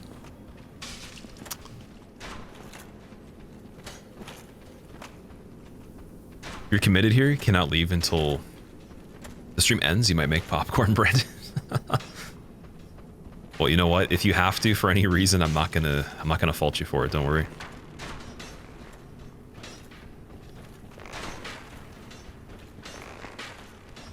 But yeah, just for clarification for anyone that is curious, like if you do have stuff to do that's important, definitely do it. And also because again, like there is no way for me to complete this stream. There's not enough time. Even if again we had all the stuff we needed, it would be very tricky. There's too much stuff left, but I'd like to leave on the note of getting a tie with the PB or even more than that.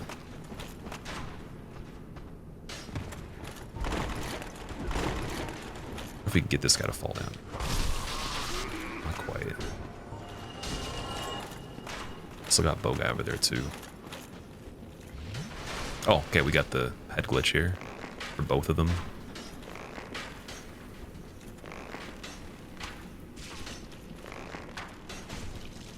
Into the pit. Oh wait, he's gonna fall back onto this part. It's fine. I like the strategy, sir.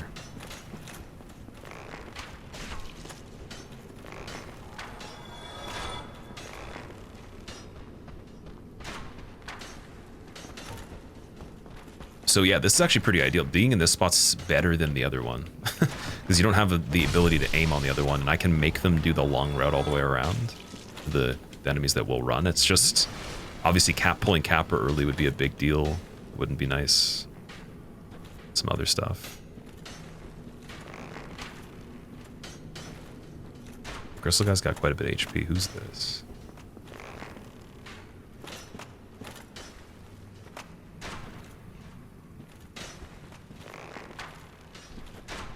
Oh, what? Maybe I hit something else by accident.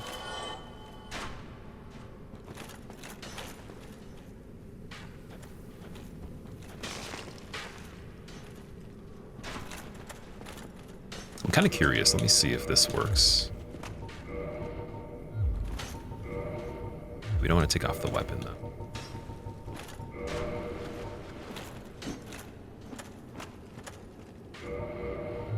We do need it offhand? Okay.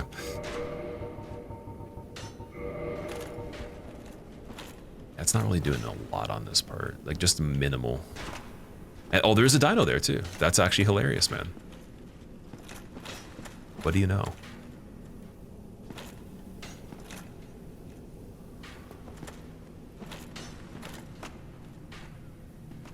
And artifacts, too.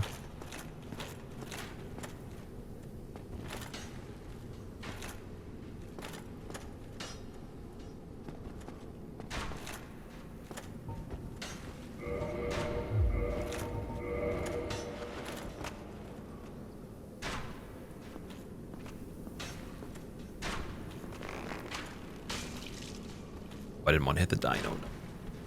Let's see what's going on with it.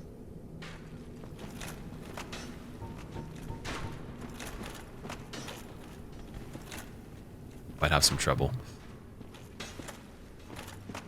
Just don't want it blocking every shot from this other enemy here. I think it's actually clipping through his leg.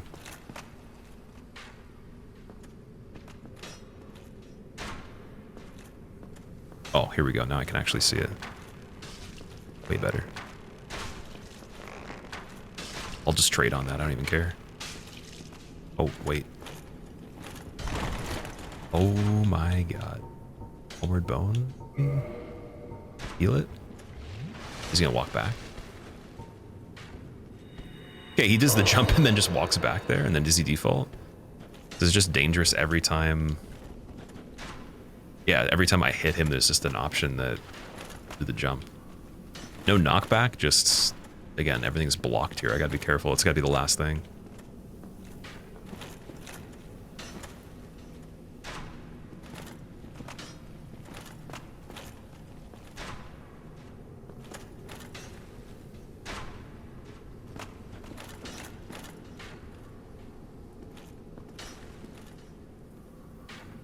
Oh, then we got the crawling Ingy egg sack dude too. That's okay. I just don't want to kill him accidentally. We could choose when we kill him. That'd be easier. Let's get the skeleton for now.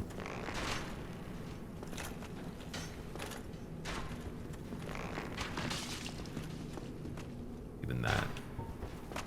The greatest damage there. Be cool if they're all blocking this area so well that he just fall off the edge on the right side. Good on arrows. Yeah, we got a lot.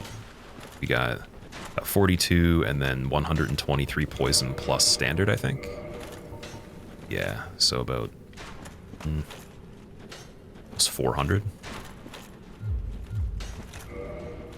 There we go.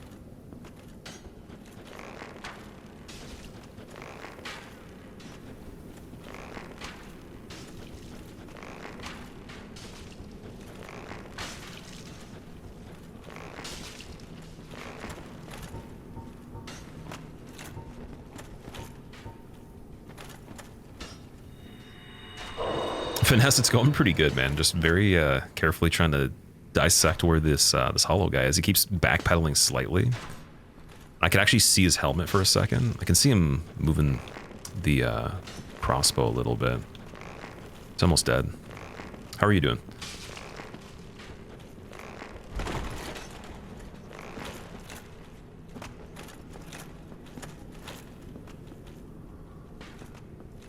Yeah, we need him down first just so we can focus on trying to get the other enemies to run around the long way. Because Orthofex keeps doing like this retreat thing. I want that one next. If it can actually make it to me, that'd be a good one to have next. And then I think Blender Dude won't be able to move. Dino obviously we want to do when it's nothing else interrupting fight, and then maybe even get poisoned on that. Possibly even just go straight down there once we know everything's gone, but... yeah.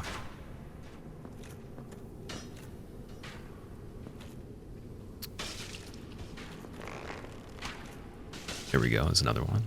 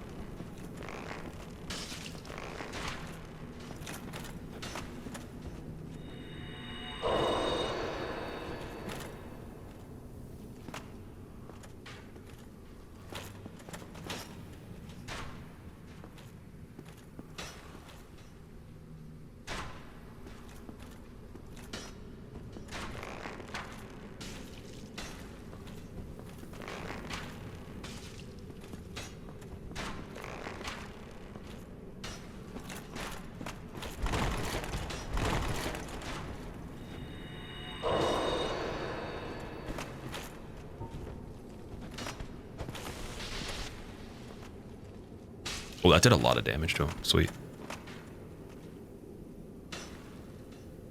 And he just defaults here. He defaulted in a little bit of a different spot on this one, so that might help. Let's see. Yeah, it might be easier to just deal with Dino guy, man. Because he's not that strong.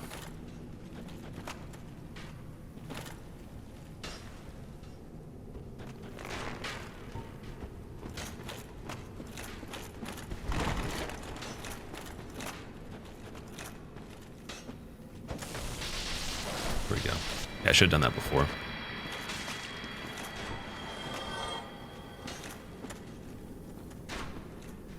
Now I can actually see a couple things. There's the white rat.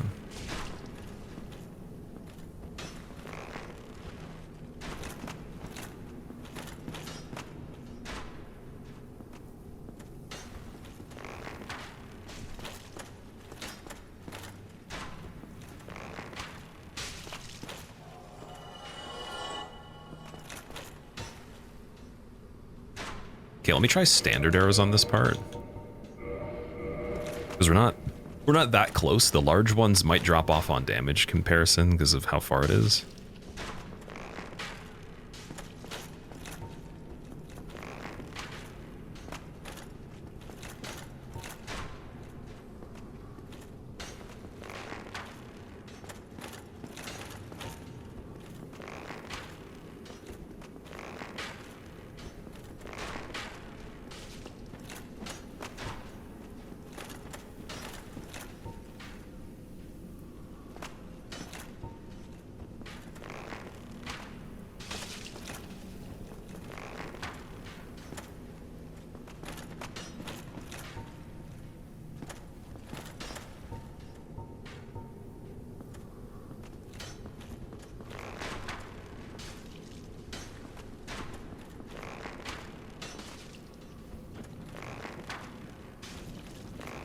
And that hollow was a purple heart. That was crazy. Least favorite area in all these games? Least favorite area in everything? Probably Harvest Valley. Harvest Valley's kind of whatever. Earthern Peak's definitely a lot better. Yeah, I'd say Harvest Valley. What about you guys? Least favorite area in general? Any of the FromSoft games?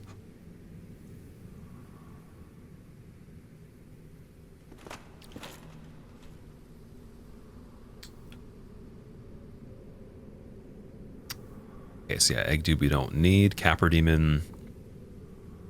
Let's see what's going on with him.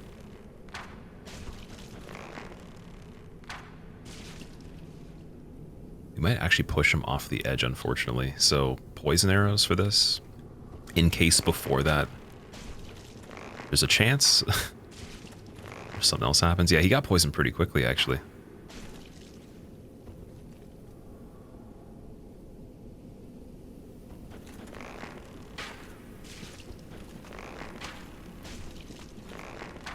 The gutter. Okay, I see. Gutter's definitely interesting. I like the way the gutter works in terms of how vertical it is for Dark Souls 2, because there's not a lot of areas like that. And it was supposed to be even better, but as a transition area, it does work pretty well. It's just not nice to die in there, obviously. Ulysseal is bad, future and past. Not a big fan of Ulysseal. I like the way they did the what's it called, the design of certain things in it, but I wouldn't say it plays the best versus the main game stuff. It's just mainly the fights that are really good. This DLC. It is cool though. It definitely is. It isn't bad by any means. But it's hard to make a really, really good area for this when you've already made so many amazing maps. I think there should be a little bit more interconnection through a bulk amount of the areas. This one feels a little more linear overall.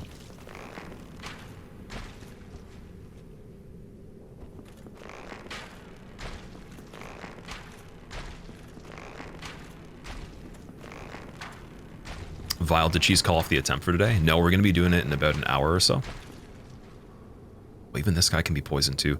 See, this is a really good opportunity, even though we have to clear this out to go forward, just to learn what can be poisoned with the huge variety of stuff over here. So I think any basic enemy could, though it wouldn't be smart if they already are going to be killed fast. Maybe on the dudes that were shooting the bow, if I could get like 2 or 3 shots in a row quickly, that would have been better. But otherwise, I think a lot of basic ones. Blenders from Izalith, Taurus Demon, Capra Demon, the Boars, they all can be poisoned. Part with the spitting statues can go right to hell. So, okay, I definitely agree with that casually, but one of the most fun parts to run through in any kind of like speed run or hard challenge would be the spitters for the Gulch. And going through the gutter fast is really fun too. So we still have Ornifex over here.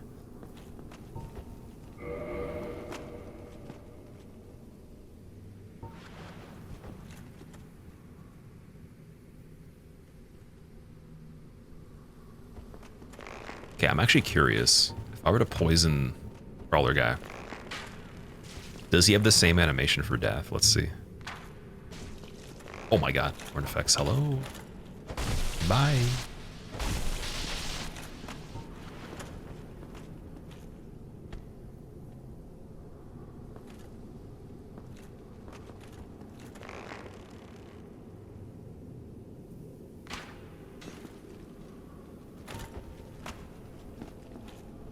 That's how you deleted Dark Souls 2. 999 poison arrows in a dream.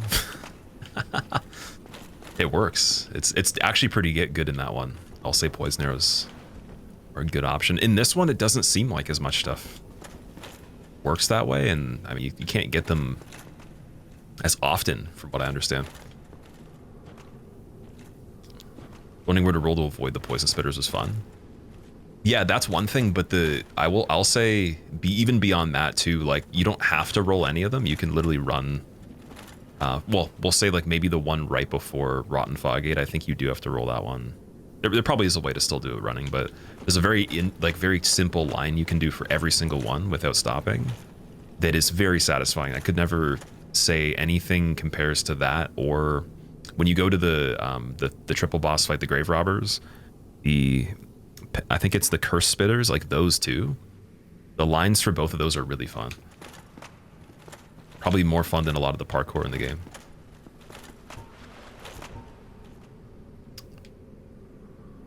Man. Ornifex is gonna... Oh, there we go. Just takes a long time. Don't turn around.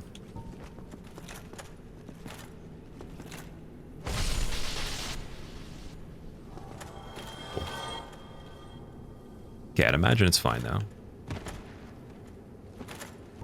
Now, there's still the option that when we go a little bit more forward, yes, like there's other people here, but also could be more projectiles right when we go over a certain boundary here. There's the one enemy that replaces the caster on the ledge there. I think that's it. I'm pretty sure everything else is gone now for this masked area. Just have to see. Yeah, so there's a Silver Knight there. O1? Spear? Okay. It's not too bad. He might not even try to chase me. I do want to fight him, though.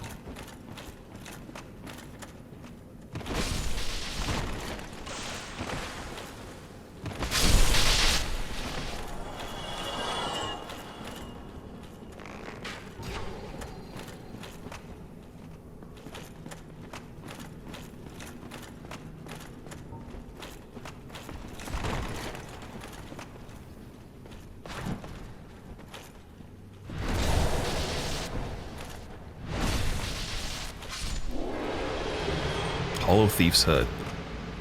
Okay, again, there is some enemies at the bottom of this bridge. So that's the only other concern beyond this. Caster from here would usually be the one that would hit you from behind, so I think that everything's safe on the back end of this area. It's just, can anything run up the bridge, right?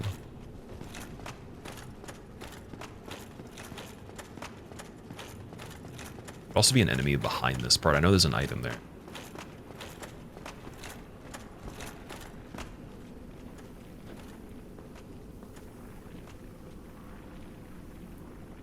Good for that part.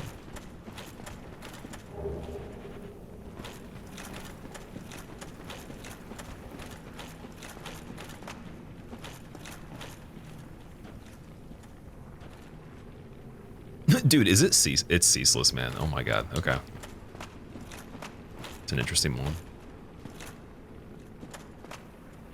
Ceaseless and Dino and friends. Oh man. He might not actually be I think he's too low to hit through the map right here.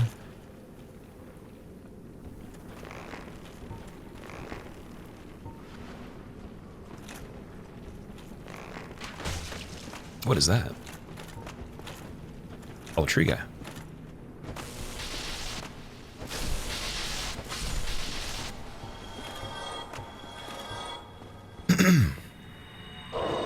Don't forget Frigid Outskirts. I actually like Frigid Outskirts. Like, casually Frigid Outskirts is really fun. Just on runs, it's tedious because you actually have to go through quite a bit just to get to the fog gate.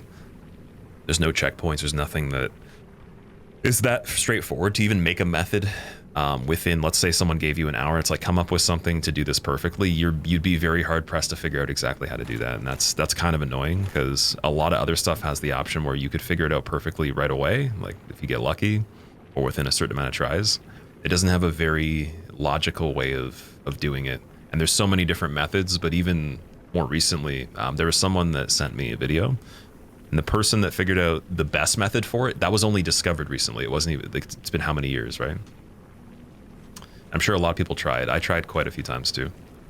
So it's just very tedious if you don't think outside the box. Oh, this is the giant.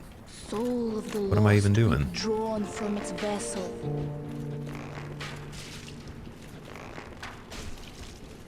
Jacob Lee, thank you very much for the Prime sub. Hope you enjoy your motes. Welcome. And also, yeah, this giant being sniped right here. I'm sorry. I feel bad. It's the giant blacksmith's brother, Barry.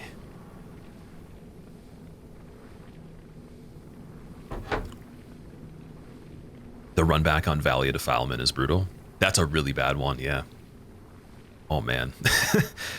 Demon Souls is interesting, though, because for me, I absolutely hated doing the resets on it and the runbacks until I got better at it. There was like a certain threshold where I got decent enough, and then you can tolerate it, but it takes a lot more time to get to that point for those reasons of how it's made and everything. So for the mass majority of playing Demon Souls, I'd say over 200 hours of it, I was like, this is just garbage. And then the final 20 to 30, I was like, okay, yeah. Or whatever it is, the last handful of dozens of hours we put into it with probably around the time of Damageless being completed, and then like that speed run we did, the marathon, that was where I'm like, okay, I actually like it quite a bit more. This one's got a lot of health.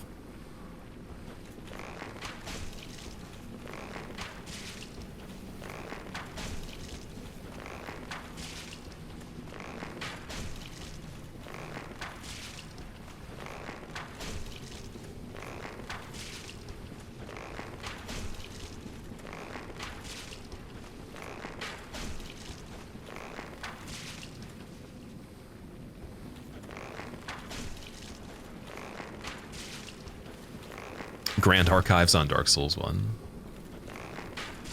They hit like a truck. Oh yeah, Archives on Dark Souls 3 is... It kind of terrified me. It almost feels like enemy randomizer.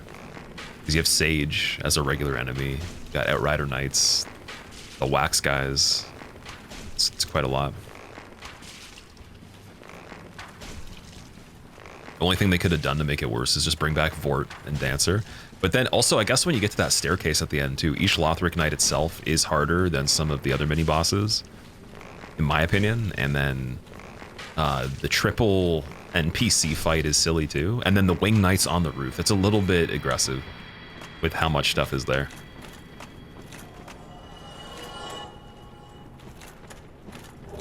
Dragon Scale, okay. We got a pinwheel in the corner? What? What's the pinwheel replacing? What's going on with that? Oh yeah, we already got the Maidenhood there. I can also drop in from this part. The only issue is that if I try to attack the pinwheel and Ceaseless can hit through the floor here, that is the worst decision. Like, I want to be able to run from this side then.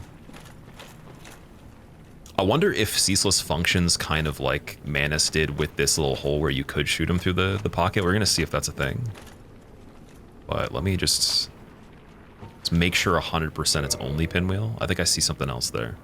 It's a painting world phalanx guy as well.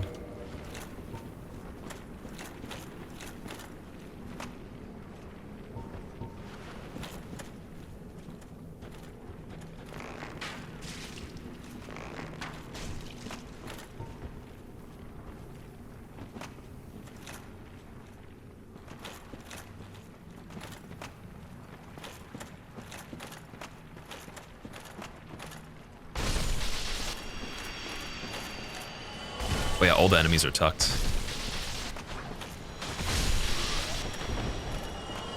Okay, Cecil's still looking okay.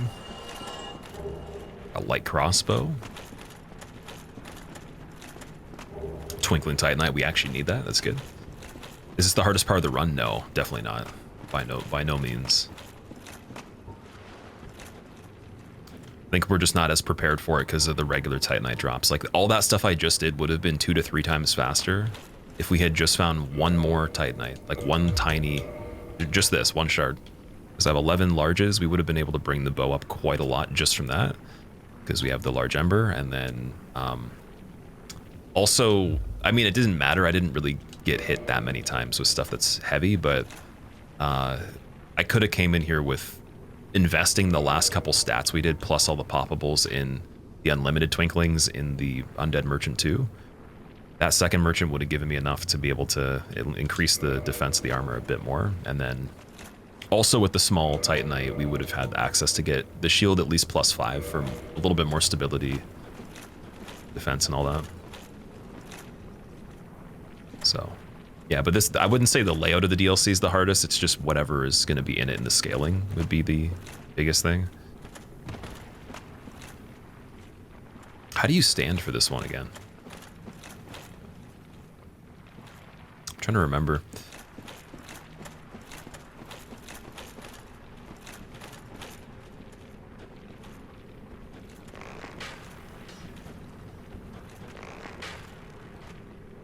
Maybe you want a short bow on purpose. It could be over on this side too.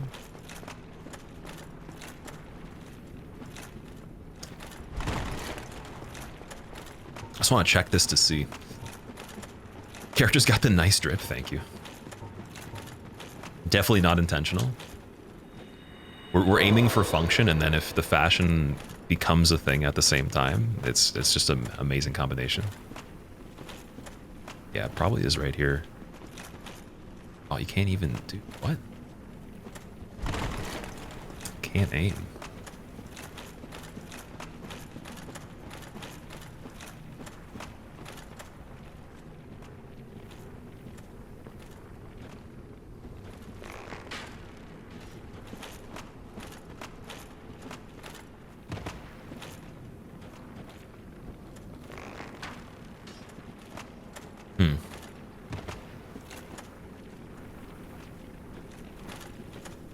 Well, the good news is that we literally can just try free aim. And try the free aim and see. Might be the best way to do it, you're right. One. Let me try poison. Because if poison activates, I think we got it on ceaseless before. And then we realized the thing wasn't ticking at all. There we go, 21. Why'd I hit 21 on the one? It's hitting the closest part of him, I guess. Bean.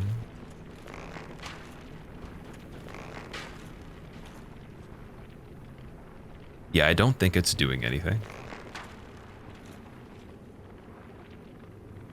But you could kill Manus like that before.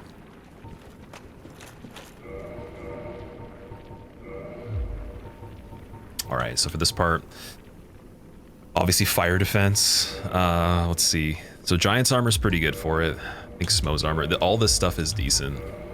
Got 270 versus fire defense. I have the ring. Or is it speckled? No, we don't on this one. Okay, so we're just gonna roll with that, and then Ferris bow we don't need. And yeah, that's it. Maki, it's going pretty good. How are you, dude? How's your day going so far? Try great bow. It's not really about the bow. It's just the idea that like you'll be able to see the health decreasing. So for how much we just hit him, you would have seen a chunk missing. It was still full. They probably do it where you can't cheese anything outside the arena, because I already did the same thing to him on Moonlight Butterfly Bridge and it didn't work. Typically Moonlight Butterfly Bridge, from what I understand, that wouldn't be a thing normally. But I'm okay with just fighting him. It's just the idea of scaling for Manus would mean he's probably a little stronger than regular ceaseless, but I don't think that means like one shot or anything. It just means, you know, obviously be a little bit careful. That's about it. So Sanctus, blocking on this one didn't seem to help at all, because you get double hits if you stand in the way of where fire's going. We just need to get pretty good spacing. For the arena size, I'm trying to think of how big he is relative to the arena. Smallest arena we had him in so far was... what was it? I want to say the Stray Demon arena. I think we had more space from him by default. Like wherever you drop in, he's just gonna be still as far as I know. So let's take off these so we can warp quickly if we need to.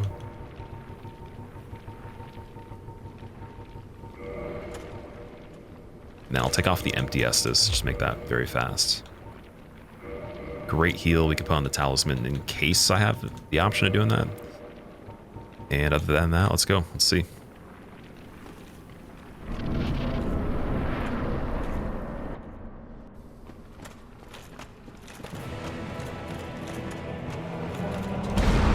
It's got regular attack, okay. It's not too bad, I guess. Might be kind of nice.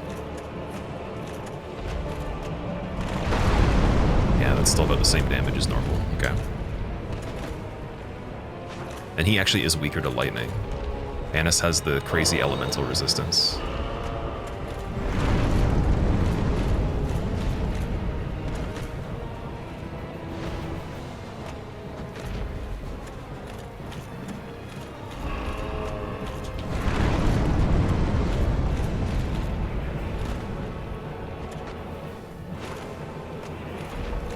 Go this way because we need more space.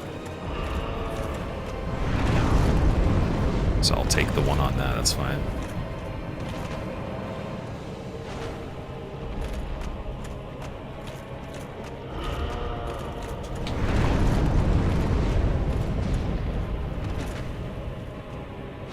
Our that's good. That's all the DLC other than Calamite. So that is a PB tie. We got Cage Key for Sens, nice.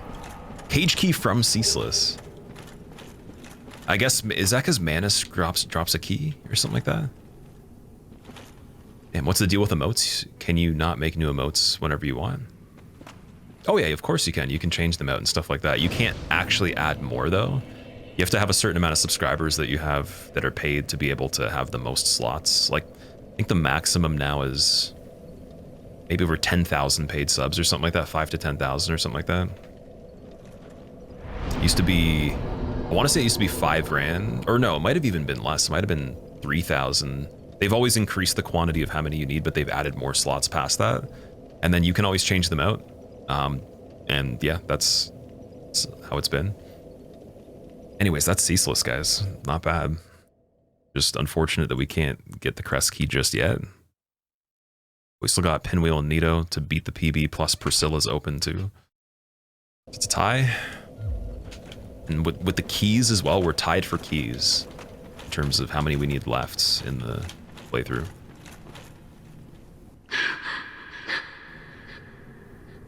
Can bosses be repeated? I've never seen one be repeated before. So that's why I always expect whatever we haven't seen is what's going to be left on the list. And then I'm thinking of the arenas they could be in. Gaping Dragon, unfortunately, is still one that's left, but in the arenas that he could be in, I think Pinwheel would be the worst. So we don't want that. Although him being as weak as Pinwheel might be fine. How'd the PB die that I had? Painting, was it the Painting World one or was it the... Yeah, I think the Nito one was still the PB for bosses. So that was the... Was that the first playthrough still? I think it was, yeah, Nito on Painted World. And then the second best one that was still technically more actual areas searched, but I think it was less fights, was the one where it was the ghosts in Painted World.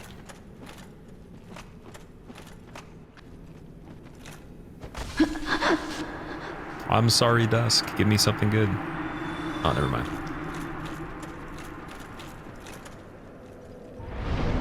Alright, so instead of leveling, let's go to Firelink and get that Twinkling Titanite so we can do the armor set, reinforcement, and all that.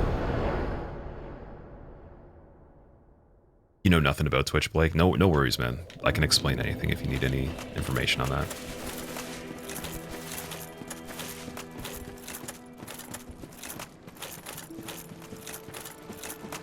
Oh, we got Agron up there as well.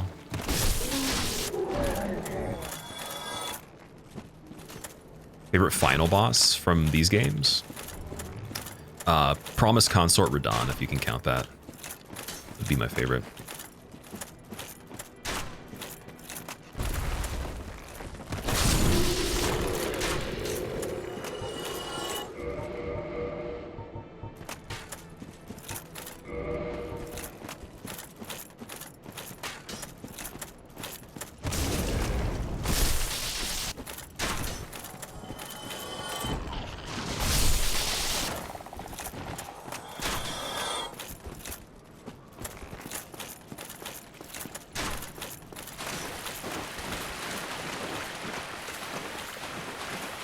In this lore, the Abyss flowed from Ceaseless, and upon killing Ceaseless, the Abyss will recede. I hope so. Let's get rid of that Abyss. We don't want any more of it. Let's get rid of the Abyss so much that we go into the Four Kings arena and they're already complete. The look fits with the glowing eyes. That was actually a cool one. Yeah, I agree. And also for the actual fight itself, he did the regular attack, so he could have done a lot of other stuff close range since you drop in right in front of him. I thought that no matter what in this, he'll just go and do the explosion attack every time. So the other one was an interesting thing. I didn't expect that at all.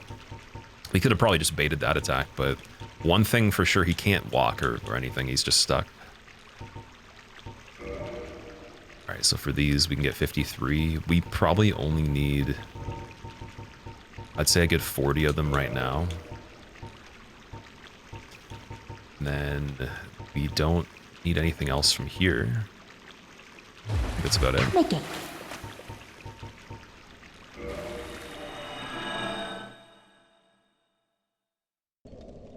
Yeah, we should be able to do that I need to go to Andre, though. Just trying to remember if we had the armor smith box on this one. I got that one time, and even that didn't make me think, okay, let's try to see if we can get infinite materials for the armor.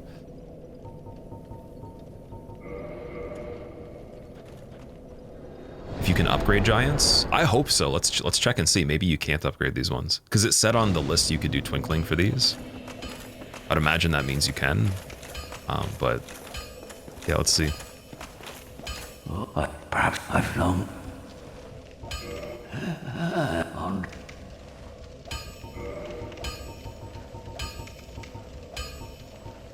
You can't do smos. Okay, so just giants is the idea.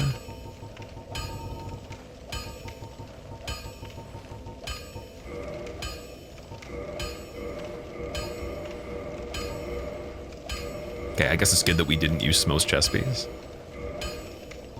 We do have the giant leggings and helmet too. It's only 200 to make the reinforcement with twinkling on armor. That's cool. Rather than 2,000 for a weapon.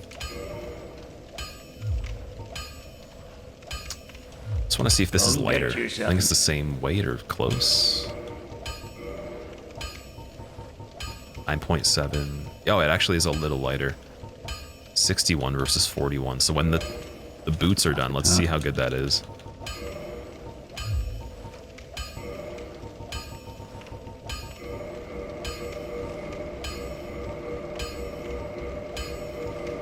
Slightly better. That's about it. What are the elements like on it though? So it's 63, 63, 29, 44, 29. It's only a little bit better, but slightly lighter. Magic resistance a little bit less. Fire's higher. Lightning's 4 points less. I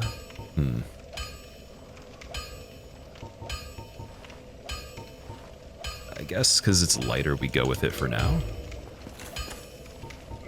And for Smo's helmet versus giant helmet, 27 versus 40. It's a pretty big gap.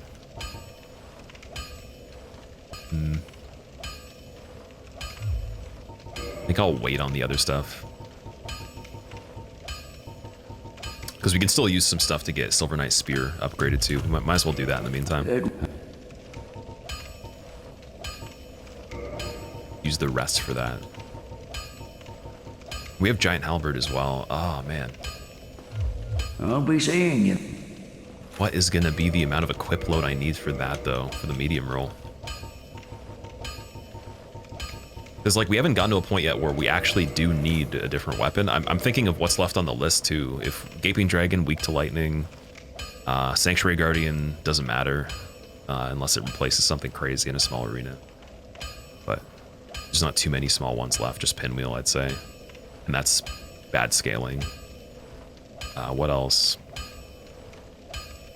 Gwyn's fine no matter what. Would be nice with Giant Halberd, but doesn't matter. I think we have Hornet Ring as well. Yeah.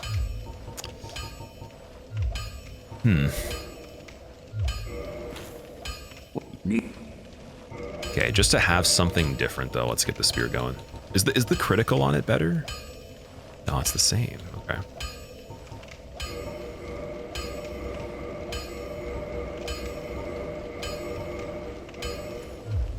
Don't get yourself. And then what is the scaling on the spear? Like what stat does it scale with? What rating do we at? C in dexterity? 313. 315. Okay, so just very quick, very long range. Fairly light. Could be good for some stuff if we need to be a little bit cheesy. And good for Nito as well. It does work for Nito. We don't even need the Crestnax upgraded for that. We're a Cult Club. We have 3 options just in case. Just not necessarily as strong as Crescent. And I'm tempted to do the Giant Helmet.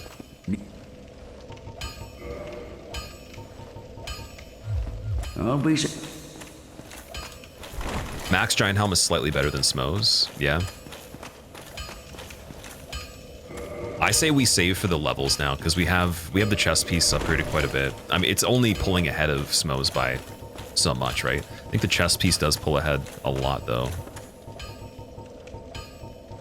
Oh, we didn't have the comparison. I can't see. I think it's, isn't it 107 for Smos? Normally?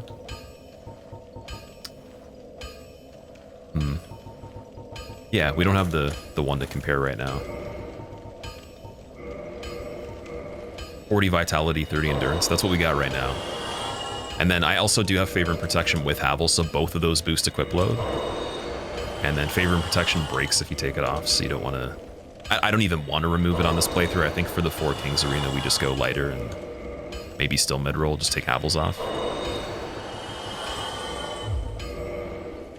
But yeah, anyways, you try Let strength be New Londo granted Ruins to so check the for some world items might as be well. mended.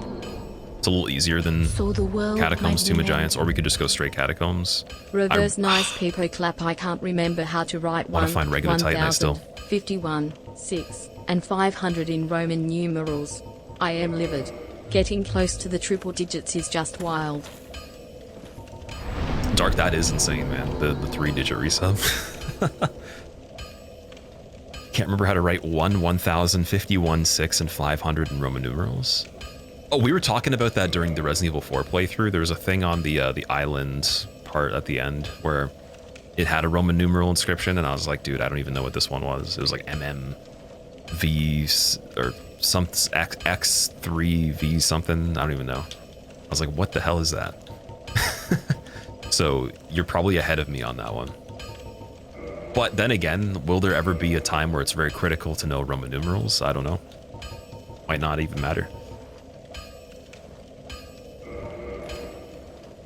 Let strength be granted so the world might be mended. So the world might be mended. Love your quill. Oh, also, Your Guy B, thank you for the 35 months. Welcome back. I love you too. You're too sweet. Stop it. Stop it. You're making me blush. I can't do it right now. I need to drink some water. Oh, wait 1 second. You're making me blush, B. You're so sweet. Thank you. I love you too.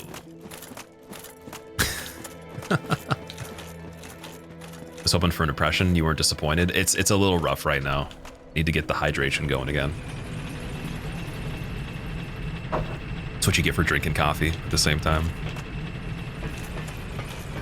It's like if we factor in the exact wind speed east at exactly this time, at the peak of the season where the lunar eclipse happens, and my hydration drops below 13%, we didn't equate for the cups of water to offset the amount of coffee. There is certainly a chance that Mike Wazowski Lady or chocolate from SpongeBob might not be as good.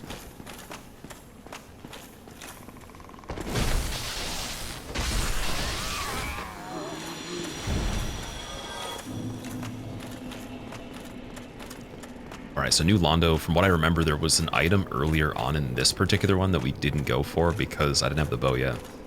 It's at the end of this bridge.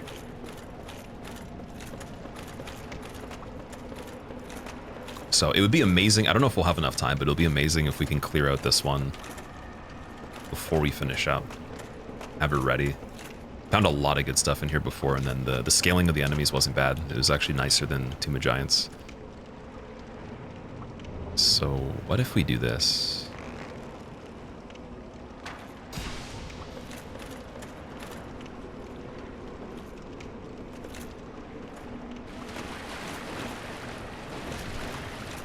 Oh, he fell. Okay. Oh, what? What's going on? What's going on there? I see a Taurus demon up there. I didn't notice that last time when we were here in the beginning. He rushed in pretty quick.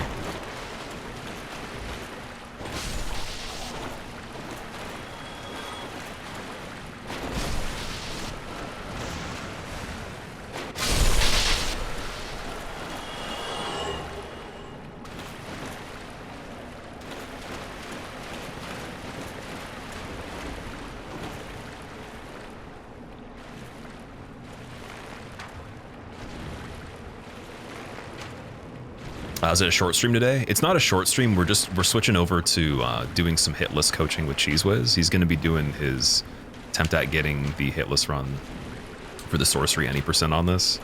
So it's going to take up the rest of the stream. It won't be a short one, though. Just a little bit shorter for this. And then tomorrow we'll have a good chance of trying to get farther, as long as we can keep it together here.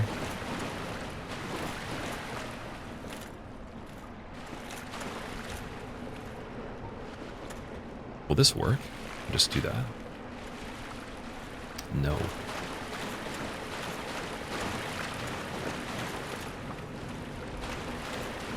I'm wondering where the Dino enemy is. I don't think he could spawn under the bridge because there's no...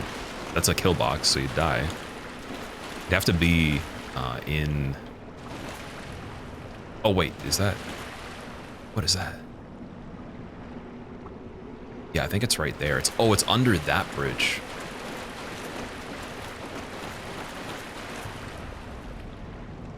Something's going on with this part. I think that's it.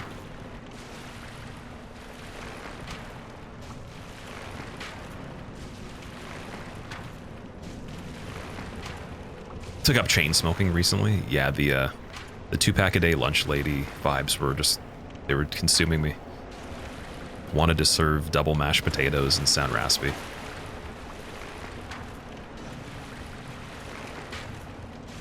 Oh, there we go, sweet. Oh, what's the flicker there, though?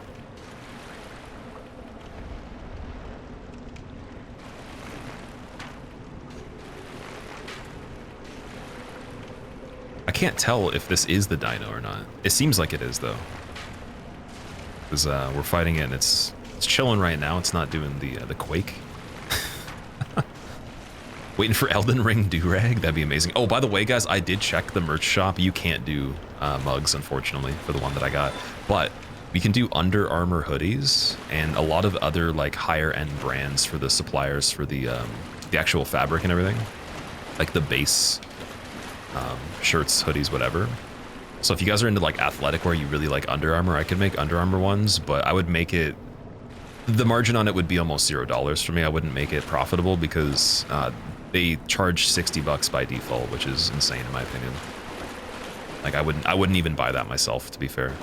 I used to be into those kind of things, but I'll always get them on discount or go across the border or something like that. So yeah, if you guys care about that a lot, I can make it an option with existing designs. Not sure how the screening would work for some of the graphics on that. Might not hold too well.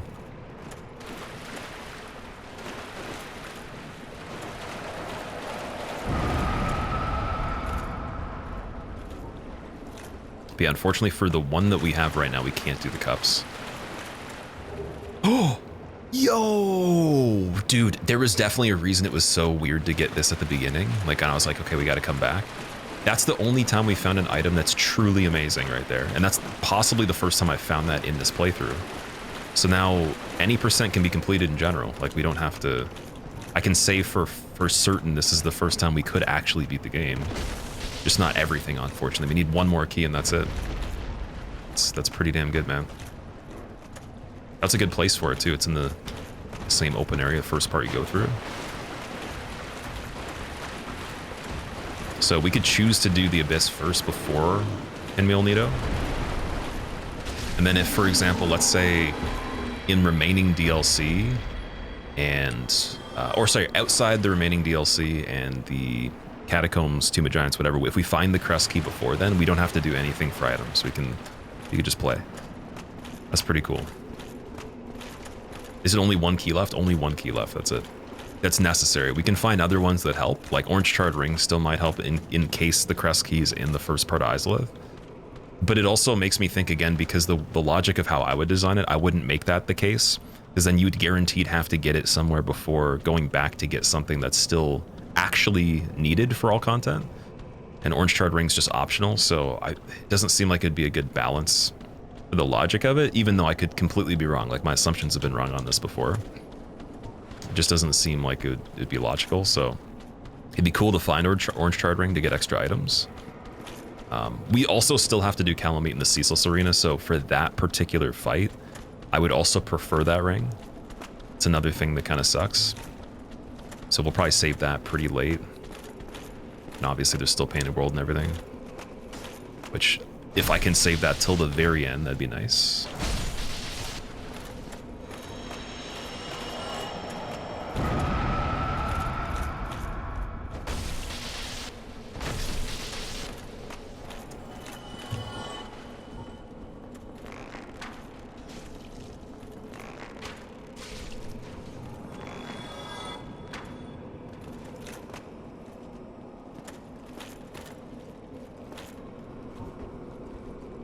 Are the seeds not random? Oh, it's fully randomized, yeah. I mean, I guess it wouldn't be true random in the case someone was saying if it's true random, you'd get multiples of things all the time. Like you wouldn't be able to do all the bosses necessarily. It'd just be repeats.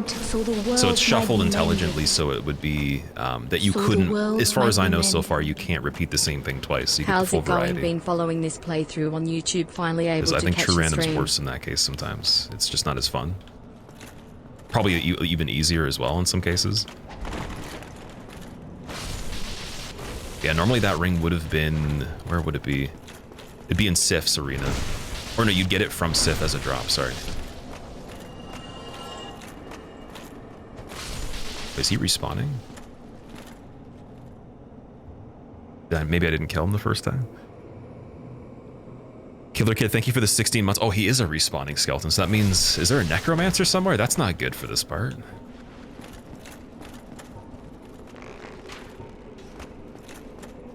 I think this is the first time I'm seeing this.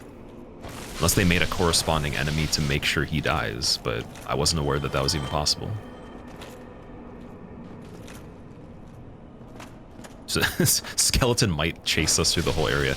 We might have to pull him somewhere we can like kick him off a ledge or something like that. I could knock him down into here so that he just chills in this part.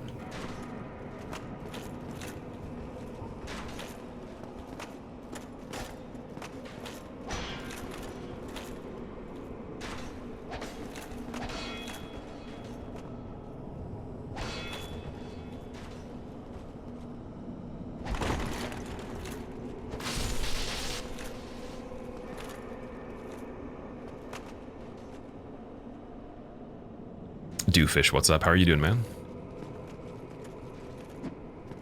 Oh, see, I'm trying to get the kick, but he did the sidestep. Wonder if he'll just backpedal and not sidestep at all if I just go like this.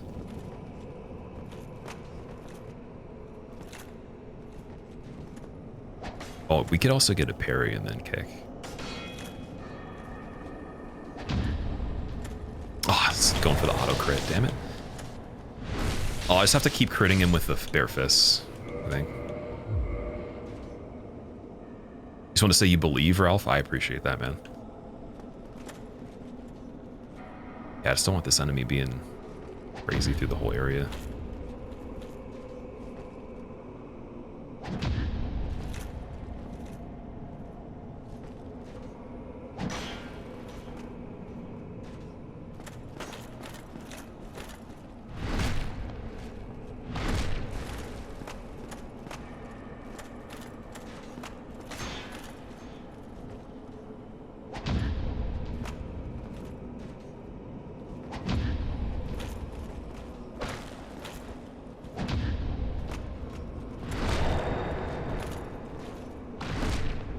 Doesn't really move him back much by doing that. I think regular parry is better. So you just don't want any kind of sidestep RNG, I guess.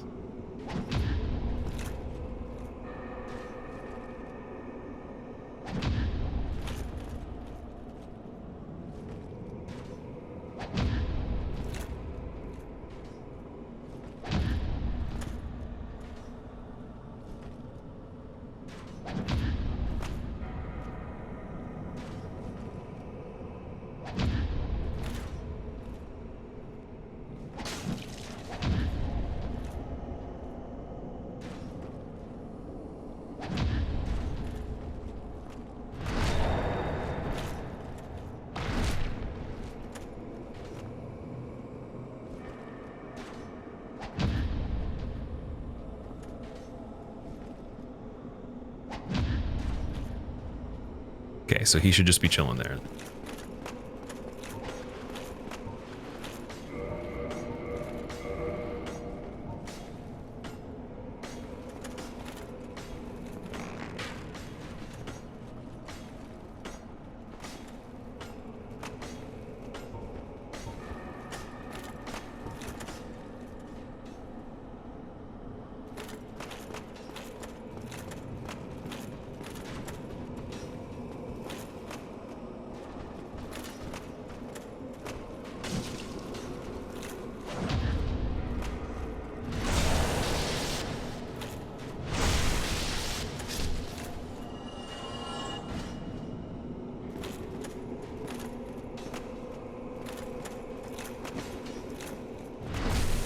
parry and then R2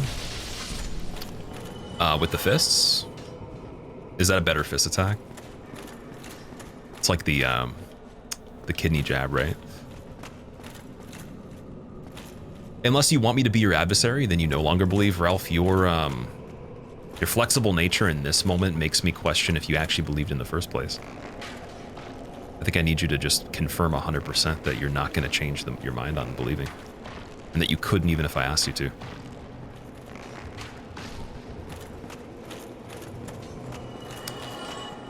But I do appreciate the option. Just in this situation, we need you to just stick with one. Please and thank you. Slade, how have you been, man? He's inspired by crisscross. Don't fall. Falling in this part, ironically, is actually not a concern of mine. It's more so... it's actually funny. It's probably more concerning in bigger areas for me.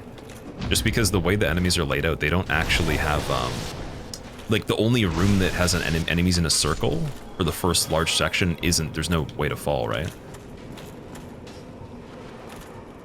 And then Taurus Demon and Dino's the only thing that possibly could do enough knockback or, you know, be concerning in a lot of cases here, but we already cleared out what we believe is one.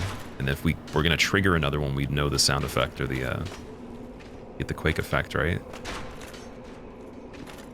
Skeleton took a bow out? Or wait, who's that?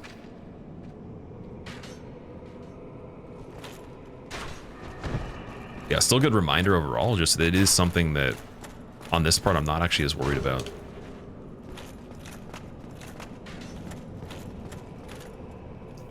So I think we got everyone from under the bridge here.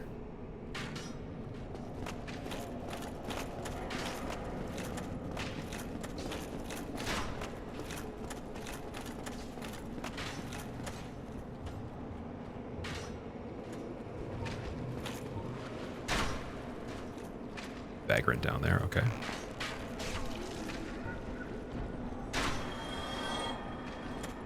So for Ingward, we can actually go talk to Ingward, and I think he has an inventory, plus he should give us an item for free now, too.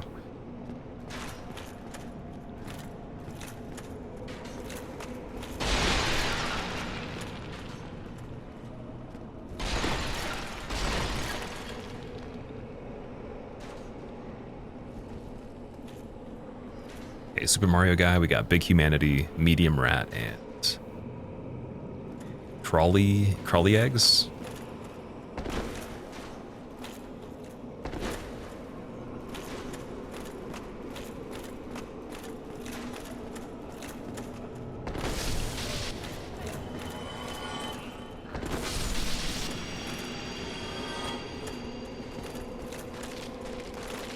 Oh, and also Toxic Bloated.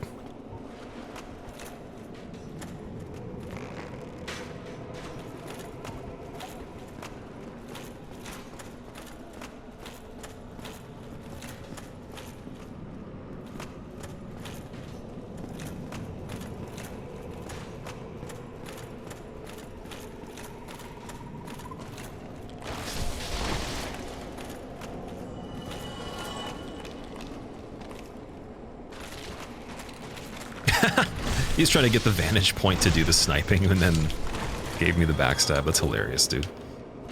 Okay.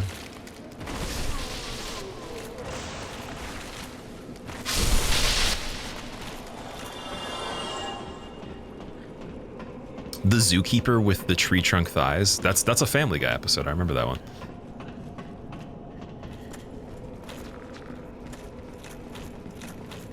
All right. We need bonk on you.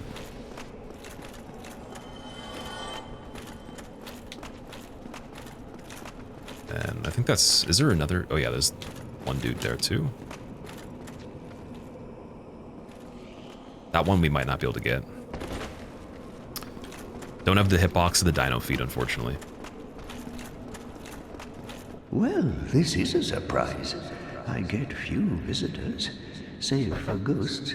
You have the Lord Vessel. Very impressive. You seek the four kings whom I guard over. This is the key to the seal.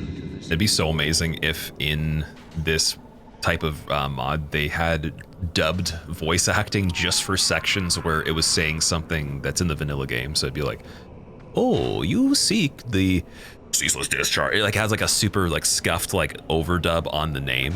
It's like, you have been seeking Madness of the Abyss in the Abyss for so long.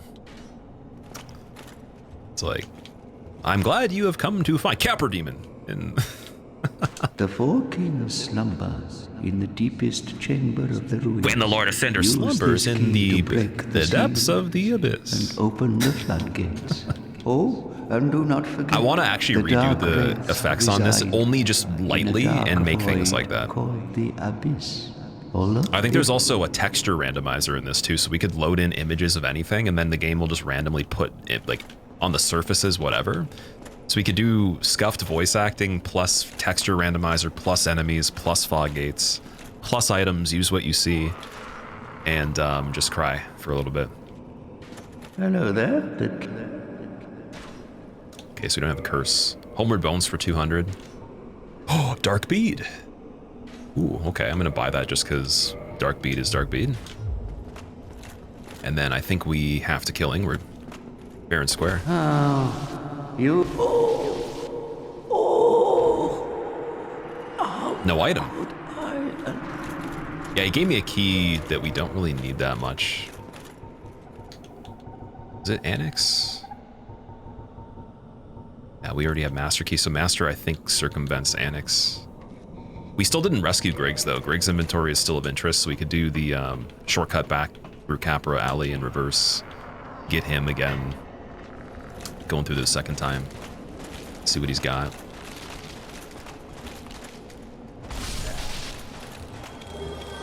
Oh, dude, that's the last Titanite shard for the bow. Sweet, okay. Nice random drop there, and then I remember this part was kind of weird before. Let's just drain the seal first, though, so it's a little bit safer.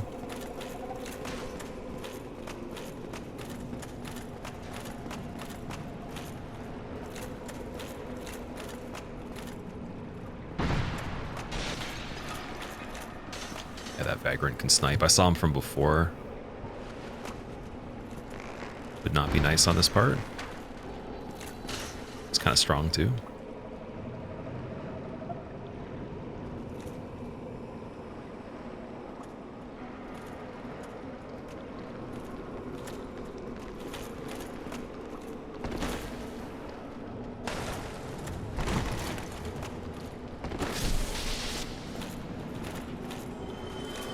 Okay, correction on that, the bow is just weak.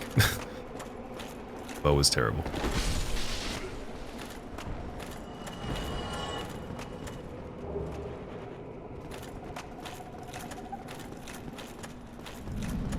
Bubbling lock-on icons? They remind me of what happens if you went to a seafood restaurant and then you left the food and you didn't really eat much, and they put it in the kitchen, and then whoever took out the trash, they like a hole formed in the bag and it escaped and it came back to life. You can defend the four kings, but not me. You know, it's actually funny for you guys that didn't know, there was supposed to be a boss fight on the roof where Ingward was, and that enemy would have been one of the best boss fights in the game, even across all the DLC. It's one of my favorite, not only just cut content enemies, but favorite enemies in the series. What do you guys think? You think they should... Oh my god. Hydra's over there. I can't move. Go back up. Hydra... Oh yeah, sorry, Hydra... Oh, dude. Oh no, it's an invisible enemy. Let me just do this. It's the Banshee being replaced. It's not actual Hydra. There's an item out here too, right? Titanite Catch Pull and Pyromancy Flame. Or sorry, the Fireball. Yeah, that was kind of buggy. I don't know why it's pushing me there. That's the same thing that happened in Tomb of Giants, though. So, yeah, we already drained the seal. We could go back. Oh, but we didn't check the upper parts of that other area first. Damn. Kind of sucks. I don't really know we could swing until we see if we hit a value, but I don't want to get pushed into here. And I think the reason it was invisible is because it actually is the Hydra that replaced this enemy, and it's inside here as well, and it can't actually render it properly. Because the movement of how I was pushed, yeah, so you can see the actual magic from it from the inside the tower, but there's nothing shooting from over there from what I understand. Like, or it's a combination of both. It could be another enemy that pushed me with collision, and I'm just conflating it for one thing. Because you can see the effects from inside here. See, like, dude, it's literally doing its attack right there.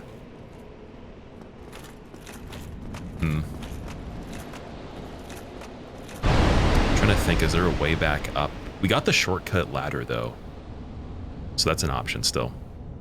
I think we're kind of we're okay. We can drop in from the other area, and we can attempt 4 kings too anyway, so it doesn't even matter. Let's try to play this one a bit safer in that case, because there's no item right in this tower. It's literally just the bottom area, which we can come back to from the shortcut, and then we just go back up from shortcut ladder on the top side once everything else is cleared.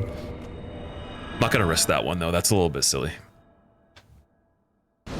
Like, there's some stuff in this that's so buggy that it still can't, unfortunately it still can't function, but you can do damage to it. It's just I don't even know where its hitbox would be. And I don't think that has anything to do with the one that's in the valley. I think that, like, literally the mini boss Hydra got switched for the Banshee ghosts. Yeah, Undead King Jar Eel. So he had a moveset that was similar to, I guess it wouldn't be like copied from anything, but it was like a similar enemy to how Gwyn functions. But he's got a spin kick, really cool armor set, cool design, a cool sword, an AoE that's interesting. You know, a lot of stuff that's very fast. So for the pace of the game, I think it would have been fun. Okay, what we're gonna do here, I'm gonna come back to New Londo tomorrow just because I do have to get ready to do the hitless coaching with Cheese. So yeah, we did New Londo recently. I drained the seal for it, and then Hydra popped up in the tower for the seal drain and was invisible. So that was a thing. That was kind of weird. But yeah, let's go back over. Let's just check out the DLC first and see what's going on there. So we need, I think it would be Elysial Township. Because what my theory is when you first encounter Calamite, you'd need to get Hawkeye to shoot down him with the cutscene and then make him land. But if he's randomized, then the scripted Calamite, it might still pop up randomly, like secondary to the other replacement fight, because they're 2 separate things, or it might just be gone. And Crest Key unlocks the door that's over here, right? So if we don't need the Crest Key, if it's just an option, that's amazing. Then we're pretty much done for key items. Other than, sorry, the key to the depths as well. We need the key to the depths. That's one more. I keep forgetting that one.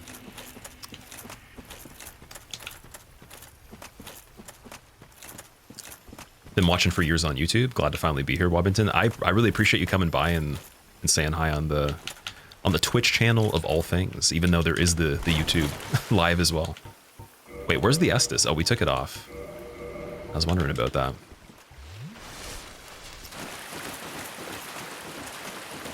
So we got rats down here. Interesting. Okay. And the Ultra Greatsword Knight. Got to kill him very fast. He might be dangerous. I think him and the Great Axe one have been kind of tricky for me.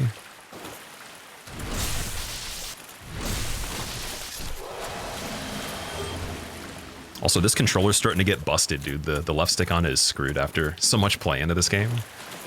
Gotta replace it soon. You like Haywire? Twofold Part 1 is one of your favorite albums? Yeah, I love Haywire. I got his entire discography. Been listening to Haywire since like 2016, maybe. But yeah, I like Doppelganger, Schism, and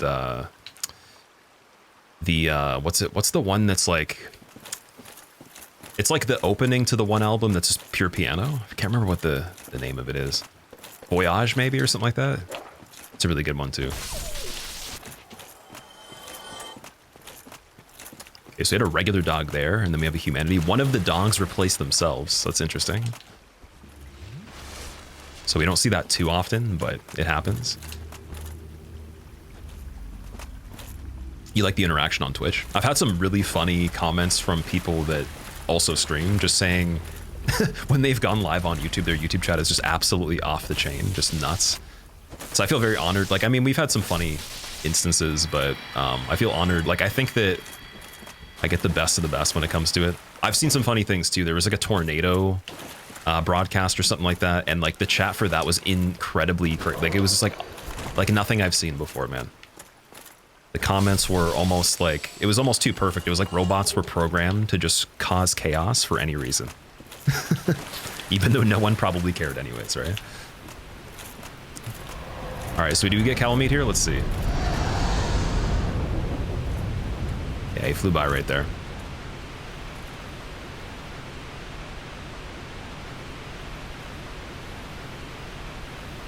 Yeah, the only thing I'd be concerned about is if we go down and then he does breathe the fire. Because we can go back up, I believe. I think we can go a little ways down and then come back up here.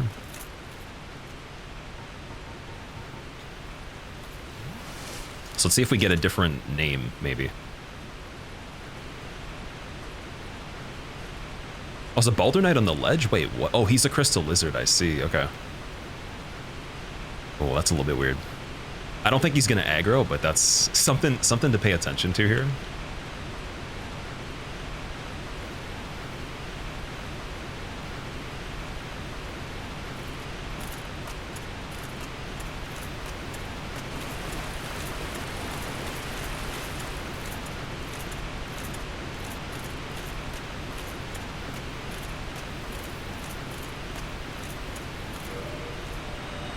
Yeah, it looks like you get the same situation, so we do need Crest then. All right, let's go and do 4 kings.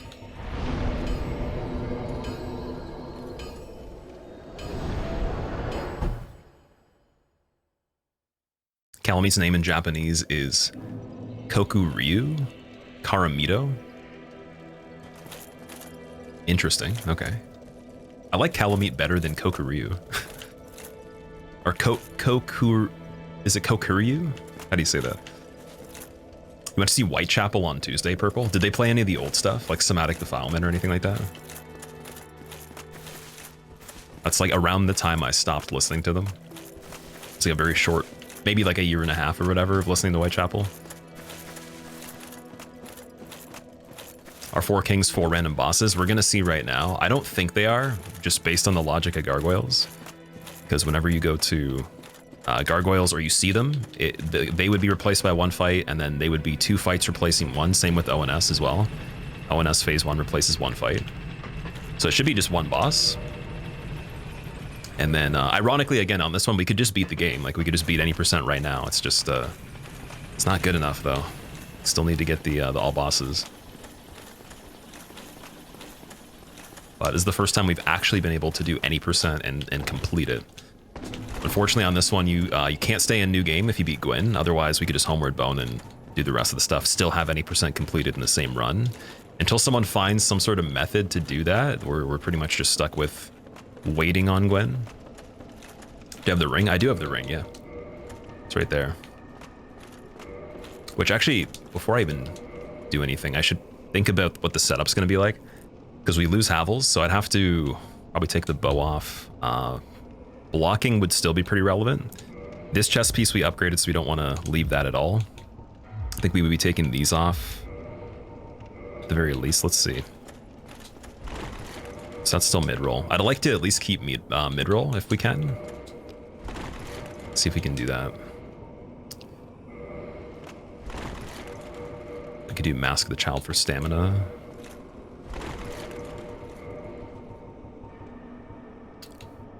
Chester gloves, let's see if that's good. Yeah, there we go. We could do this setup. And then, wait, why did we not? Oh, we didn't get Firelink's 10 flasks. Okay, I gotta do that again. One more time. Because I think we teleported there, but we didn't rest.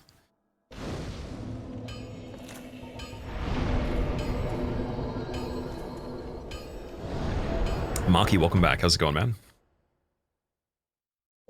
Their oldest song of the night was Possession. Oh, it's such a good one. So that one, originally I really wanted to learn how to play that on drums. I might actually try it at some point. Just not a fan of the lyricism for Whitechapel. It's not my cup of tea, but like their technique is really cool for sure. I think them and Job for a Cowboy like a little bit more melodic. Just the lyricism is not the greatest for me. But yeah, would you say the performance was pretty good, like close to the record?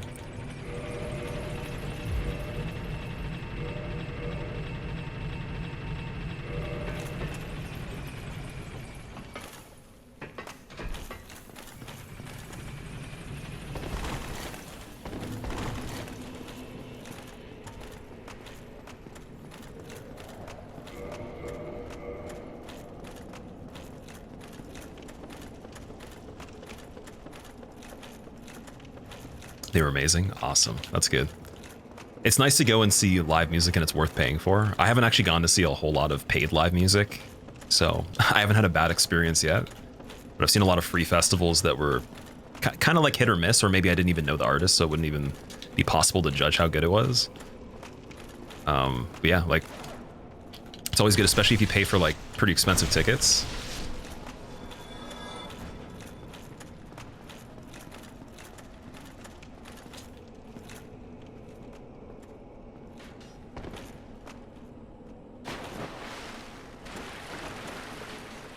Oh, all grabbed on this. Okay, that's fine. For now.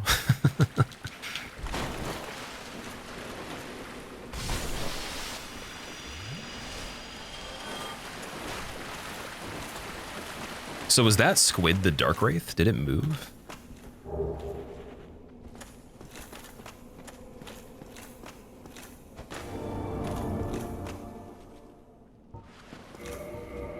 Just want to see if I still have the weight for the bow here. Let's check that and see if that works at least. Oh, it does. Wow. Okay. Is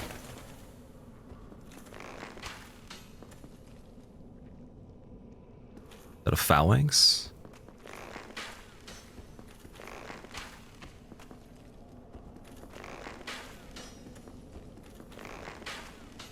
Kind of sucks because it's guarding a chest. You have to do a firebomb, see if it even makes it in the doorway. I don't think we can poison through a shield. We could try that too, but yeah, I don't really want to. I don't want to get poked off the bridge here by this thing.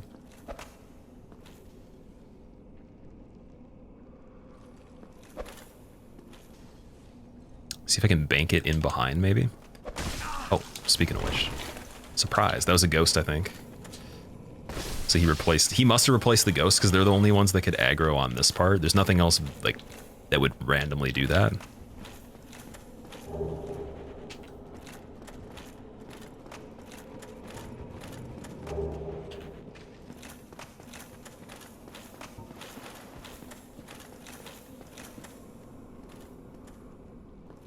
This thing might just gatekeep the chest. It kind of sucks because it could be something pretty good. Oh, there we go. Oh, no, that wasn't the full damage, man. Okay, poison arrows. Let's see if they even work. How strong would these builds be if we could wear 3 rings or even 4? It would be broken, man. If you could do three or 4 rings, it's over. Because then you could have maximum equip load met without the stats, or with the stats you could go above that, and do Darkwood Grain or any other type of ring to boost some sort of damage. Like one of the biggest things with the updating of this originally was that you could do Darkwood Grain Ring at 50% equip load, so it was basically like there was a 3rd ring, and that was the biggest update they ever changed. This PvP was just stupid. Like it wasn't even fun. Like the meta was mainly just you know, an armor set slightly like this, full giants, full havels, but you could still flip the whole time with like no downside.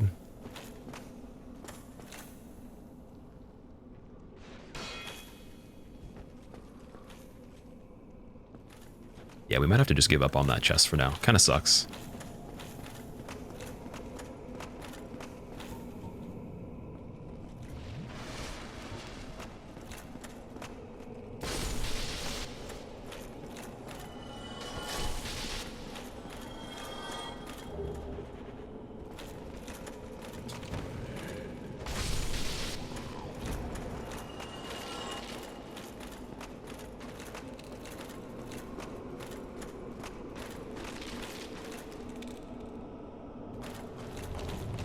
Oh, it's the sound effect on the ground. I was like, what's going on there with the bones? Ask him politely to move. I wish, man. saw Vince Staples and Tyler the Creator at the Ball Arena in, would that be Colorado? Tyler the Creator would be really cool live. When Odd Future came out, like before anyone was really into them, I listened to them from like day one, and a lot of people were like, what is that terrible music? And then they just became super famous. I remember me and a couple friends were like, they're gonna be huge, especially Frank Ocean too, or like he's gonna be super famous. And I mean, even Earl, technically, I think he got signed with Sony or something like that. They all did some pretty cool stuff. But Tyler live would have been one of the most like peak things in my mind, like around 15 or so, maybe 14.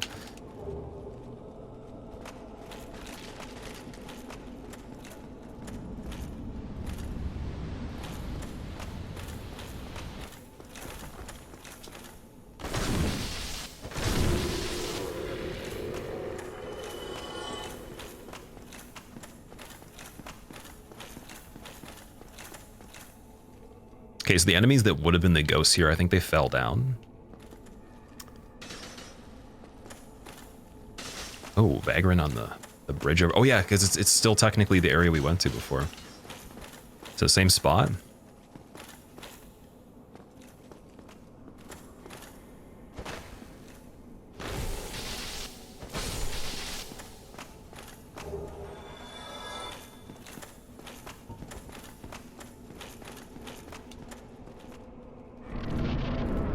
Muscathor, I was saying that they used to make it so Darkwood Grain Ring's requirement for equip load was 50%.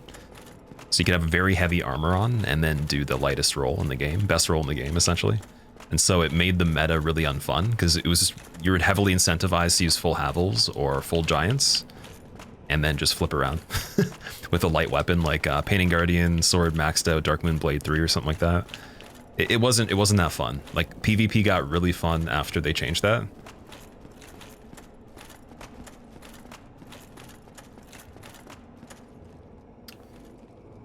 All right, so we're gonna see for the first time what's going on down here.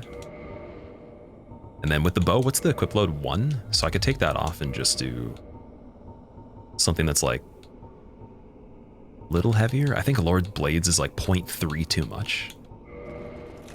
Yeah, it's so funny how that's like just over. Come on. So yeah, it makes no difference if we have something in the offhand that's 1 weight. Can we do the talisman? It's 0.3. It's not too bad. Then we could heal. All right, let's see what's going on. So we got the Covenant Ring. Everything's good. It's all legit. Let's go.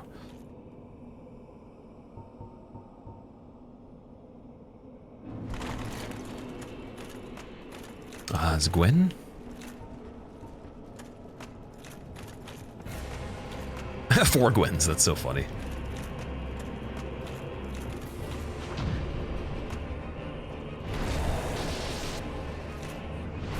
Scaling's not too bad.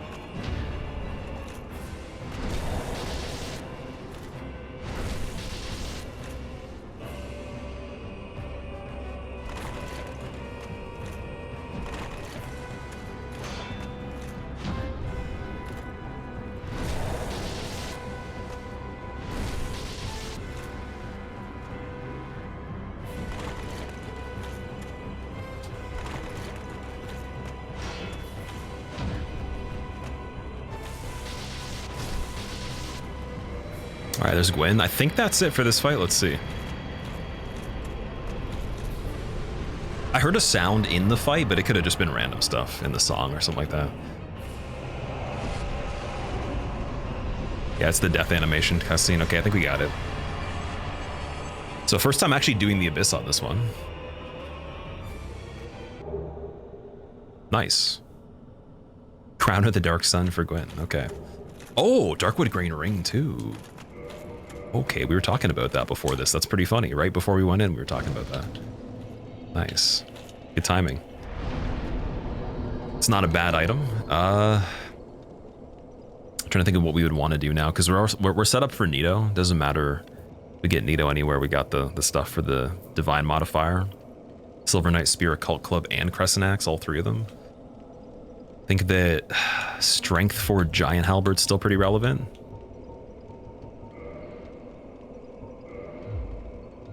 How many times have I beat Gwen overall? I don't know. No idea, I couldn't tell you. Did I encounter Manus? I believe we did do Manus, yeah. Manus, I think, was in Sif's arena on this one. Spoke it into existence. I've done that a lot in this run. Yeah, it's been funny. Okay, so that's done. We could do Nito, like Catacombs, Pinwheel, Nito, whatever. It's also an option. Or I could go look for other stuff. We got Calamite as, I believe it's Centipede Demon. And for that, Orange Charred Ring would be pretty good too. So yeah, it's a debate of those things. I think before we start to search for keys, let's just complete more stuff. Let's go Catacombs. Be a good idea.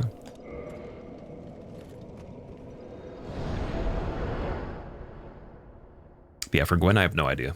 I couldn't tell you a number for a lot of stuff. Definitely not as many times as some of the other fights, but like enough times to be pretty good.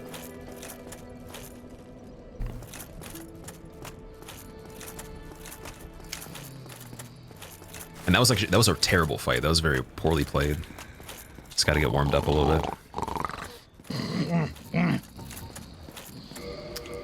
Wait, I gotta check the arrows too. We were using a lot of them. Yeah, let's go get more arrows. So who was it that had the really, really good price ones? There's a merchant we got not too long ago. Oh, we also have Grig's key as well. We can check Grig's inventory. So yeah, let's go. Do we do all of the Capra area just to get to him?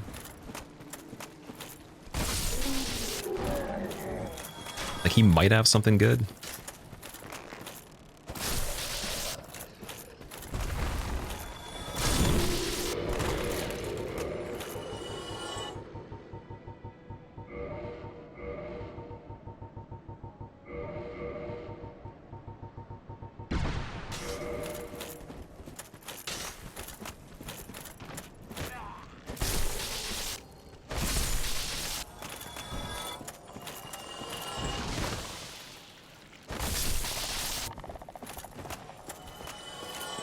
Oh wait, did I upgrade the giant helmet too?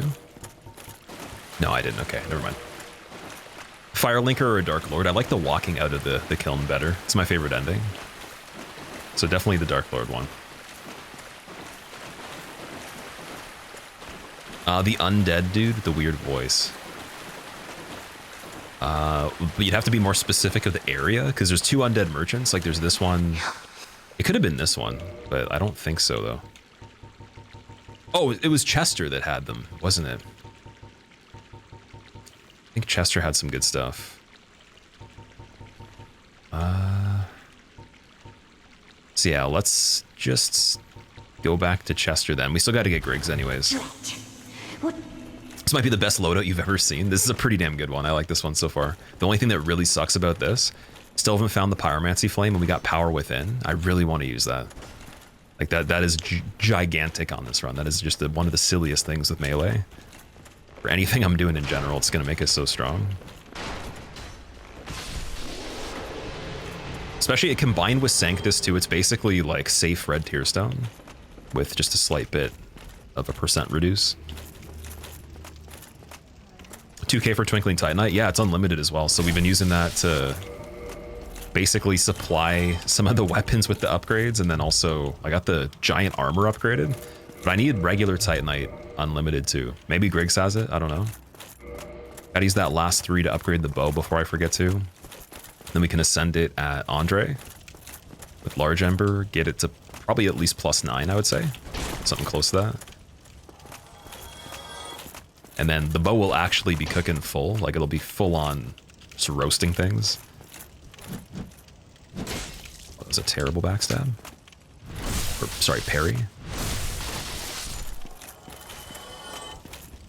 I gotta sit in the kiln and just parry the Black Knight with the axe. and the Ultra Great Sword one too.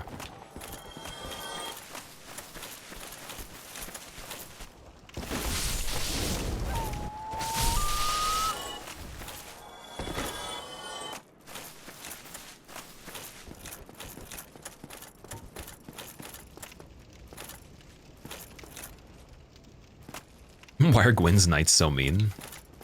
They're defending him. They're doing their job.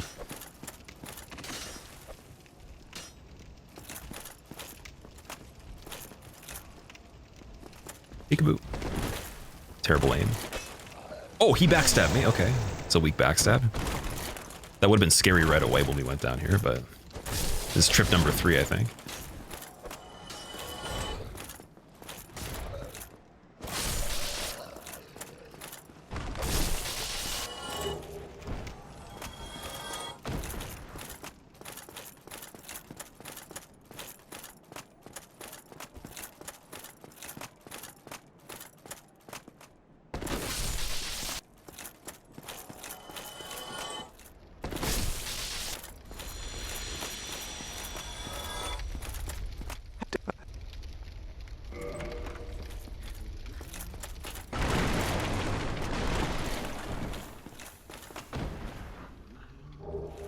Just gloves beside Griggs, that's it. Could you see yourself doing this run no damage? No, definitely not. No chance. It's not really like skill based, if it makes sense to say that. There's too many variables that have nothing to do with tangible skill on it. The tangible skill aspect comes from deathless, I would say, or speedrunning. So I would never try that. I definitely do quite a few things that burn through time, but like that would actually be a pure waste of time in like the eyes of these kind of runs. You'd have to do no key item shuffled, any %, and then have the logic of the actual randomizer a little bit different, and then you could probably do that. But all content, key item shuffled, damageless is just like I said, if someone does that, 10 gifted subs tier 1, 3-piece dinner, entree, appetizer, adult beverage, and I'll make a video on it. They get all those. If you do that, I'll give you all those things immediately, as soon as you do it. And I'll actually genuinely be entertained, because that would be crazy. All right, so we got Griggs. Let's go back. Please have Titanite, man, please. Oh, we didn't touch Firelink, apparently.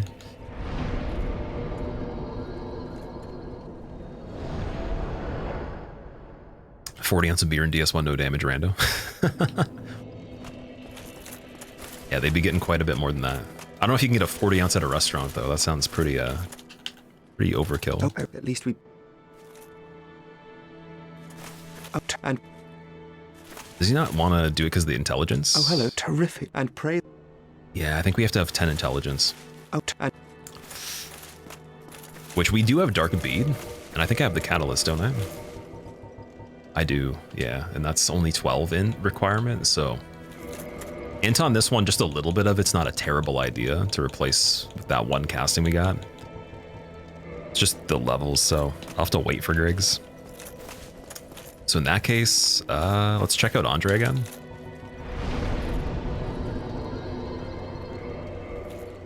And then we'll get the bow set up. 10 for him and then 15 for Logan. Okay, that's good to know. I didn't know it was 15 for Logan as well. I think doesn't the sorcerer start with 15 already? Speedrunning is way too RNG unless you do a specific seed.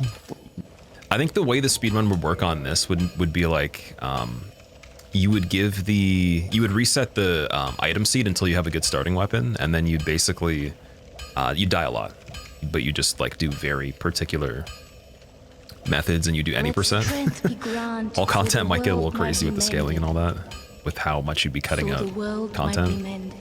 Yeah, I would be doing some speedruns on this one in the future. I'll try it out.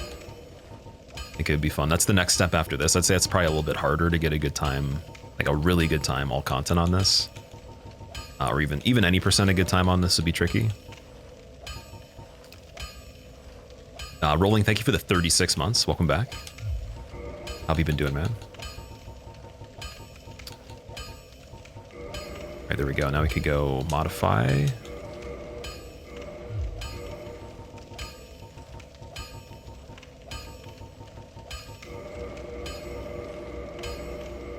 Well, this might be, is it enough? I think that was enough for plus 10, dude. Nice. And then we need very large ember. It doesn't even matter, but if we got very large, Ferris bow could be insane on this. Because I have chunks. I have enough chunks and a slab to max it out completely. We just need very large ember, that's it. Oh man, okay. Let's see what the AR is on that. 209. It's not bad.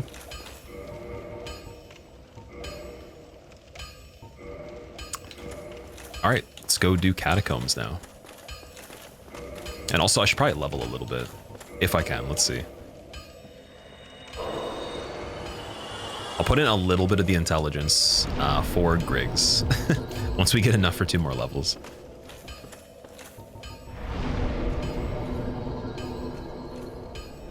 Also, Rolling, have you seen any of this particular attempt right now? I think you were here for some of the runs, but like, were you here for this specific one?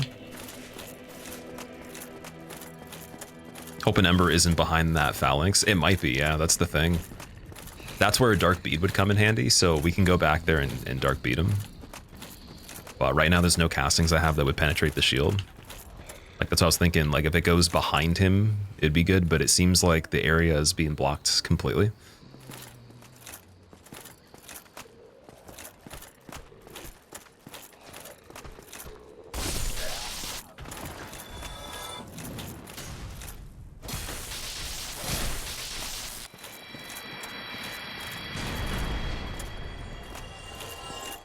Okay, let's see what we would have missed over here in the beginning.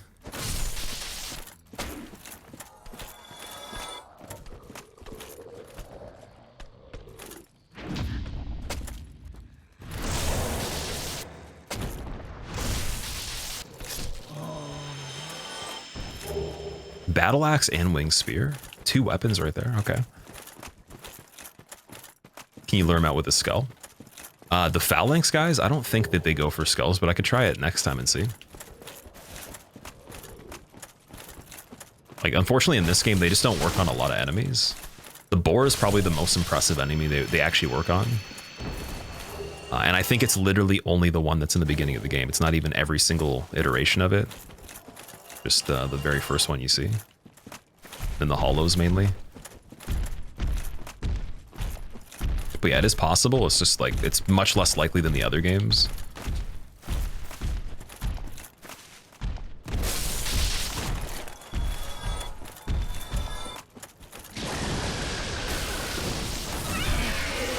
Okay, this is like the weakest Drake I think we've seen in this so far.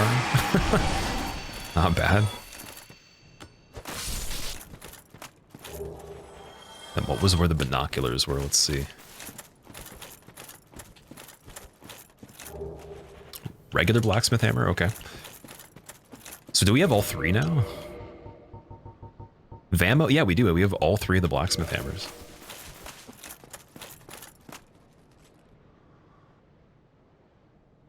Skulls work on most enemies that have glowing eyes in this game? Okay, I see.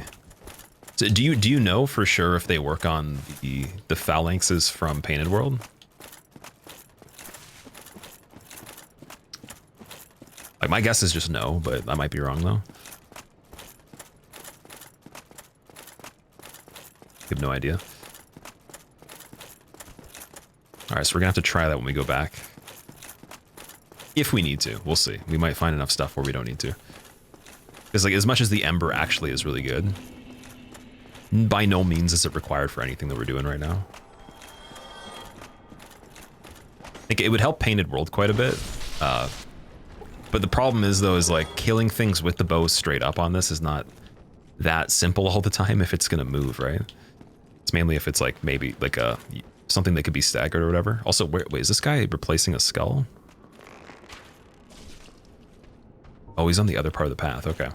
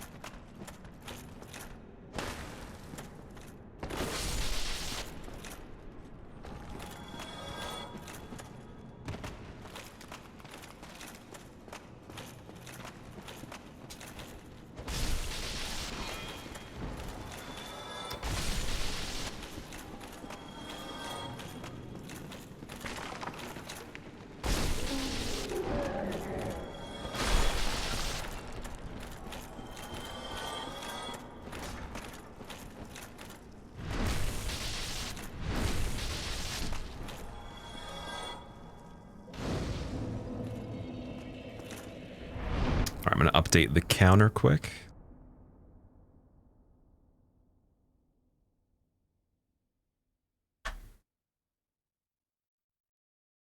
Just leave that open.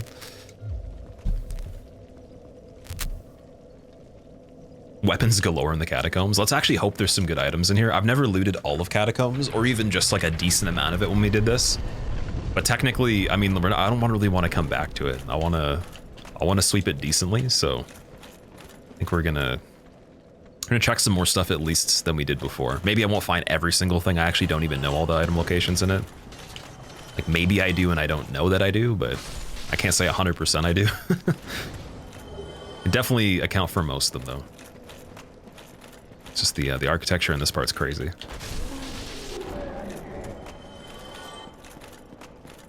And then we do have the 10 flasks, that's good. Alright, what do we got over here? Oh, look, that's an actual useful enemy in this part. First time we found something that could hit me from this area. Oh. Oh, and a clam too.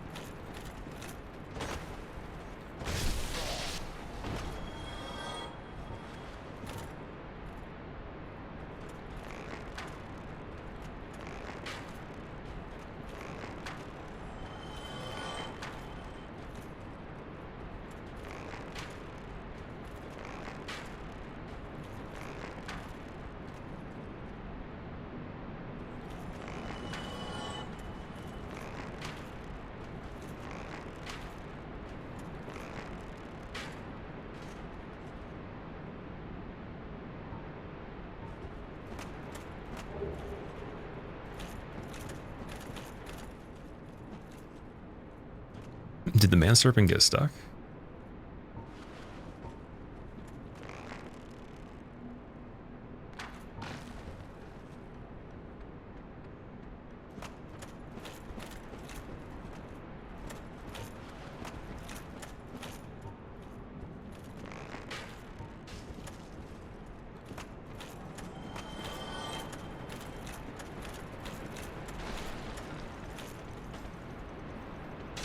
Okay, I think there's a bone meal. Maybe something was rebounding as it fell. Sounded like something either attacked a wall or it was a bone meal.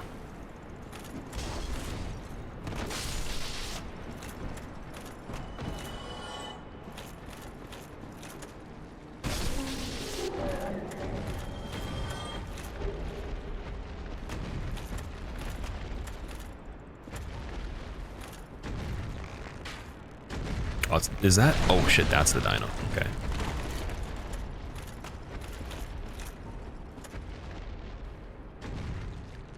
Just trying to get the vagrant.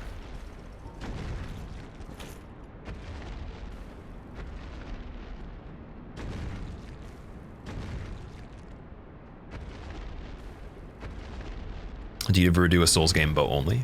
Yeah, bow only is very fun. I haven't done a lot of bow only, but definitely want to do more in the future. I think that it's a good challenge in DS3. Like the bow in DS3 in the beginning is not the same as a lot of the other games. DS2 and 1 it seems better.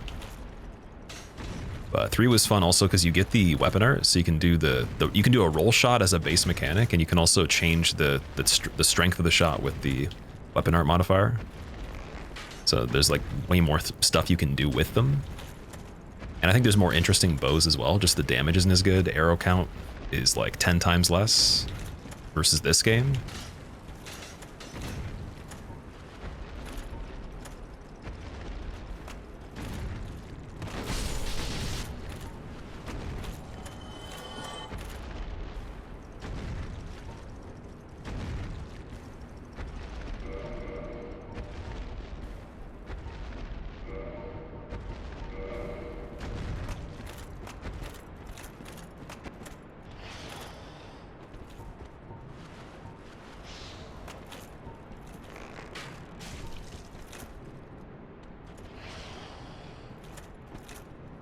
Alucard, what's going on, man?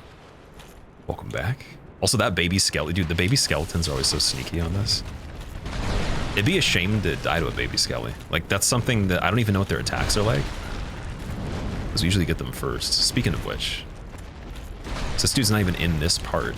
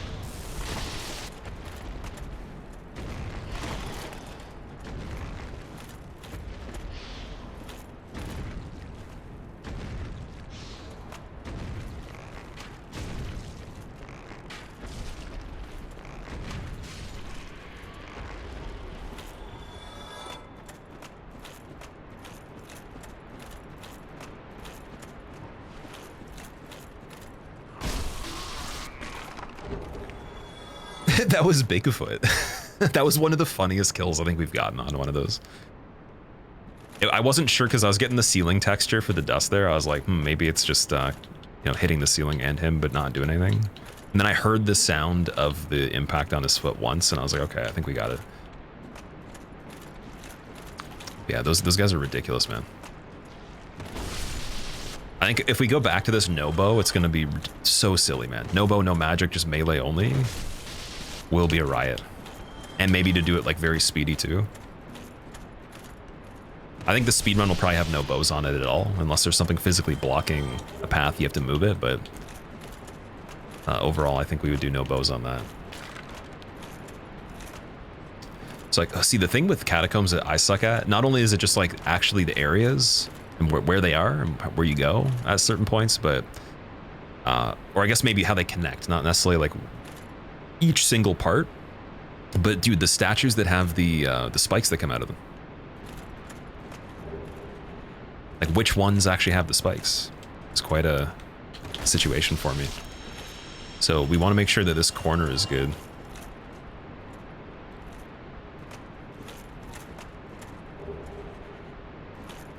They build up toxic, the baby skeletons, really? Oh no. What a feature. I think, is there a trap here? It just goes back into that. Can't remember where there's also like holes, like you could fall through pits in the ground in this.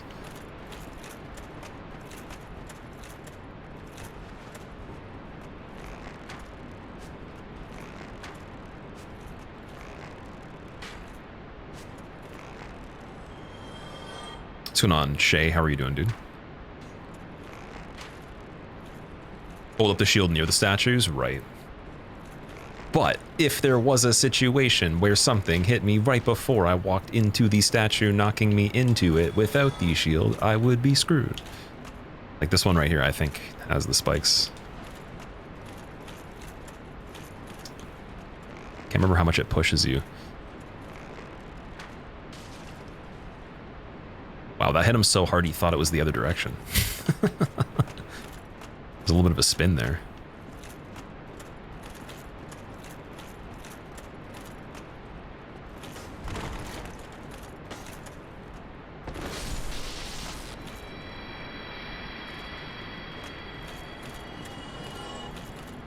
Yeah, there's one right there. See, it hits twice on that too.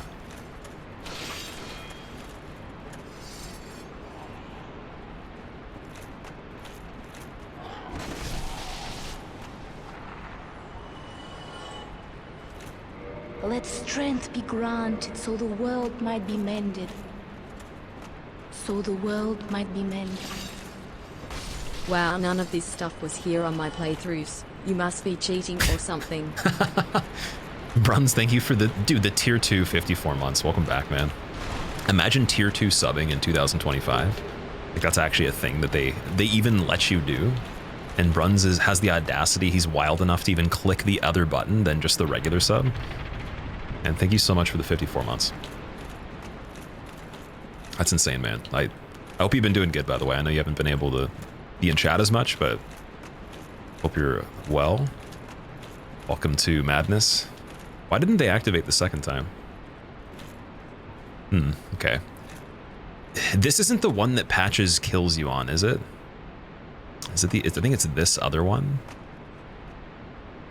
See, this is where, it's almost like I want to kill Patches from over here. Oh shit, dude, they just popped, man. So it's gonna take 10 minutes for these guys to get away. At least we saw it happen before we went over there. Oh my God. So I was talking about this. I was saying we could just wait and then like all the Gravelord enemies will eventually disappear. We figured that out. I've never physically seen them pop up. They literally just pop up. That would be so unfortunate at the wrong time. Like not only just in terms of them popping up and attacking, but like imagine its character model spawned on your location. Like would it push you off of a ledge or something? What's tier 2 subbing? It's just twice the price. Like tier 2 is the equivalent of 2 subs. Tier 3 is the equivalent of 5 subs. In terms of like the points and also like the value is almost about that much more.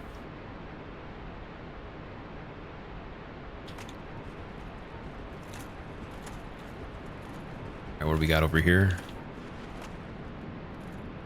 Is that... What is that thing? Wait a second. Looks like one of the 4-prong plow gardener dudes. Let me see.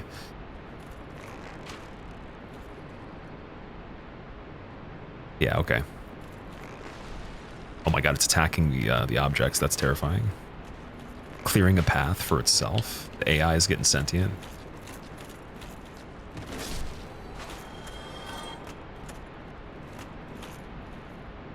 How does Gravelording work in the rando? It randomly Gravelords a map every 10 minutes. Out of any of them in the game. Ah, dude. Okay, so guys, I just want to know for sure if I go across this bridge, will Patches turn it over or no? Just need to know that for sure. Like particularly from knowledgeable snipers baldas. Well, so I want him as a merchant though. That's the thing. The different bridge, it's the one below. That's what I was thinking originally. And then for that bridge particularly, if we went off here and then I don't think I want to jump necessarily. I'm trying to think of what the next part even looks like. Although this is where I wanted to go to get to Vamos because we never checked out his inventory. I think you have to go, I don't know if they're separated, but if you look at that staircase, that's Great Scythe, I believe. Like going across here, dropping off there is Great Scythe. Below here is like the little section to Vamos, and I wanted to check what he has. Never been able to check his inventory. Do you remember Patches being here? Yeah, okay. Let's go. Yeah, Patches chills in Catacombs initially, and then he gets to Tomb of Giants after that. But he literally dunks you off the bridge. When you're walking across the lower one, he kills you with the switch.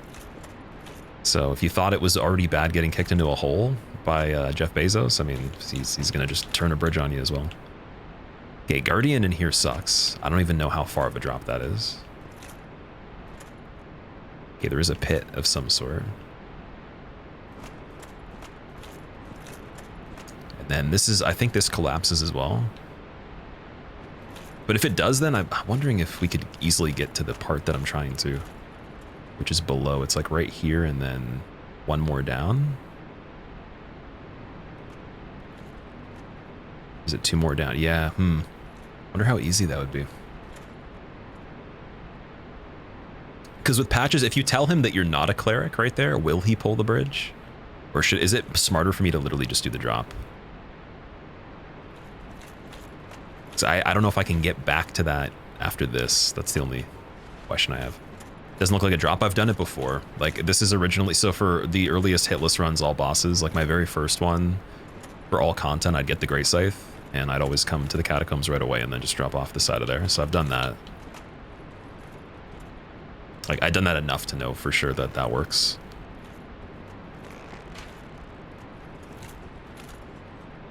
Was Guardian stuck? Oh no, he's running. He's jogging, dude. Go bad. Sorry, Guardian. Oh, he made it. Can he do it? Can he actually do it? I believe. I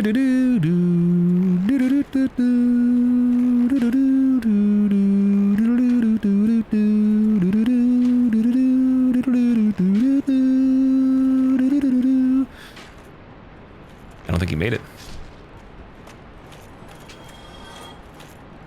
That was kind of creepy when he ragdolled there. Oh my god. I don't like the camera on this part. Why? It's so... Is it bad because Smo's helmet? Let me see. No, it just sucks. Oh my god. There's a rat there too. How do you make him not turn the bridge? You must have to tell him something. Maybe he turns the bridge every single time. I don't know. Because we can just straight up kill him. I wanted to see his inventory. If it's smarter to just kill him and save the problem, sure. One of the issues later, though, is in Tomb of Giants, if I want to check the items at the pit, I have to go down there manually instead of just ending up in there and being able to homeward bone to get three really quick items that sometimes are good. That's the issue with that. Okay, so with this button...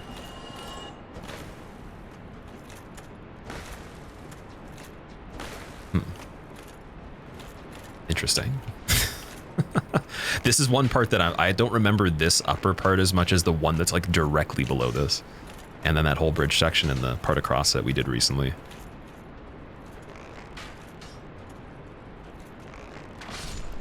But this is definitely easier than the beginning part though. It's just the gravity here.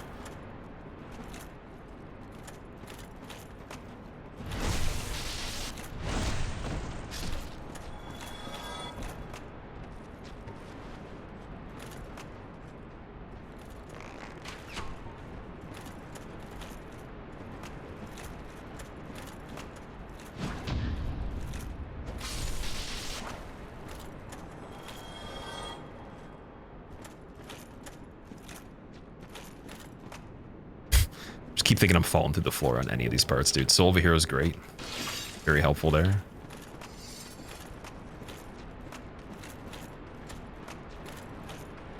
Okay, that's just still staircase. It's not too bad.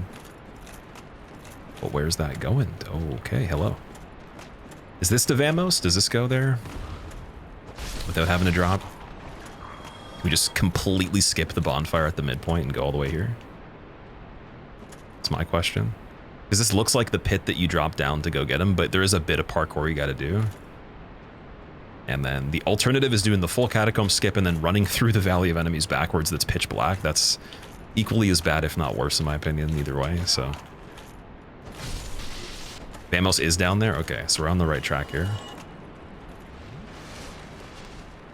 There's only 3 specific floor sections that fall out, okay. Must feel nice knowing which ones those are, for sure. Like, every single time. Jeez, oh my god. Vagrant right there. Can it run after me, please?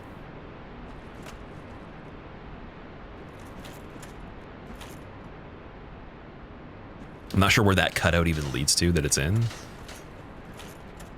Don't want to be swinging the hammer randomly and stepping forward where we don't know. You can do a loop from Great Scythe back to the earlier sections you cleared before you commit to the Vamos drop as well. Okay. Like, do you mean this part, like this upper part? We just go do a loop over here or back down from where we're going right now. Because if this is just like no return, then I definitely am up for checking out the other stuff. I think it was back up here, right? Because where was the, like, was the Great Scythe supposed to be there? I don't think it was that spot specifically. It's been a while since I actually picked, like, I think the room you pick it up in, is it this one? No, it's not this one. No, it's below still. Yeah, it's still below. So, because I'm not coming in there through this part. It's usually, I think it's even lower than this typically. It leads to its own passage. That makes more sense. Okay. Oh, there's the Vagrant. Cool. See ya.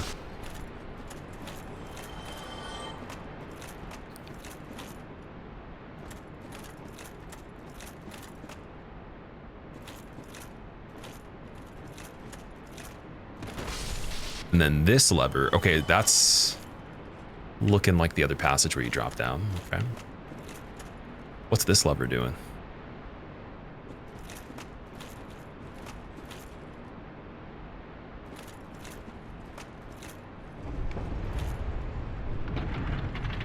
Maybe this is the one that does Patch's bridge from inside or something like that?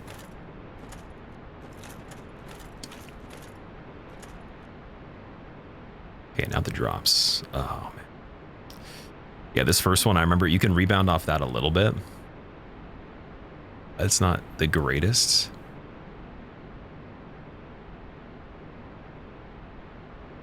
Just want to make sure that we do this right. That lever sets off a nuke.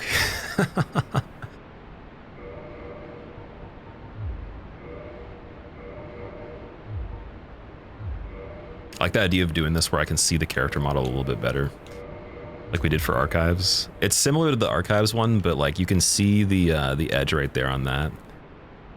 Watch a video of the drop first. Yeah, I guess like yeah, I guess I could. Like I get the idea. It is terrifying in this kind of run, 100%. But like either way you do it, you still have to. The skip is terrifying if you've never done it too. It might actually be even equally as scary. Let's see, Vamos drop.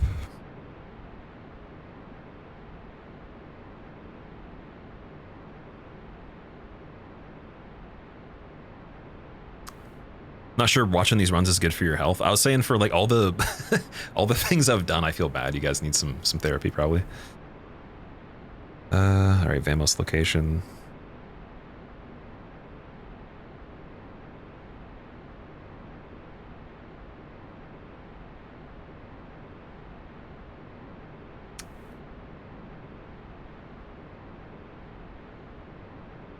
Failed that drop so many times, you don't risk it and just go the long way. Yeah, like I know the long way, definitely. Ah, see, that looks pretty easy. It looks like you're just running into the wall and then you get side boosted while you're blocking. Like you can, I guess you don't really have to block, but this dude's just blocking, running into the wall. Just getting kind of pushed into there perfectly. I get the logic of how the momentum and the physics work in this pretty decently. So like that's, I think I could have just got it first try, but oh man. It's always the sketchy ones. Just want to make sure the angle's like almost identical to this because I can kind of gauge how much farther forward I'm going to be going if I turn facing it. And then this dude, he's not doing it like the farthest you can go. He's kind of, he's like slightly diagonal. And then I'm wondering if he's actually turning after that. Like, again, it's not, it's pretty simple if you've done it many times, but he's also not sprinting, I don't think. I think he's jogging.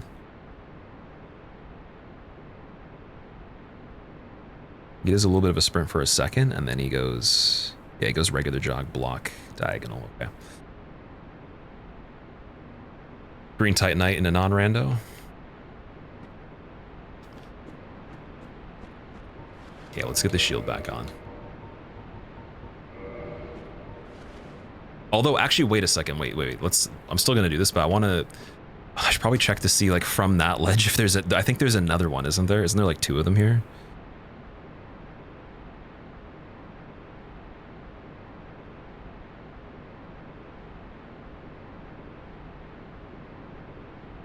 Oh, the other one looks pretty easy.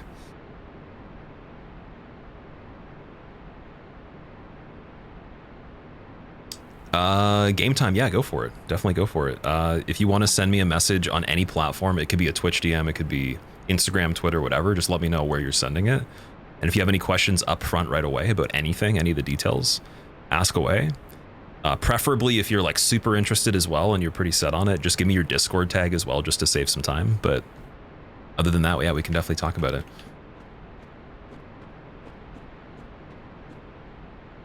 All right. So it was like this that he did it.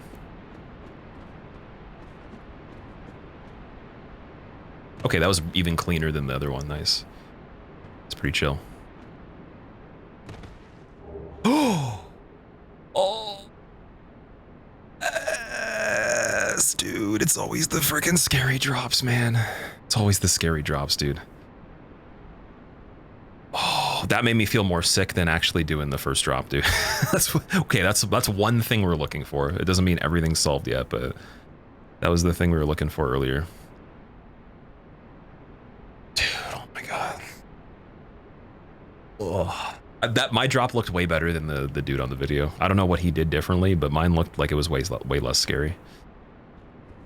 Okay, now I'm an absolute professional at that specific drop, but still don't know if we're gonna survive catacombs. We gotta be careful here. This is another issue too. There's a hole at the bottom of this part. You could can you fall through this all the way? I'm wondering. I think this is, yeah, this is good. Go. Oh, don't fall into the, oh, he just disappeared. That's awkward. What's Kresge for? Dude, we can finish the DLC at least. We can fight Calamite because of that. So, I mean, we can still go and do the other stuff in the upper area, obviously, but I was like, I wanted to actually just do the catacombs a little bit more in depth this time because we've never done it on this run. We've always just wanted to push for any % first. But if I'm going to go back through an area anyways, I might as well try to, you know, see if it's good. The DLC in particular, I was like, there's probably no way there's going to be anything for the base game that you could have gotten earlier, just because you already need a key that's hard to find that was already locked behind other stuff to get there. And so the order of operations wouldn't make any sense then. I don't think there could be. So like the only thing that I was thinking might be possible is the Kresge's in the DLC. And so we would have to go back through there last. So that'd be the last place after Painted World that I go to, but I'm basing it also on how difficult the areas are. This one's a little bit easier. All right. Oh my god, man, that was that was quite a time. The drop wasn't that bad though.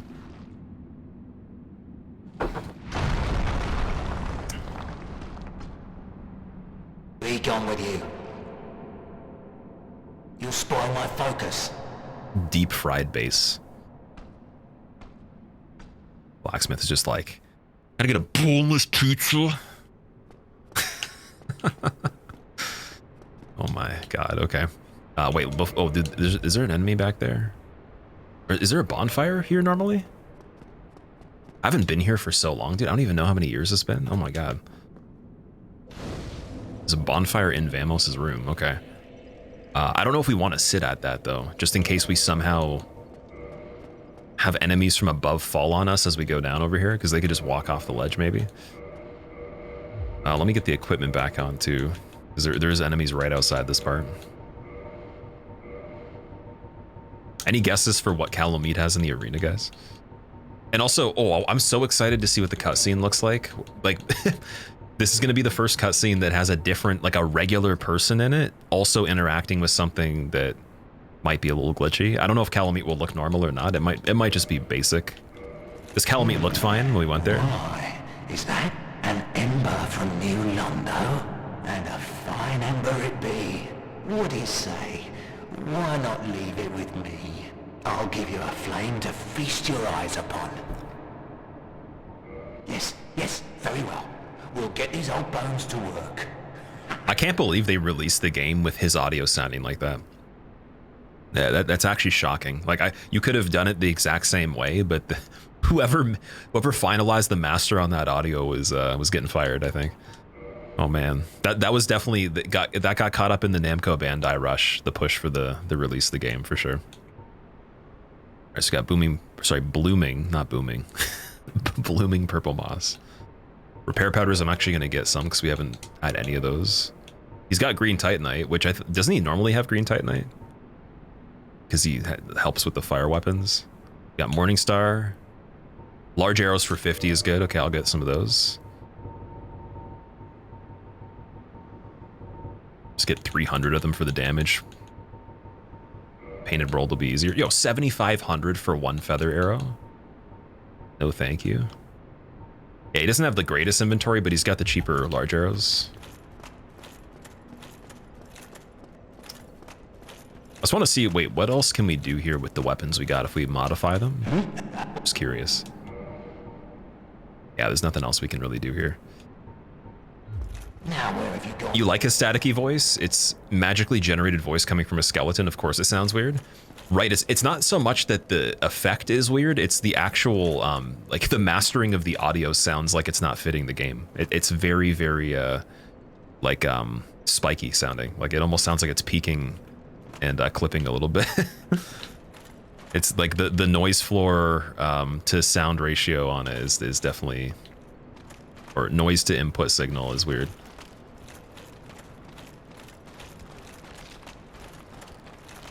It's like they were like, yeah, let's get like a McDonald's toy, like a fake recording microphone and a Happy Meal, and then make the blacksmith talk into that.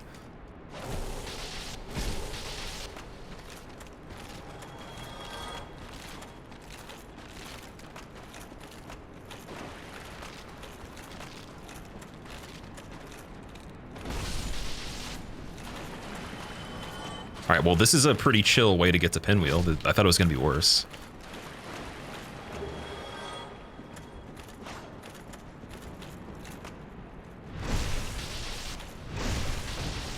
McDonald's Happy Meal plastic microphone. If they ever actually made that a toy, that'd be pretty cool. I still think the coolest McDonald's toy was, there's a Sonic the Hedgehog handheld game where you would just basically, you'd have like 3 lanes and you could dodge objects. Kind of like Temple Run, sort of, but it was a Sonic racing game. That was fun. I remember I was in choir and I had to do a show at the mall when I was in elementary school. And we just sang at the mall and then got free food, and that thing was like such a cool reward for going there. I was like, yeah, that's cool. That was back when McDonald's had pizza as well. Bass tenor or baritone? In that lineup, I can't even remember, to be fair. I don't even know if it was that serious, because it was like what would it have been, the 2nd grade or something like that? Maybe, yeah, like grade 2. I was like 7.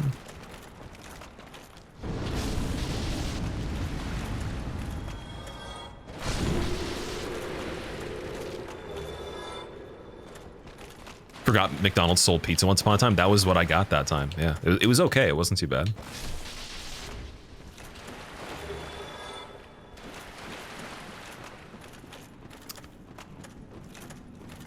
That's what you call a taco? You looked it up? The McDonald's microphone toy, it used to exist in 1992. Wow, that's crazy. So maybe we can't predict the future, but I can definitely forecast things from the past that I didn't know. Could write history books out of nowhere. We could speedrun history books. Also, Darthano, have a good sleep. Thank you for hanging out, man. Hope you have a good rest of your evening and get some good rest, man. And then also, beyond this, just cross your fingers. Like, just put it out there in the world that we're not getting Gaping Dragon in this arena. And beyond that, too, Nito is also not a great thing in this part, even though his scaling wouldn't be too bad. Gonna have to use the spear instead if that's the case. So I think I'm gonna actually open up with the spear. And then if we get Gaping Dragon, I'm trying to think if it would even fit in this room, if it would be possible. I don't think it would do too much damage. It would just be that we'd have to get hit on the side of it, get knocked over, and then I think it would continuously keep hitting us as it was walking. So that's tricky if we don't have the Elizabeth mushrooms and a lot of damage. Another thing, to have the spear and the hammer just in case. Switch off this helmet, do Mask the Child, possibly use both. Still medium roll. Just have a little bit less defense.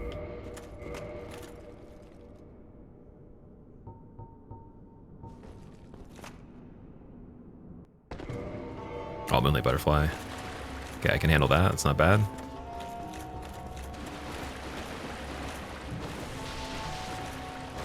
It's actually a really good fight to have out of all the ones left that could be in this arena. That's not bad.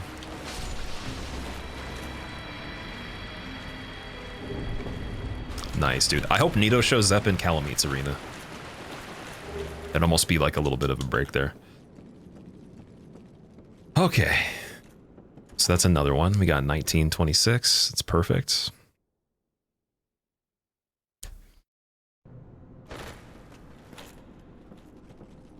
The Spear of Destiny. Oh, yeah.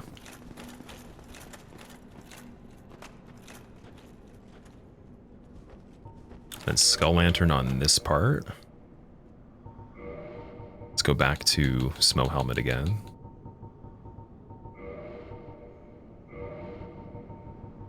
Let me just double check that I can actually Skull Lantern main hand? I think you can if you do the heavy attack or something.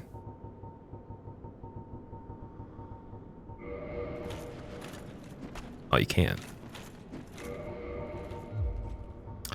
Good old DS1. So let me check the stability of the Sanctus. It's 51. It's because we're not meeting requirements that I'm thinking it's going to be kind of shitty, but maybe it still has pretty good block values no matter what.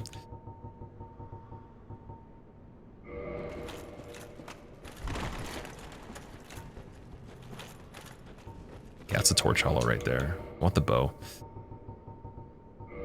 Whoa, what was that? Oh no, there's a moonlight butterfly down there too. I don't know what area that would be. That's not necessarily where we're going, but probably doesn't matter too much.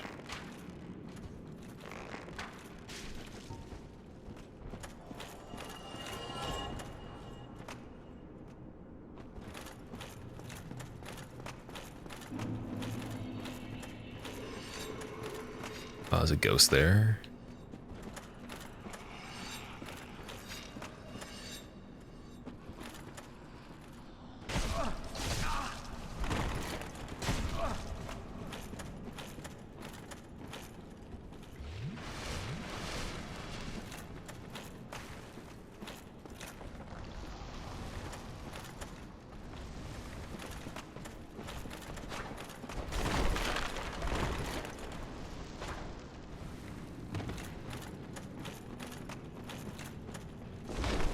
Okay, that ghost was not worth it, whatever it was doing.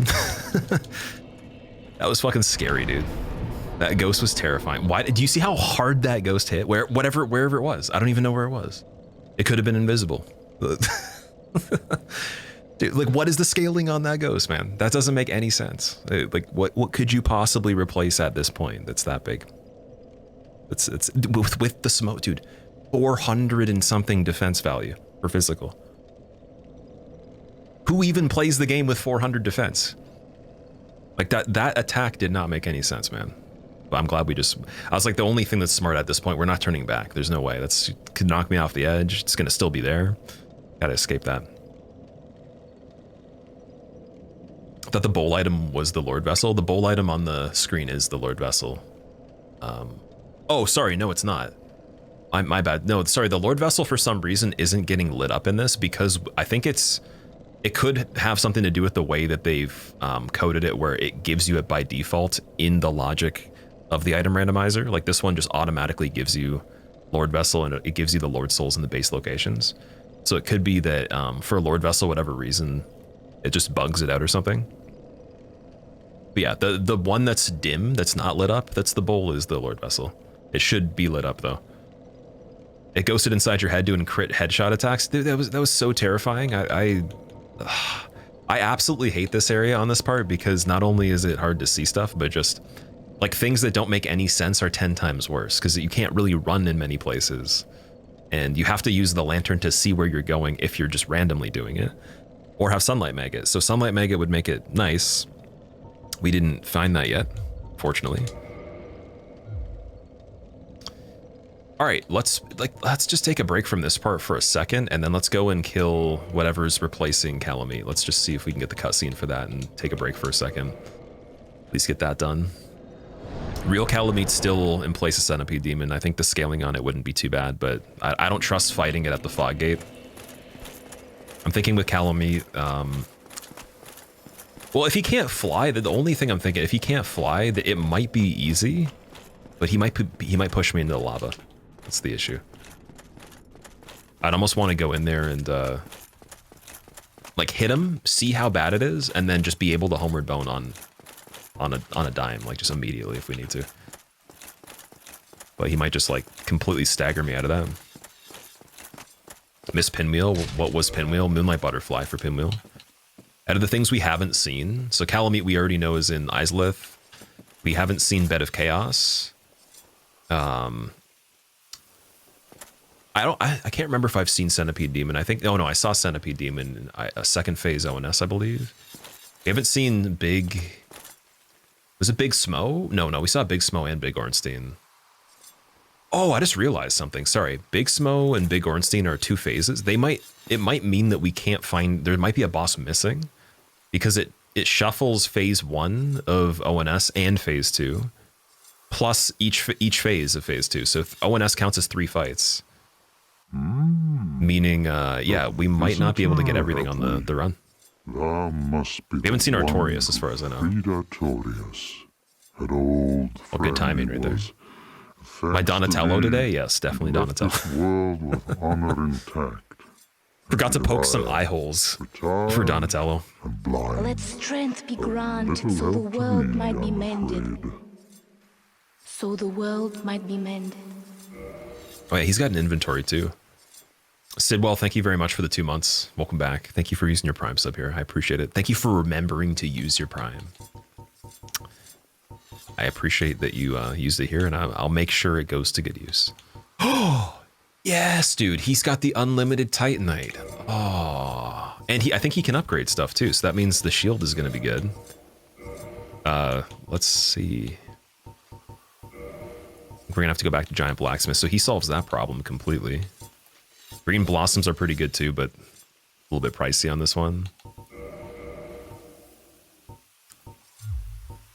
Oh, maybe he can't do anything yet. Exhilaration. Wait, does Go not actually upgrade stuff? Was I misinterpreting it? Old thoughts return. Great Finally, the hello carving. This run is saved.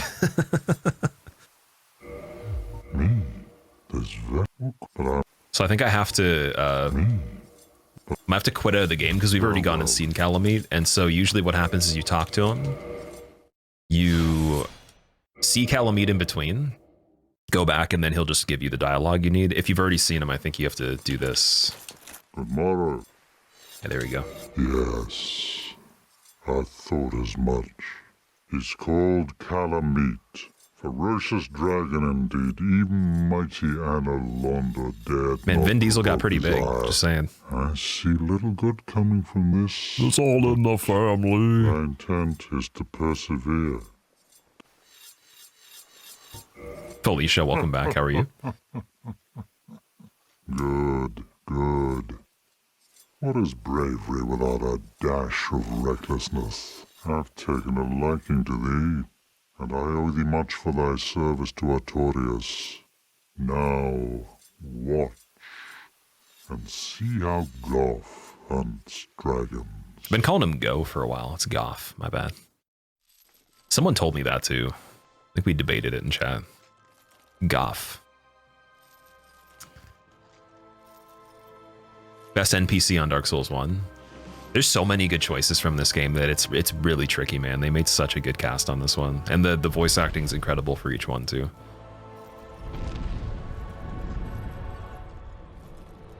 You like to compare his voice to Vamos? Why is Vamos so scuffed? Yeah, that's what I'm saying. Vamos is they just recorded it on different technology and just didn't mix the audio properly. But I guess Vamos is also a skeleton, so it does give you freedom. Actually, that kind of feels good. My back was hurting. Whee! Yes. A truer shot was never loosed. That bat will be grounded for a good spell. The rest is in thine hands. I await good tidings. I feel like the head rush of getting this run, like everybody would sound like this guy in your field, your immediate field if they were talking to you. They'd be like, oh, you're like, what? It's like, I just asked if you wanted to have a glass of water. I live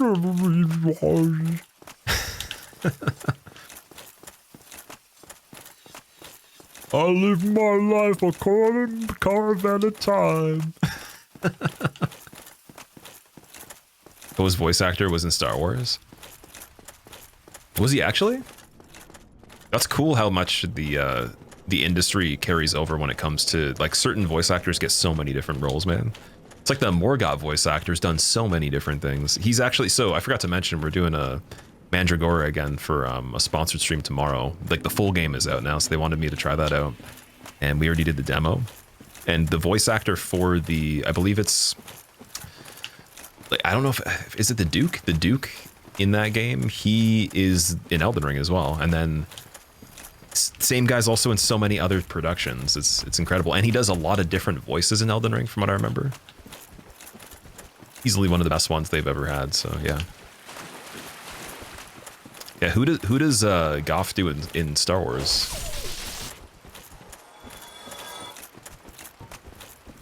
Also, we gotta go back and do this again.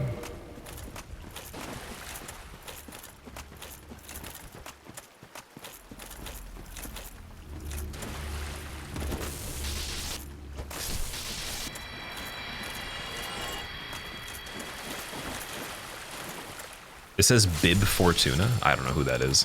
I'm not a really literate Star Wars person, but I thought maybe it would be like one of the characters that are just CGI that I would recognize. If you pronounce go like that, then you have to do the same for Smo. That's what I usually do. Oh, you mean Goff? Yeah.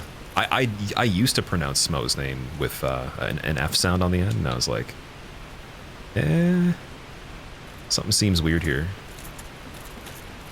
Okay, so same thing, just in case this actually is Nito again. Let's change the helmet up a bit, so you can use the spear. So the world might be mended.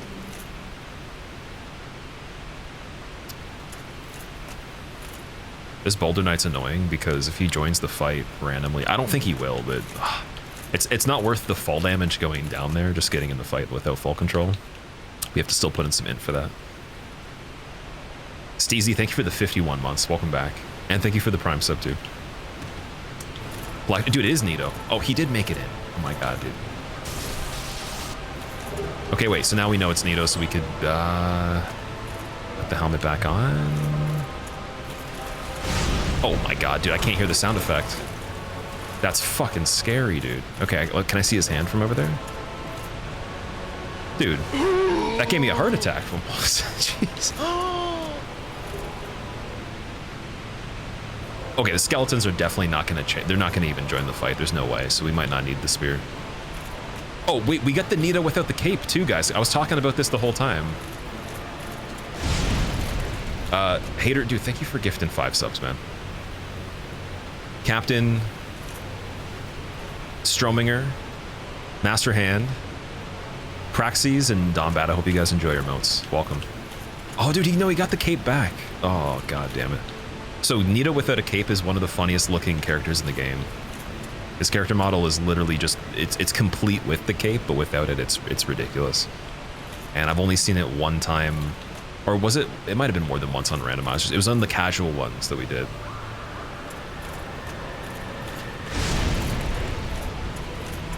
Okay, so he's got to come all the way over here. He heard you when he put the clothes on. Yeah, just his actual feet look really funny on this game. It almost looks like he's an animal or something like that. I don't even know how to describe it. Or maybe even like an alien at the part where the ankles are.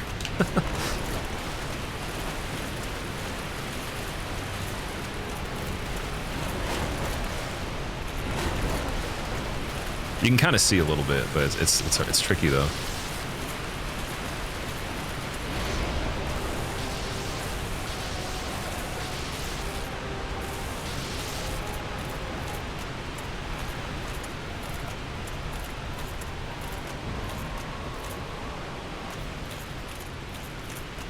Oh, there's a chest in this arena too. I just remembered that. Where the slab usually is. So maybe that'll have something good.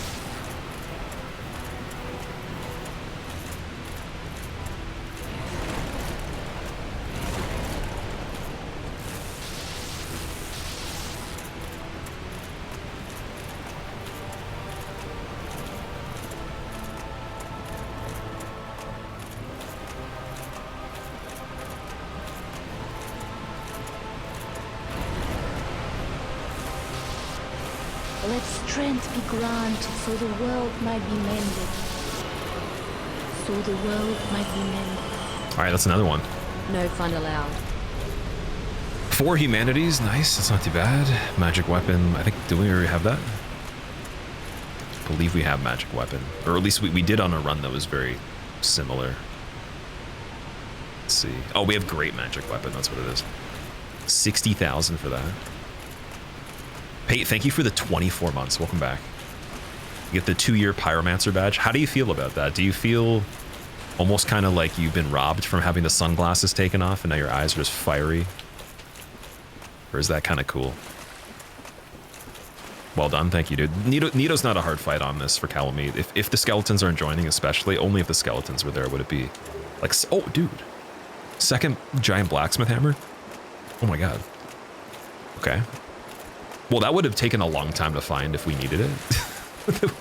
Literally one of the last things you could possibly do in the entire game. Literally the last thing I would do in the entirety game, or in the entirety of playing the game. Getting lucky with the arenas and the bosses right now. Moonlight Butterfly was super lucky. Nito in this arena is super lucky. I do agree with that. It's just Calamite and Ceaseless, or Centipede is one of the worst things I can imagine. That's the one that's super unlucky. And for Priscilla, we have Beta Chaos as a possibility. Gaping Dragon would be so terrible in that one as well. And Gwyn's Arena could be Gaping Dragon, it would be fine. Gaping Dragon's Arena could also be any of those two. And then we haven't found Artorias as far as I know. Oh, Silver Pendant for Manus, nice. Oh, we already did it. That would have been really cool if we came here first. We waited. All right, well, DLC has been 100% complete for the first time ever on this, getting to it and actually doing all of it. And it wasn't even that bad. It was actually easier than some of the main stuff. And for this area, let me actually sit down before I tab out because I don't want to have a ghost get me or something like that. 20. I'm gonna think of what else we could do here. So we can get the 10 intelligence, check Grig's inventory really quick.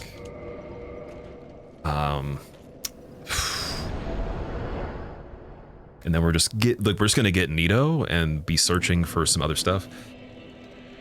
I'm trying to think though, is the boss counter off? Did I not calculate things properly? Because if we have depths, yeah, I think I might be off on it. So Calamite, original Nito, Centipede, and Priscilla. It's 4 fights, right? So yeah, I think we're at 22, I believe.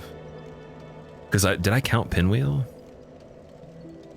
I think, and oh, Gaping 5. Yeah, we might be at 21. Yeah, I think we're at 21.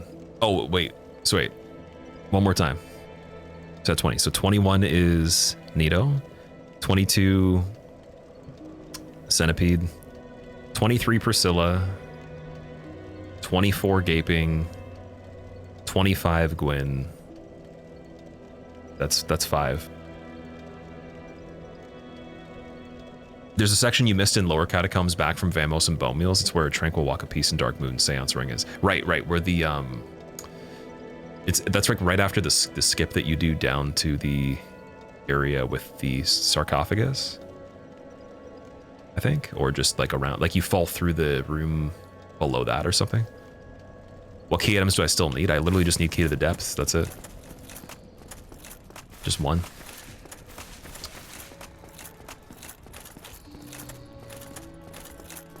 Oh, hello. Terrific to see us both in one. Your clip, of course. Right, please have a Pyromancy Splendid. Flame, dude. Very well. Pyromancy Flame, please.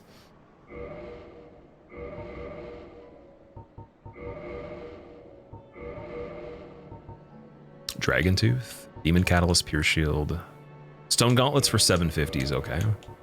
Okay, so nothing too good here. All right. That should. An item on top of Pinwheel's Arena. Right, there's that one, and there's the one on the ledge going down to him too after you fall down. Yeah, I think that I'm off on the counter by 1. Like, I genuinely do think we only, because we did the DLC fully. So again, Priscilla, Centipede, Nito, Gwyn, Gaping. That's it. It's 5. So yeah, we need to do 21. This is all going to be fixed. I literally can overlay my own version of it and update it. at the end anyways for the long form version, and if we get this for the short form as well. But for the stream's sake, you guys can just like roast me completely.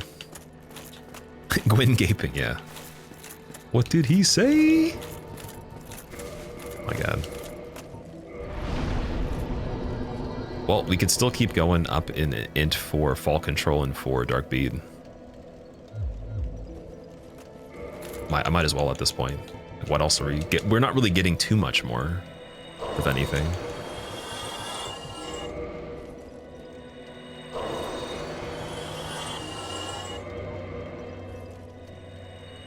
What's after this run?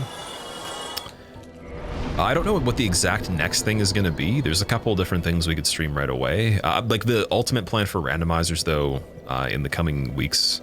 Because I said originally I wanted to do a week of deathless randomizers on a couple different games and then get one eventually. And I did the week on this one particularly and then realized it's actually kind of hard. So I was like, okay, we got to focus on just this one. And I want to do the same on Dark Souls 2 and 3 as well. But for 2, I have to play casually. So we might just go through Dark Souls 2 randomized casually, get the practice, and then have that ready so I can just attempt it deathless here and there. And then Dark Souls 3, I think I already could attempt deathless. I know it okay. Item locations on that one, some of them I'd have to brush up on, but it's not as crazy with the areas. Like their areas are a lot easier to run through than this one. So it's just the enemies just being a little bit better with the combat. So I think, and I was also just playing a randomizer on DS3 with V Sweat and Tom. So I think I'm ready for trying that one. It's just DS2, so I want to do more of that stuff. We do have to go back and do a speedrun marathon again for all the games, but I want to do level 1, so AP1 Sekiro I got to learn too. I wanted to do the all content damageless base level on this game with DLC, also get the Dark Souls 2 all content even before I really start putting time into that, get very close on DS2. You know, and so many other things beyond that as well, but those are just like some ideas right now. And then there's some smaller videos I want to make here and there. And I got to put some time into stuff outside even actually streaming that are just videos that are already ready to go. So, yeah, that's just some stuff. Why would you blindfold your feet? Your feet don't actually kind of take over your vision sometimes. Like mine just remotely like tap into my eyeballs, and they have their own eyeballs, and it's annoying, so I blindfold my feet so they can't see. Okay, yeah, back to Nito again.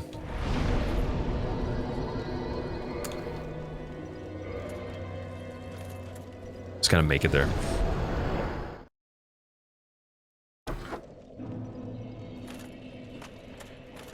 Oh wait, did I not reinforce this? Sorry, dude, I didn't even reinforce. When we went to go, we didn't go back to Andre, sorry. Reinforce spider shield and change back the setup to the heavier one as well. I gotta do that. What am I even thinking here?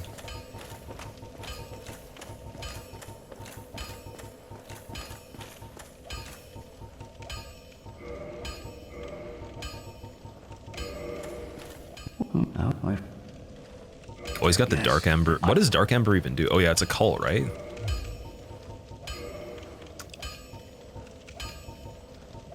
Just making sure. Andre had the standard arrows, so we're gonna get a little bit more of those too. Just for Painted World if we make it there.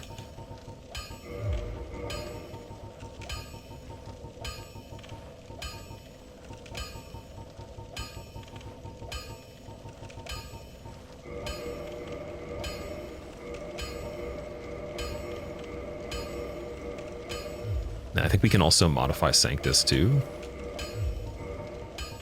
But I can't remember what are the requirements of this one. It's just 18 for faith that you need. I wonder if you increase Sanctus enough if it does get 100% physical reduction at all, or that's just silly. So what are the stats on this now? Let's see. 67 stability. Not bad.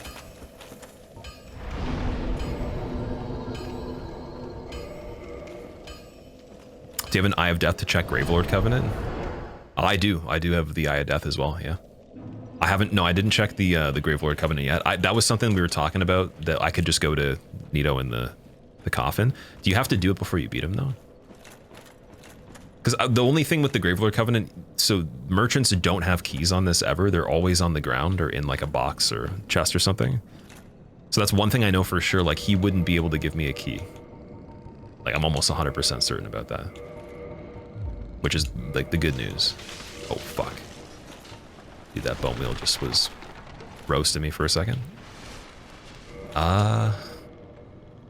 Does a bow even make any sense in this part? We're not going to be able to even see anything right away.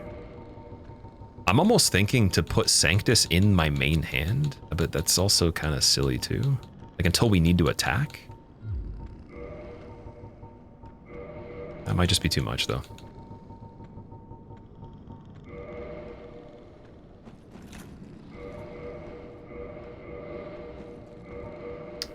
No, but we need, oh dude. Yeah, this is the part with Skull Lantern that sucks, because like we can't really have everything we want here. We can check the pit though, and then get Patches to go back. Oh yeah. Who's a must-watch Souls speedrunner? There's no one that I know right now actively speedrunning Souls in general. All the ones that I used to like, they don't speedrun like consistently anymore. So, yeah, honestly, like you're trying to look for someone playing the games right now. Is that what you mean? Like they're getting speedrun records and everything? Like Nems and Distortion were the two that were the most prolific in my opinion. Like in terms of like highest amount of skill. Nems for DS3, Dis for any game that exists basically. If you just wanted to do it. But like, yeah, they don't actively speedrun right now. They're kind of, well, Nems doesn't even stream right now, but this just plays whatever. And then, yeah, there's a lot of people like Kamul, Sanso, who else? Horigor's pretty good as well for Elden Ring. We were talking about Mitriz. Mitriz is really good. Freaking Nuclear Pasta Tom's really good. We're talking about him too. Yeah, for OGs, Nems and Distortion for sure. Yeah, Gino's good with speedruns too. I don't call him a speedrunner though, because he hasn't done enough speedruns consistently for long enough to really like. It's kind of like me. I don't call myself a speedrunner at all. Like I have speedrun things, but I'm not. By no means am I a speedrunner. I just use that as like an easier way to like tag things sometimes. We had to like put it in a title because people don't know what a challenge runner means usually. But yeah, like pure speedrunning, like for records and stuff, would be Nems and Distortion. Just would be the older stuff they did.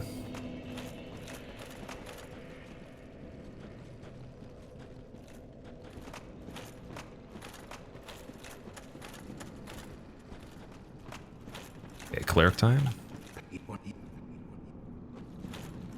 Oh, I said the wrong thing. And then Bone Mill's gonna come back.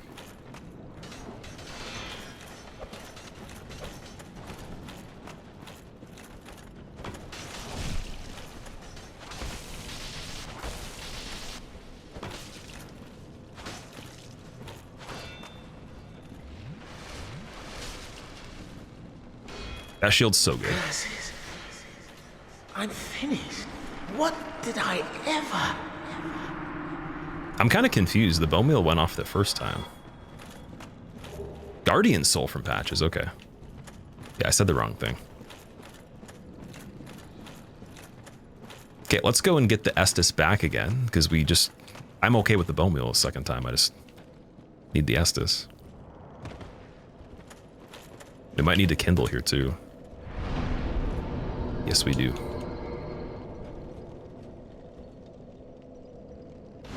Did you want Patches as a shop? Yeah, I said the wrong thing to him. I wasn't thinking about it. Again, he can't give me anything that would actually help me progress the game. It would just be like setup related stuff. But he might have, like, he could have the Pyromancy Flame. That's the only thing.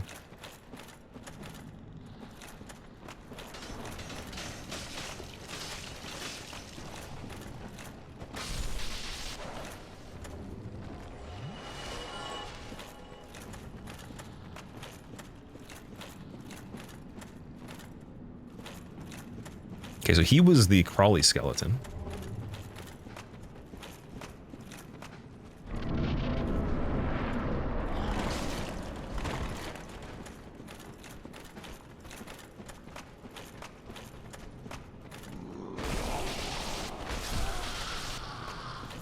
I kind of just realized that those things still stay lit up even when you put it down for a second. That's pretty cool that they did that.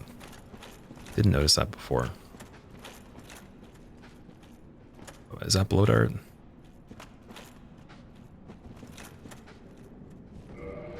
Seems like it is, just with the frequency of it. Let's change back to toxic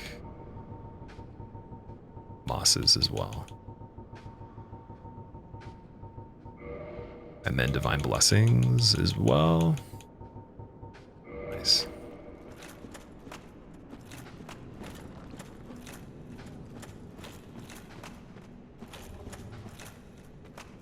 Yeah, you can see where he is right there. So this would be where the bow is actually kind of nice. But can the lock-on work? I don't think it would. And alternatively too, oh, okay, giants right there.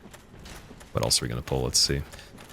I want to be able to see above the ledge below that we're gonna drop to if we go straight. I want to drop into it randomly.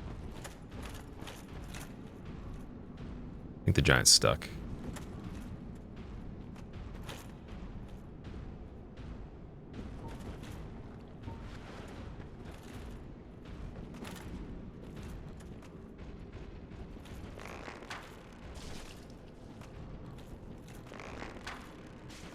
Nice. Okay, that's good.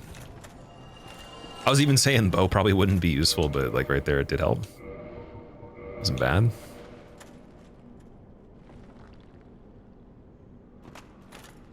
Oh, fuck it, I'll just use the Estus too. This area scarred me from the invisible ghost, man. It's so bad. And we're not even trying to get into that right now. I'm literally just trying to go to Nito.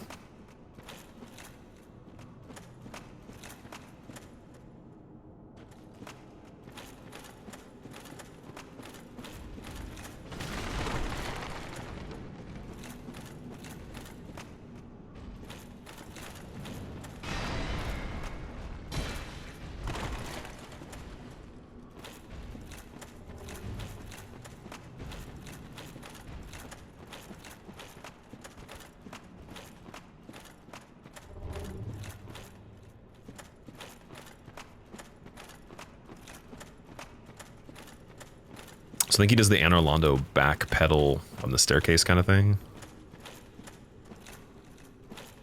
Also don't want the drop down from any of these guys here as well on the other ledge. Where'd he go to? Firekeeper Soul, yes, dude, okay. It's been a long time since we've had a run that has 2 of them, but usually I get it a lot earlier, so this is pretty late.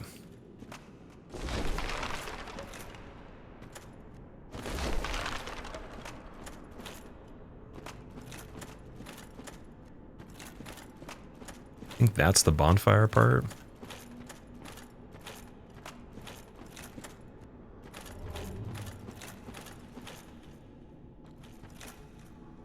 Okay, humanity's over there is pretty nice.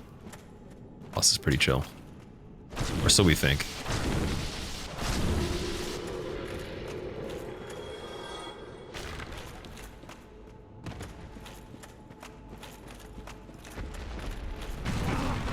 Exactly, so we think. Let's go. Let's go. Keep going. Get up. You got this.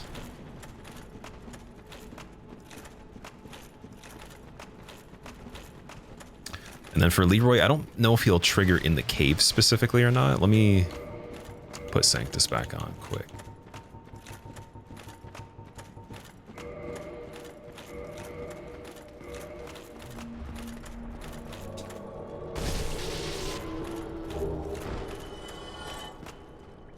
Oh, what'd she drop? Oh, Baldur Knight right there too. Baldur, get the fuck out of here.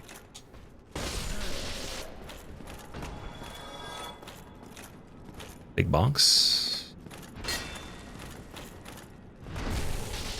So his weapon's so good that it goes through the shield still. That's pretty crazy. Wow.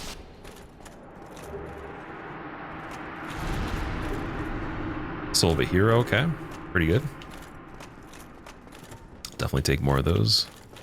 That drop scares you. The thing is, all the drops are actually like good. The dropping is the good part. The The flat parts are the scary parts, because that means other platforms that are adjacent can snipe you if you can't see what it is. And that's when we had the problem with the invisible enemy too. Just the projectiles were at a rate that I don't even think there's anything in the game that can do that. It was definitely either screwing up, or two enemies were attacking that were the same, and it just wasn't animating the character model, because it doesn't. There's nothing that exists like that. That was just like something broken. All right, man, serpent on this. Pretty easy. He also has the Sanctus too, yeah. Anytime I fight a giant or a Leroy, I feel like we're related a little bit.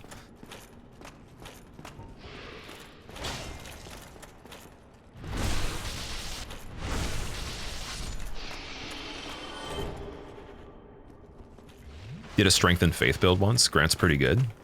Great way to get extra cast for Wrath of Gods. Right, yeah. I remember I did a build with it as well.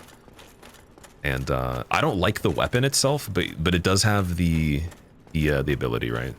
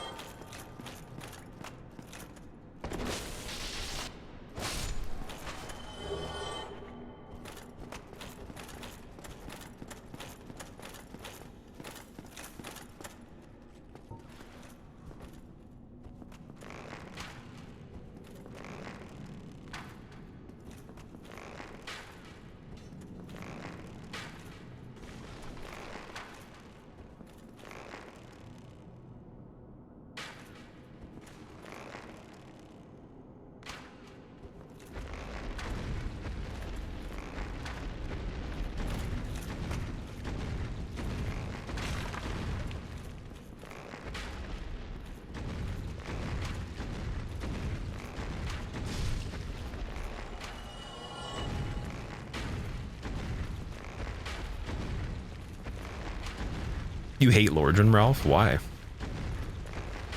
What does the shield do? Sanctus just increases or restores your health per second, so you get, I don't know if it's 1 HP per second or so. It's like a small increase over time that you get. So it's good to have on when you're running around and there's nothing that's too dangerous going on. The downside is it doesn't block that well, so you take damage if you block with it.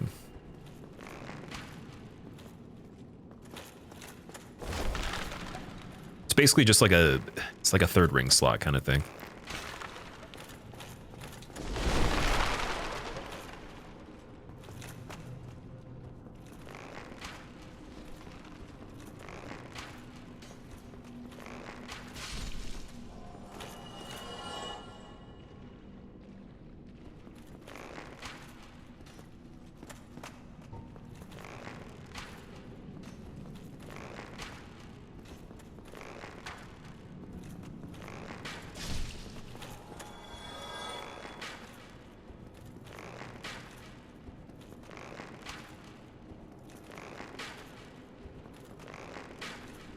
Which are now all randoms. Oh, you're talking about like this area right here. Yeah, the skeletons that are in the pool. A lot of them.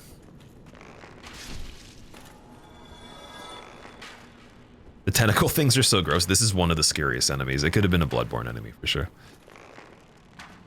Darth, what's up, dude? Anyone excited for NHL playoffs? Is that happening right now? Or is that something happening soon? Also, I'm excited for you if you're excited for it. That's the way it goes usually. For the sports balls.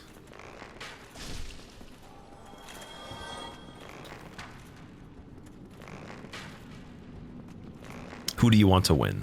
Who's the winner? If you had to guess.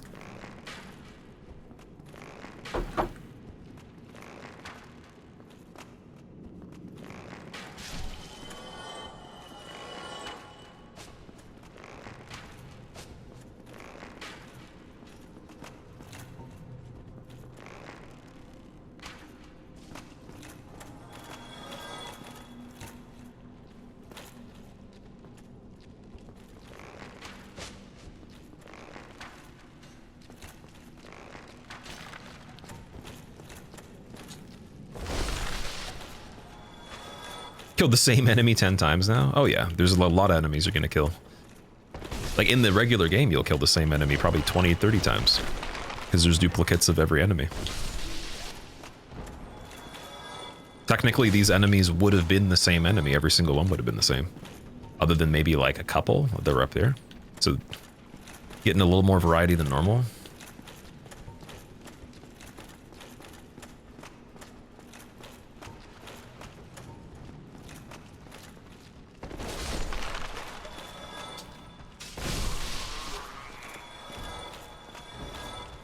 I thought I could plunge on that.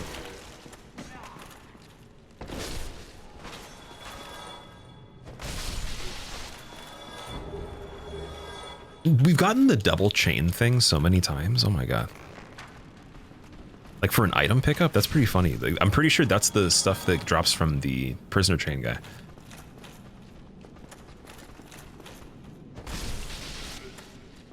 Seljuice, what's going on, man?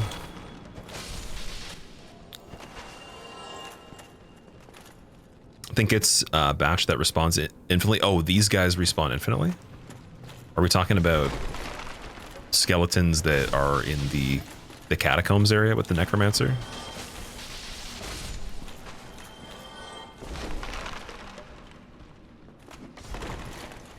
Yeah, these ones might be popping up. Yeah, I didn't even notice that. I was gonna go for the item down there. I guess that's one section where it's not a great idea. Okay, so we're gonna have to do a break for the ledge there.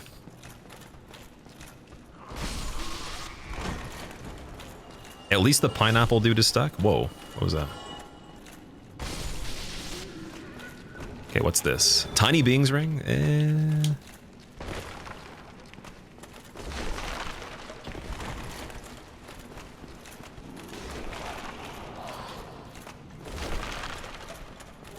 Xanthus overcoat's good.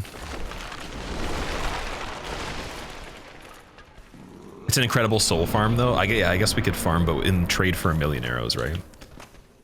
Yeah, sorry guys, I forgot that like they even respawn because we don't normally kill them for any run. They're not hostile enough, even if you run through there. All right, what's gonna be down here? Let's see. I think Gaping Dragon would be fine on this part. Anything left would be fine that I can think of. Just want to make sure I'm not forgetting anything. And then we got to heal right away, so Divine Blessing might be a good one. Guess we'll see. Roll backwards for a second. It is Gaping Dragon, dude. Man, we called that twice. 2 for 2. Should I keep calling more of them? This is good news for Priscilla's Arena. Oh, tailcut. What am I doing? Ooh. Composite bow?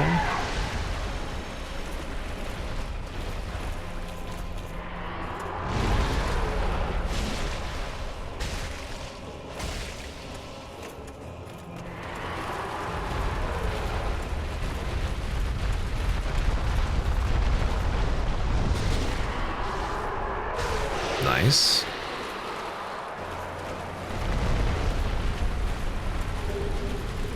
Got combustion. Okay. Can key items be a tail cut? No. No, so key items can only drop from something that drops a key normally, or an item on the ground or like in a chest or something like that. We've never found one in an inventory on a merchant that doesn't have a key as a drop. Or on a boss, I think that technically because Sif gives you the ring, and that ring counts as a key, I think that can be a key. As well as orange charred ring. It's not a key, but it's like that item drops from Centipede, which maybe that could be a key. But we already killed Centipede. And oh wait, have we even seen Sif on this one? I'm trying to remember if we did Sif or not. Sif in Priscilla's Arena could be scary. Yeah, it's 22. And then yeah, Gaping Dragon, Priscilla, when. Dude, I still think I'm off by 1 though. Oh, and then sorry, Centipede, yeah, so 4. Ugh, okay, man. I don't want to do Calamite until we absolutely have to. That's the thing that's on the mind right now. Oh boy. Sif was in Taurus. Oh yeah, Sif was Taurus Demon? Okay. True, at the very beginning. We can finish the game now if we didn't go for all bosses. Yeah, I could just go beat the game. Like, Gwyn's open right now. So what we could do, let's go place all the Lord Souls and then check the kiln and see what enemies are in there, because they get guaranteed drops normally with the Black Knights, and they drop an item every time. So there might be something good in there. They could just have it open anyways. We can see how many souls we get from that. Curious what the scaling would be like too. Yeah, it's in Centipede Demon Arena. And then we do have the shortcut now, so it'll be a little bit easier to actually get there. It's very quick. Just, it's not really worth it, because if he pushes me in the lava, I'll die from that really fast. It's not like the actual fight that's the problem. And then we want Orange Charred Ring. Out of a lot of the areas we haven't gone through extensively, like we didn't do Great Hollow, we didn't do Lower Blighttown, Upper Blighttown we've never done. Obviously there's still some stuff in Catacombs we could go back through pretty quickly with the skip and everything. There's obviously Painted World to actually play, so you could play through that. But yeah, Gwyn, technically we could check what's in Gwyn's arena and Homeward Bone. Just, it would be a waste running through the kiln if we didn't need to. Like, I don't think that makes any sense. Doesn't teach us too much, right? You assume all bosses are not random, they're just randomly shuffled. It's not true random as if like you could get like 5 of the same one. Like, we don't get duplicates on this, so it's called Randomizer, but yeah, it intelligently shuffles it so that you wouldn't be able to get repeats as far as I know. And this is the newest version of the enemy randomizer, so the old one did that. It did actually give you duplicates. And I'd get like 3 Taurus Demons, 2 Nidos, and I'd be like, oh man, this is too easy. Like, you're just getting some of the easiest stuff multiple times. It could also be bad sometimes too, but most of the time it felt like it was a little easier in certain ways. The one thing that was trickier for Gargoyles though every time is that you get 2 bosses. And then I guess for ONS you'd get phase 1 2 bosses, but for anything else, if ONS popped up, it would literally just be Ornstein. Like small Ornstein by himself or small Smo by himself. It wouldn't be both of them from phase 1.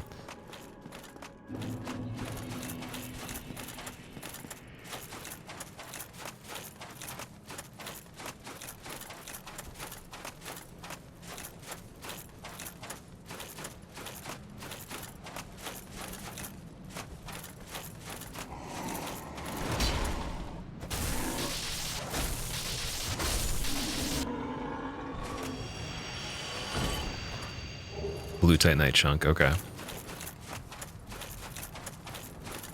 Imagine ONS phase 2 together. Dude, it is literally, well, so ONS phase 2 together is on, it's on Daughters of Ash.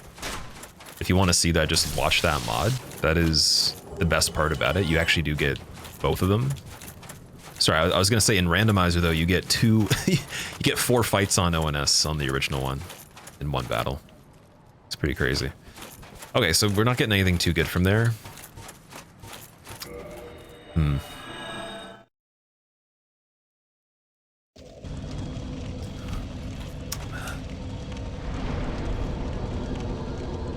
Trying to think of where I want to search first.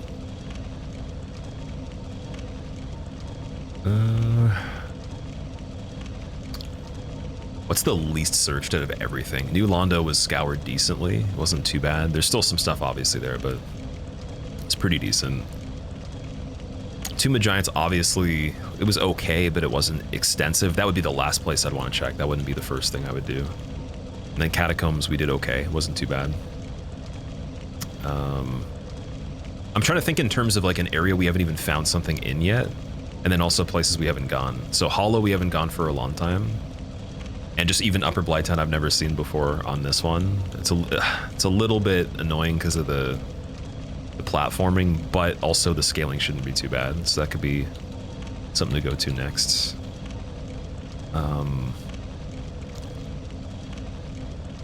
What else? I think a lot of other places we just did. And like Painted World, obviously. Painted World would be an option.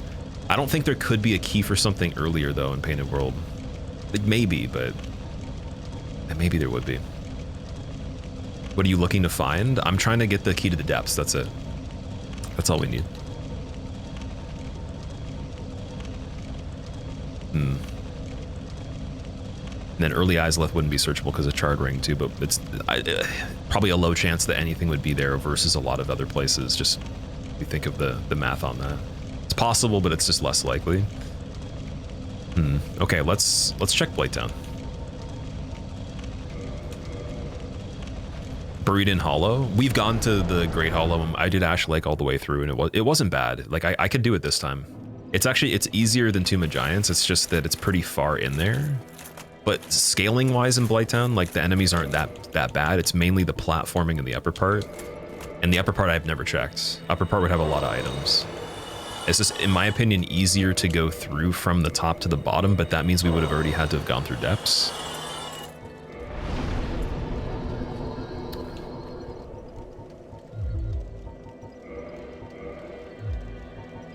Let's see what we get for magic here. Ball control's 15. Oh, hidden body's 14 though. Ooh. Yeah, that's great, dude. Okay. I'm doing that.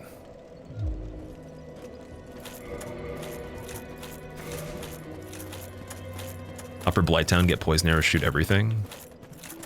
Yeah, that's what I'm thinking is trying to check there just because it's just something we haven't done ever on this run. Like Catacombs, also the way we just did it, we'd never done and we found something good, so. And same with Archives too, that super scary drop was the key to get out of Archives the one time, and I was thinking, okay, would they even put it there? If it's just an open item, it's possible. There's not many places in the game left in general at this point where I wouldn't be clear on where the items are existing. It's just, out of the mass majority that are left, I'd rather go for like the ones that make more sense first, until it gets like super grindy.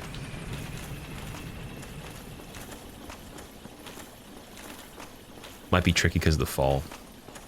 Yeah, it'll be a little tricky. Like, we're gonna have to actually have a pretty good eye of pulling the enemies. We're going from the bottom on this part, and then going back up. I'm gonna have to just get things to fall off first, which could be an advantage, actually. It could be a lot easier than them climbing up. Depending on how much stuff we can see. Oh, wait, Beatrice's stuff spawned here, too. That wasn't there originally, so I doubt this is anything good. Because, again, I don't think the game would do that, but... Yeah, parry and dagger. Oh, Hydra being activated. Scary here. Just realized that.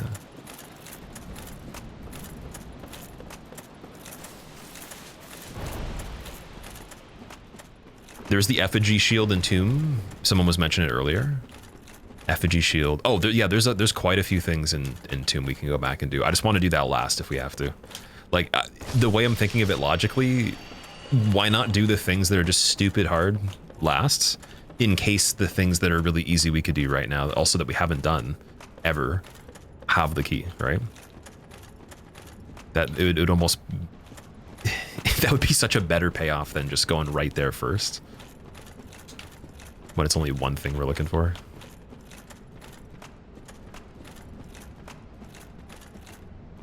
And then, like, the worst case scenario, in my opinion, is that it's in Painted World, and we're still going to save that anyways. But by then, hopefully I find a few more things.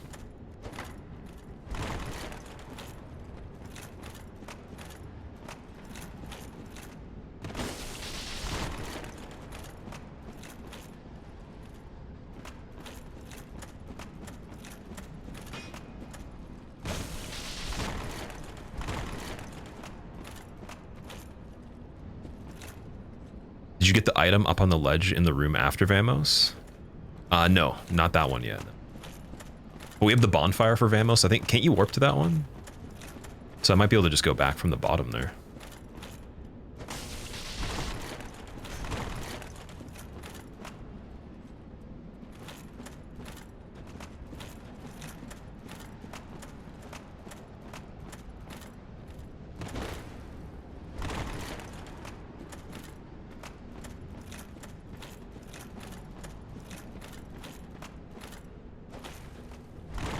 I can't even speak. Finishing this run tonight. There probably won't be enough time if we don't find the item soon.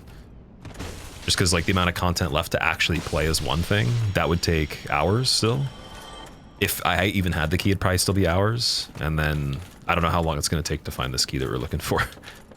So it's heavily dependent on that. I'm cool with like not doing a actual full 100% playthrough, like everything obtained in general and all the quests or whatever. And this one, if we can get through, it's just a matter of getting the key.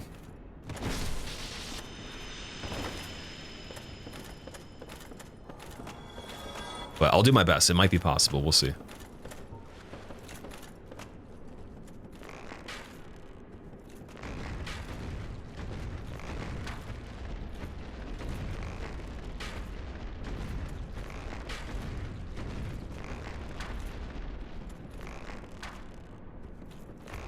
One thing that also is really funny too, that it kind of makes the whole situation with Calamite in Centipede Demon Arena easier, is we have stuff that would help it, but we can't use that because of Pyromancy Flame as well.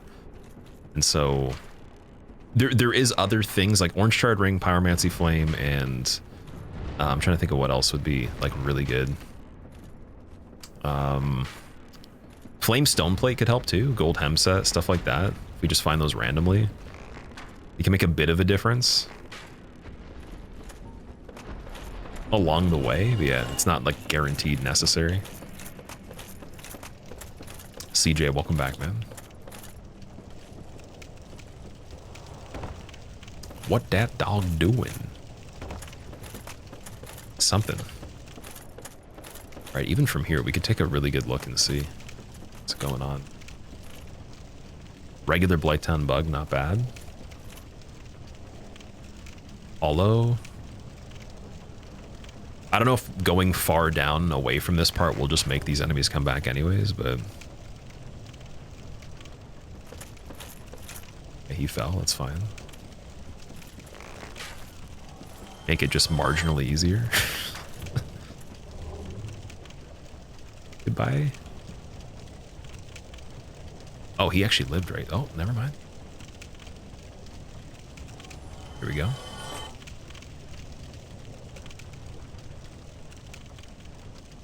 I don't think everything will load in. Yeah, I think there's still there's items in the first part over here when we were coming down through this area.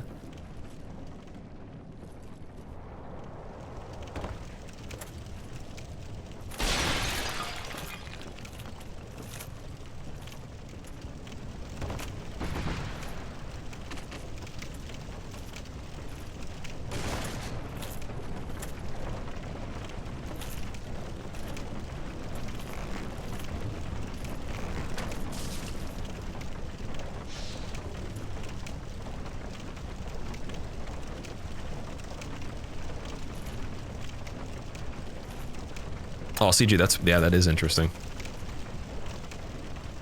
Well, the thing with Dragon Slayer Ornstein too is that like his armor set's not it's not unique, right? There's a lot of Dragon Slayers. He's just part of like I guess you could say a fleet of Dragon Slayers. He's just one particular. I think he's the captain specifically, but I believe there's many pieces of armor that look like Ornsteins that exist in the storyline of it, in the fiction of it. So maybe they're just playing off of that kind of thing. It's kind of like the old Dragon Slayer in DS2. It doesn't have to necessarily be Ornstein.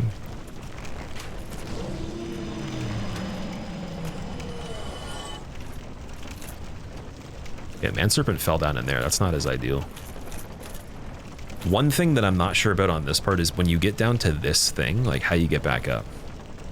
So, yeah, that's one aspect here. Can't you go along the branch there too, actually? Wait a second. Yeah, there's a whole bridge right there.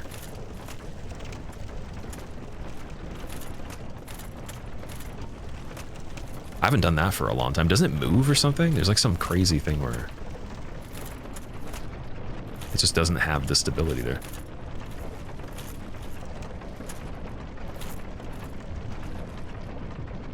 Okay, these guys are cool.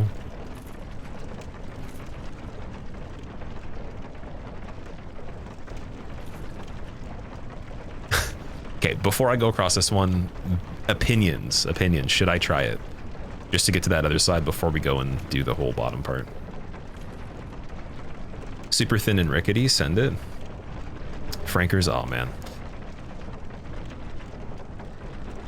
Oh, sorry, the upper one. Yeah, no, the upper one is crazy. This one...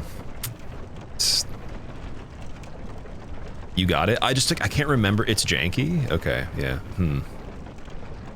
It's easy. Can you just stand still on it? You don't have to like do anything? Because I don't think anything's gonna shoot me on this part. If we had any projectile enemies, like they would have been able to already target me from here. It doesn't move? This one is chill. Okay, this one's pretty chill. I don't know, man. You don't remember any of the bridges collapsing on you? It's not about collapsing, I just mean does it move? You slipped off from the weird slope, but it doesn't move. Okay. Interesting, because if we do, we land on the wheel. Potentially, the wheel would be good. Okay, another question would be, could you make it to the other side of this if we go down first, then come back up? No movement, but weird geometry. Some of them do move, okay. It's a bridge, not a branch. Oh, yeah, it's the flat bridge. That's a dead end. Is there an item over here, though?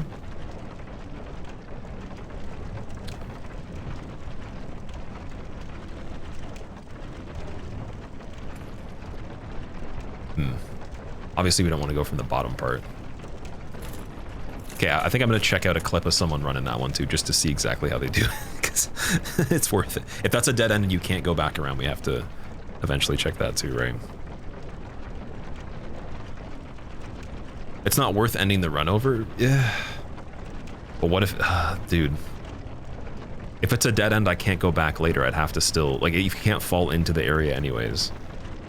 I'm missing one thing, yeah. And we've literally never checked this or any of the upper part of this area. We've only done the full lower part and the hollow in any run. Let's see. Down bridge.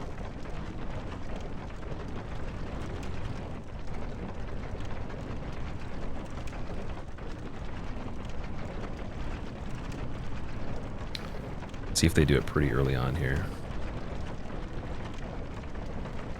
It'd be evil if the queue is on here. Wouldn't that be amazing? You'll say you never stop crossing this spot because you've slipped and died here before? You've never fallen off of that one?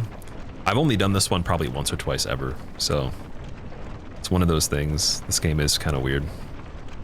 Okay, in this video, I do see the one that's it's a little bit weird, the rickety one. That one I'm familiar with, though, a little bit more.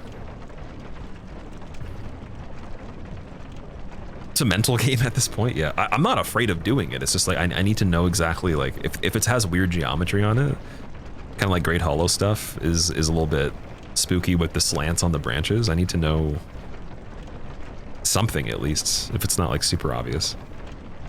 It's like that other thing we did with the drop where the rock was sticking out, and I literally have seen where people have, like, ran into there, and they didn't fail it, but it pushed them backwards. And I've had that happen in other games they've made and just other things where it just pushes you too far. Do it slow when it's easy. Start from the top of Blighttown, then use prism stones to mark which sections of scaffolding you've been and checked. Come back. Will the prism stones still be there if I actually use a bonfire or leave the area, though?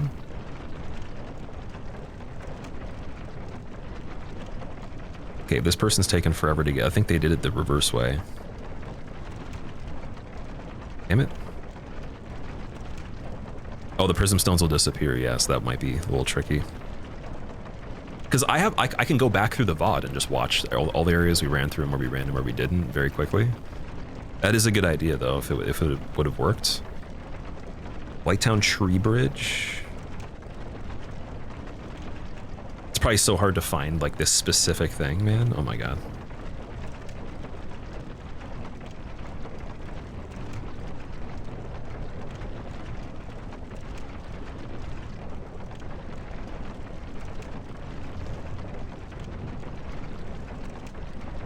Dude, I can't find it by searching it explicitly.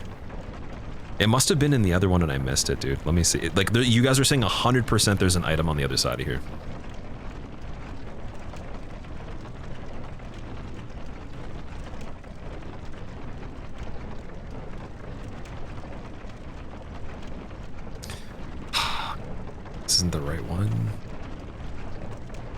there's a chest, we have to check it, dude. If it's a chest, man. It's an armor set, dude. Usually Crimson. Oh, that's where the Crimson set. I thought the Crimson set was where the Tin Banishment Catalyst is above. Mask of the Sealer, okay.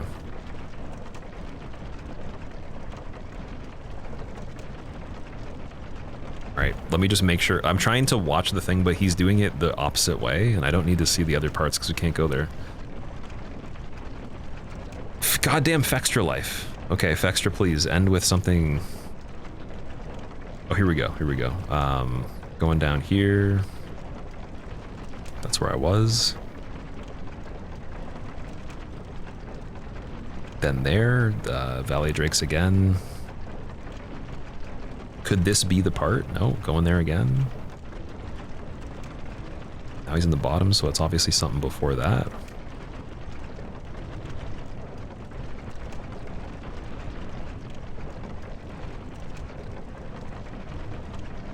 Even before this?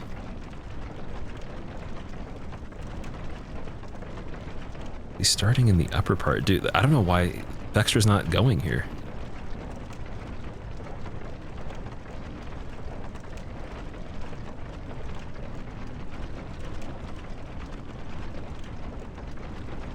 Okay, wait, if you're saying Mask of the Sealer location, let me search that.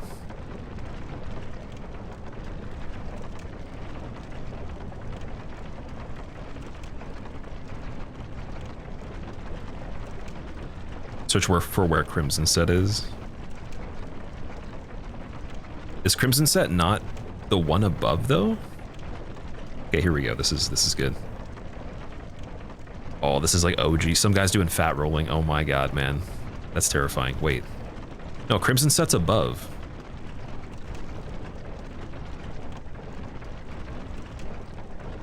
Yeah, Crimson Set's where we already opened the chests.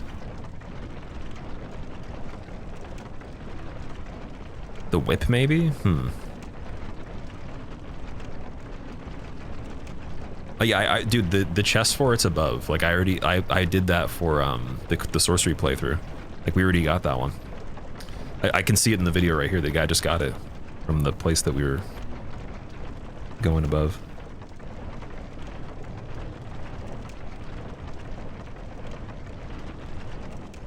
At least it seems like it. Yeah, I'm pretty sure that maybe. Is there another one? 100% red Crimson Set.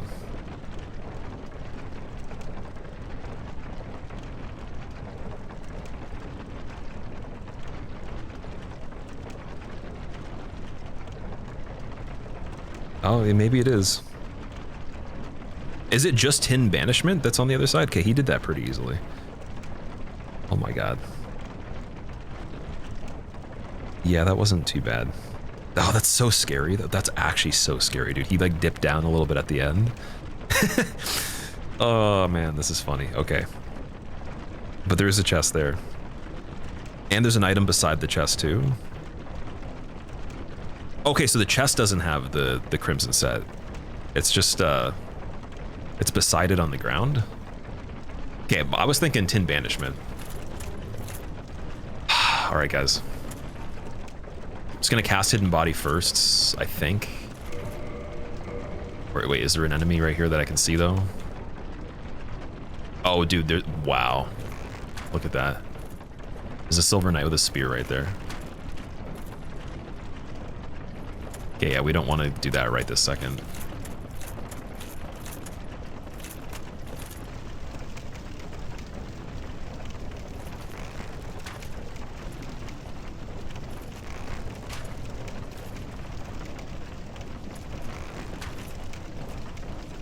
That's not the best enemy to be right there.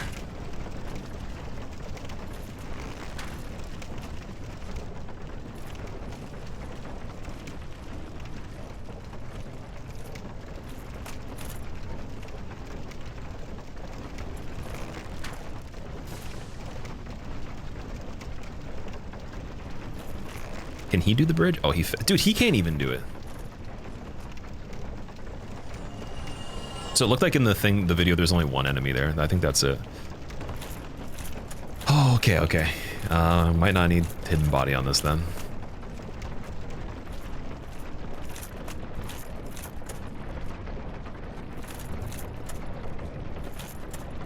Okay, that wasn't bad. That felt scary. Felt very scary. So this is where, okay, I apologize about the Crimson Set thing. I was under the impression that, oh dude, look at this.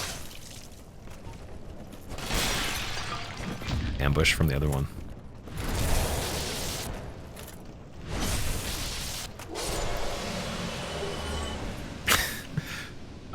Okay, I was under the impression that tin banishment catalyst and Mask of the Sealer are together, and then is it the other one that's here usually?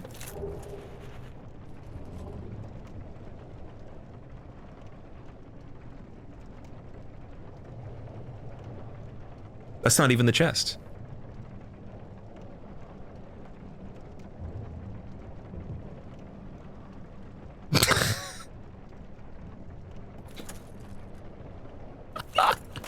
What? Dude, what? Man, what? And Soul of a Hero, what? Dude, what? Imagine skipping. Yeah, imagine I was just like, I'm gonna fall off. This is exactly like Archives, dude. Okay, now I feel bad on every single run where you guys said you should just drop off onto that ledge in Izalith, and it could have been something really good. Maybe we do all the scary ones right away. I don't know. That's maybe again, that's not even scary. I'm just being a baby about it. Dude, my hands are sweating so much right now. The Crimson Set is on the corpse. Okay, I apologize about that. So Tin Banishment Catalyst is by itself then, or is it with Mask of the Sealer? Dude, that is insane, man. All right, well, technically then we could go to the depths. We don't have to do this. Oh, screw Blighttown, dude. That surprise guy, if I had picked that up first and then he hit me and I couldn't get the other shield out in time, I wonder what would have happened, man. I was just thinking about that. I'm like, I'm so lucky that I paused for a second. Especially with this right here, like just trying to roll around or do anything. Like I actually am not familiar with this area at all. Like this part of it. Oh my god, dude, that's actually insane. What are the like? Okay, this whole entire run from the very maybe not every single part, but we got Covenant of the Artorias in the area. There was like a repeat of that 3 times. So in the very beginning of the run, the area where the Firekeeper soul usually is, in New Londo, at the very beginning of the game, I was gonna go and get it, and then I was like, oh, it's gonna be too hard. I don't have the bow. Like the enemies are literally gonna push me off, and they were staying on the bridge blocking each other. And I was almost dying to the Balder Knight that was down there. So I'm like, I'm just gonna come back later. The whole time that was the ring that we had never found in general in this. Depths Key we found almost every time. That's not like super uncommon. At some point we find it usually. But regardless though, just that location, man. Oh my god. Okay, I gotta calm down a little bit. Because it's not over. We have to still do this. Oh my god, dude. Oh. Jeez. I'm freaking out a little bit. My hands are sweating so much right now. My god. I don't know if it's because of the branch or it's because of that. Mask of the Sealer is also the Crimson Set helmet. Okay, maybe I'm thinking that was what you get with the Tin Banishment, because it's in the chest usually. Oh my god. Trying to wear Smo Set, but you need enough vitality for this one. In Dark Souls 3, you're trying to wear it? Or is it in this game? Because I think, isn't vitality equip load in DS3? Alright, Depths is probably the safest place to go to right now. Because that's like super, super early. And Gaping Dragon, the arena's big. Can just do the shortcut to there. It's not a big deal. Okay, but at this point now I can't get too excited and play stupid. Just because it's the depths. And Painted World still has to be done as well. That's probably the next smartest thing to do, because we already know Calameet's in the Centipede arena, and Bed of Chaos, Artorias, Sanctuary Guardian, I guess could technically be, or no, did we get Sanctuary Guardian already? I think we might have. Can't remember. Anyways, yeah, so it could be something that's not too bad for Priscilla's arena. It's not Nito this time, we know that. And even if it was, I was ready for it.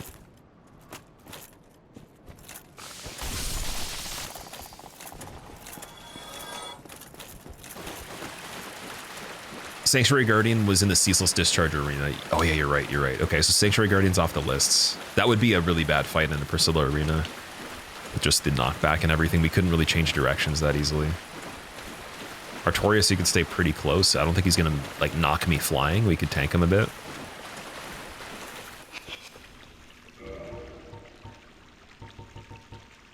Oh man, okay. I'm having a hard time calming down on this. That was a lot, dude. That was like a head rush right there.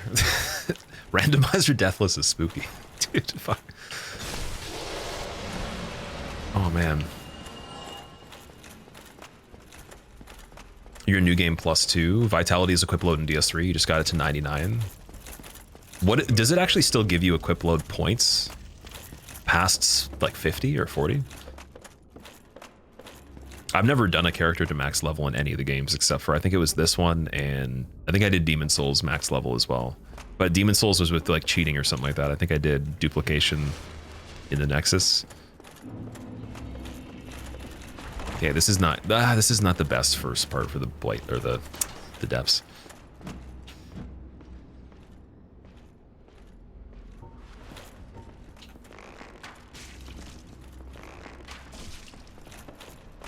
Oh, she might be blocking the knight though.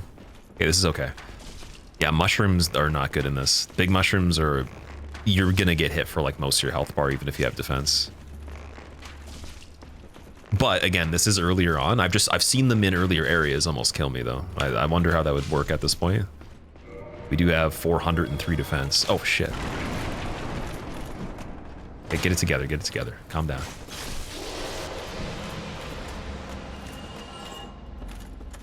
Oh, it's a Drake in that room too. Oh my god. See, this is where it's kind of like I could make a stupid decision of being quick. Oh, there's a Chandler in there. I gotta take the Chandler out first. I don't want him buffing the Drake behind him. I could just run too fast through here, skip an enemy that I didn't see that could have snuck up on me now and be screwed because we don't actually need items at this point if we don't want to. Yeah. Still gonna pick some up, but I don't actually need them specifically.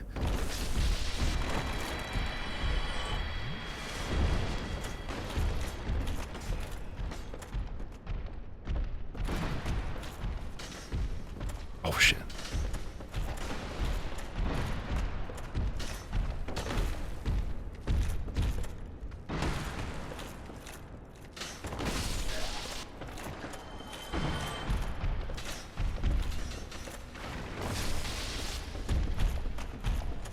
Should probably still rescue Laurentius as well, because he's got the inventory. He might have the. I want the Pyromancy Flame still. I think that'd be a good idea. Oh god. Let the Drake go. It's under the floor.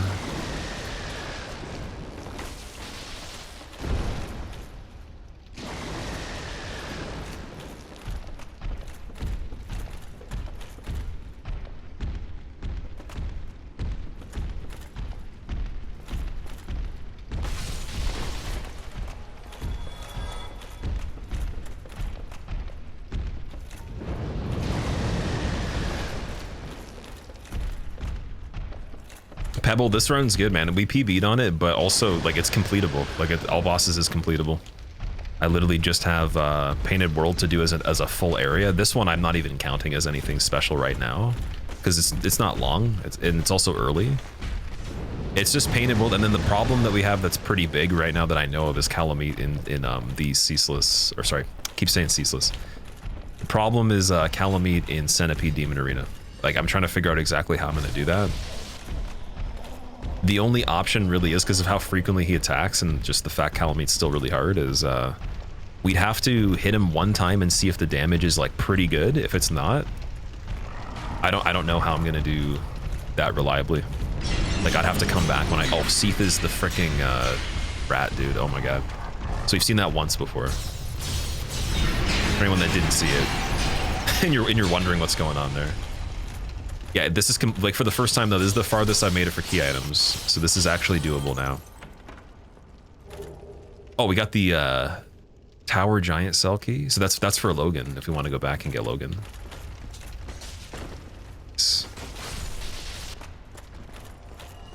Yeah, but okay, so see how the logic of the keys though, so you need a key to get in here to beat optional stuff, but that key's not needed to beat the game all bosses, right? I feel like the person that made this didn't put things behind other keys that you need to beat stuff. Because I haven't seen that as a pattern yet, anywhere. It's only been progression-based stuff. Like, we found Covenant of Artorias in New Londo Ruins, but you don't need a key to go into New Londo Ruins if you have Master Key. So maybe he just thought of, if you pick Master Key, anything that's bypassable with that, or bypass with Master Key, is applicable to having a key in that area, but nothing beyond another key item that you need first, right?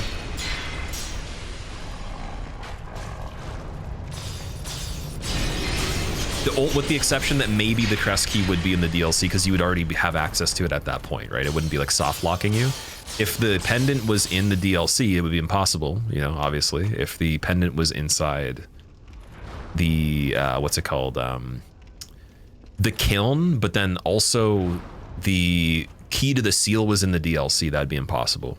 So I don't think it could do that. I've been thinking about that a lot, like just in my free time, just been like, okay, what would be impossible combinations that wouldn't let you beat the game? And so what would be the good order to check things in?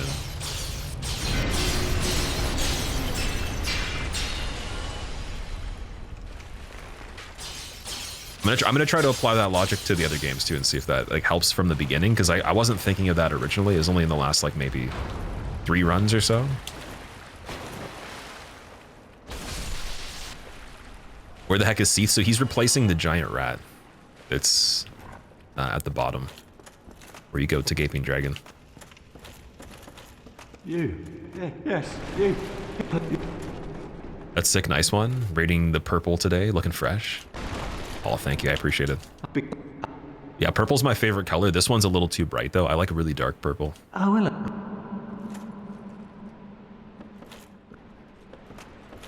You're thinking Calameet's down there, Brandon? Wait, in the arena for this? Well, that would be the first time we see 2 of them.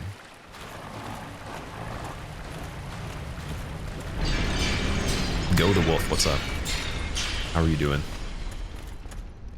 No need to take a chance on the mushroom guys or unfinished demons. There's no need to take a chance on anything at this point. Like Painted World, I'm gonna play so slowly. That's why I'm saying I don't know if we're gonna beat this today.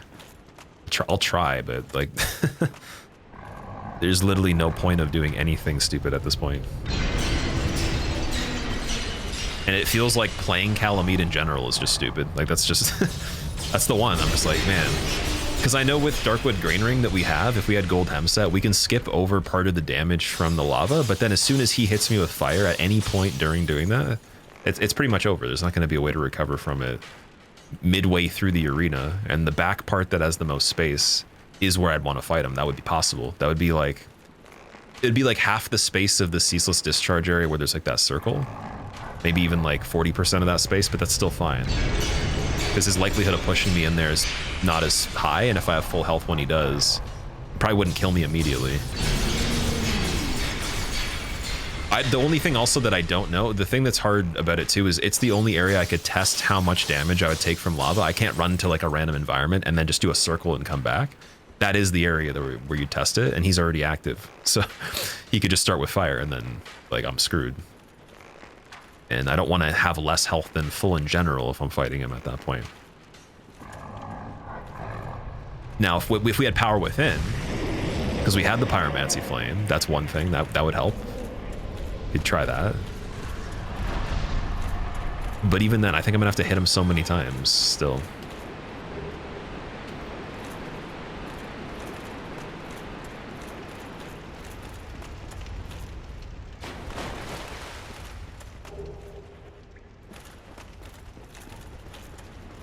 You're not up to snuff on the bosses killed? No worries, man. The next time I do one of these, like when we do DS2, what I might put on the screen is like an actual counter for them at least, even though it might be a big list.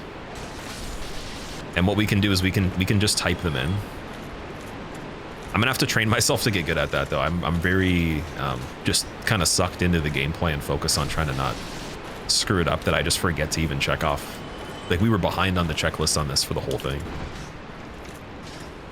So it's like my weakest point right there. Oh, the item up on the ledge there. Yeah, you're right. Damn it. Oh, well, dude, it feels good that like it couldn't be a key. Well, sorry, it could be a key for something that I don't care about that much. Although it could be orange charred ring though. Fuck. Oh man. I wonder what Calamite would even do. Because like I don't think he's gonna try to get behind me. If he flies in, that's the part that sucks. Like as soon as he turns, there's no space. I've already lost all the space. That's all I can think about. I should probably be thinking about Painted World. Oh, we got Beta Chaos here. Oh, that's not great either. Okay, get in there quickly, please. Oh, it's enough space. Perfect. Wait, where's the... Oh, no, the hands are over there, dude. Bo?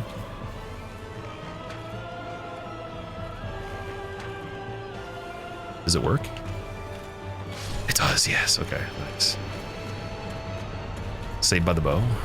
I was kind of worried there. I'm like, we ran in and then we're gonna have to go back and get like clocked by the hands there. All right, Beta Chaos on that's stupid easy.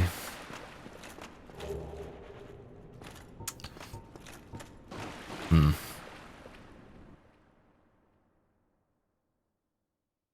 All right, 23. Is that still off though?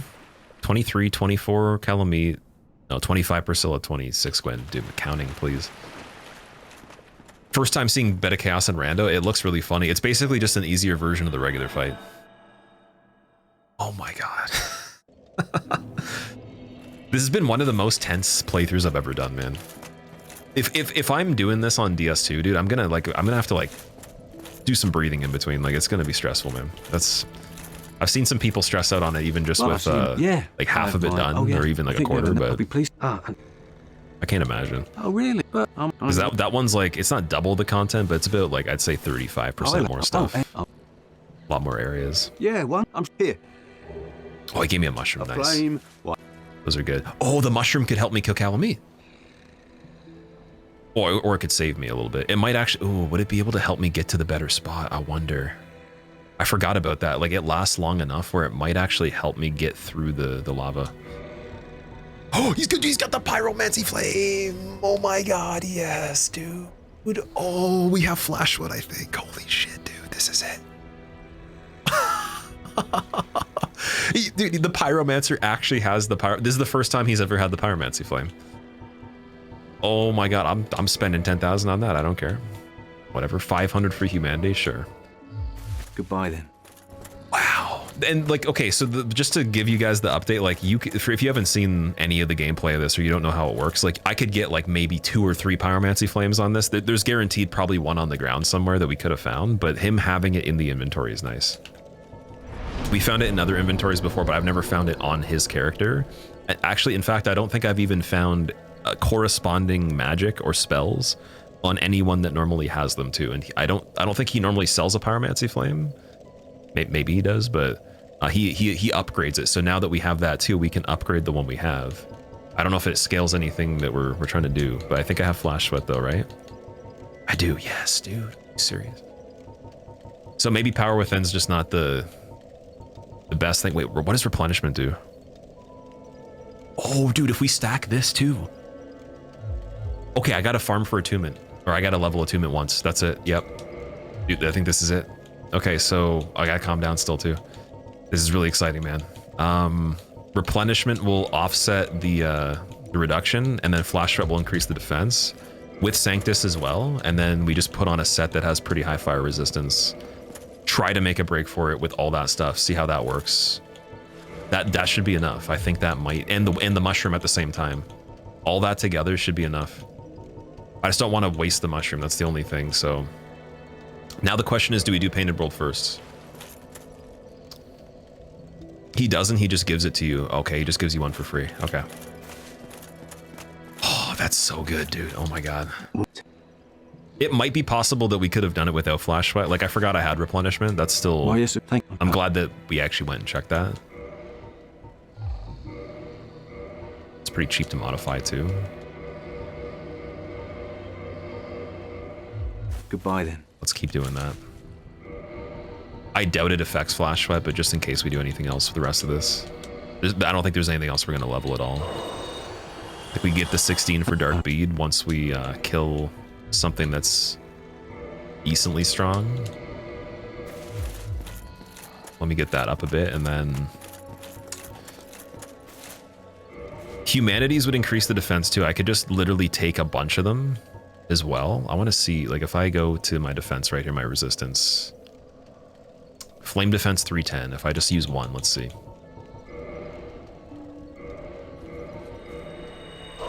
It goes up by 1. Okay. Doesn't go up by a lot. If I took all of them, it would just be stupid. It would be so good. Just, that's like... it's too many to use. I say what I do is I use all of the twins. Because we're not doing anything else with that, right?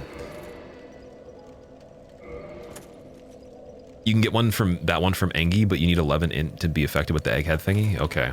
Yeah, it would have just been switched for another item anyways, though, right? Oh, let me see. So Pyromancy Flame here, and then we do the Talisman on the other hand. This is still gonna require quite a bit of finesse here, because like mid-rolling Calameet's not really good.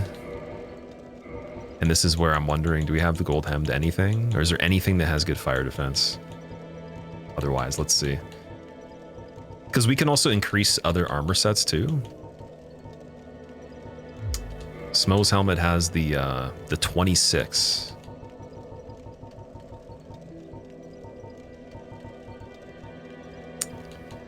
What has close to that? Oh, Chandler's has 17. Does it get upgradable? Because that's only 3.9 weight. Let's see, and then what would replace this one? Probably Gwyn's armor, right? Gwyn's got 41. This one's got 74, but I think we could still upgrade Gwyn's.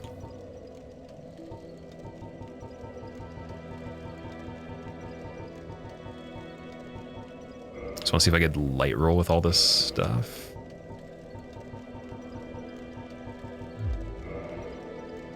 Uh, 40 for that.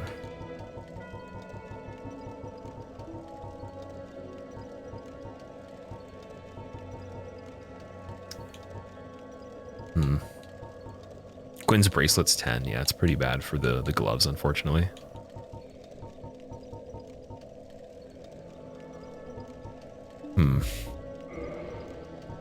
Then Chandler waistcloth versus these. If it can be brought up, again, that's pretty good. What's Gwyn's boots like? We have it. Oh, we don't. Never mind. Yeah. Still a little too heavy, I think. Oh, I can light roll without the hammer, though. Then for defense, otherwise, do we have anything else? I don't think so. No. We could rock this. Dude. Just need some stuff for reinforcement still.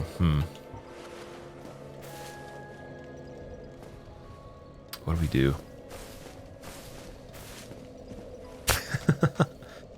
Chandler set can't be upgraded. Ah, I see. So yeah, overall fire resist 256.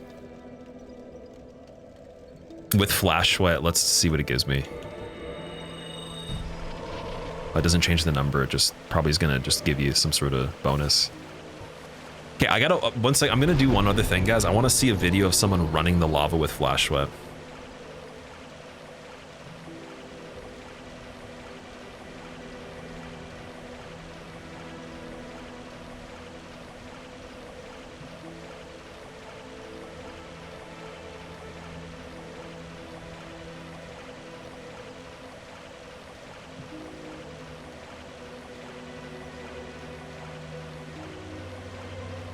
No one's doing it.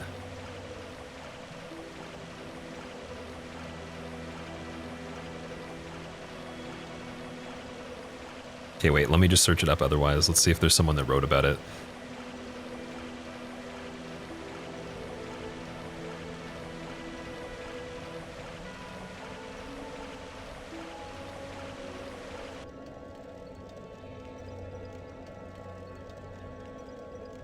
Like, it lasts more than enough time to get to the corner. I still want to go in there and test it, and then just we have a problem. Specifically Flash Sweat in conjunction with Lingering Dragon Crest Ring, Flamestone Plate Ring, and Gold Hem Blocks that will enable you to traverse lava without taking excessive damage according to Wiki. Not enough for player to freely traverse Liza without the Orge Char Ring. Okay, that's...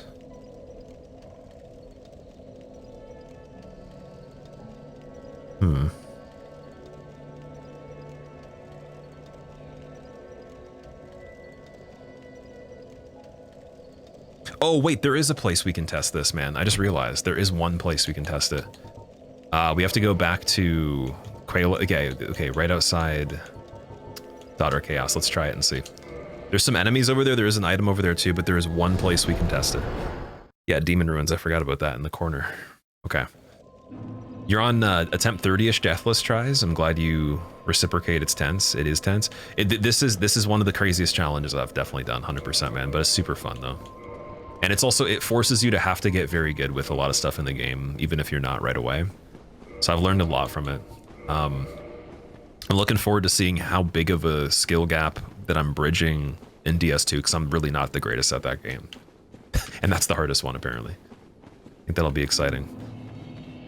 Yeah, for this, I think we're just killing the enemies down over here, but it should be enough of a test here. And it's not gonna like one-shot me. I could just do a circle and see. I don't think the values of the lava will be calculated differently either. The only thing we're gonna have to do is I'll have to take off the Sanctus if, for example, like we need these pieces, and then just switch the weapon back on, trade it for the hammer. See if that's enough. Maybe even the talisman too. Oh, dog right there. Speaking of which.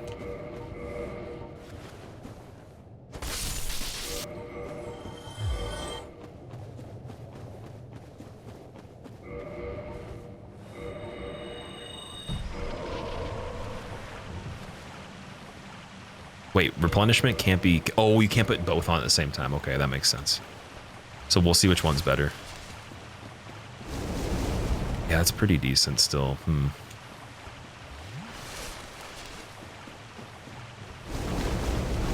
Rolling through it's a little better. Now what if I change these to a set that's lighter that we could also use? I think. No, I'm gonna take a wild guess and say that it would have been ridiculous if we didn't have Flash Sweat.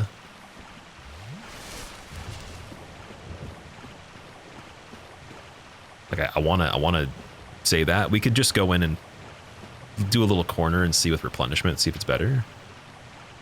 Do I have the gold hem set? I don't. That's the thing that sucks. I don't have a single piece of it on this playthrough. Like, you would want both of them together and flame stone plate, I believe, if you really want to do some good stuff.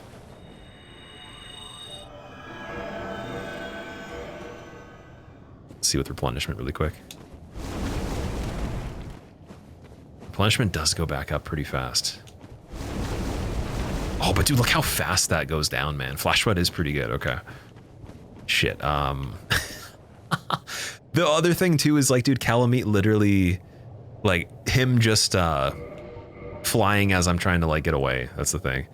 It almost seems like fighting him with Flash Sweat active in the earlier part of the area would be smarter. And then we have recastings of it if we have to do something crazy. But like, dude, it's a lot of lava damage, man. Holy shit.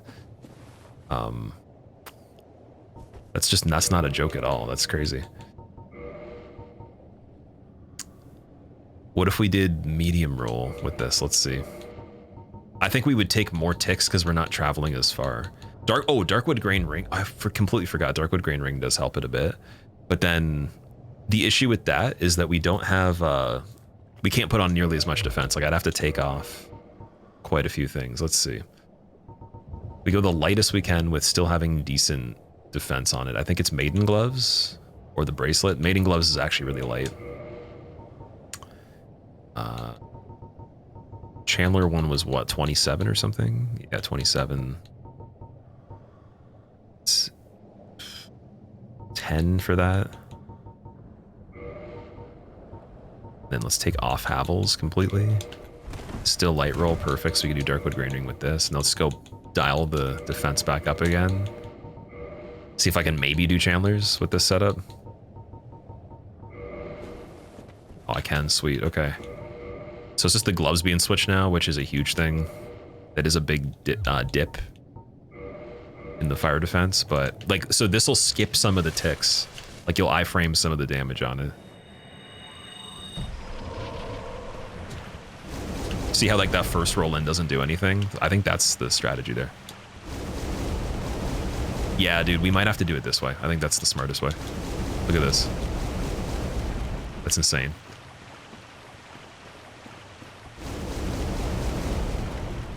And then we are moving so fast that at the beginning of the fight, if we can do that quick enough, can I have the hammer too? No, not the hammer. Oh, does Sanctus even matter though with that setup?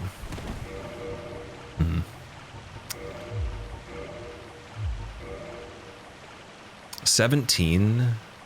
Lord Blades is 2.5 for just a little bit less.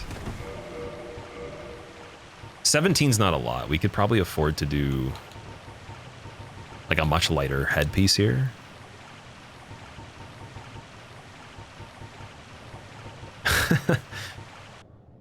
You're guaranteed to get all bosses, or can there be repeats? I haven't seen a repeat ever doing this. It's been the best part of doing this in general, is just no repeats at all. Mask of the Child's 8. That's pretty good, man. Get the stamina back. I don't want to fight Calamite with this ring, though. I'd rather have more defense and then just switch it back. But again, he might not hit as hard because he is just replacing Centipede Demon, who's not crazy strong. Also, yeah, this is very meticulous to go through just to like make sure it works, but like it's just not worth taking a chance when we have all this stuff. So this is without Sanctus. Can we? I don't think we can put Sanctus back on. That sounds pretty safe right there. That seems pretty good for an intro on it. And then, yeah, I don't know if I'll have time to swap back anything. We might just have to go with the fight from there. That's just so we can escape into the other area. How long does this last for, though? How long could we, like, dodge back and forth on them? Because Lingering Dragon Crescent extends the range of this. We only have Bellowing, though.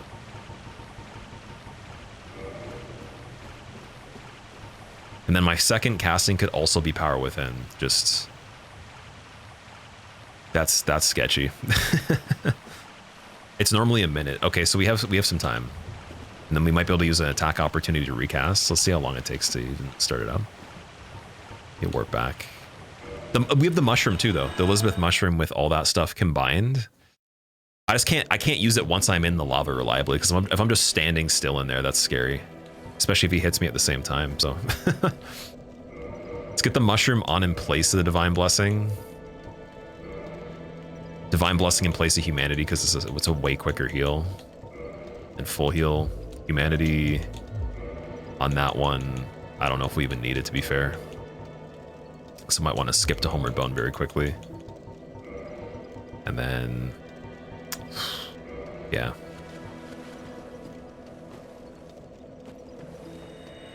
It takes quite a bit of time to cast that. Now, okay, wait, there could be a trick though. We could do this as a trick where we cast it at the bonfire, and because it lasts a minute, we get 4 castings, right? Because now I already have it active and I could just run in there with it right away. If it's timed out properly, we get in the corner and then recast it again, fight them for a little bit with it, use the attack opportunities to keep recasting just in case. And it's fine, it's all fine and dandy. Nothing big, no big deal there. Be a lot easier. I think that's the strategy there. All right, let's try it. Because we only, this is the last little bit of stuff, right? It's 1 minute without the ring. With the ring, must be insane.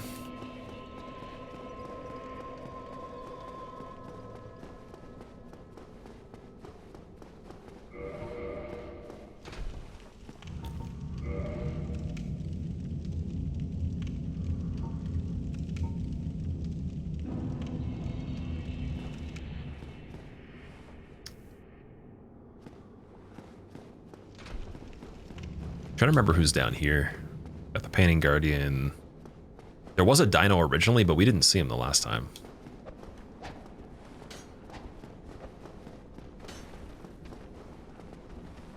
Oh, okay.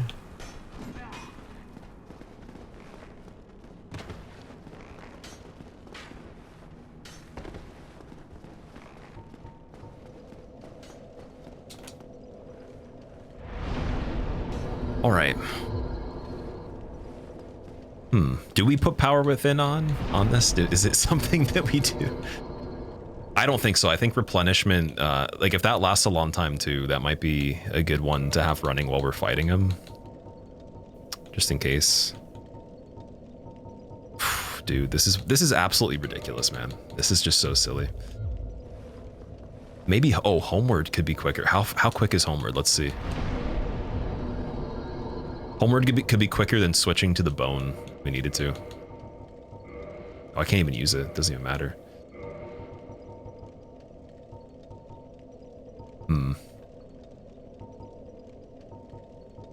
Yeah, I think it's got to be replenishment to be smart. Replenishment's 1 minute too. That's the safest thing, man. And then just double checking again the casting time on this. They're both pretty slow. It would have to be like if he backsteps or something. And it's really just dependent on if he flies, and then I just gotta warp and just keep going back in and testing it if we need to. Start with the mushroom on the character. Oh, but that's a body effect too, so we can't use the mushroom if Flash Sweat's active. It'd be in between, it'd be to heal. Oh, okay, I see. So yeah, we need to sit down, or we have to wait now till it runs out. Cast Flash Sweat, run as quick as we can in there, and try to get into a good spot.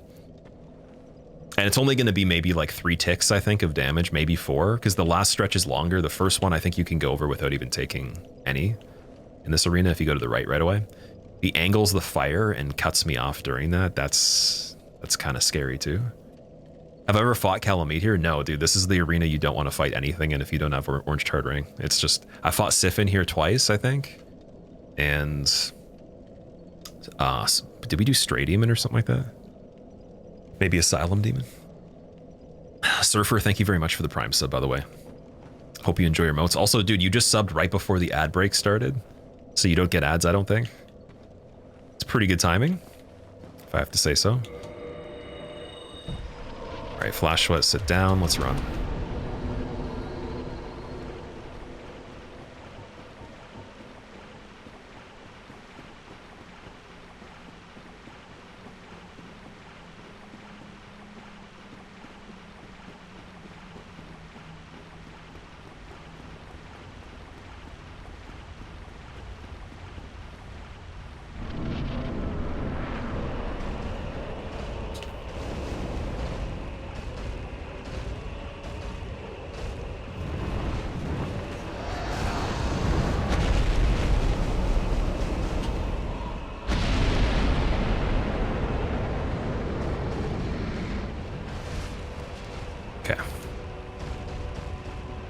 Stuck?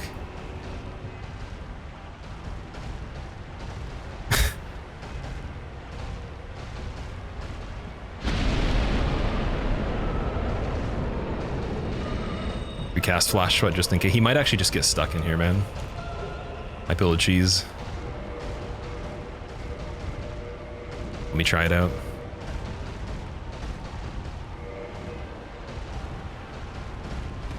Oh, the bow's making me light roll. Gloves off for a second.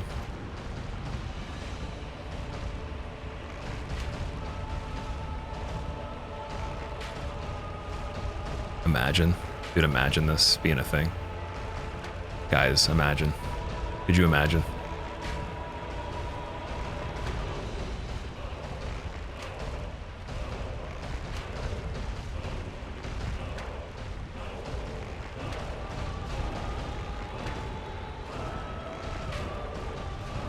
We should check poison. Let's just see.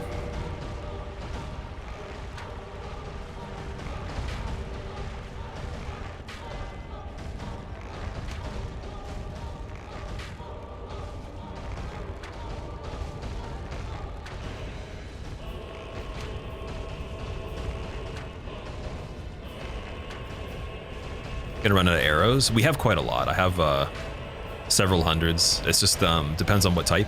Oh, good cancel there. Good cancel. He still can attack. We just gotta be careful. You do a little fake out. Poison probably doesn't work on him. Yeah, we'll switch back. His health is pretty high, dude. Like, If we were to hit 5 arrows, that's the equivalent of like one of my attacks. It would be a pretty long fight, dude. Oh my god. This is insane, man. This run's crazy. This run's actually just nuts, man. Can't believe this.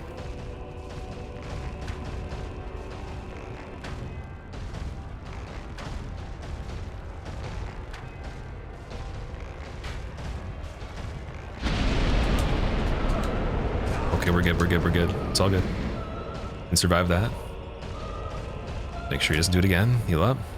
Still got good defense on it. I think with regular skilling, we'd still be okay. It just would be really rough. Hit so many times. Chug again.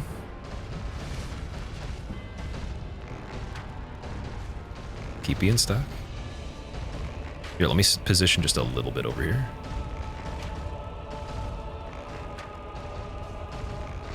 Dude, this is stressing me out, and it's not even like the regular fight.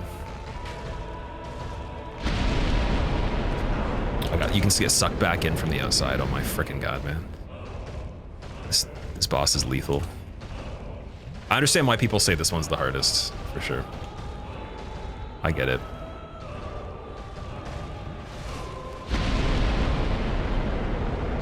I still need quite a bit of room on this. I still want to go so far that he gets out of here, because then we have to prepare for that situation. I'm ready to do it. It's just like, I wouldn't be ready quick enough, I don't think, if we're just chilling back here. We don't want to be too close to if he does the fire either. It's gonna hit sooner.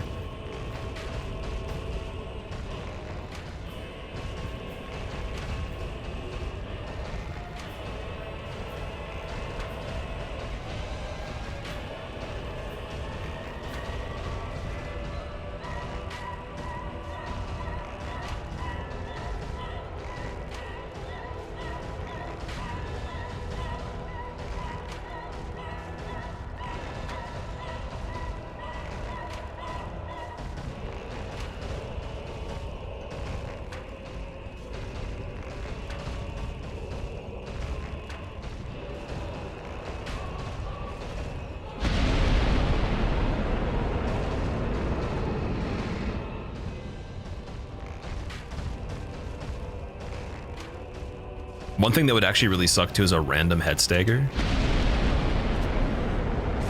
Oh my god, dude. Out of here. Chill, chill, chill. Okay, we're good. Random head stagger would be bad.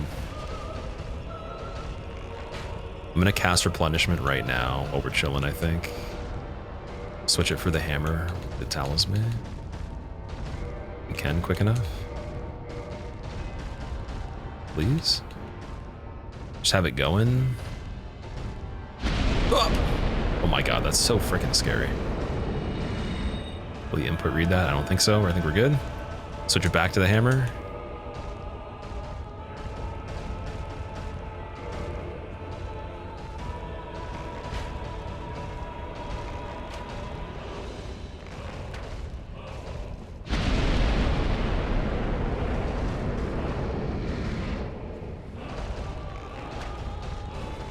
Yeah, I was gonna say if we hit his eyeball and it staggers him, it might knock him out of this position in general. I usually want to get that shot because it does extra damage and it's really cool. It's kind of hard to hit. We wouldn't want it by accident right now.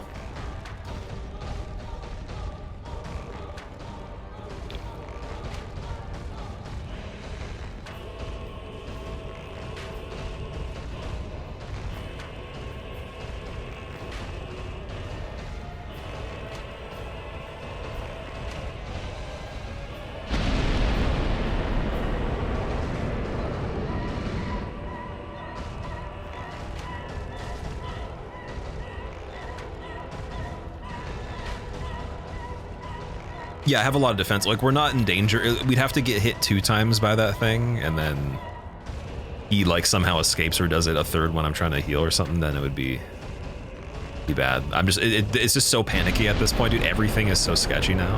I'm sure you probably would understand if you've done this for days, like continuing the same run and you finally had the chance, right? Because there's a difference between like you still having to make it possible to beat the game if you're doing all content.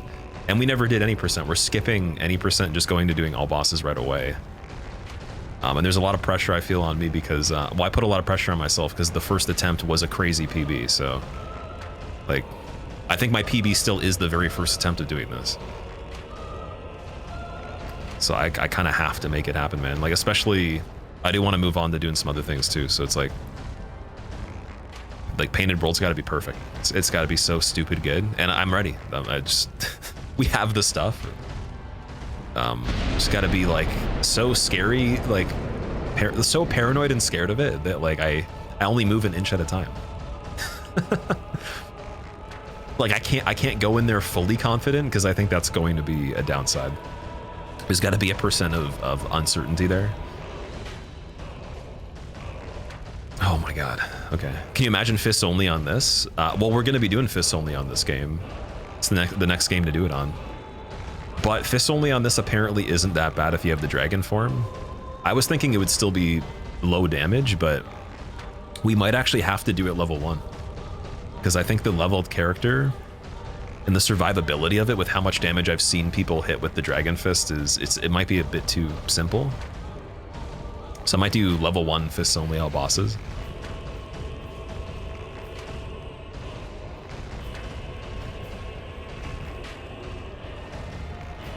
Which, it sounds crazy, but it's not the same. Like, it could even be a speedrun on this.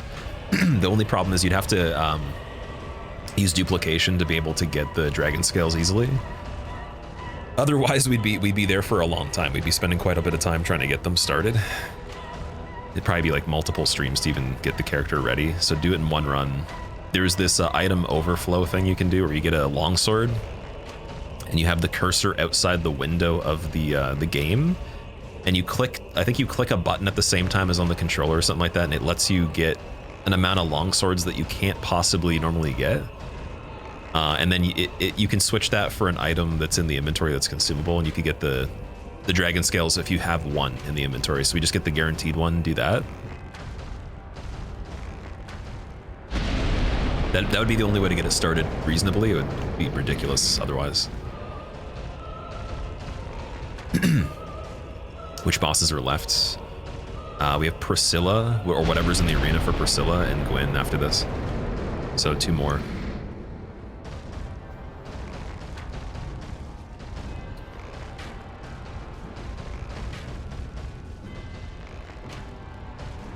Okay, he's gone, dude. That intro was so freaking scary, man. Like, what I was thinking was gonna happen, it was even worse. It was even worse than what I thought was gonna happen when we walked in there. And I did it as quick as I could have. There wasn't any more speed I think I could have got on that. Oh man, Elizabeth Mushroom might have even been better than Flash Wet. I don't know, depending on how aggressive it offsets the damage you're taking here. My god, man. Okay, that's like the worst thing. That is the worst boss. Worst boss in the worst arena we've ever gotten, as far as I know. I don't even know what I'd rank higher than that. And then, well, now that we know we have replenishment, and I still have 1 extra slot, Power Within's an option. We could do Dark Bead, and I think it's 2 levels for intelligence. So I could wait for that. I think we should just take Flash Sweat off right now, though. Let's switch it for something better. Maybe Fall Control, or...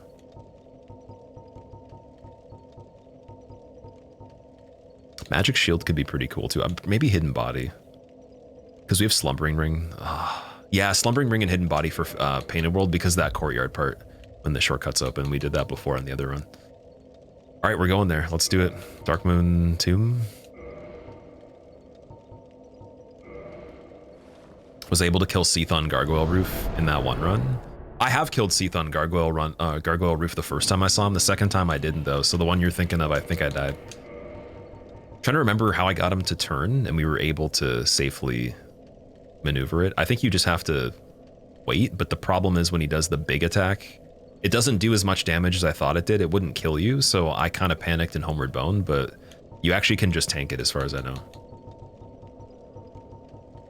All right.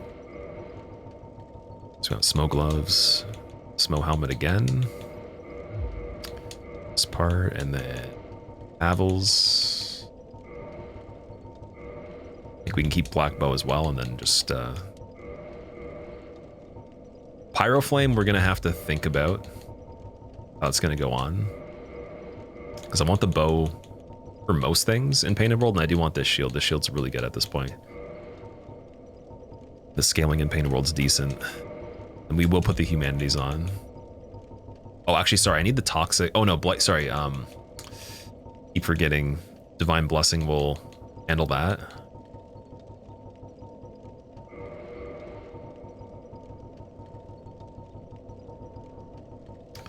All right.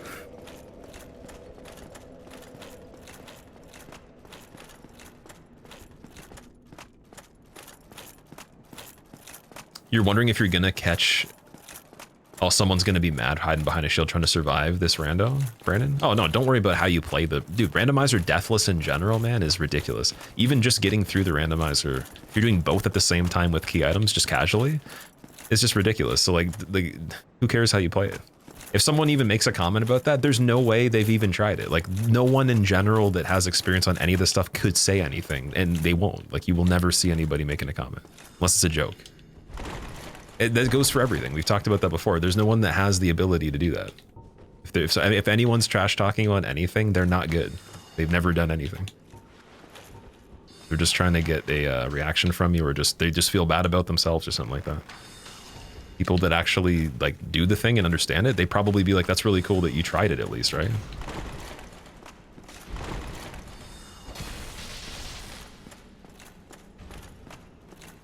Now, obviously, if you're competing directly with somebody in something, there could be some trash talk that's part of the, competition. That's a little bit different. They'd still probably have respect for you anyways, but, especially it's always a good thing. But if you're not competing with the person directly or whatever, it's just doing your own thing. Any comment about any way you do anything is irrelevant. It doesn't matter.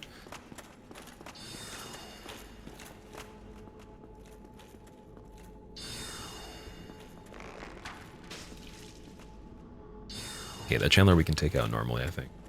Also, we could just run to the painting. Yeah, we got the Crawley guy. Crawley guy was pretty scaled on this part. So we're gonna wait for him.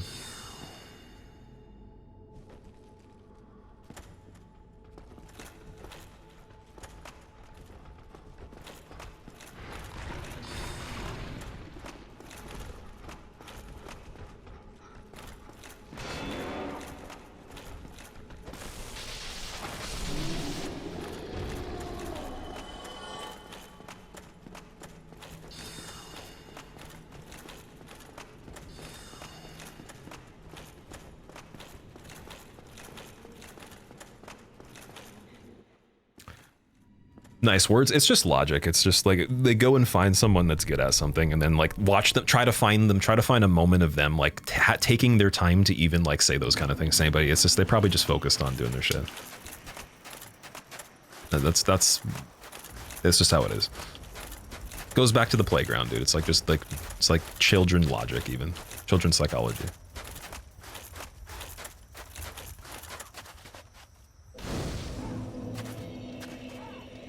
All right, so we're gonna kindle this one right away. First of all, that's probably not a bad idea. Flinny, very close, very, very close.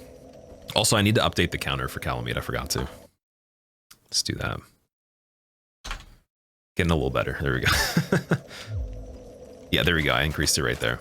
So we don't know what this Painted World's like yet. We haven't seen it. Skeleton with round shield, and we got Ghost and another skeleton. Oh, double hit skeleton. Yeah, Painted World is scaled decently.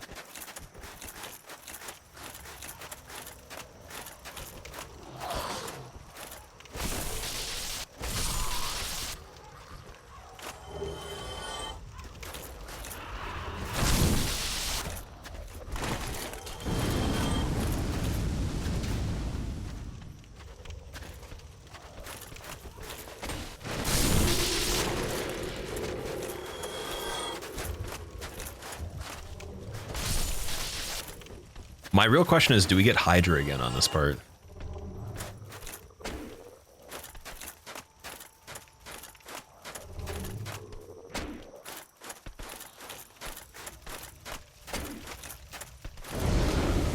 Oh my god, dude, that dog's fire is crazy, dude. You guys see what is happening with this? Maybe Flash Shred would have been a good idea right there. That's just stupid. What the fuck? It's a Blighttown dog. What? It's replacing a basic guy. My god, man. This is why Painted World's just stupid. I mean, it's amazing. Sorry, it's the best experience. I love it. Yay, Painted World. Let's go.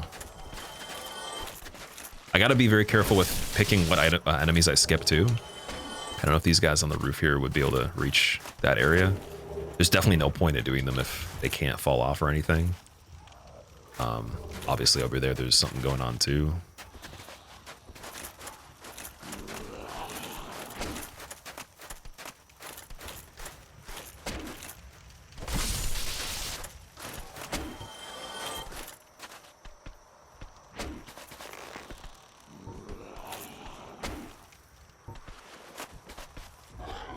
Yeah, they're falling off right there. Okay.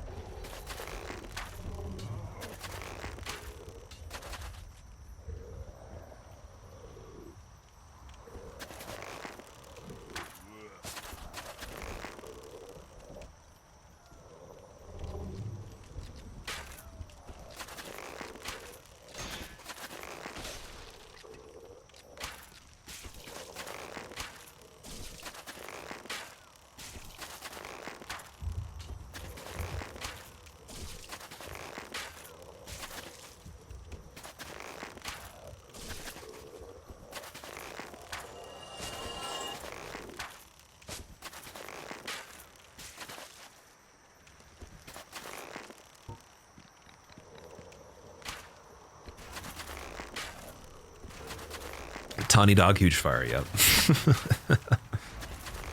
Can't believe how anyone's capable of doing a no-hit randomizer on any Souls game, yet people still manage to do it. If you have any videos of that, I'd love to see them, dude, because the only person I know that attempted it was Hob, and he, I don't think he did it. I think he turned it into a deathless attempt after that. And he might have got the deathless on any percent for this one. But he was trying it on this one, and then, maybe he did get it, maybe I'm wrong, and he was one of the people. But he's the only person I know that's even tried that. So I would love to watch a hitless randomizer.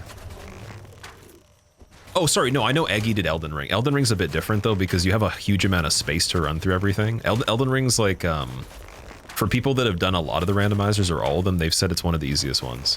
And I've done them before too. It is fairly easier in certain cases, even though I'm not great at it. But by no means is that an easy run. Like, I know Eggy took a long time on it. I just think that equivalent, like, situation on this would be a lot different, or even the other ones. It would just take a little bit more luck in certain cases, and not so much give you as many options of what you actually could do. And even then, like, from Asylum right away, there's just certain seeds you'd have to reset and pass just because of that. That could be really good right after, and you would never be able to get that layout where it actually counts, right? Elden Ring, you start off, even if the layout's bad, you literally can just run away like super fast.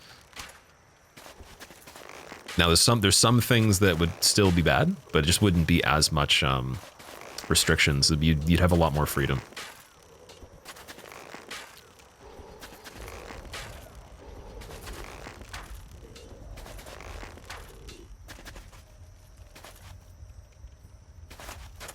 Gravelord is mosquito, so okay, the Gravelord enemies have shown up now. Nice. I don't know where the other ones are.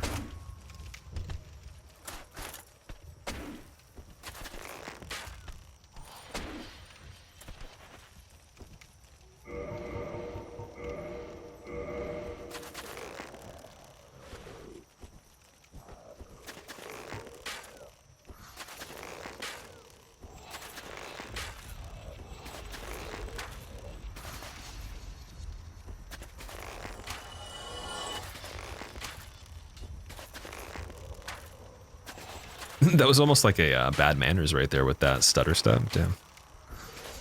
Wonder what the last two will be.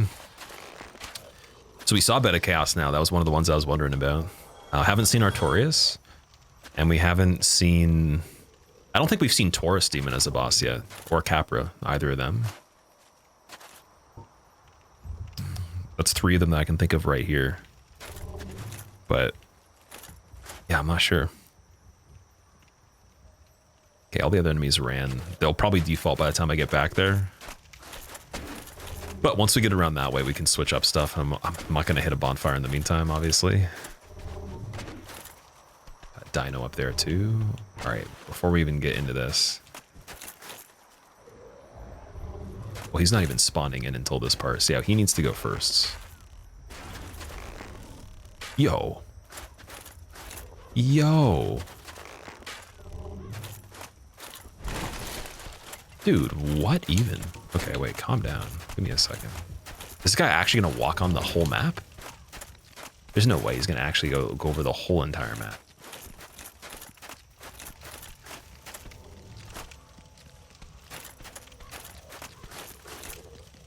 Did he fall? He didn't skip leg day, he only did leg day there. That was like the thing, one of you guys sent me a clip of someone that only trains their, I think it's like their left trap, and then one forearm and something else or something like that. I don't even know. I was like, what? I didn't really understand it. Then I saw it and I was like, that's actually pretty cool, because I've always wondered about that kind of stuff. But he decided to be an experiment. I have no idea where the dude went.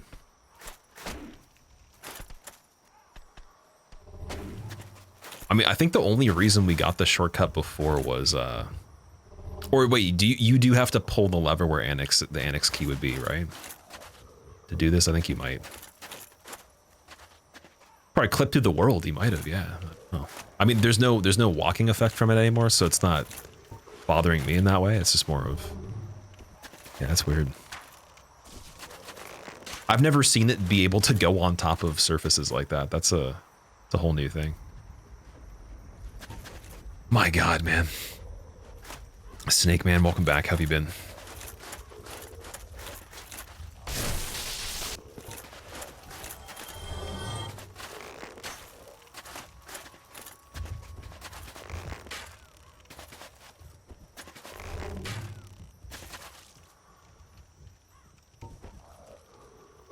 Ornifex confused. Do I train traps directly? No. No, I used to, and then I realized it was a really bad idea.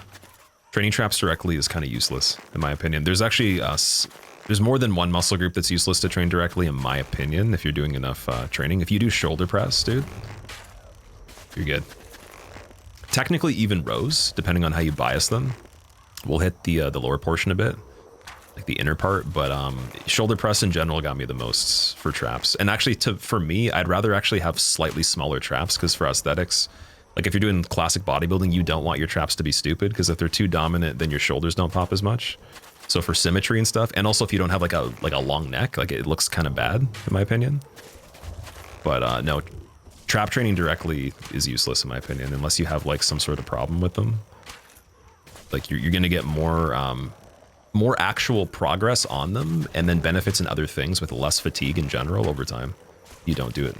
There's a lot of accessories like that. They're just not really worth the investment, in my opinion, unless you just enjoy the art of training it. But I used to do that for like probably 2 or 3 years or something like that, until I realized.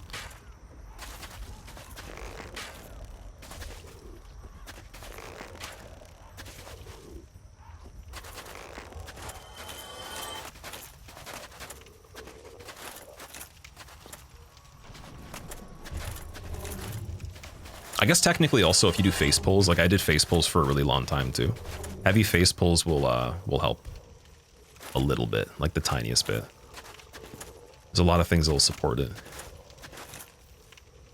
But yeah, a lot of people that are very smart, they'll tell you the same thing. They'll be like, yeah, you don't need to do that directly. It's just not worth the energy.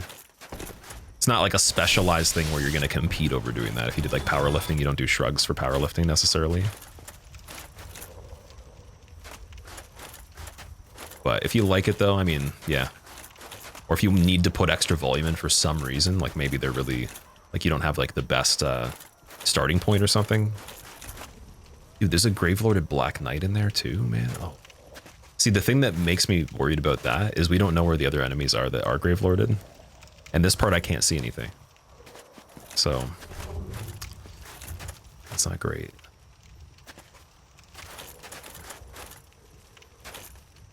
And if we go Hidden Body with Slumbering on this, I'd have to keep the same defense, I'd have to do the really heavy roll. That's another problem. There's a tree guy up there, okay. I saw the shadow of that, that was kind of spooky. And there is a Gravelorded enemy in there. Porch Hollow. Whatever's on the bridge must be chill. It'd have to be Sanctuary Guardian or like one of the undead dragons, I think. The Seath you probably would already know at some point. Hydra you would already know. Could be the Boar as well. That wouldn't be great. What do you think about training abs? You've heard the same for that. I do train abs, so I do like probably 100 and I want to say 150 reps of leg raises every single week at least. Like I do about 22 a day. Just with my normal stuff that I'm doing for stretches and everything. So I train them every single day, but not like super heavy. I used to do weighted crunches with a rope or with plates behind my head and also Russian twists and stuff like that. They popped a little bit more, but like you get a lot of ab training if you do pull-ups specifically, and then bracing for other types of lifts if you do like non-pendlay rows, so like bent rows, and if you do certain like leg movements as well. Like if you do like squats, you have to use some core, but pull-ups specifically will stretch them out. It'll be a weighted stretch. And if you do weighted pull-ups as well, you'll probably notice if your abs haven't been trained a lot directly otherwise, you'll feel the burn in your abs the next day. So doing that is good enough in my opinion, but if you want them to be like super blocky, then yeah, you can do different variations of like maybe like V-sits, leg raises, hanging leg raises, and you know, weighted crunches as well as is really efficient if you want low volume, but like high amount of resistance on it. Definitely don't need to train them directly though if you're doing a lot of other stuff. It's just something you could do. It's up to you. I also had some injuries in my abs before, so I didn't train them directly for a little bit because of that as well, but now it's fine.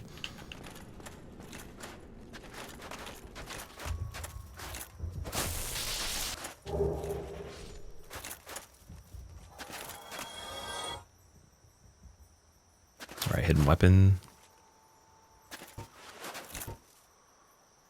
Oh, it's just a Titanite demon.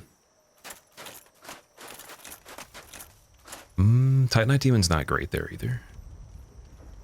The cool thing about this though is like, if we could kill the Titanite demon safely, we could cheese him, and then I have the hammer to make this thing lift up. So that's the good news. We could actually just do this.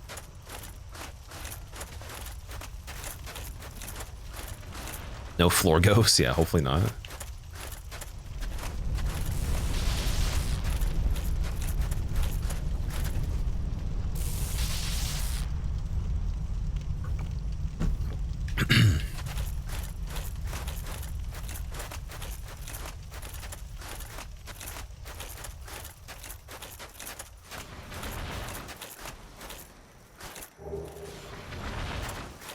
I think to pull the Titanite demon, it's going to be tricky. Might have to just do this. Which is a little tedious. He might be able to be poisoned, though. We could try that and see. Or wait, no, didn't we? We tried to poison him with the mist before, didn't we? It's still 25 per hit, though.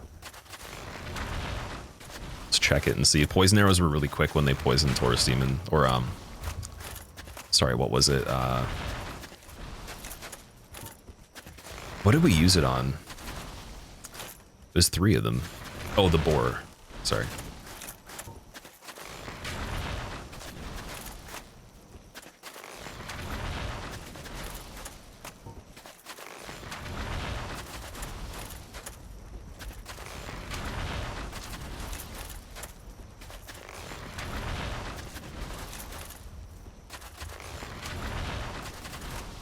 Okay, let's see what the large ones are like. 27, eh.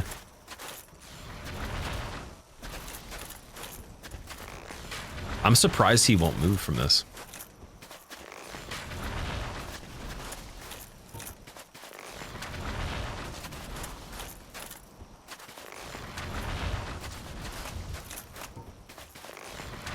26 hours later, dude, but like, think of it this way. It's guaranteed if I do it this way, you know? It sucks, but it's guaranteed.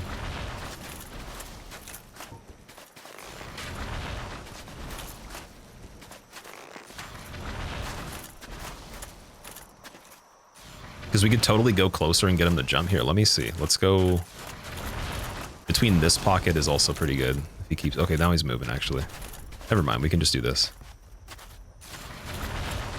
For a second, at least.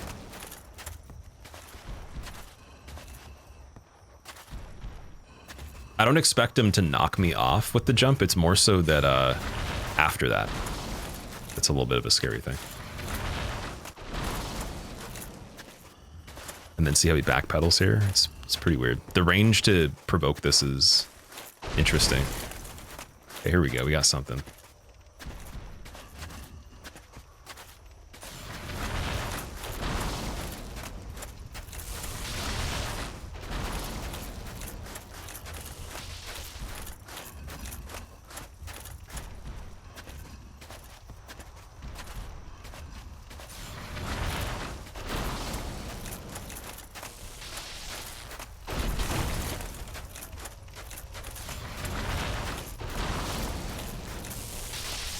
Wonder if he maxes out on this bridge at this point. Very curious.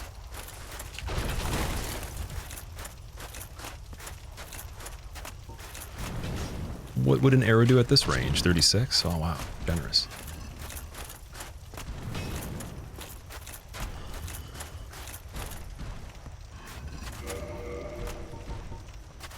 This is where I want those fire bombs, man. Let's see. So we're still locked on from here.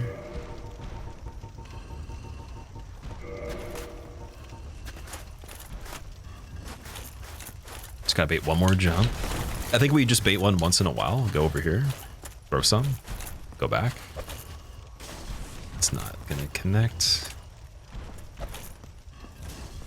14, that's pretty bad still.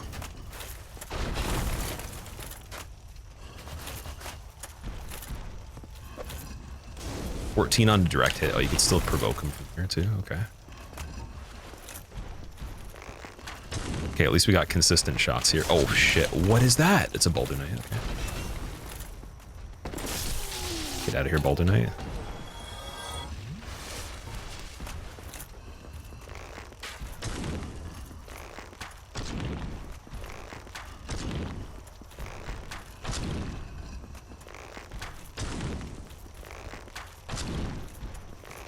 The Titanite Demon Shuffle. Calamite Shuffle Demon. Yeah, no Hydra here is definitely nice. Also, dude, Solaire, wait, our Kappa Golden thing has lasted even longer than I thought it did. I thought it would have been over yesterday around the same time. It was earlier that we unlocked it, so it lasted more than 24 hours, didn't it?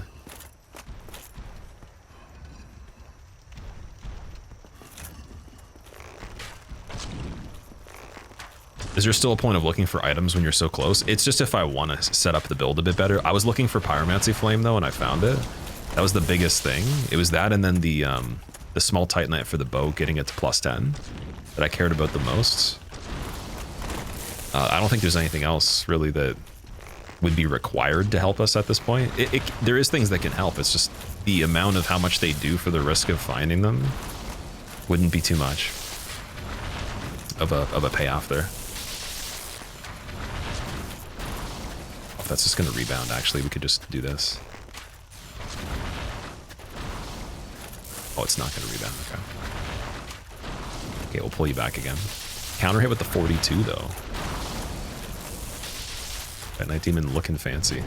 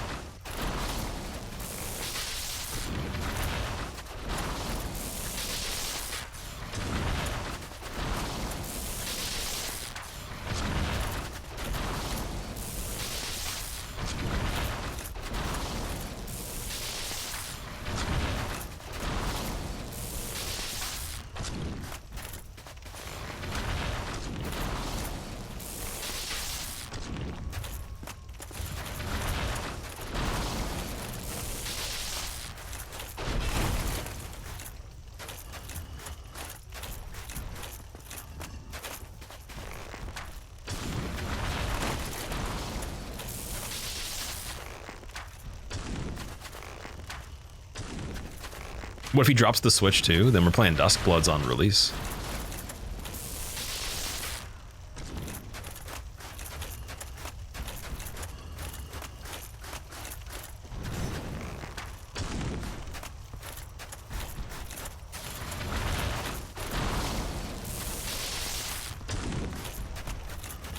I think Titanite demons are immune to all statuses. Yeah, I guess that they're kind of made of rocks. They don't really have blood, do they? It's like the dragons that Seath killed when he killed his cousins.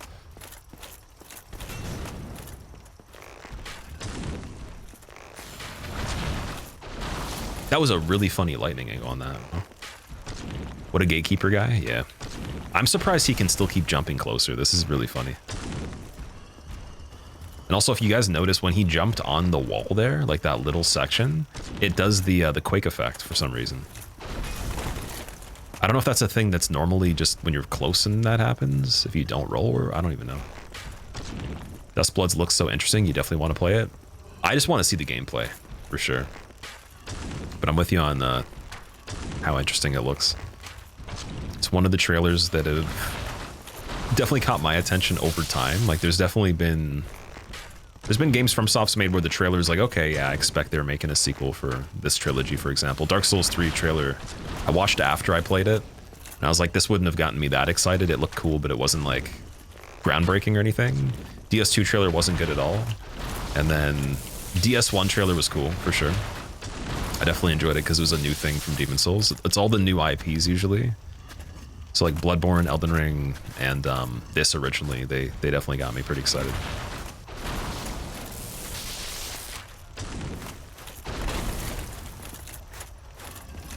I wouldn't even say Night Rain was really, like, Night Rain was kind of interesting, and it plays really good. It's a very good game for the gameplay, but even the trailer for that was more like, okay, let's just check this out and see what's going on. Duskbloods is like, I wonder what they were even after with the theme. Like, it's just very, very wacky. As soon as you saw Iron Man and Duskbloods, you're getting it? The guy with the suit and the jetpack? Yeah, that's weird. It's very weird.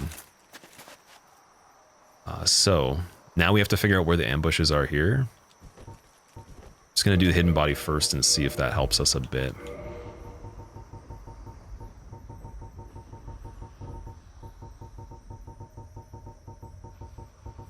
Because I think there is an ambush on this part, and then there's stuff behind us here too.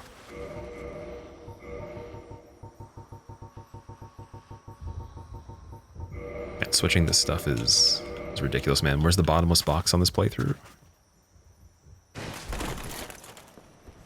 Alright, that's not too bad.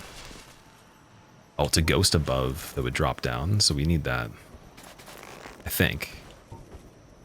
Oh, I guess we don't, though. No,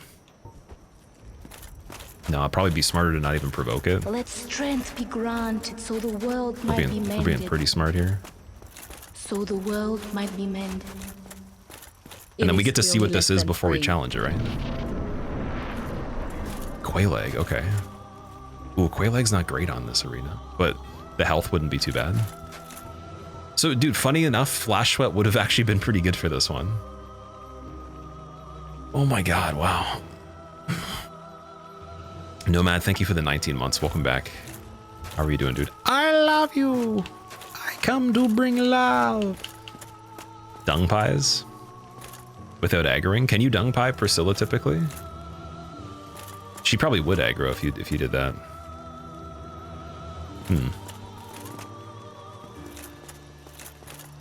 Yeah, I wonder. I think we can fight Quailag. Like, it's just it's a little bit less space. And then, like, we have replenishment too, so like if that's going as well, it's pretty good. We have the Elizabeth Mushroom. Like, health-wise, like damage to health-wise, I'm not worried as much. It's more so how good the shield's blocking her attacks, and then when she jumps, she does move you a tiny bit, so we'd have to stay in a pretty good spot. You get hit by with a lava pool, you can't get hit by the same lava pool again. Is that just a rule that's for fun or something? Is that what we're saying? Oh, or are you saying, oh, it only ticks the one time? I'm pretty sure, no, wait, I've gotten hit from it more. Or, wait, is that even how it works? Do you have to move? Is that what it is? Like, you're saying if you stand still, it doesn't hit twice? Because I'm pretty sure I was able to take multiple ticks of damage because I'd used the lava pools to set up Red Tear Stone for practice when I had files that didn't have Red Tear Stone set up already. Like, I'd get her to do the attack and do that. Yeah, I'm not worried about even doing cheese on this. It's more so just, I think I should have the replenishment on it. And then this weapon should be good on her. It's just be careful for the arena.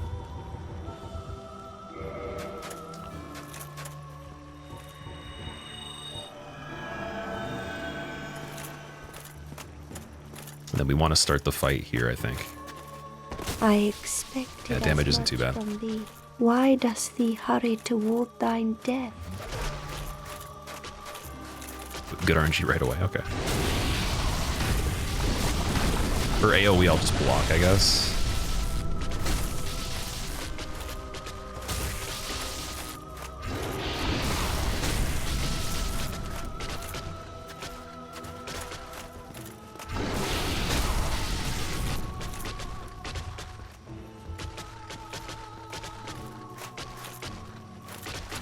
More lava, okay. Cool.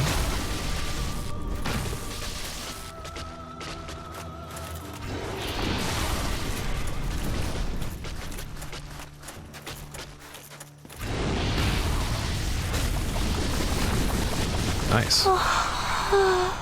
That's it, dude. Why? What's That was a little spooky, I'll be honest. That was a little tense for Quelaag. That's a good arena for her, too. I forgot that she... Oh, yeah, did we even get gargoyles on this? I don't think we got gargoyles either, actually. Nice, man, nice.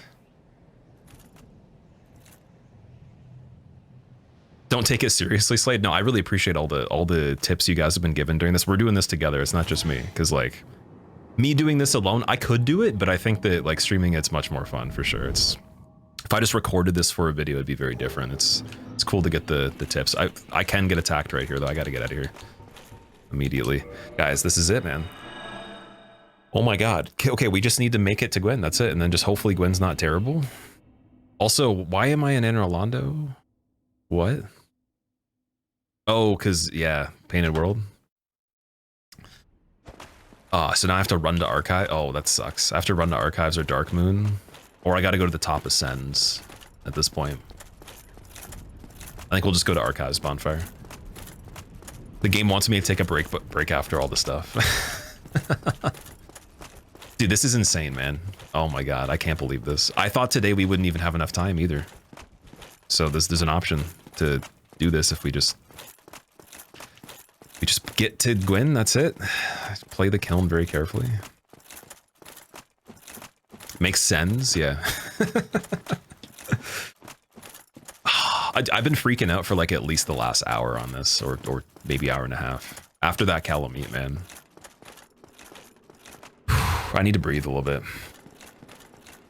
You've enjoyed this challenge so much, almost there, lock in. Yeah, I'm very focused, very focused on this. And then, oh, okay, I'm not going to talk too much about anything beyond this. We're just going to get it. Let's just do it. This almost, like, to me, it feels like a better version of the first time I ever did the deathless sequence of New Game to New Game 7, just regular. It's definitely way cooler than that to me, but it feels exactly like that. Where I did the, it was 8 playthroughs back to back with one character, and then like on New Game 7, you were getting hit by Capra Demon and most of your health was gone or something from certain attacks. And it was quite a lot.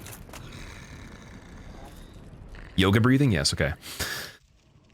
Breathing in from the nostrils, gaining adequate amounts of oxygen.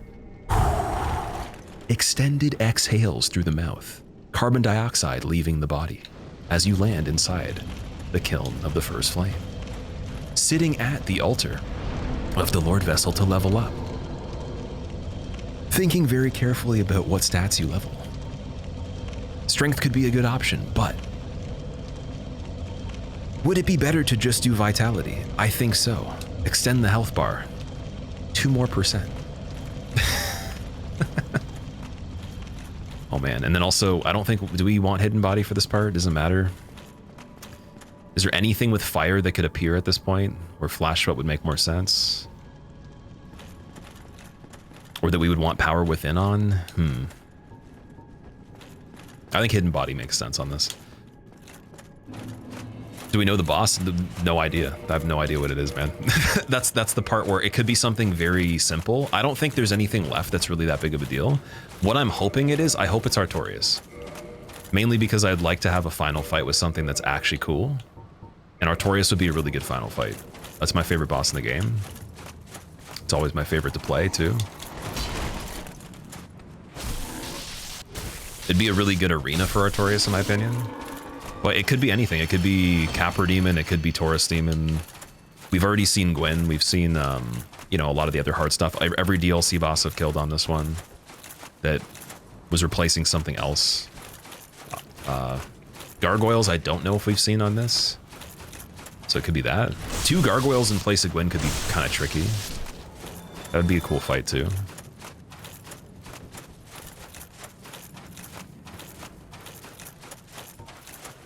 Oh, we can... I forgot. We might be able to see, actually, before we go in there. Because on this area, it's a bit different. Like, you can see into the kiln. I don't know if it would be big enough, though.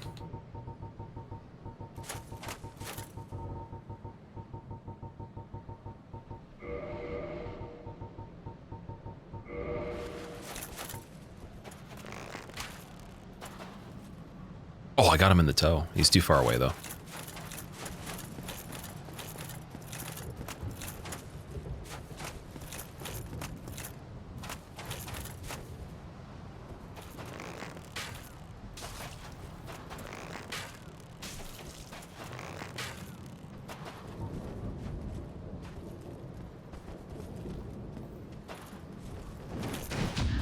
Disrespect for the last hit right there on that guy. And he gives me Man Serpent Greatsword. Okay, I got a Christmas present for that. Nice.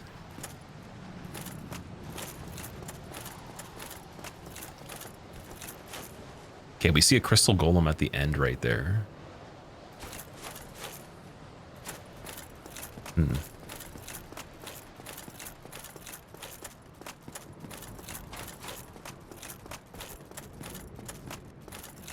What's in there?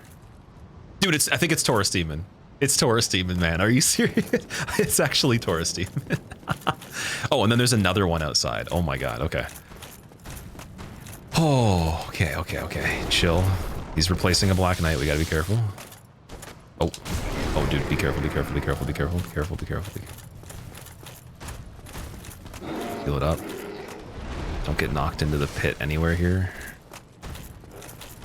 I went for the second attack thinking I'm gonna get a stagger on the second one, but I forgot to walk forward there.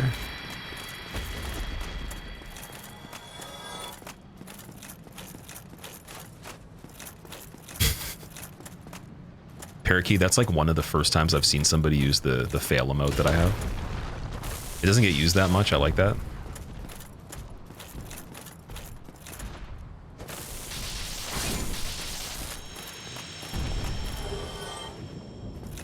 Picking up the last item, even though we can't even use it at this point. It's unlikely. Okay, Gwen's scaling Taurus Demon. Probably looks silly for me to even cast this, but I'm just going to cast this anyways. Let's go.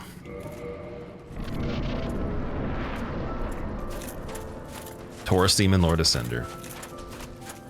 Was the first official boss that we played on that bridge after the tutorial, and now he's at the end.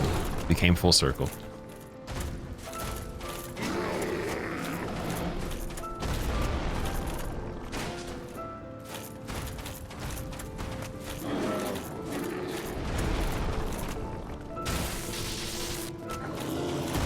I don't even want to know how much he hits for, dude. We gotta do it hitless.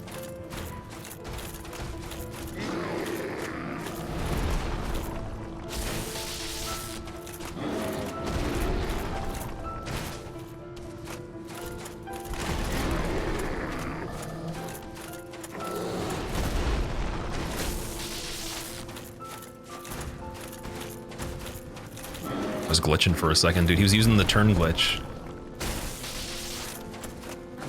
This is unupdated Taurus Demon. Oh shit, I did the arm thing again.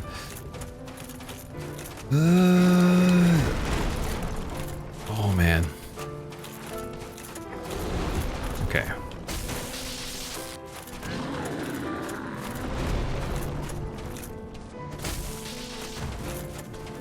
Gotta finish him with something fancy.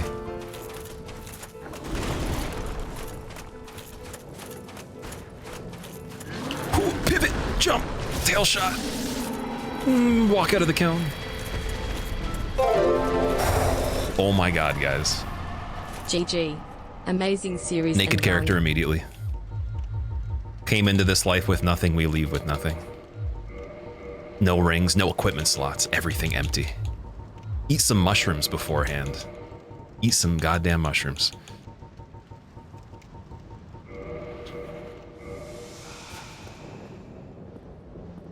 Oh wait, you have to click it. That's awkward. Oh, he dropped an item. Okay, I gotta pick his item up. Oh my god, the Murakumo? Okay. You actually can walk back out. Dude, we could have done Gwyn earlier. We could have checked it to see. I didn't know that. So Randomizer, for future reference, anyone that plays Randomizer, you can kill Gwyn and then still be in the same game. They fixed it. They made it better than the original.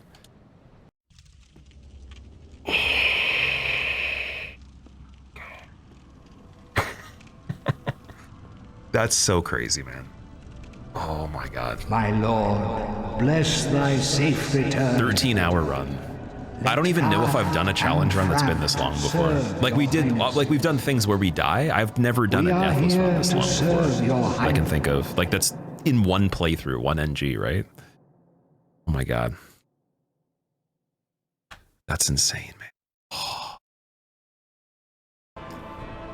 Dude, thank you so much, guys, for watching this. This has been a lot of fun. This has been some of the most fun I've had streaming in general, just overall, and also, I know a lot of you guys like these kind of runs too. It's worth doing if you are gonna try randomizers. Do it, and I think if you click, if you type in !randomizers with an S on it, it'll give the link to both the ones I use for this, for the most updated versions. Wait, is it Kieran? Is that how I say your name?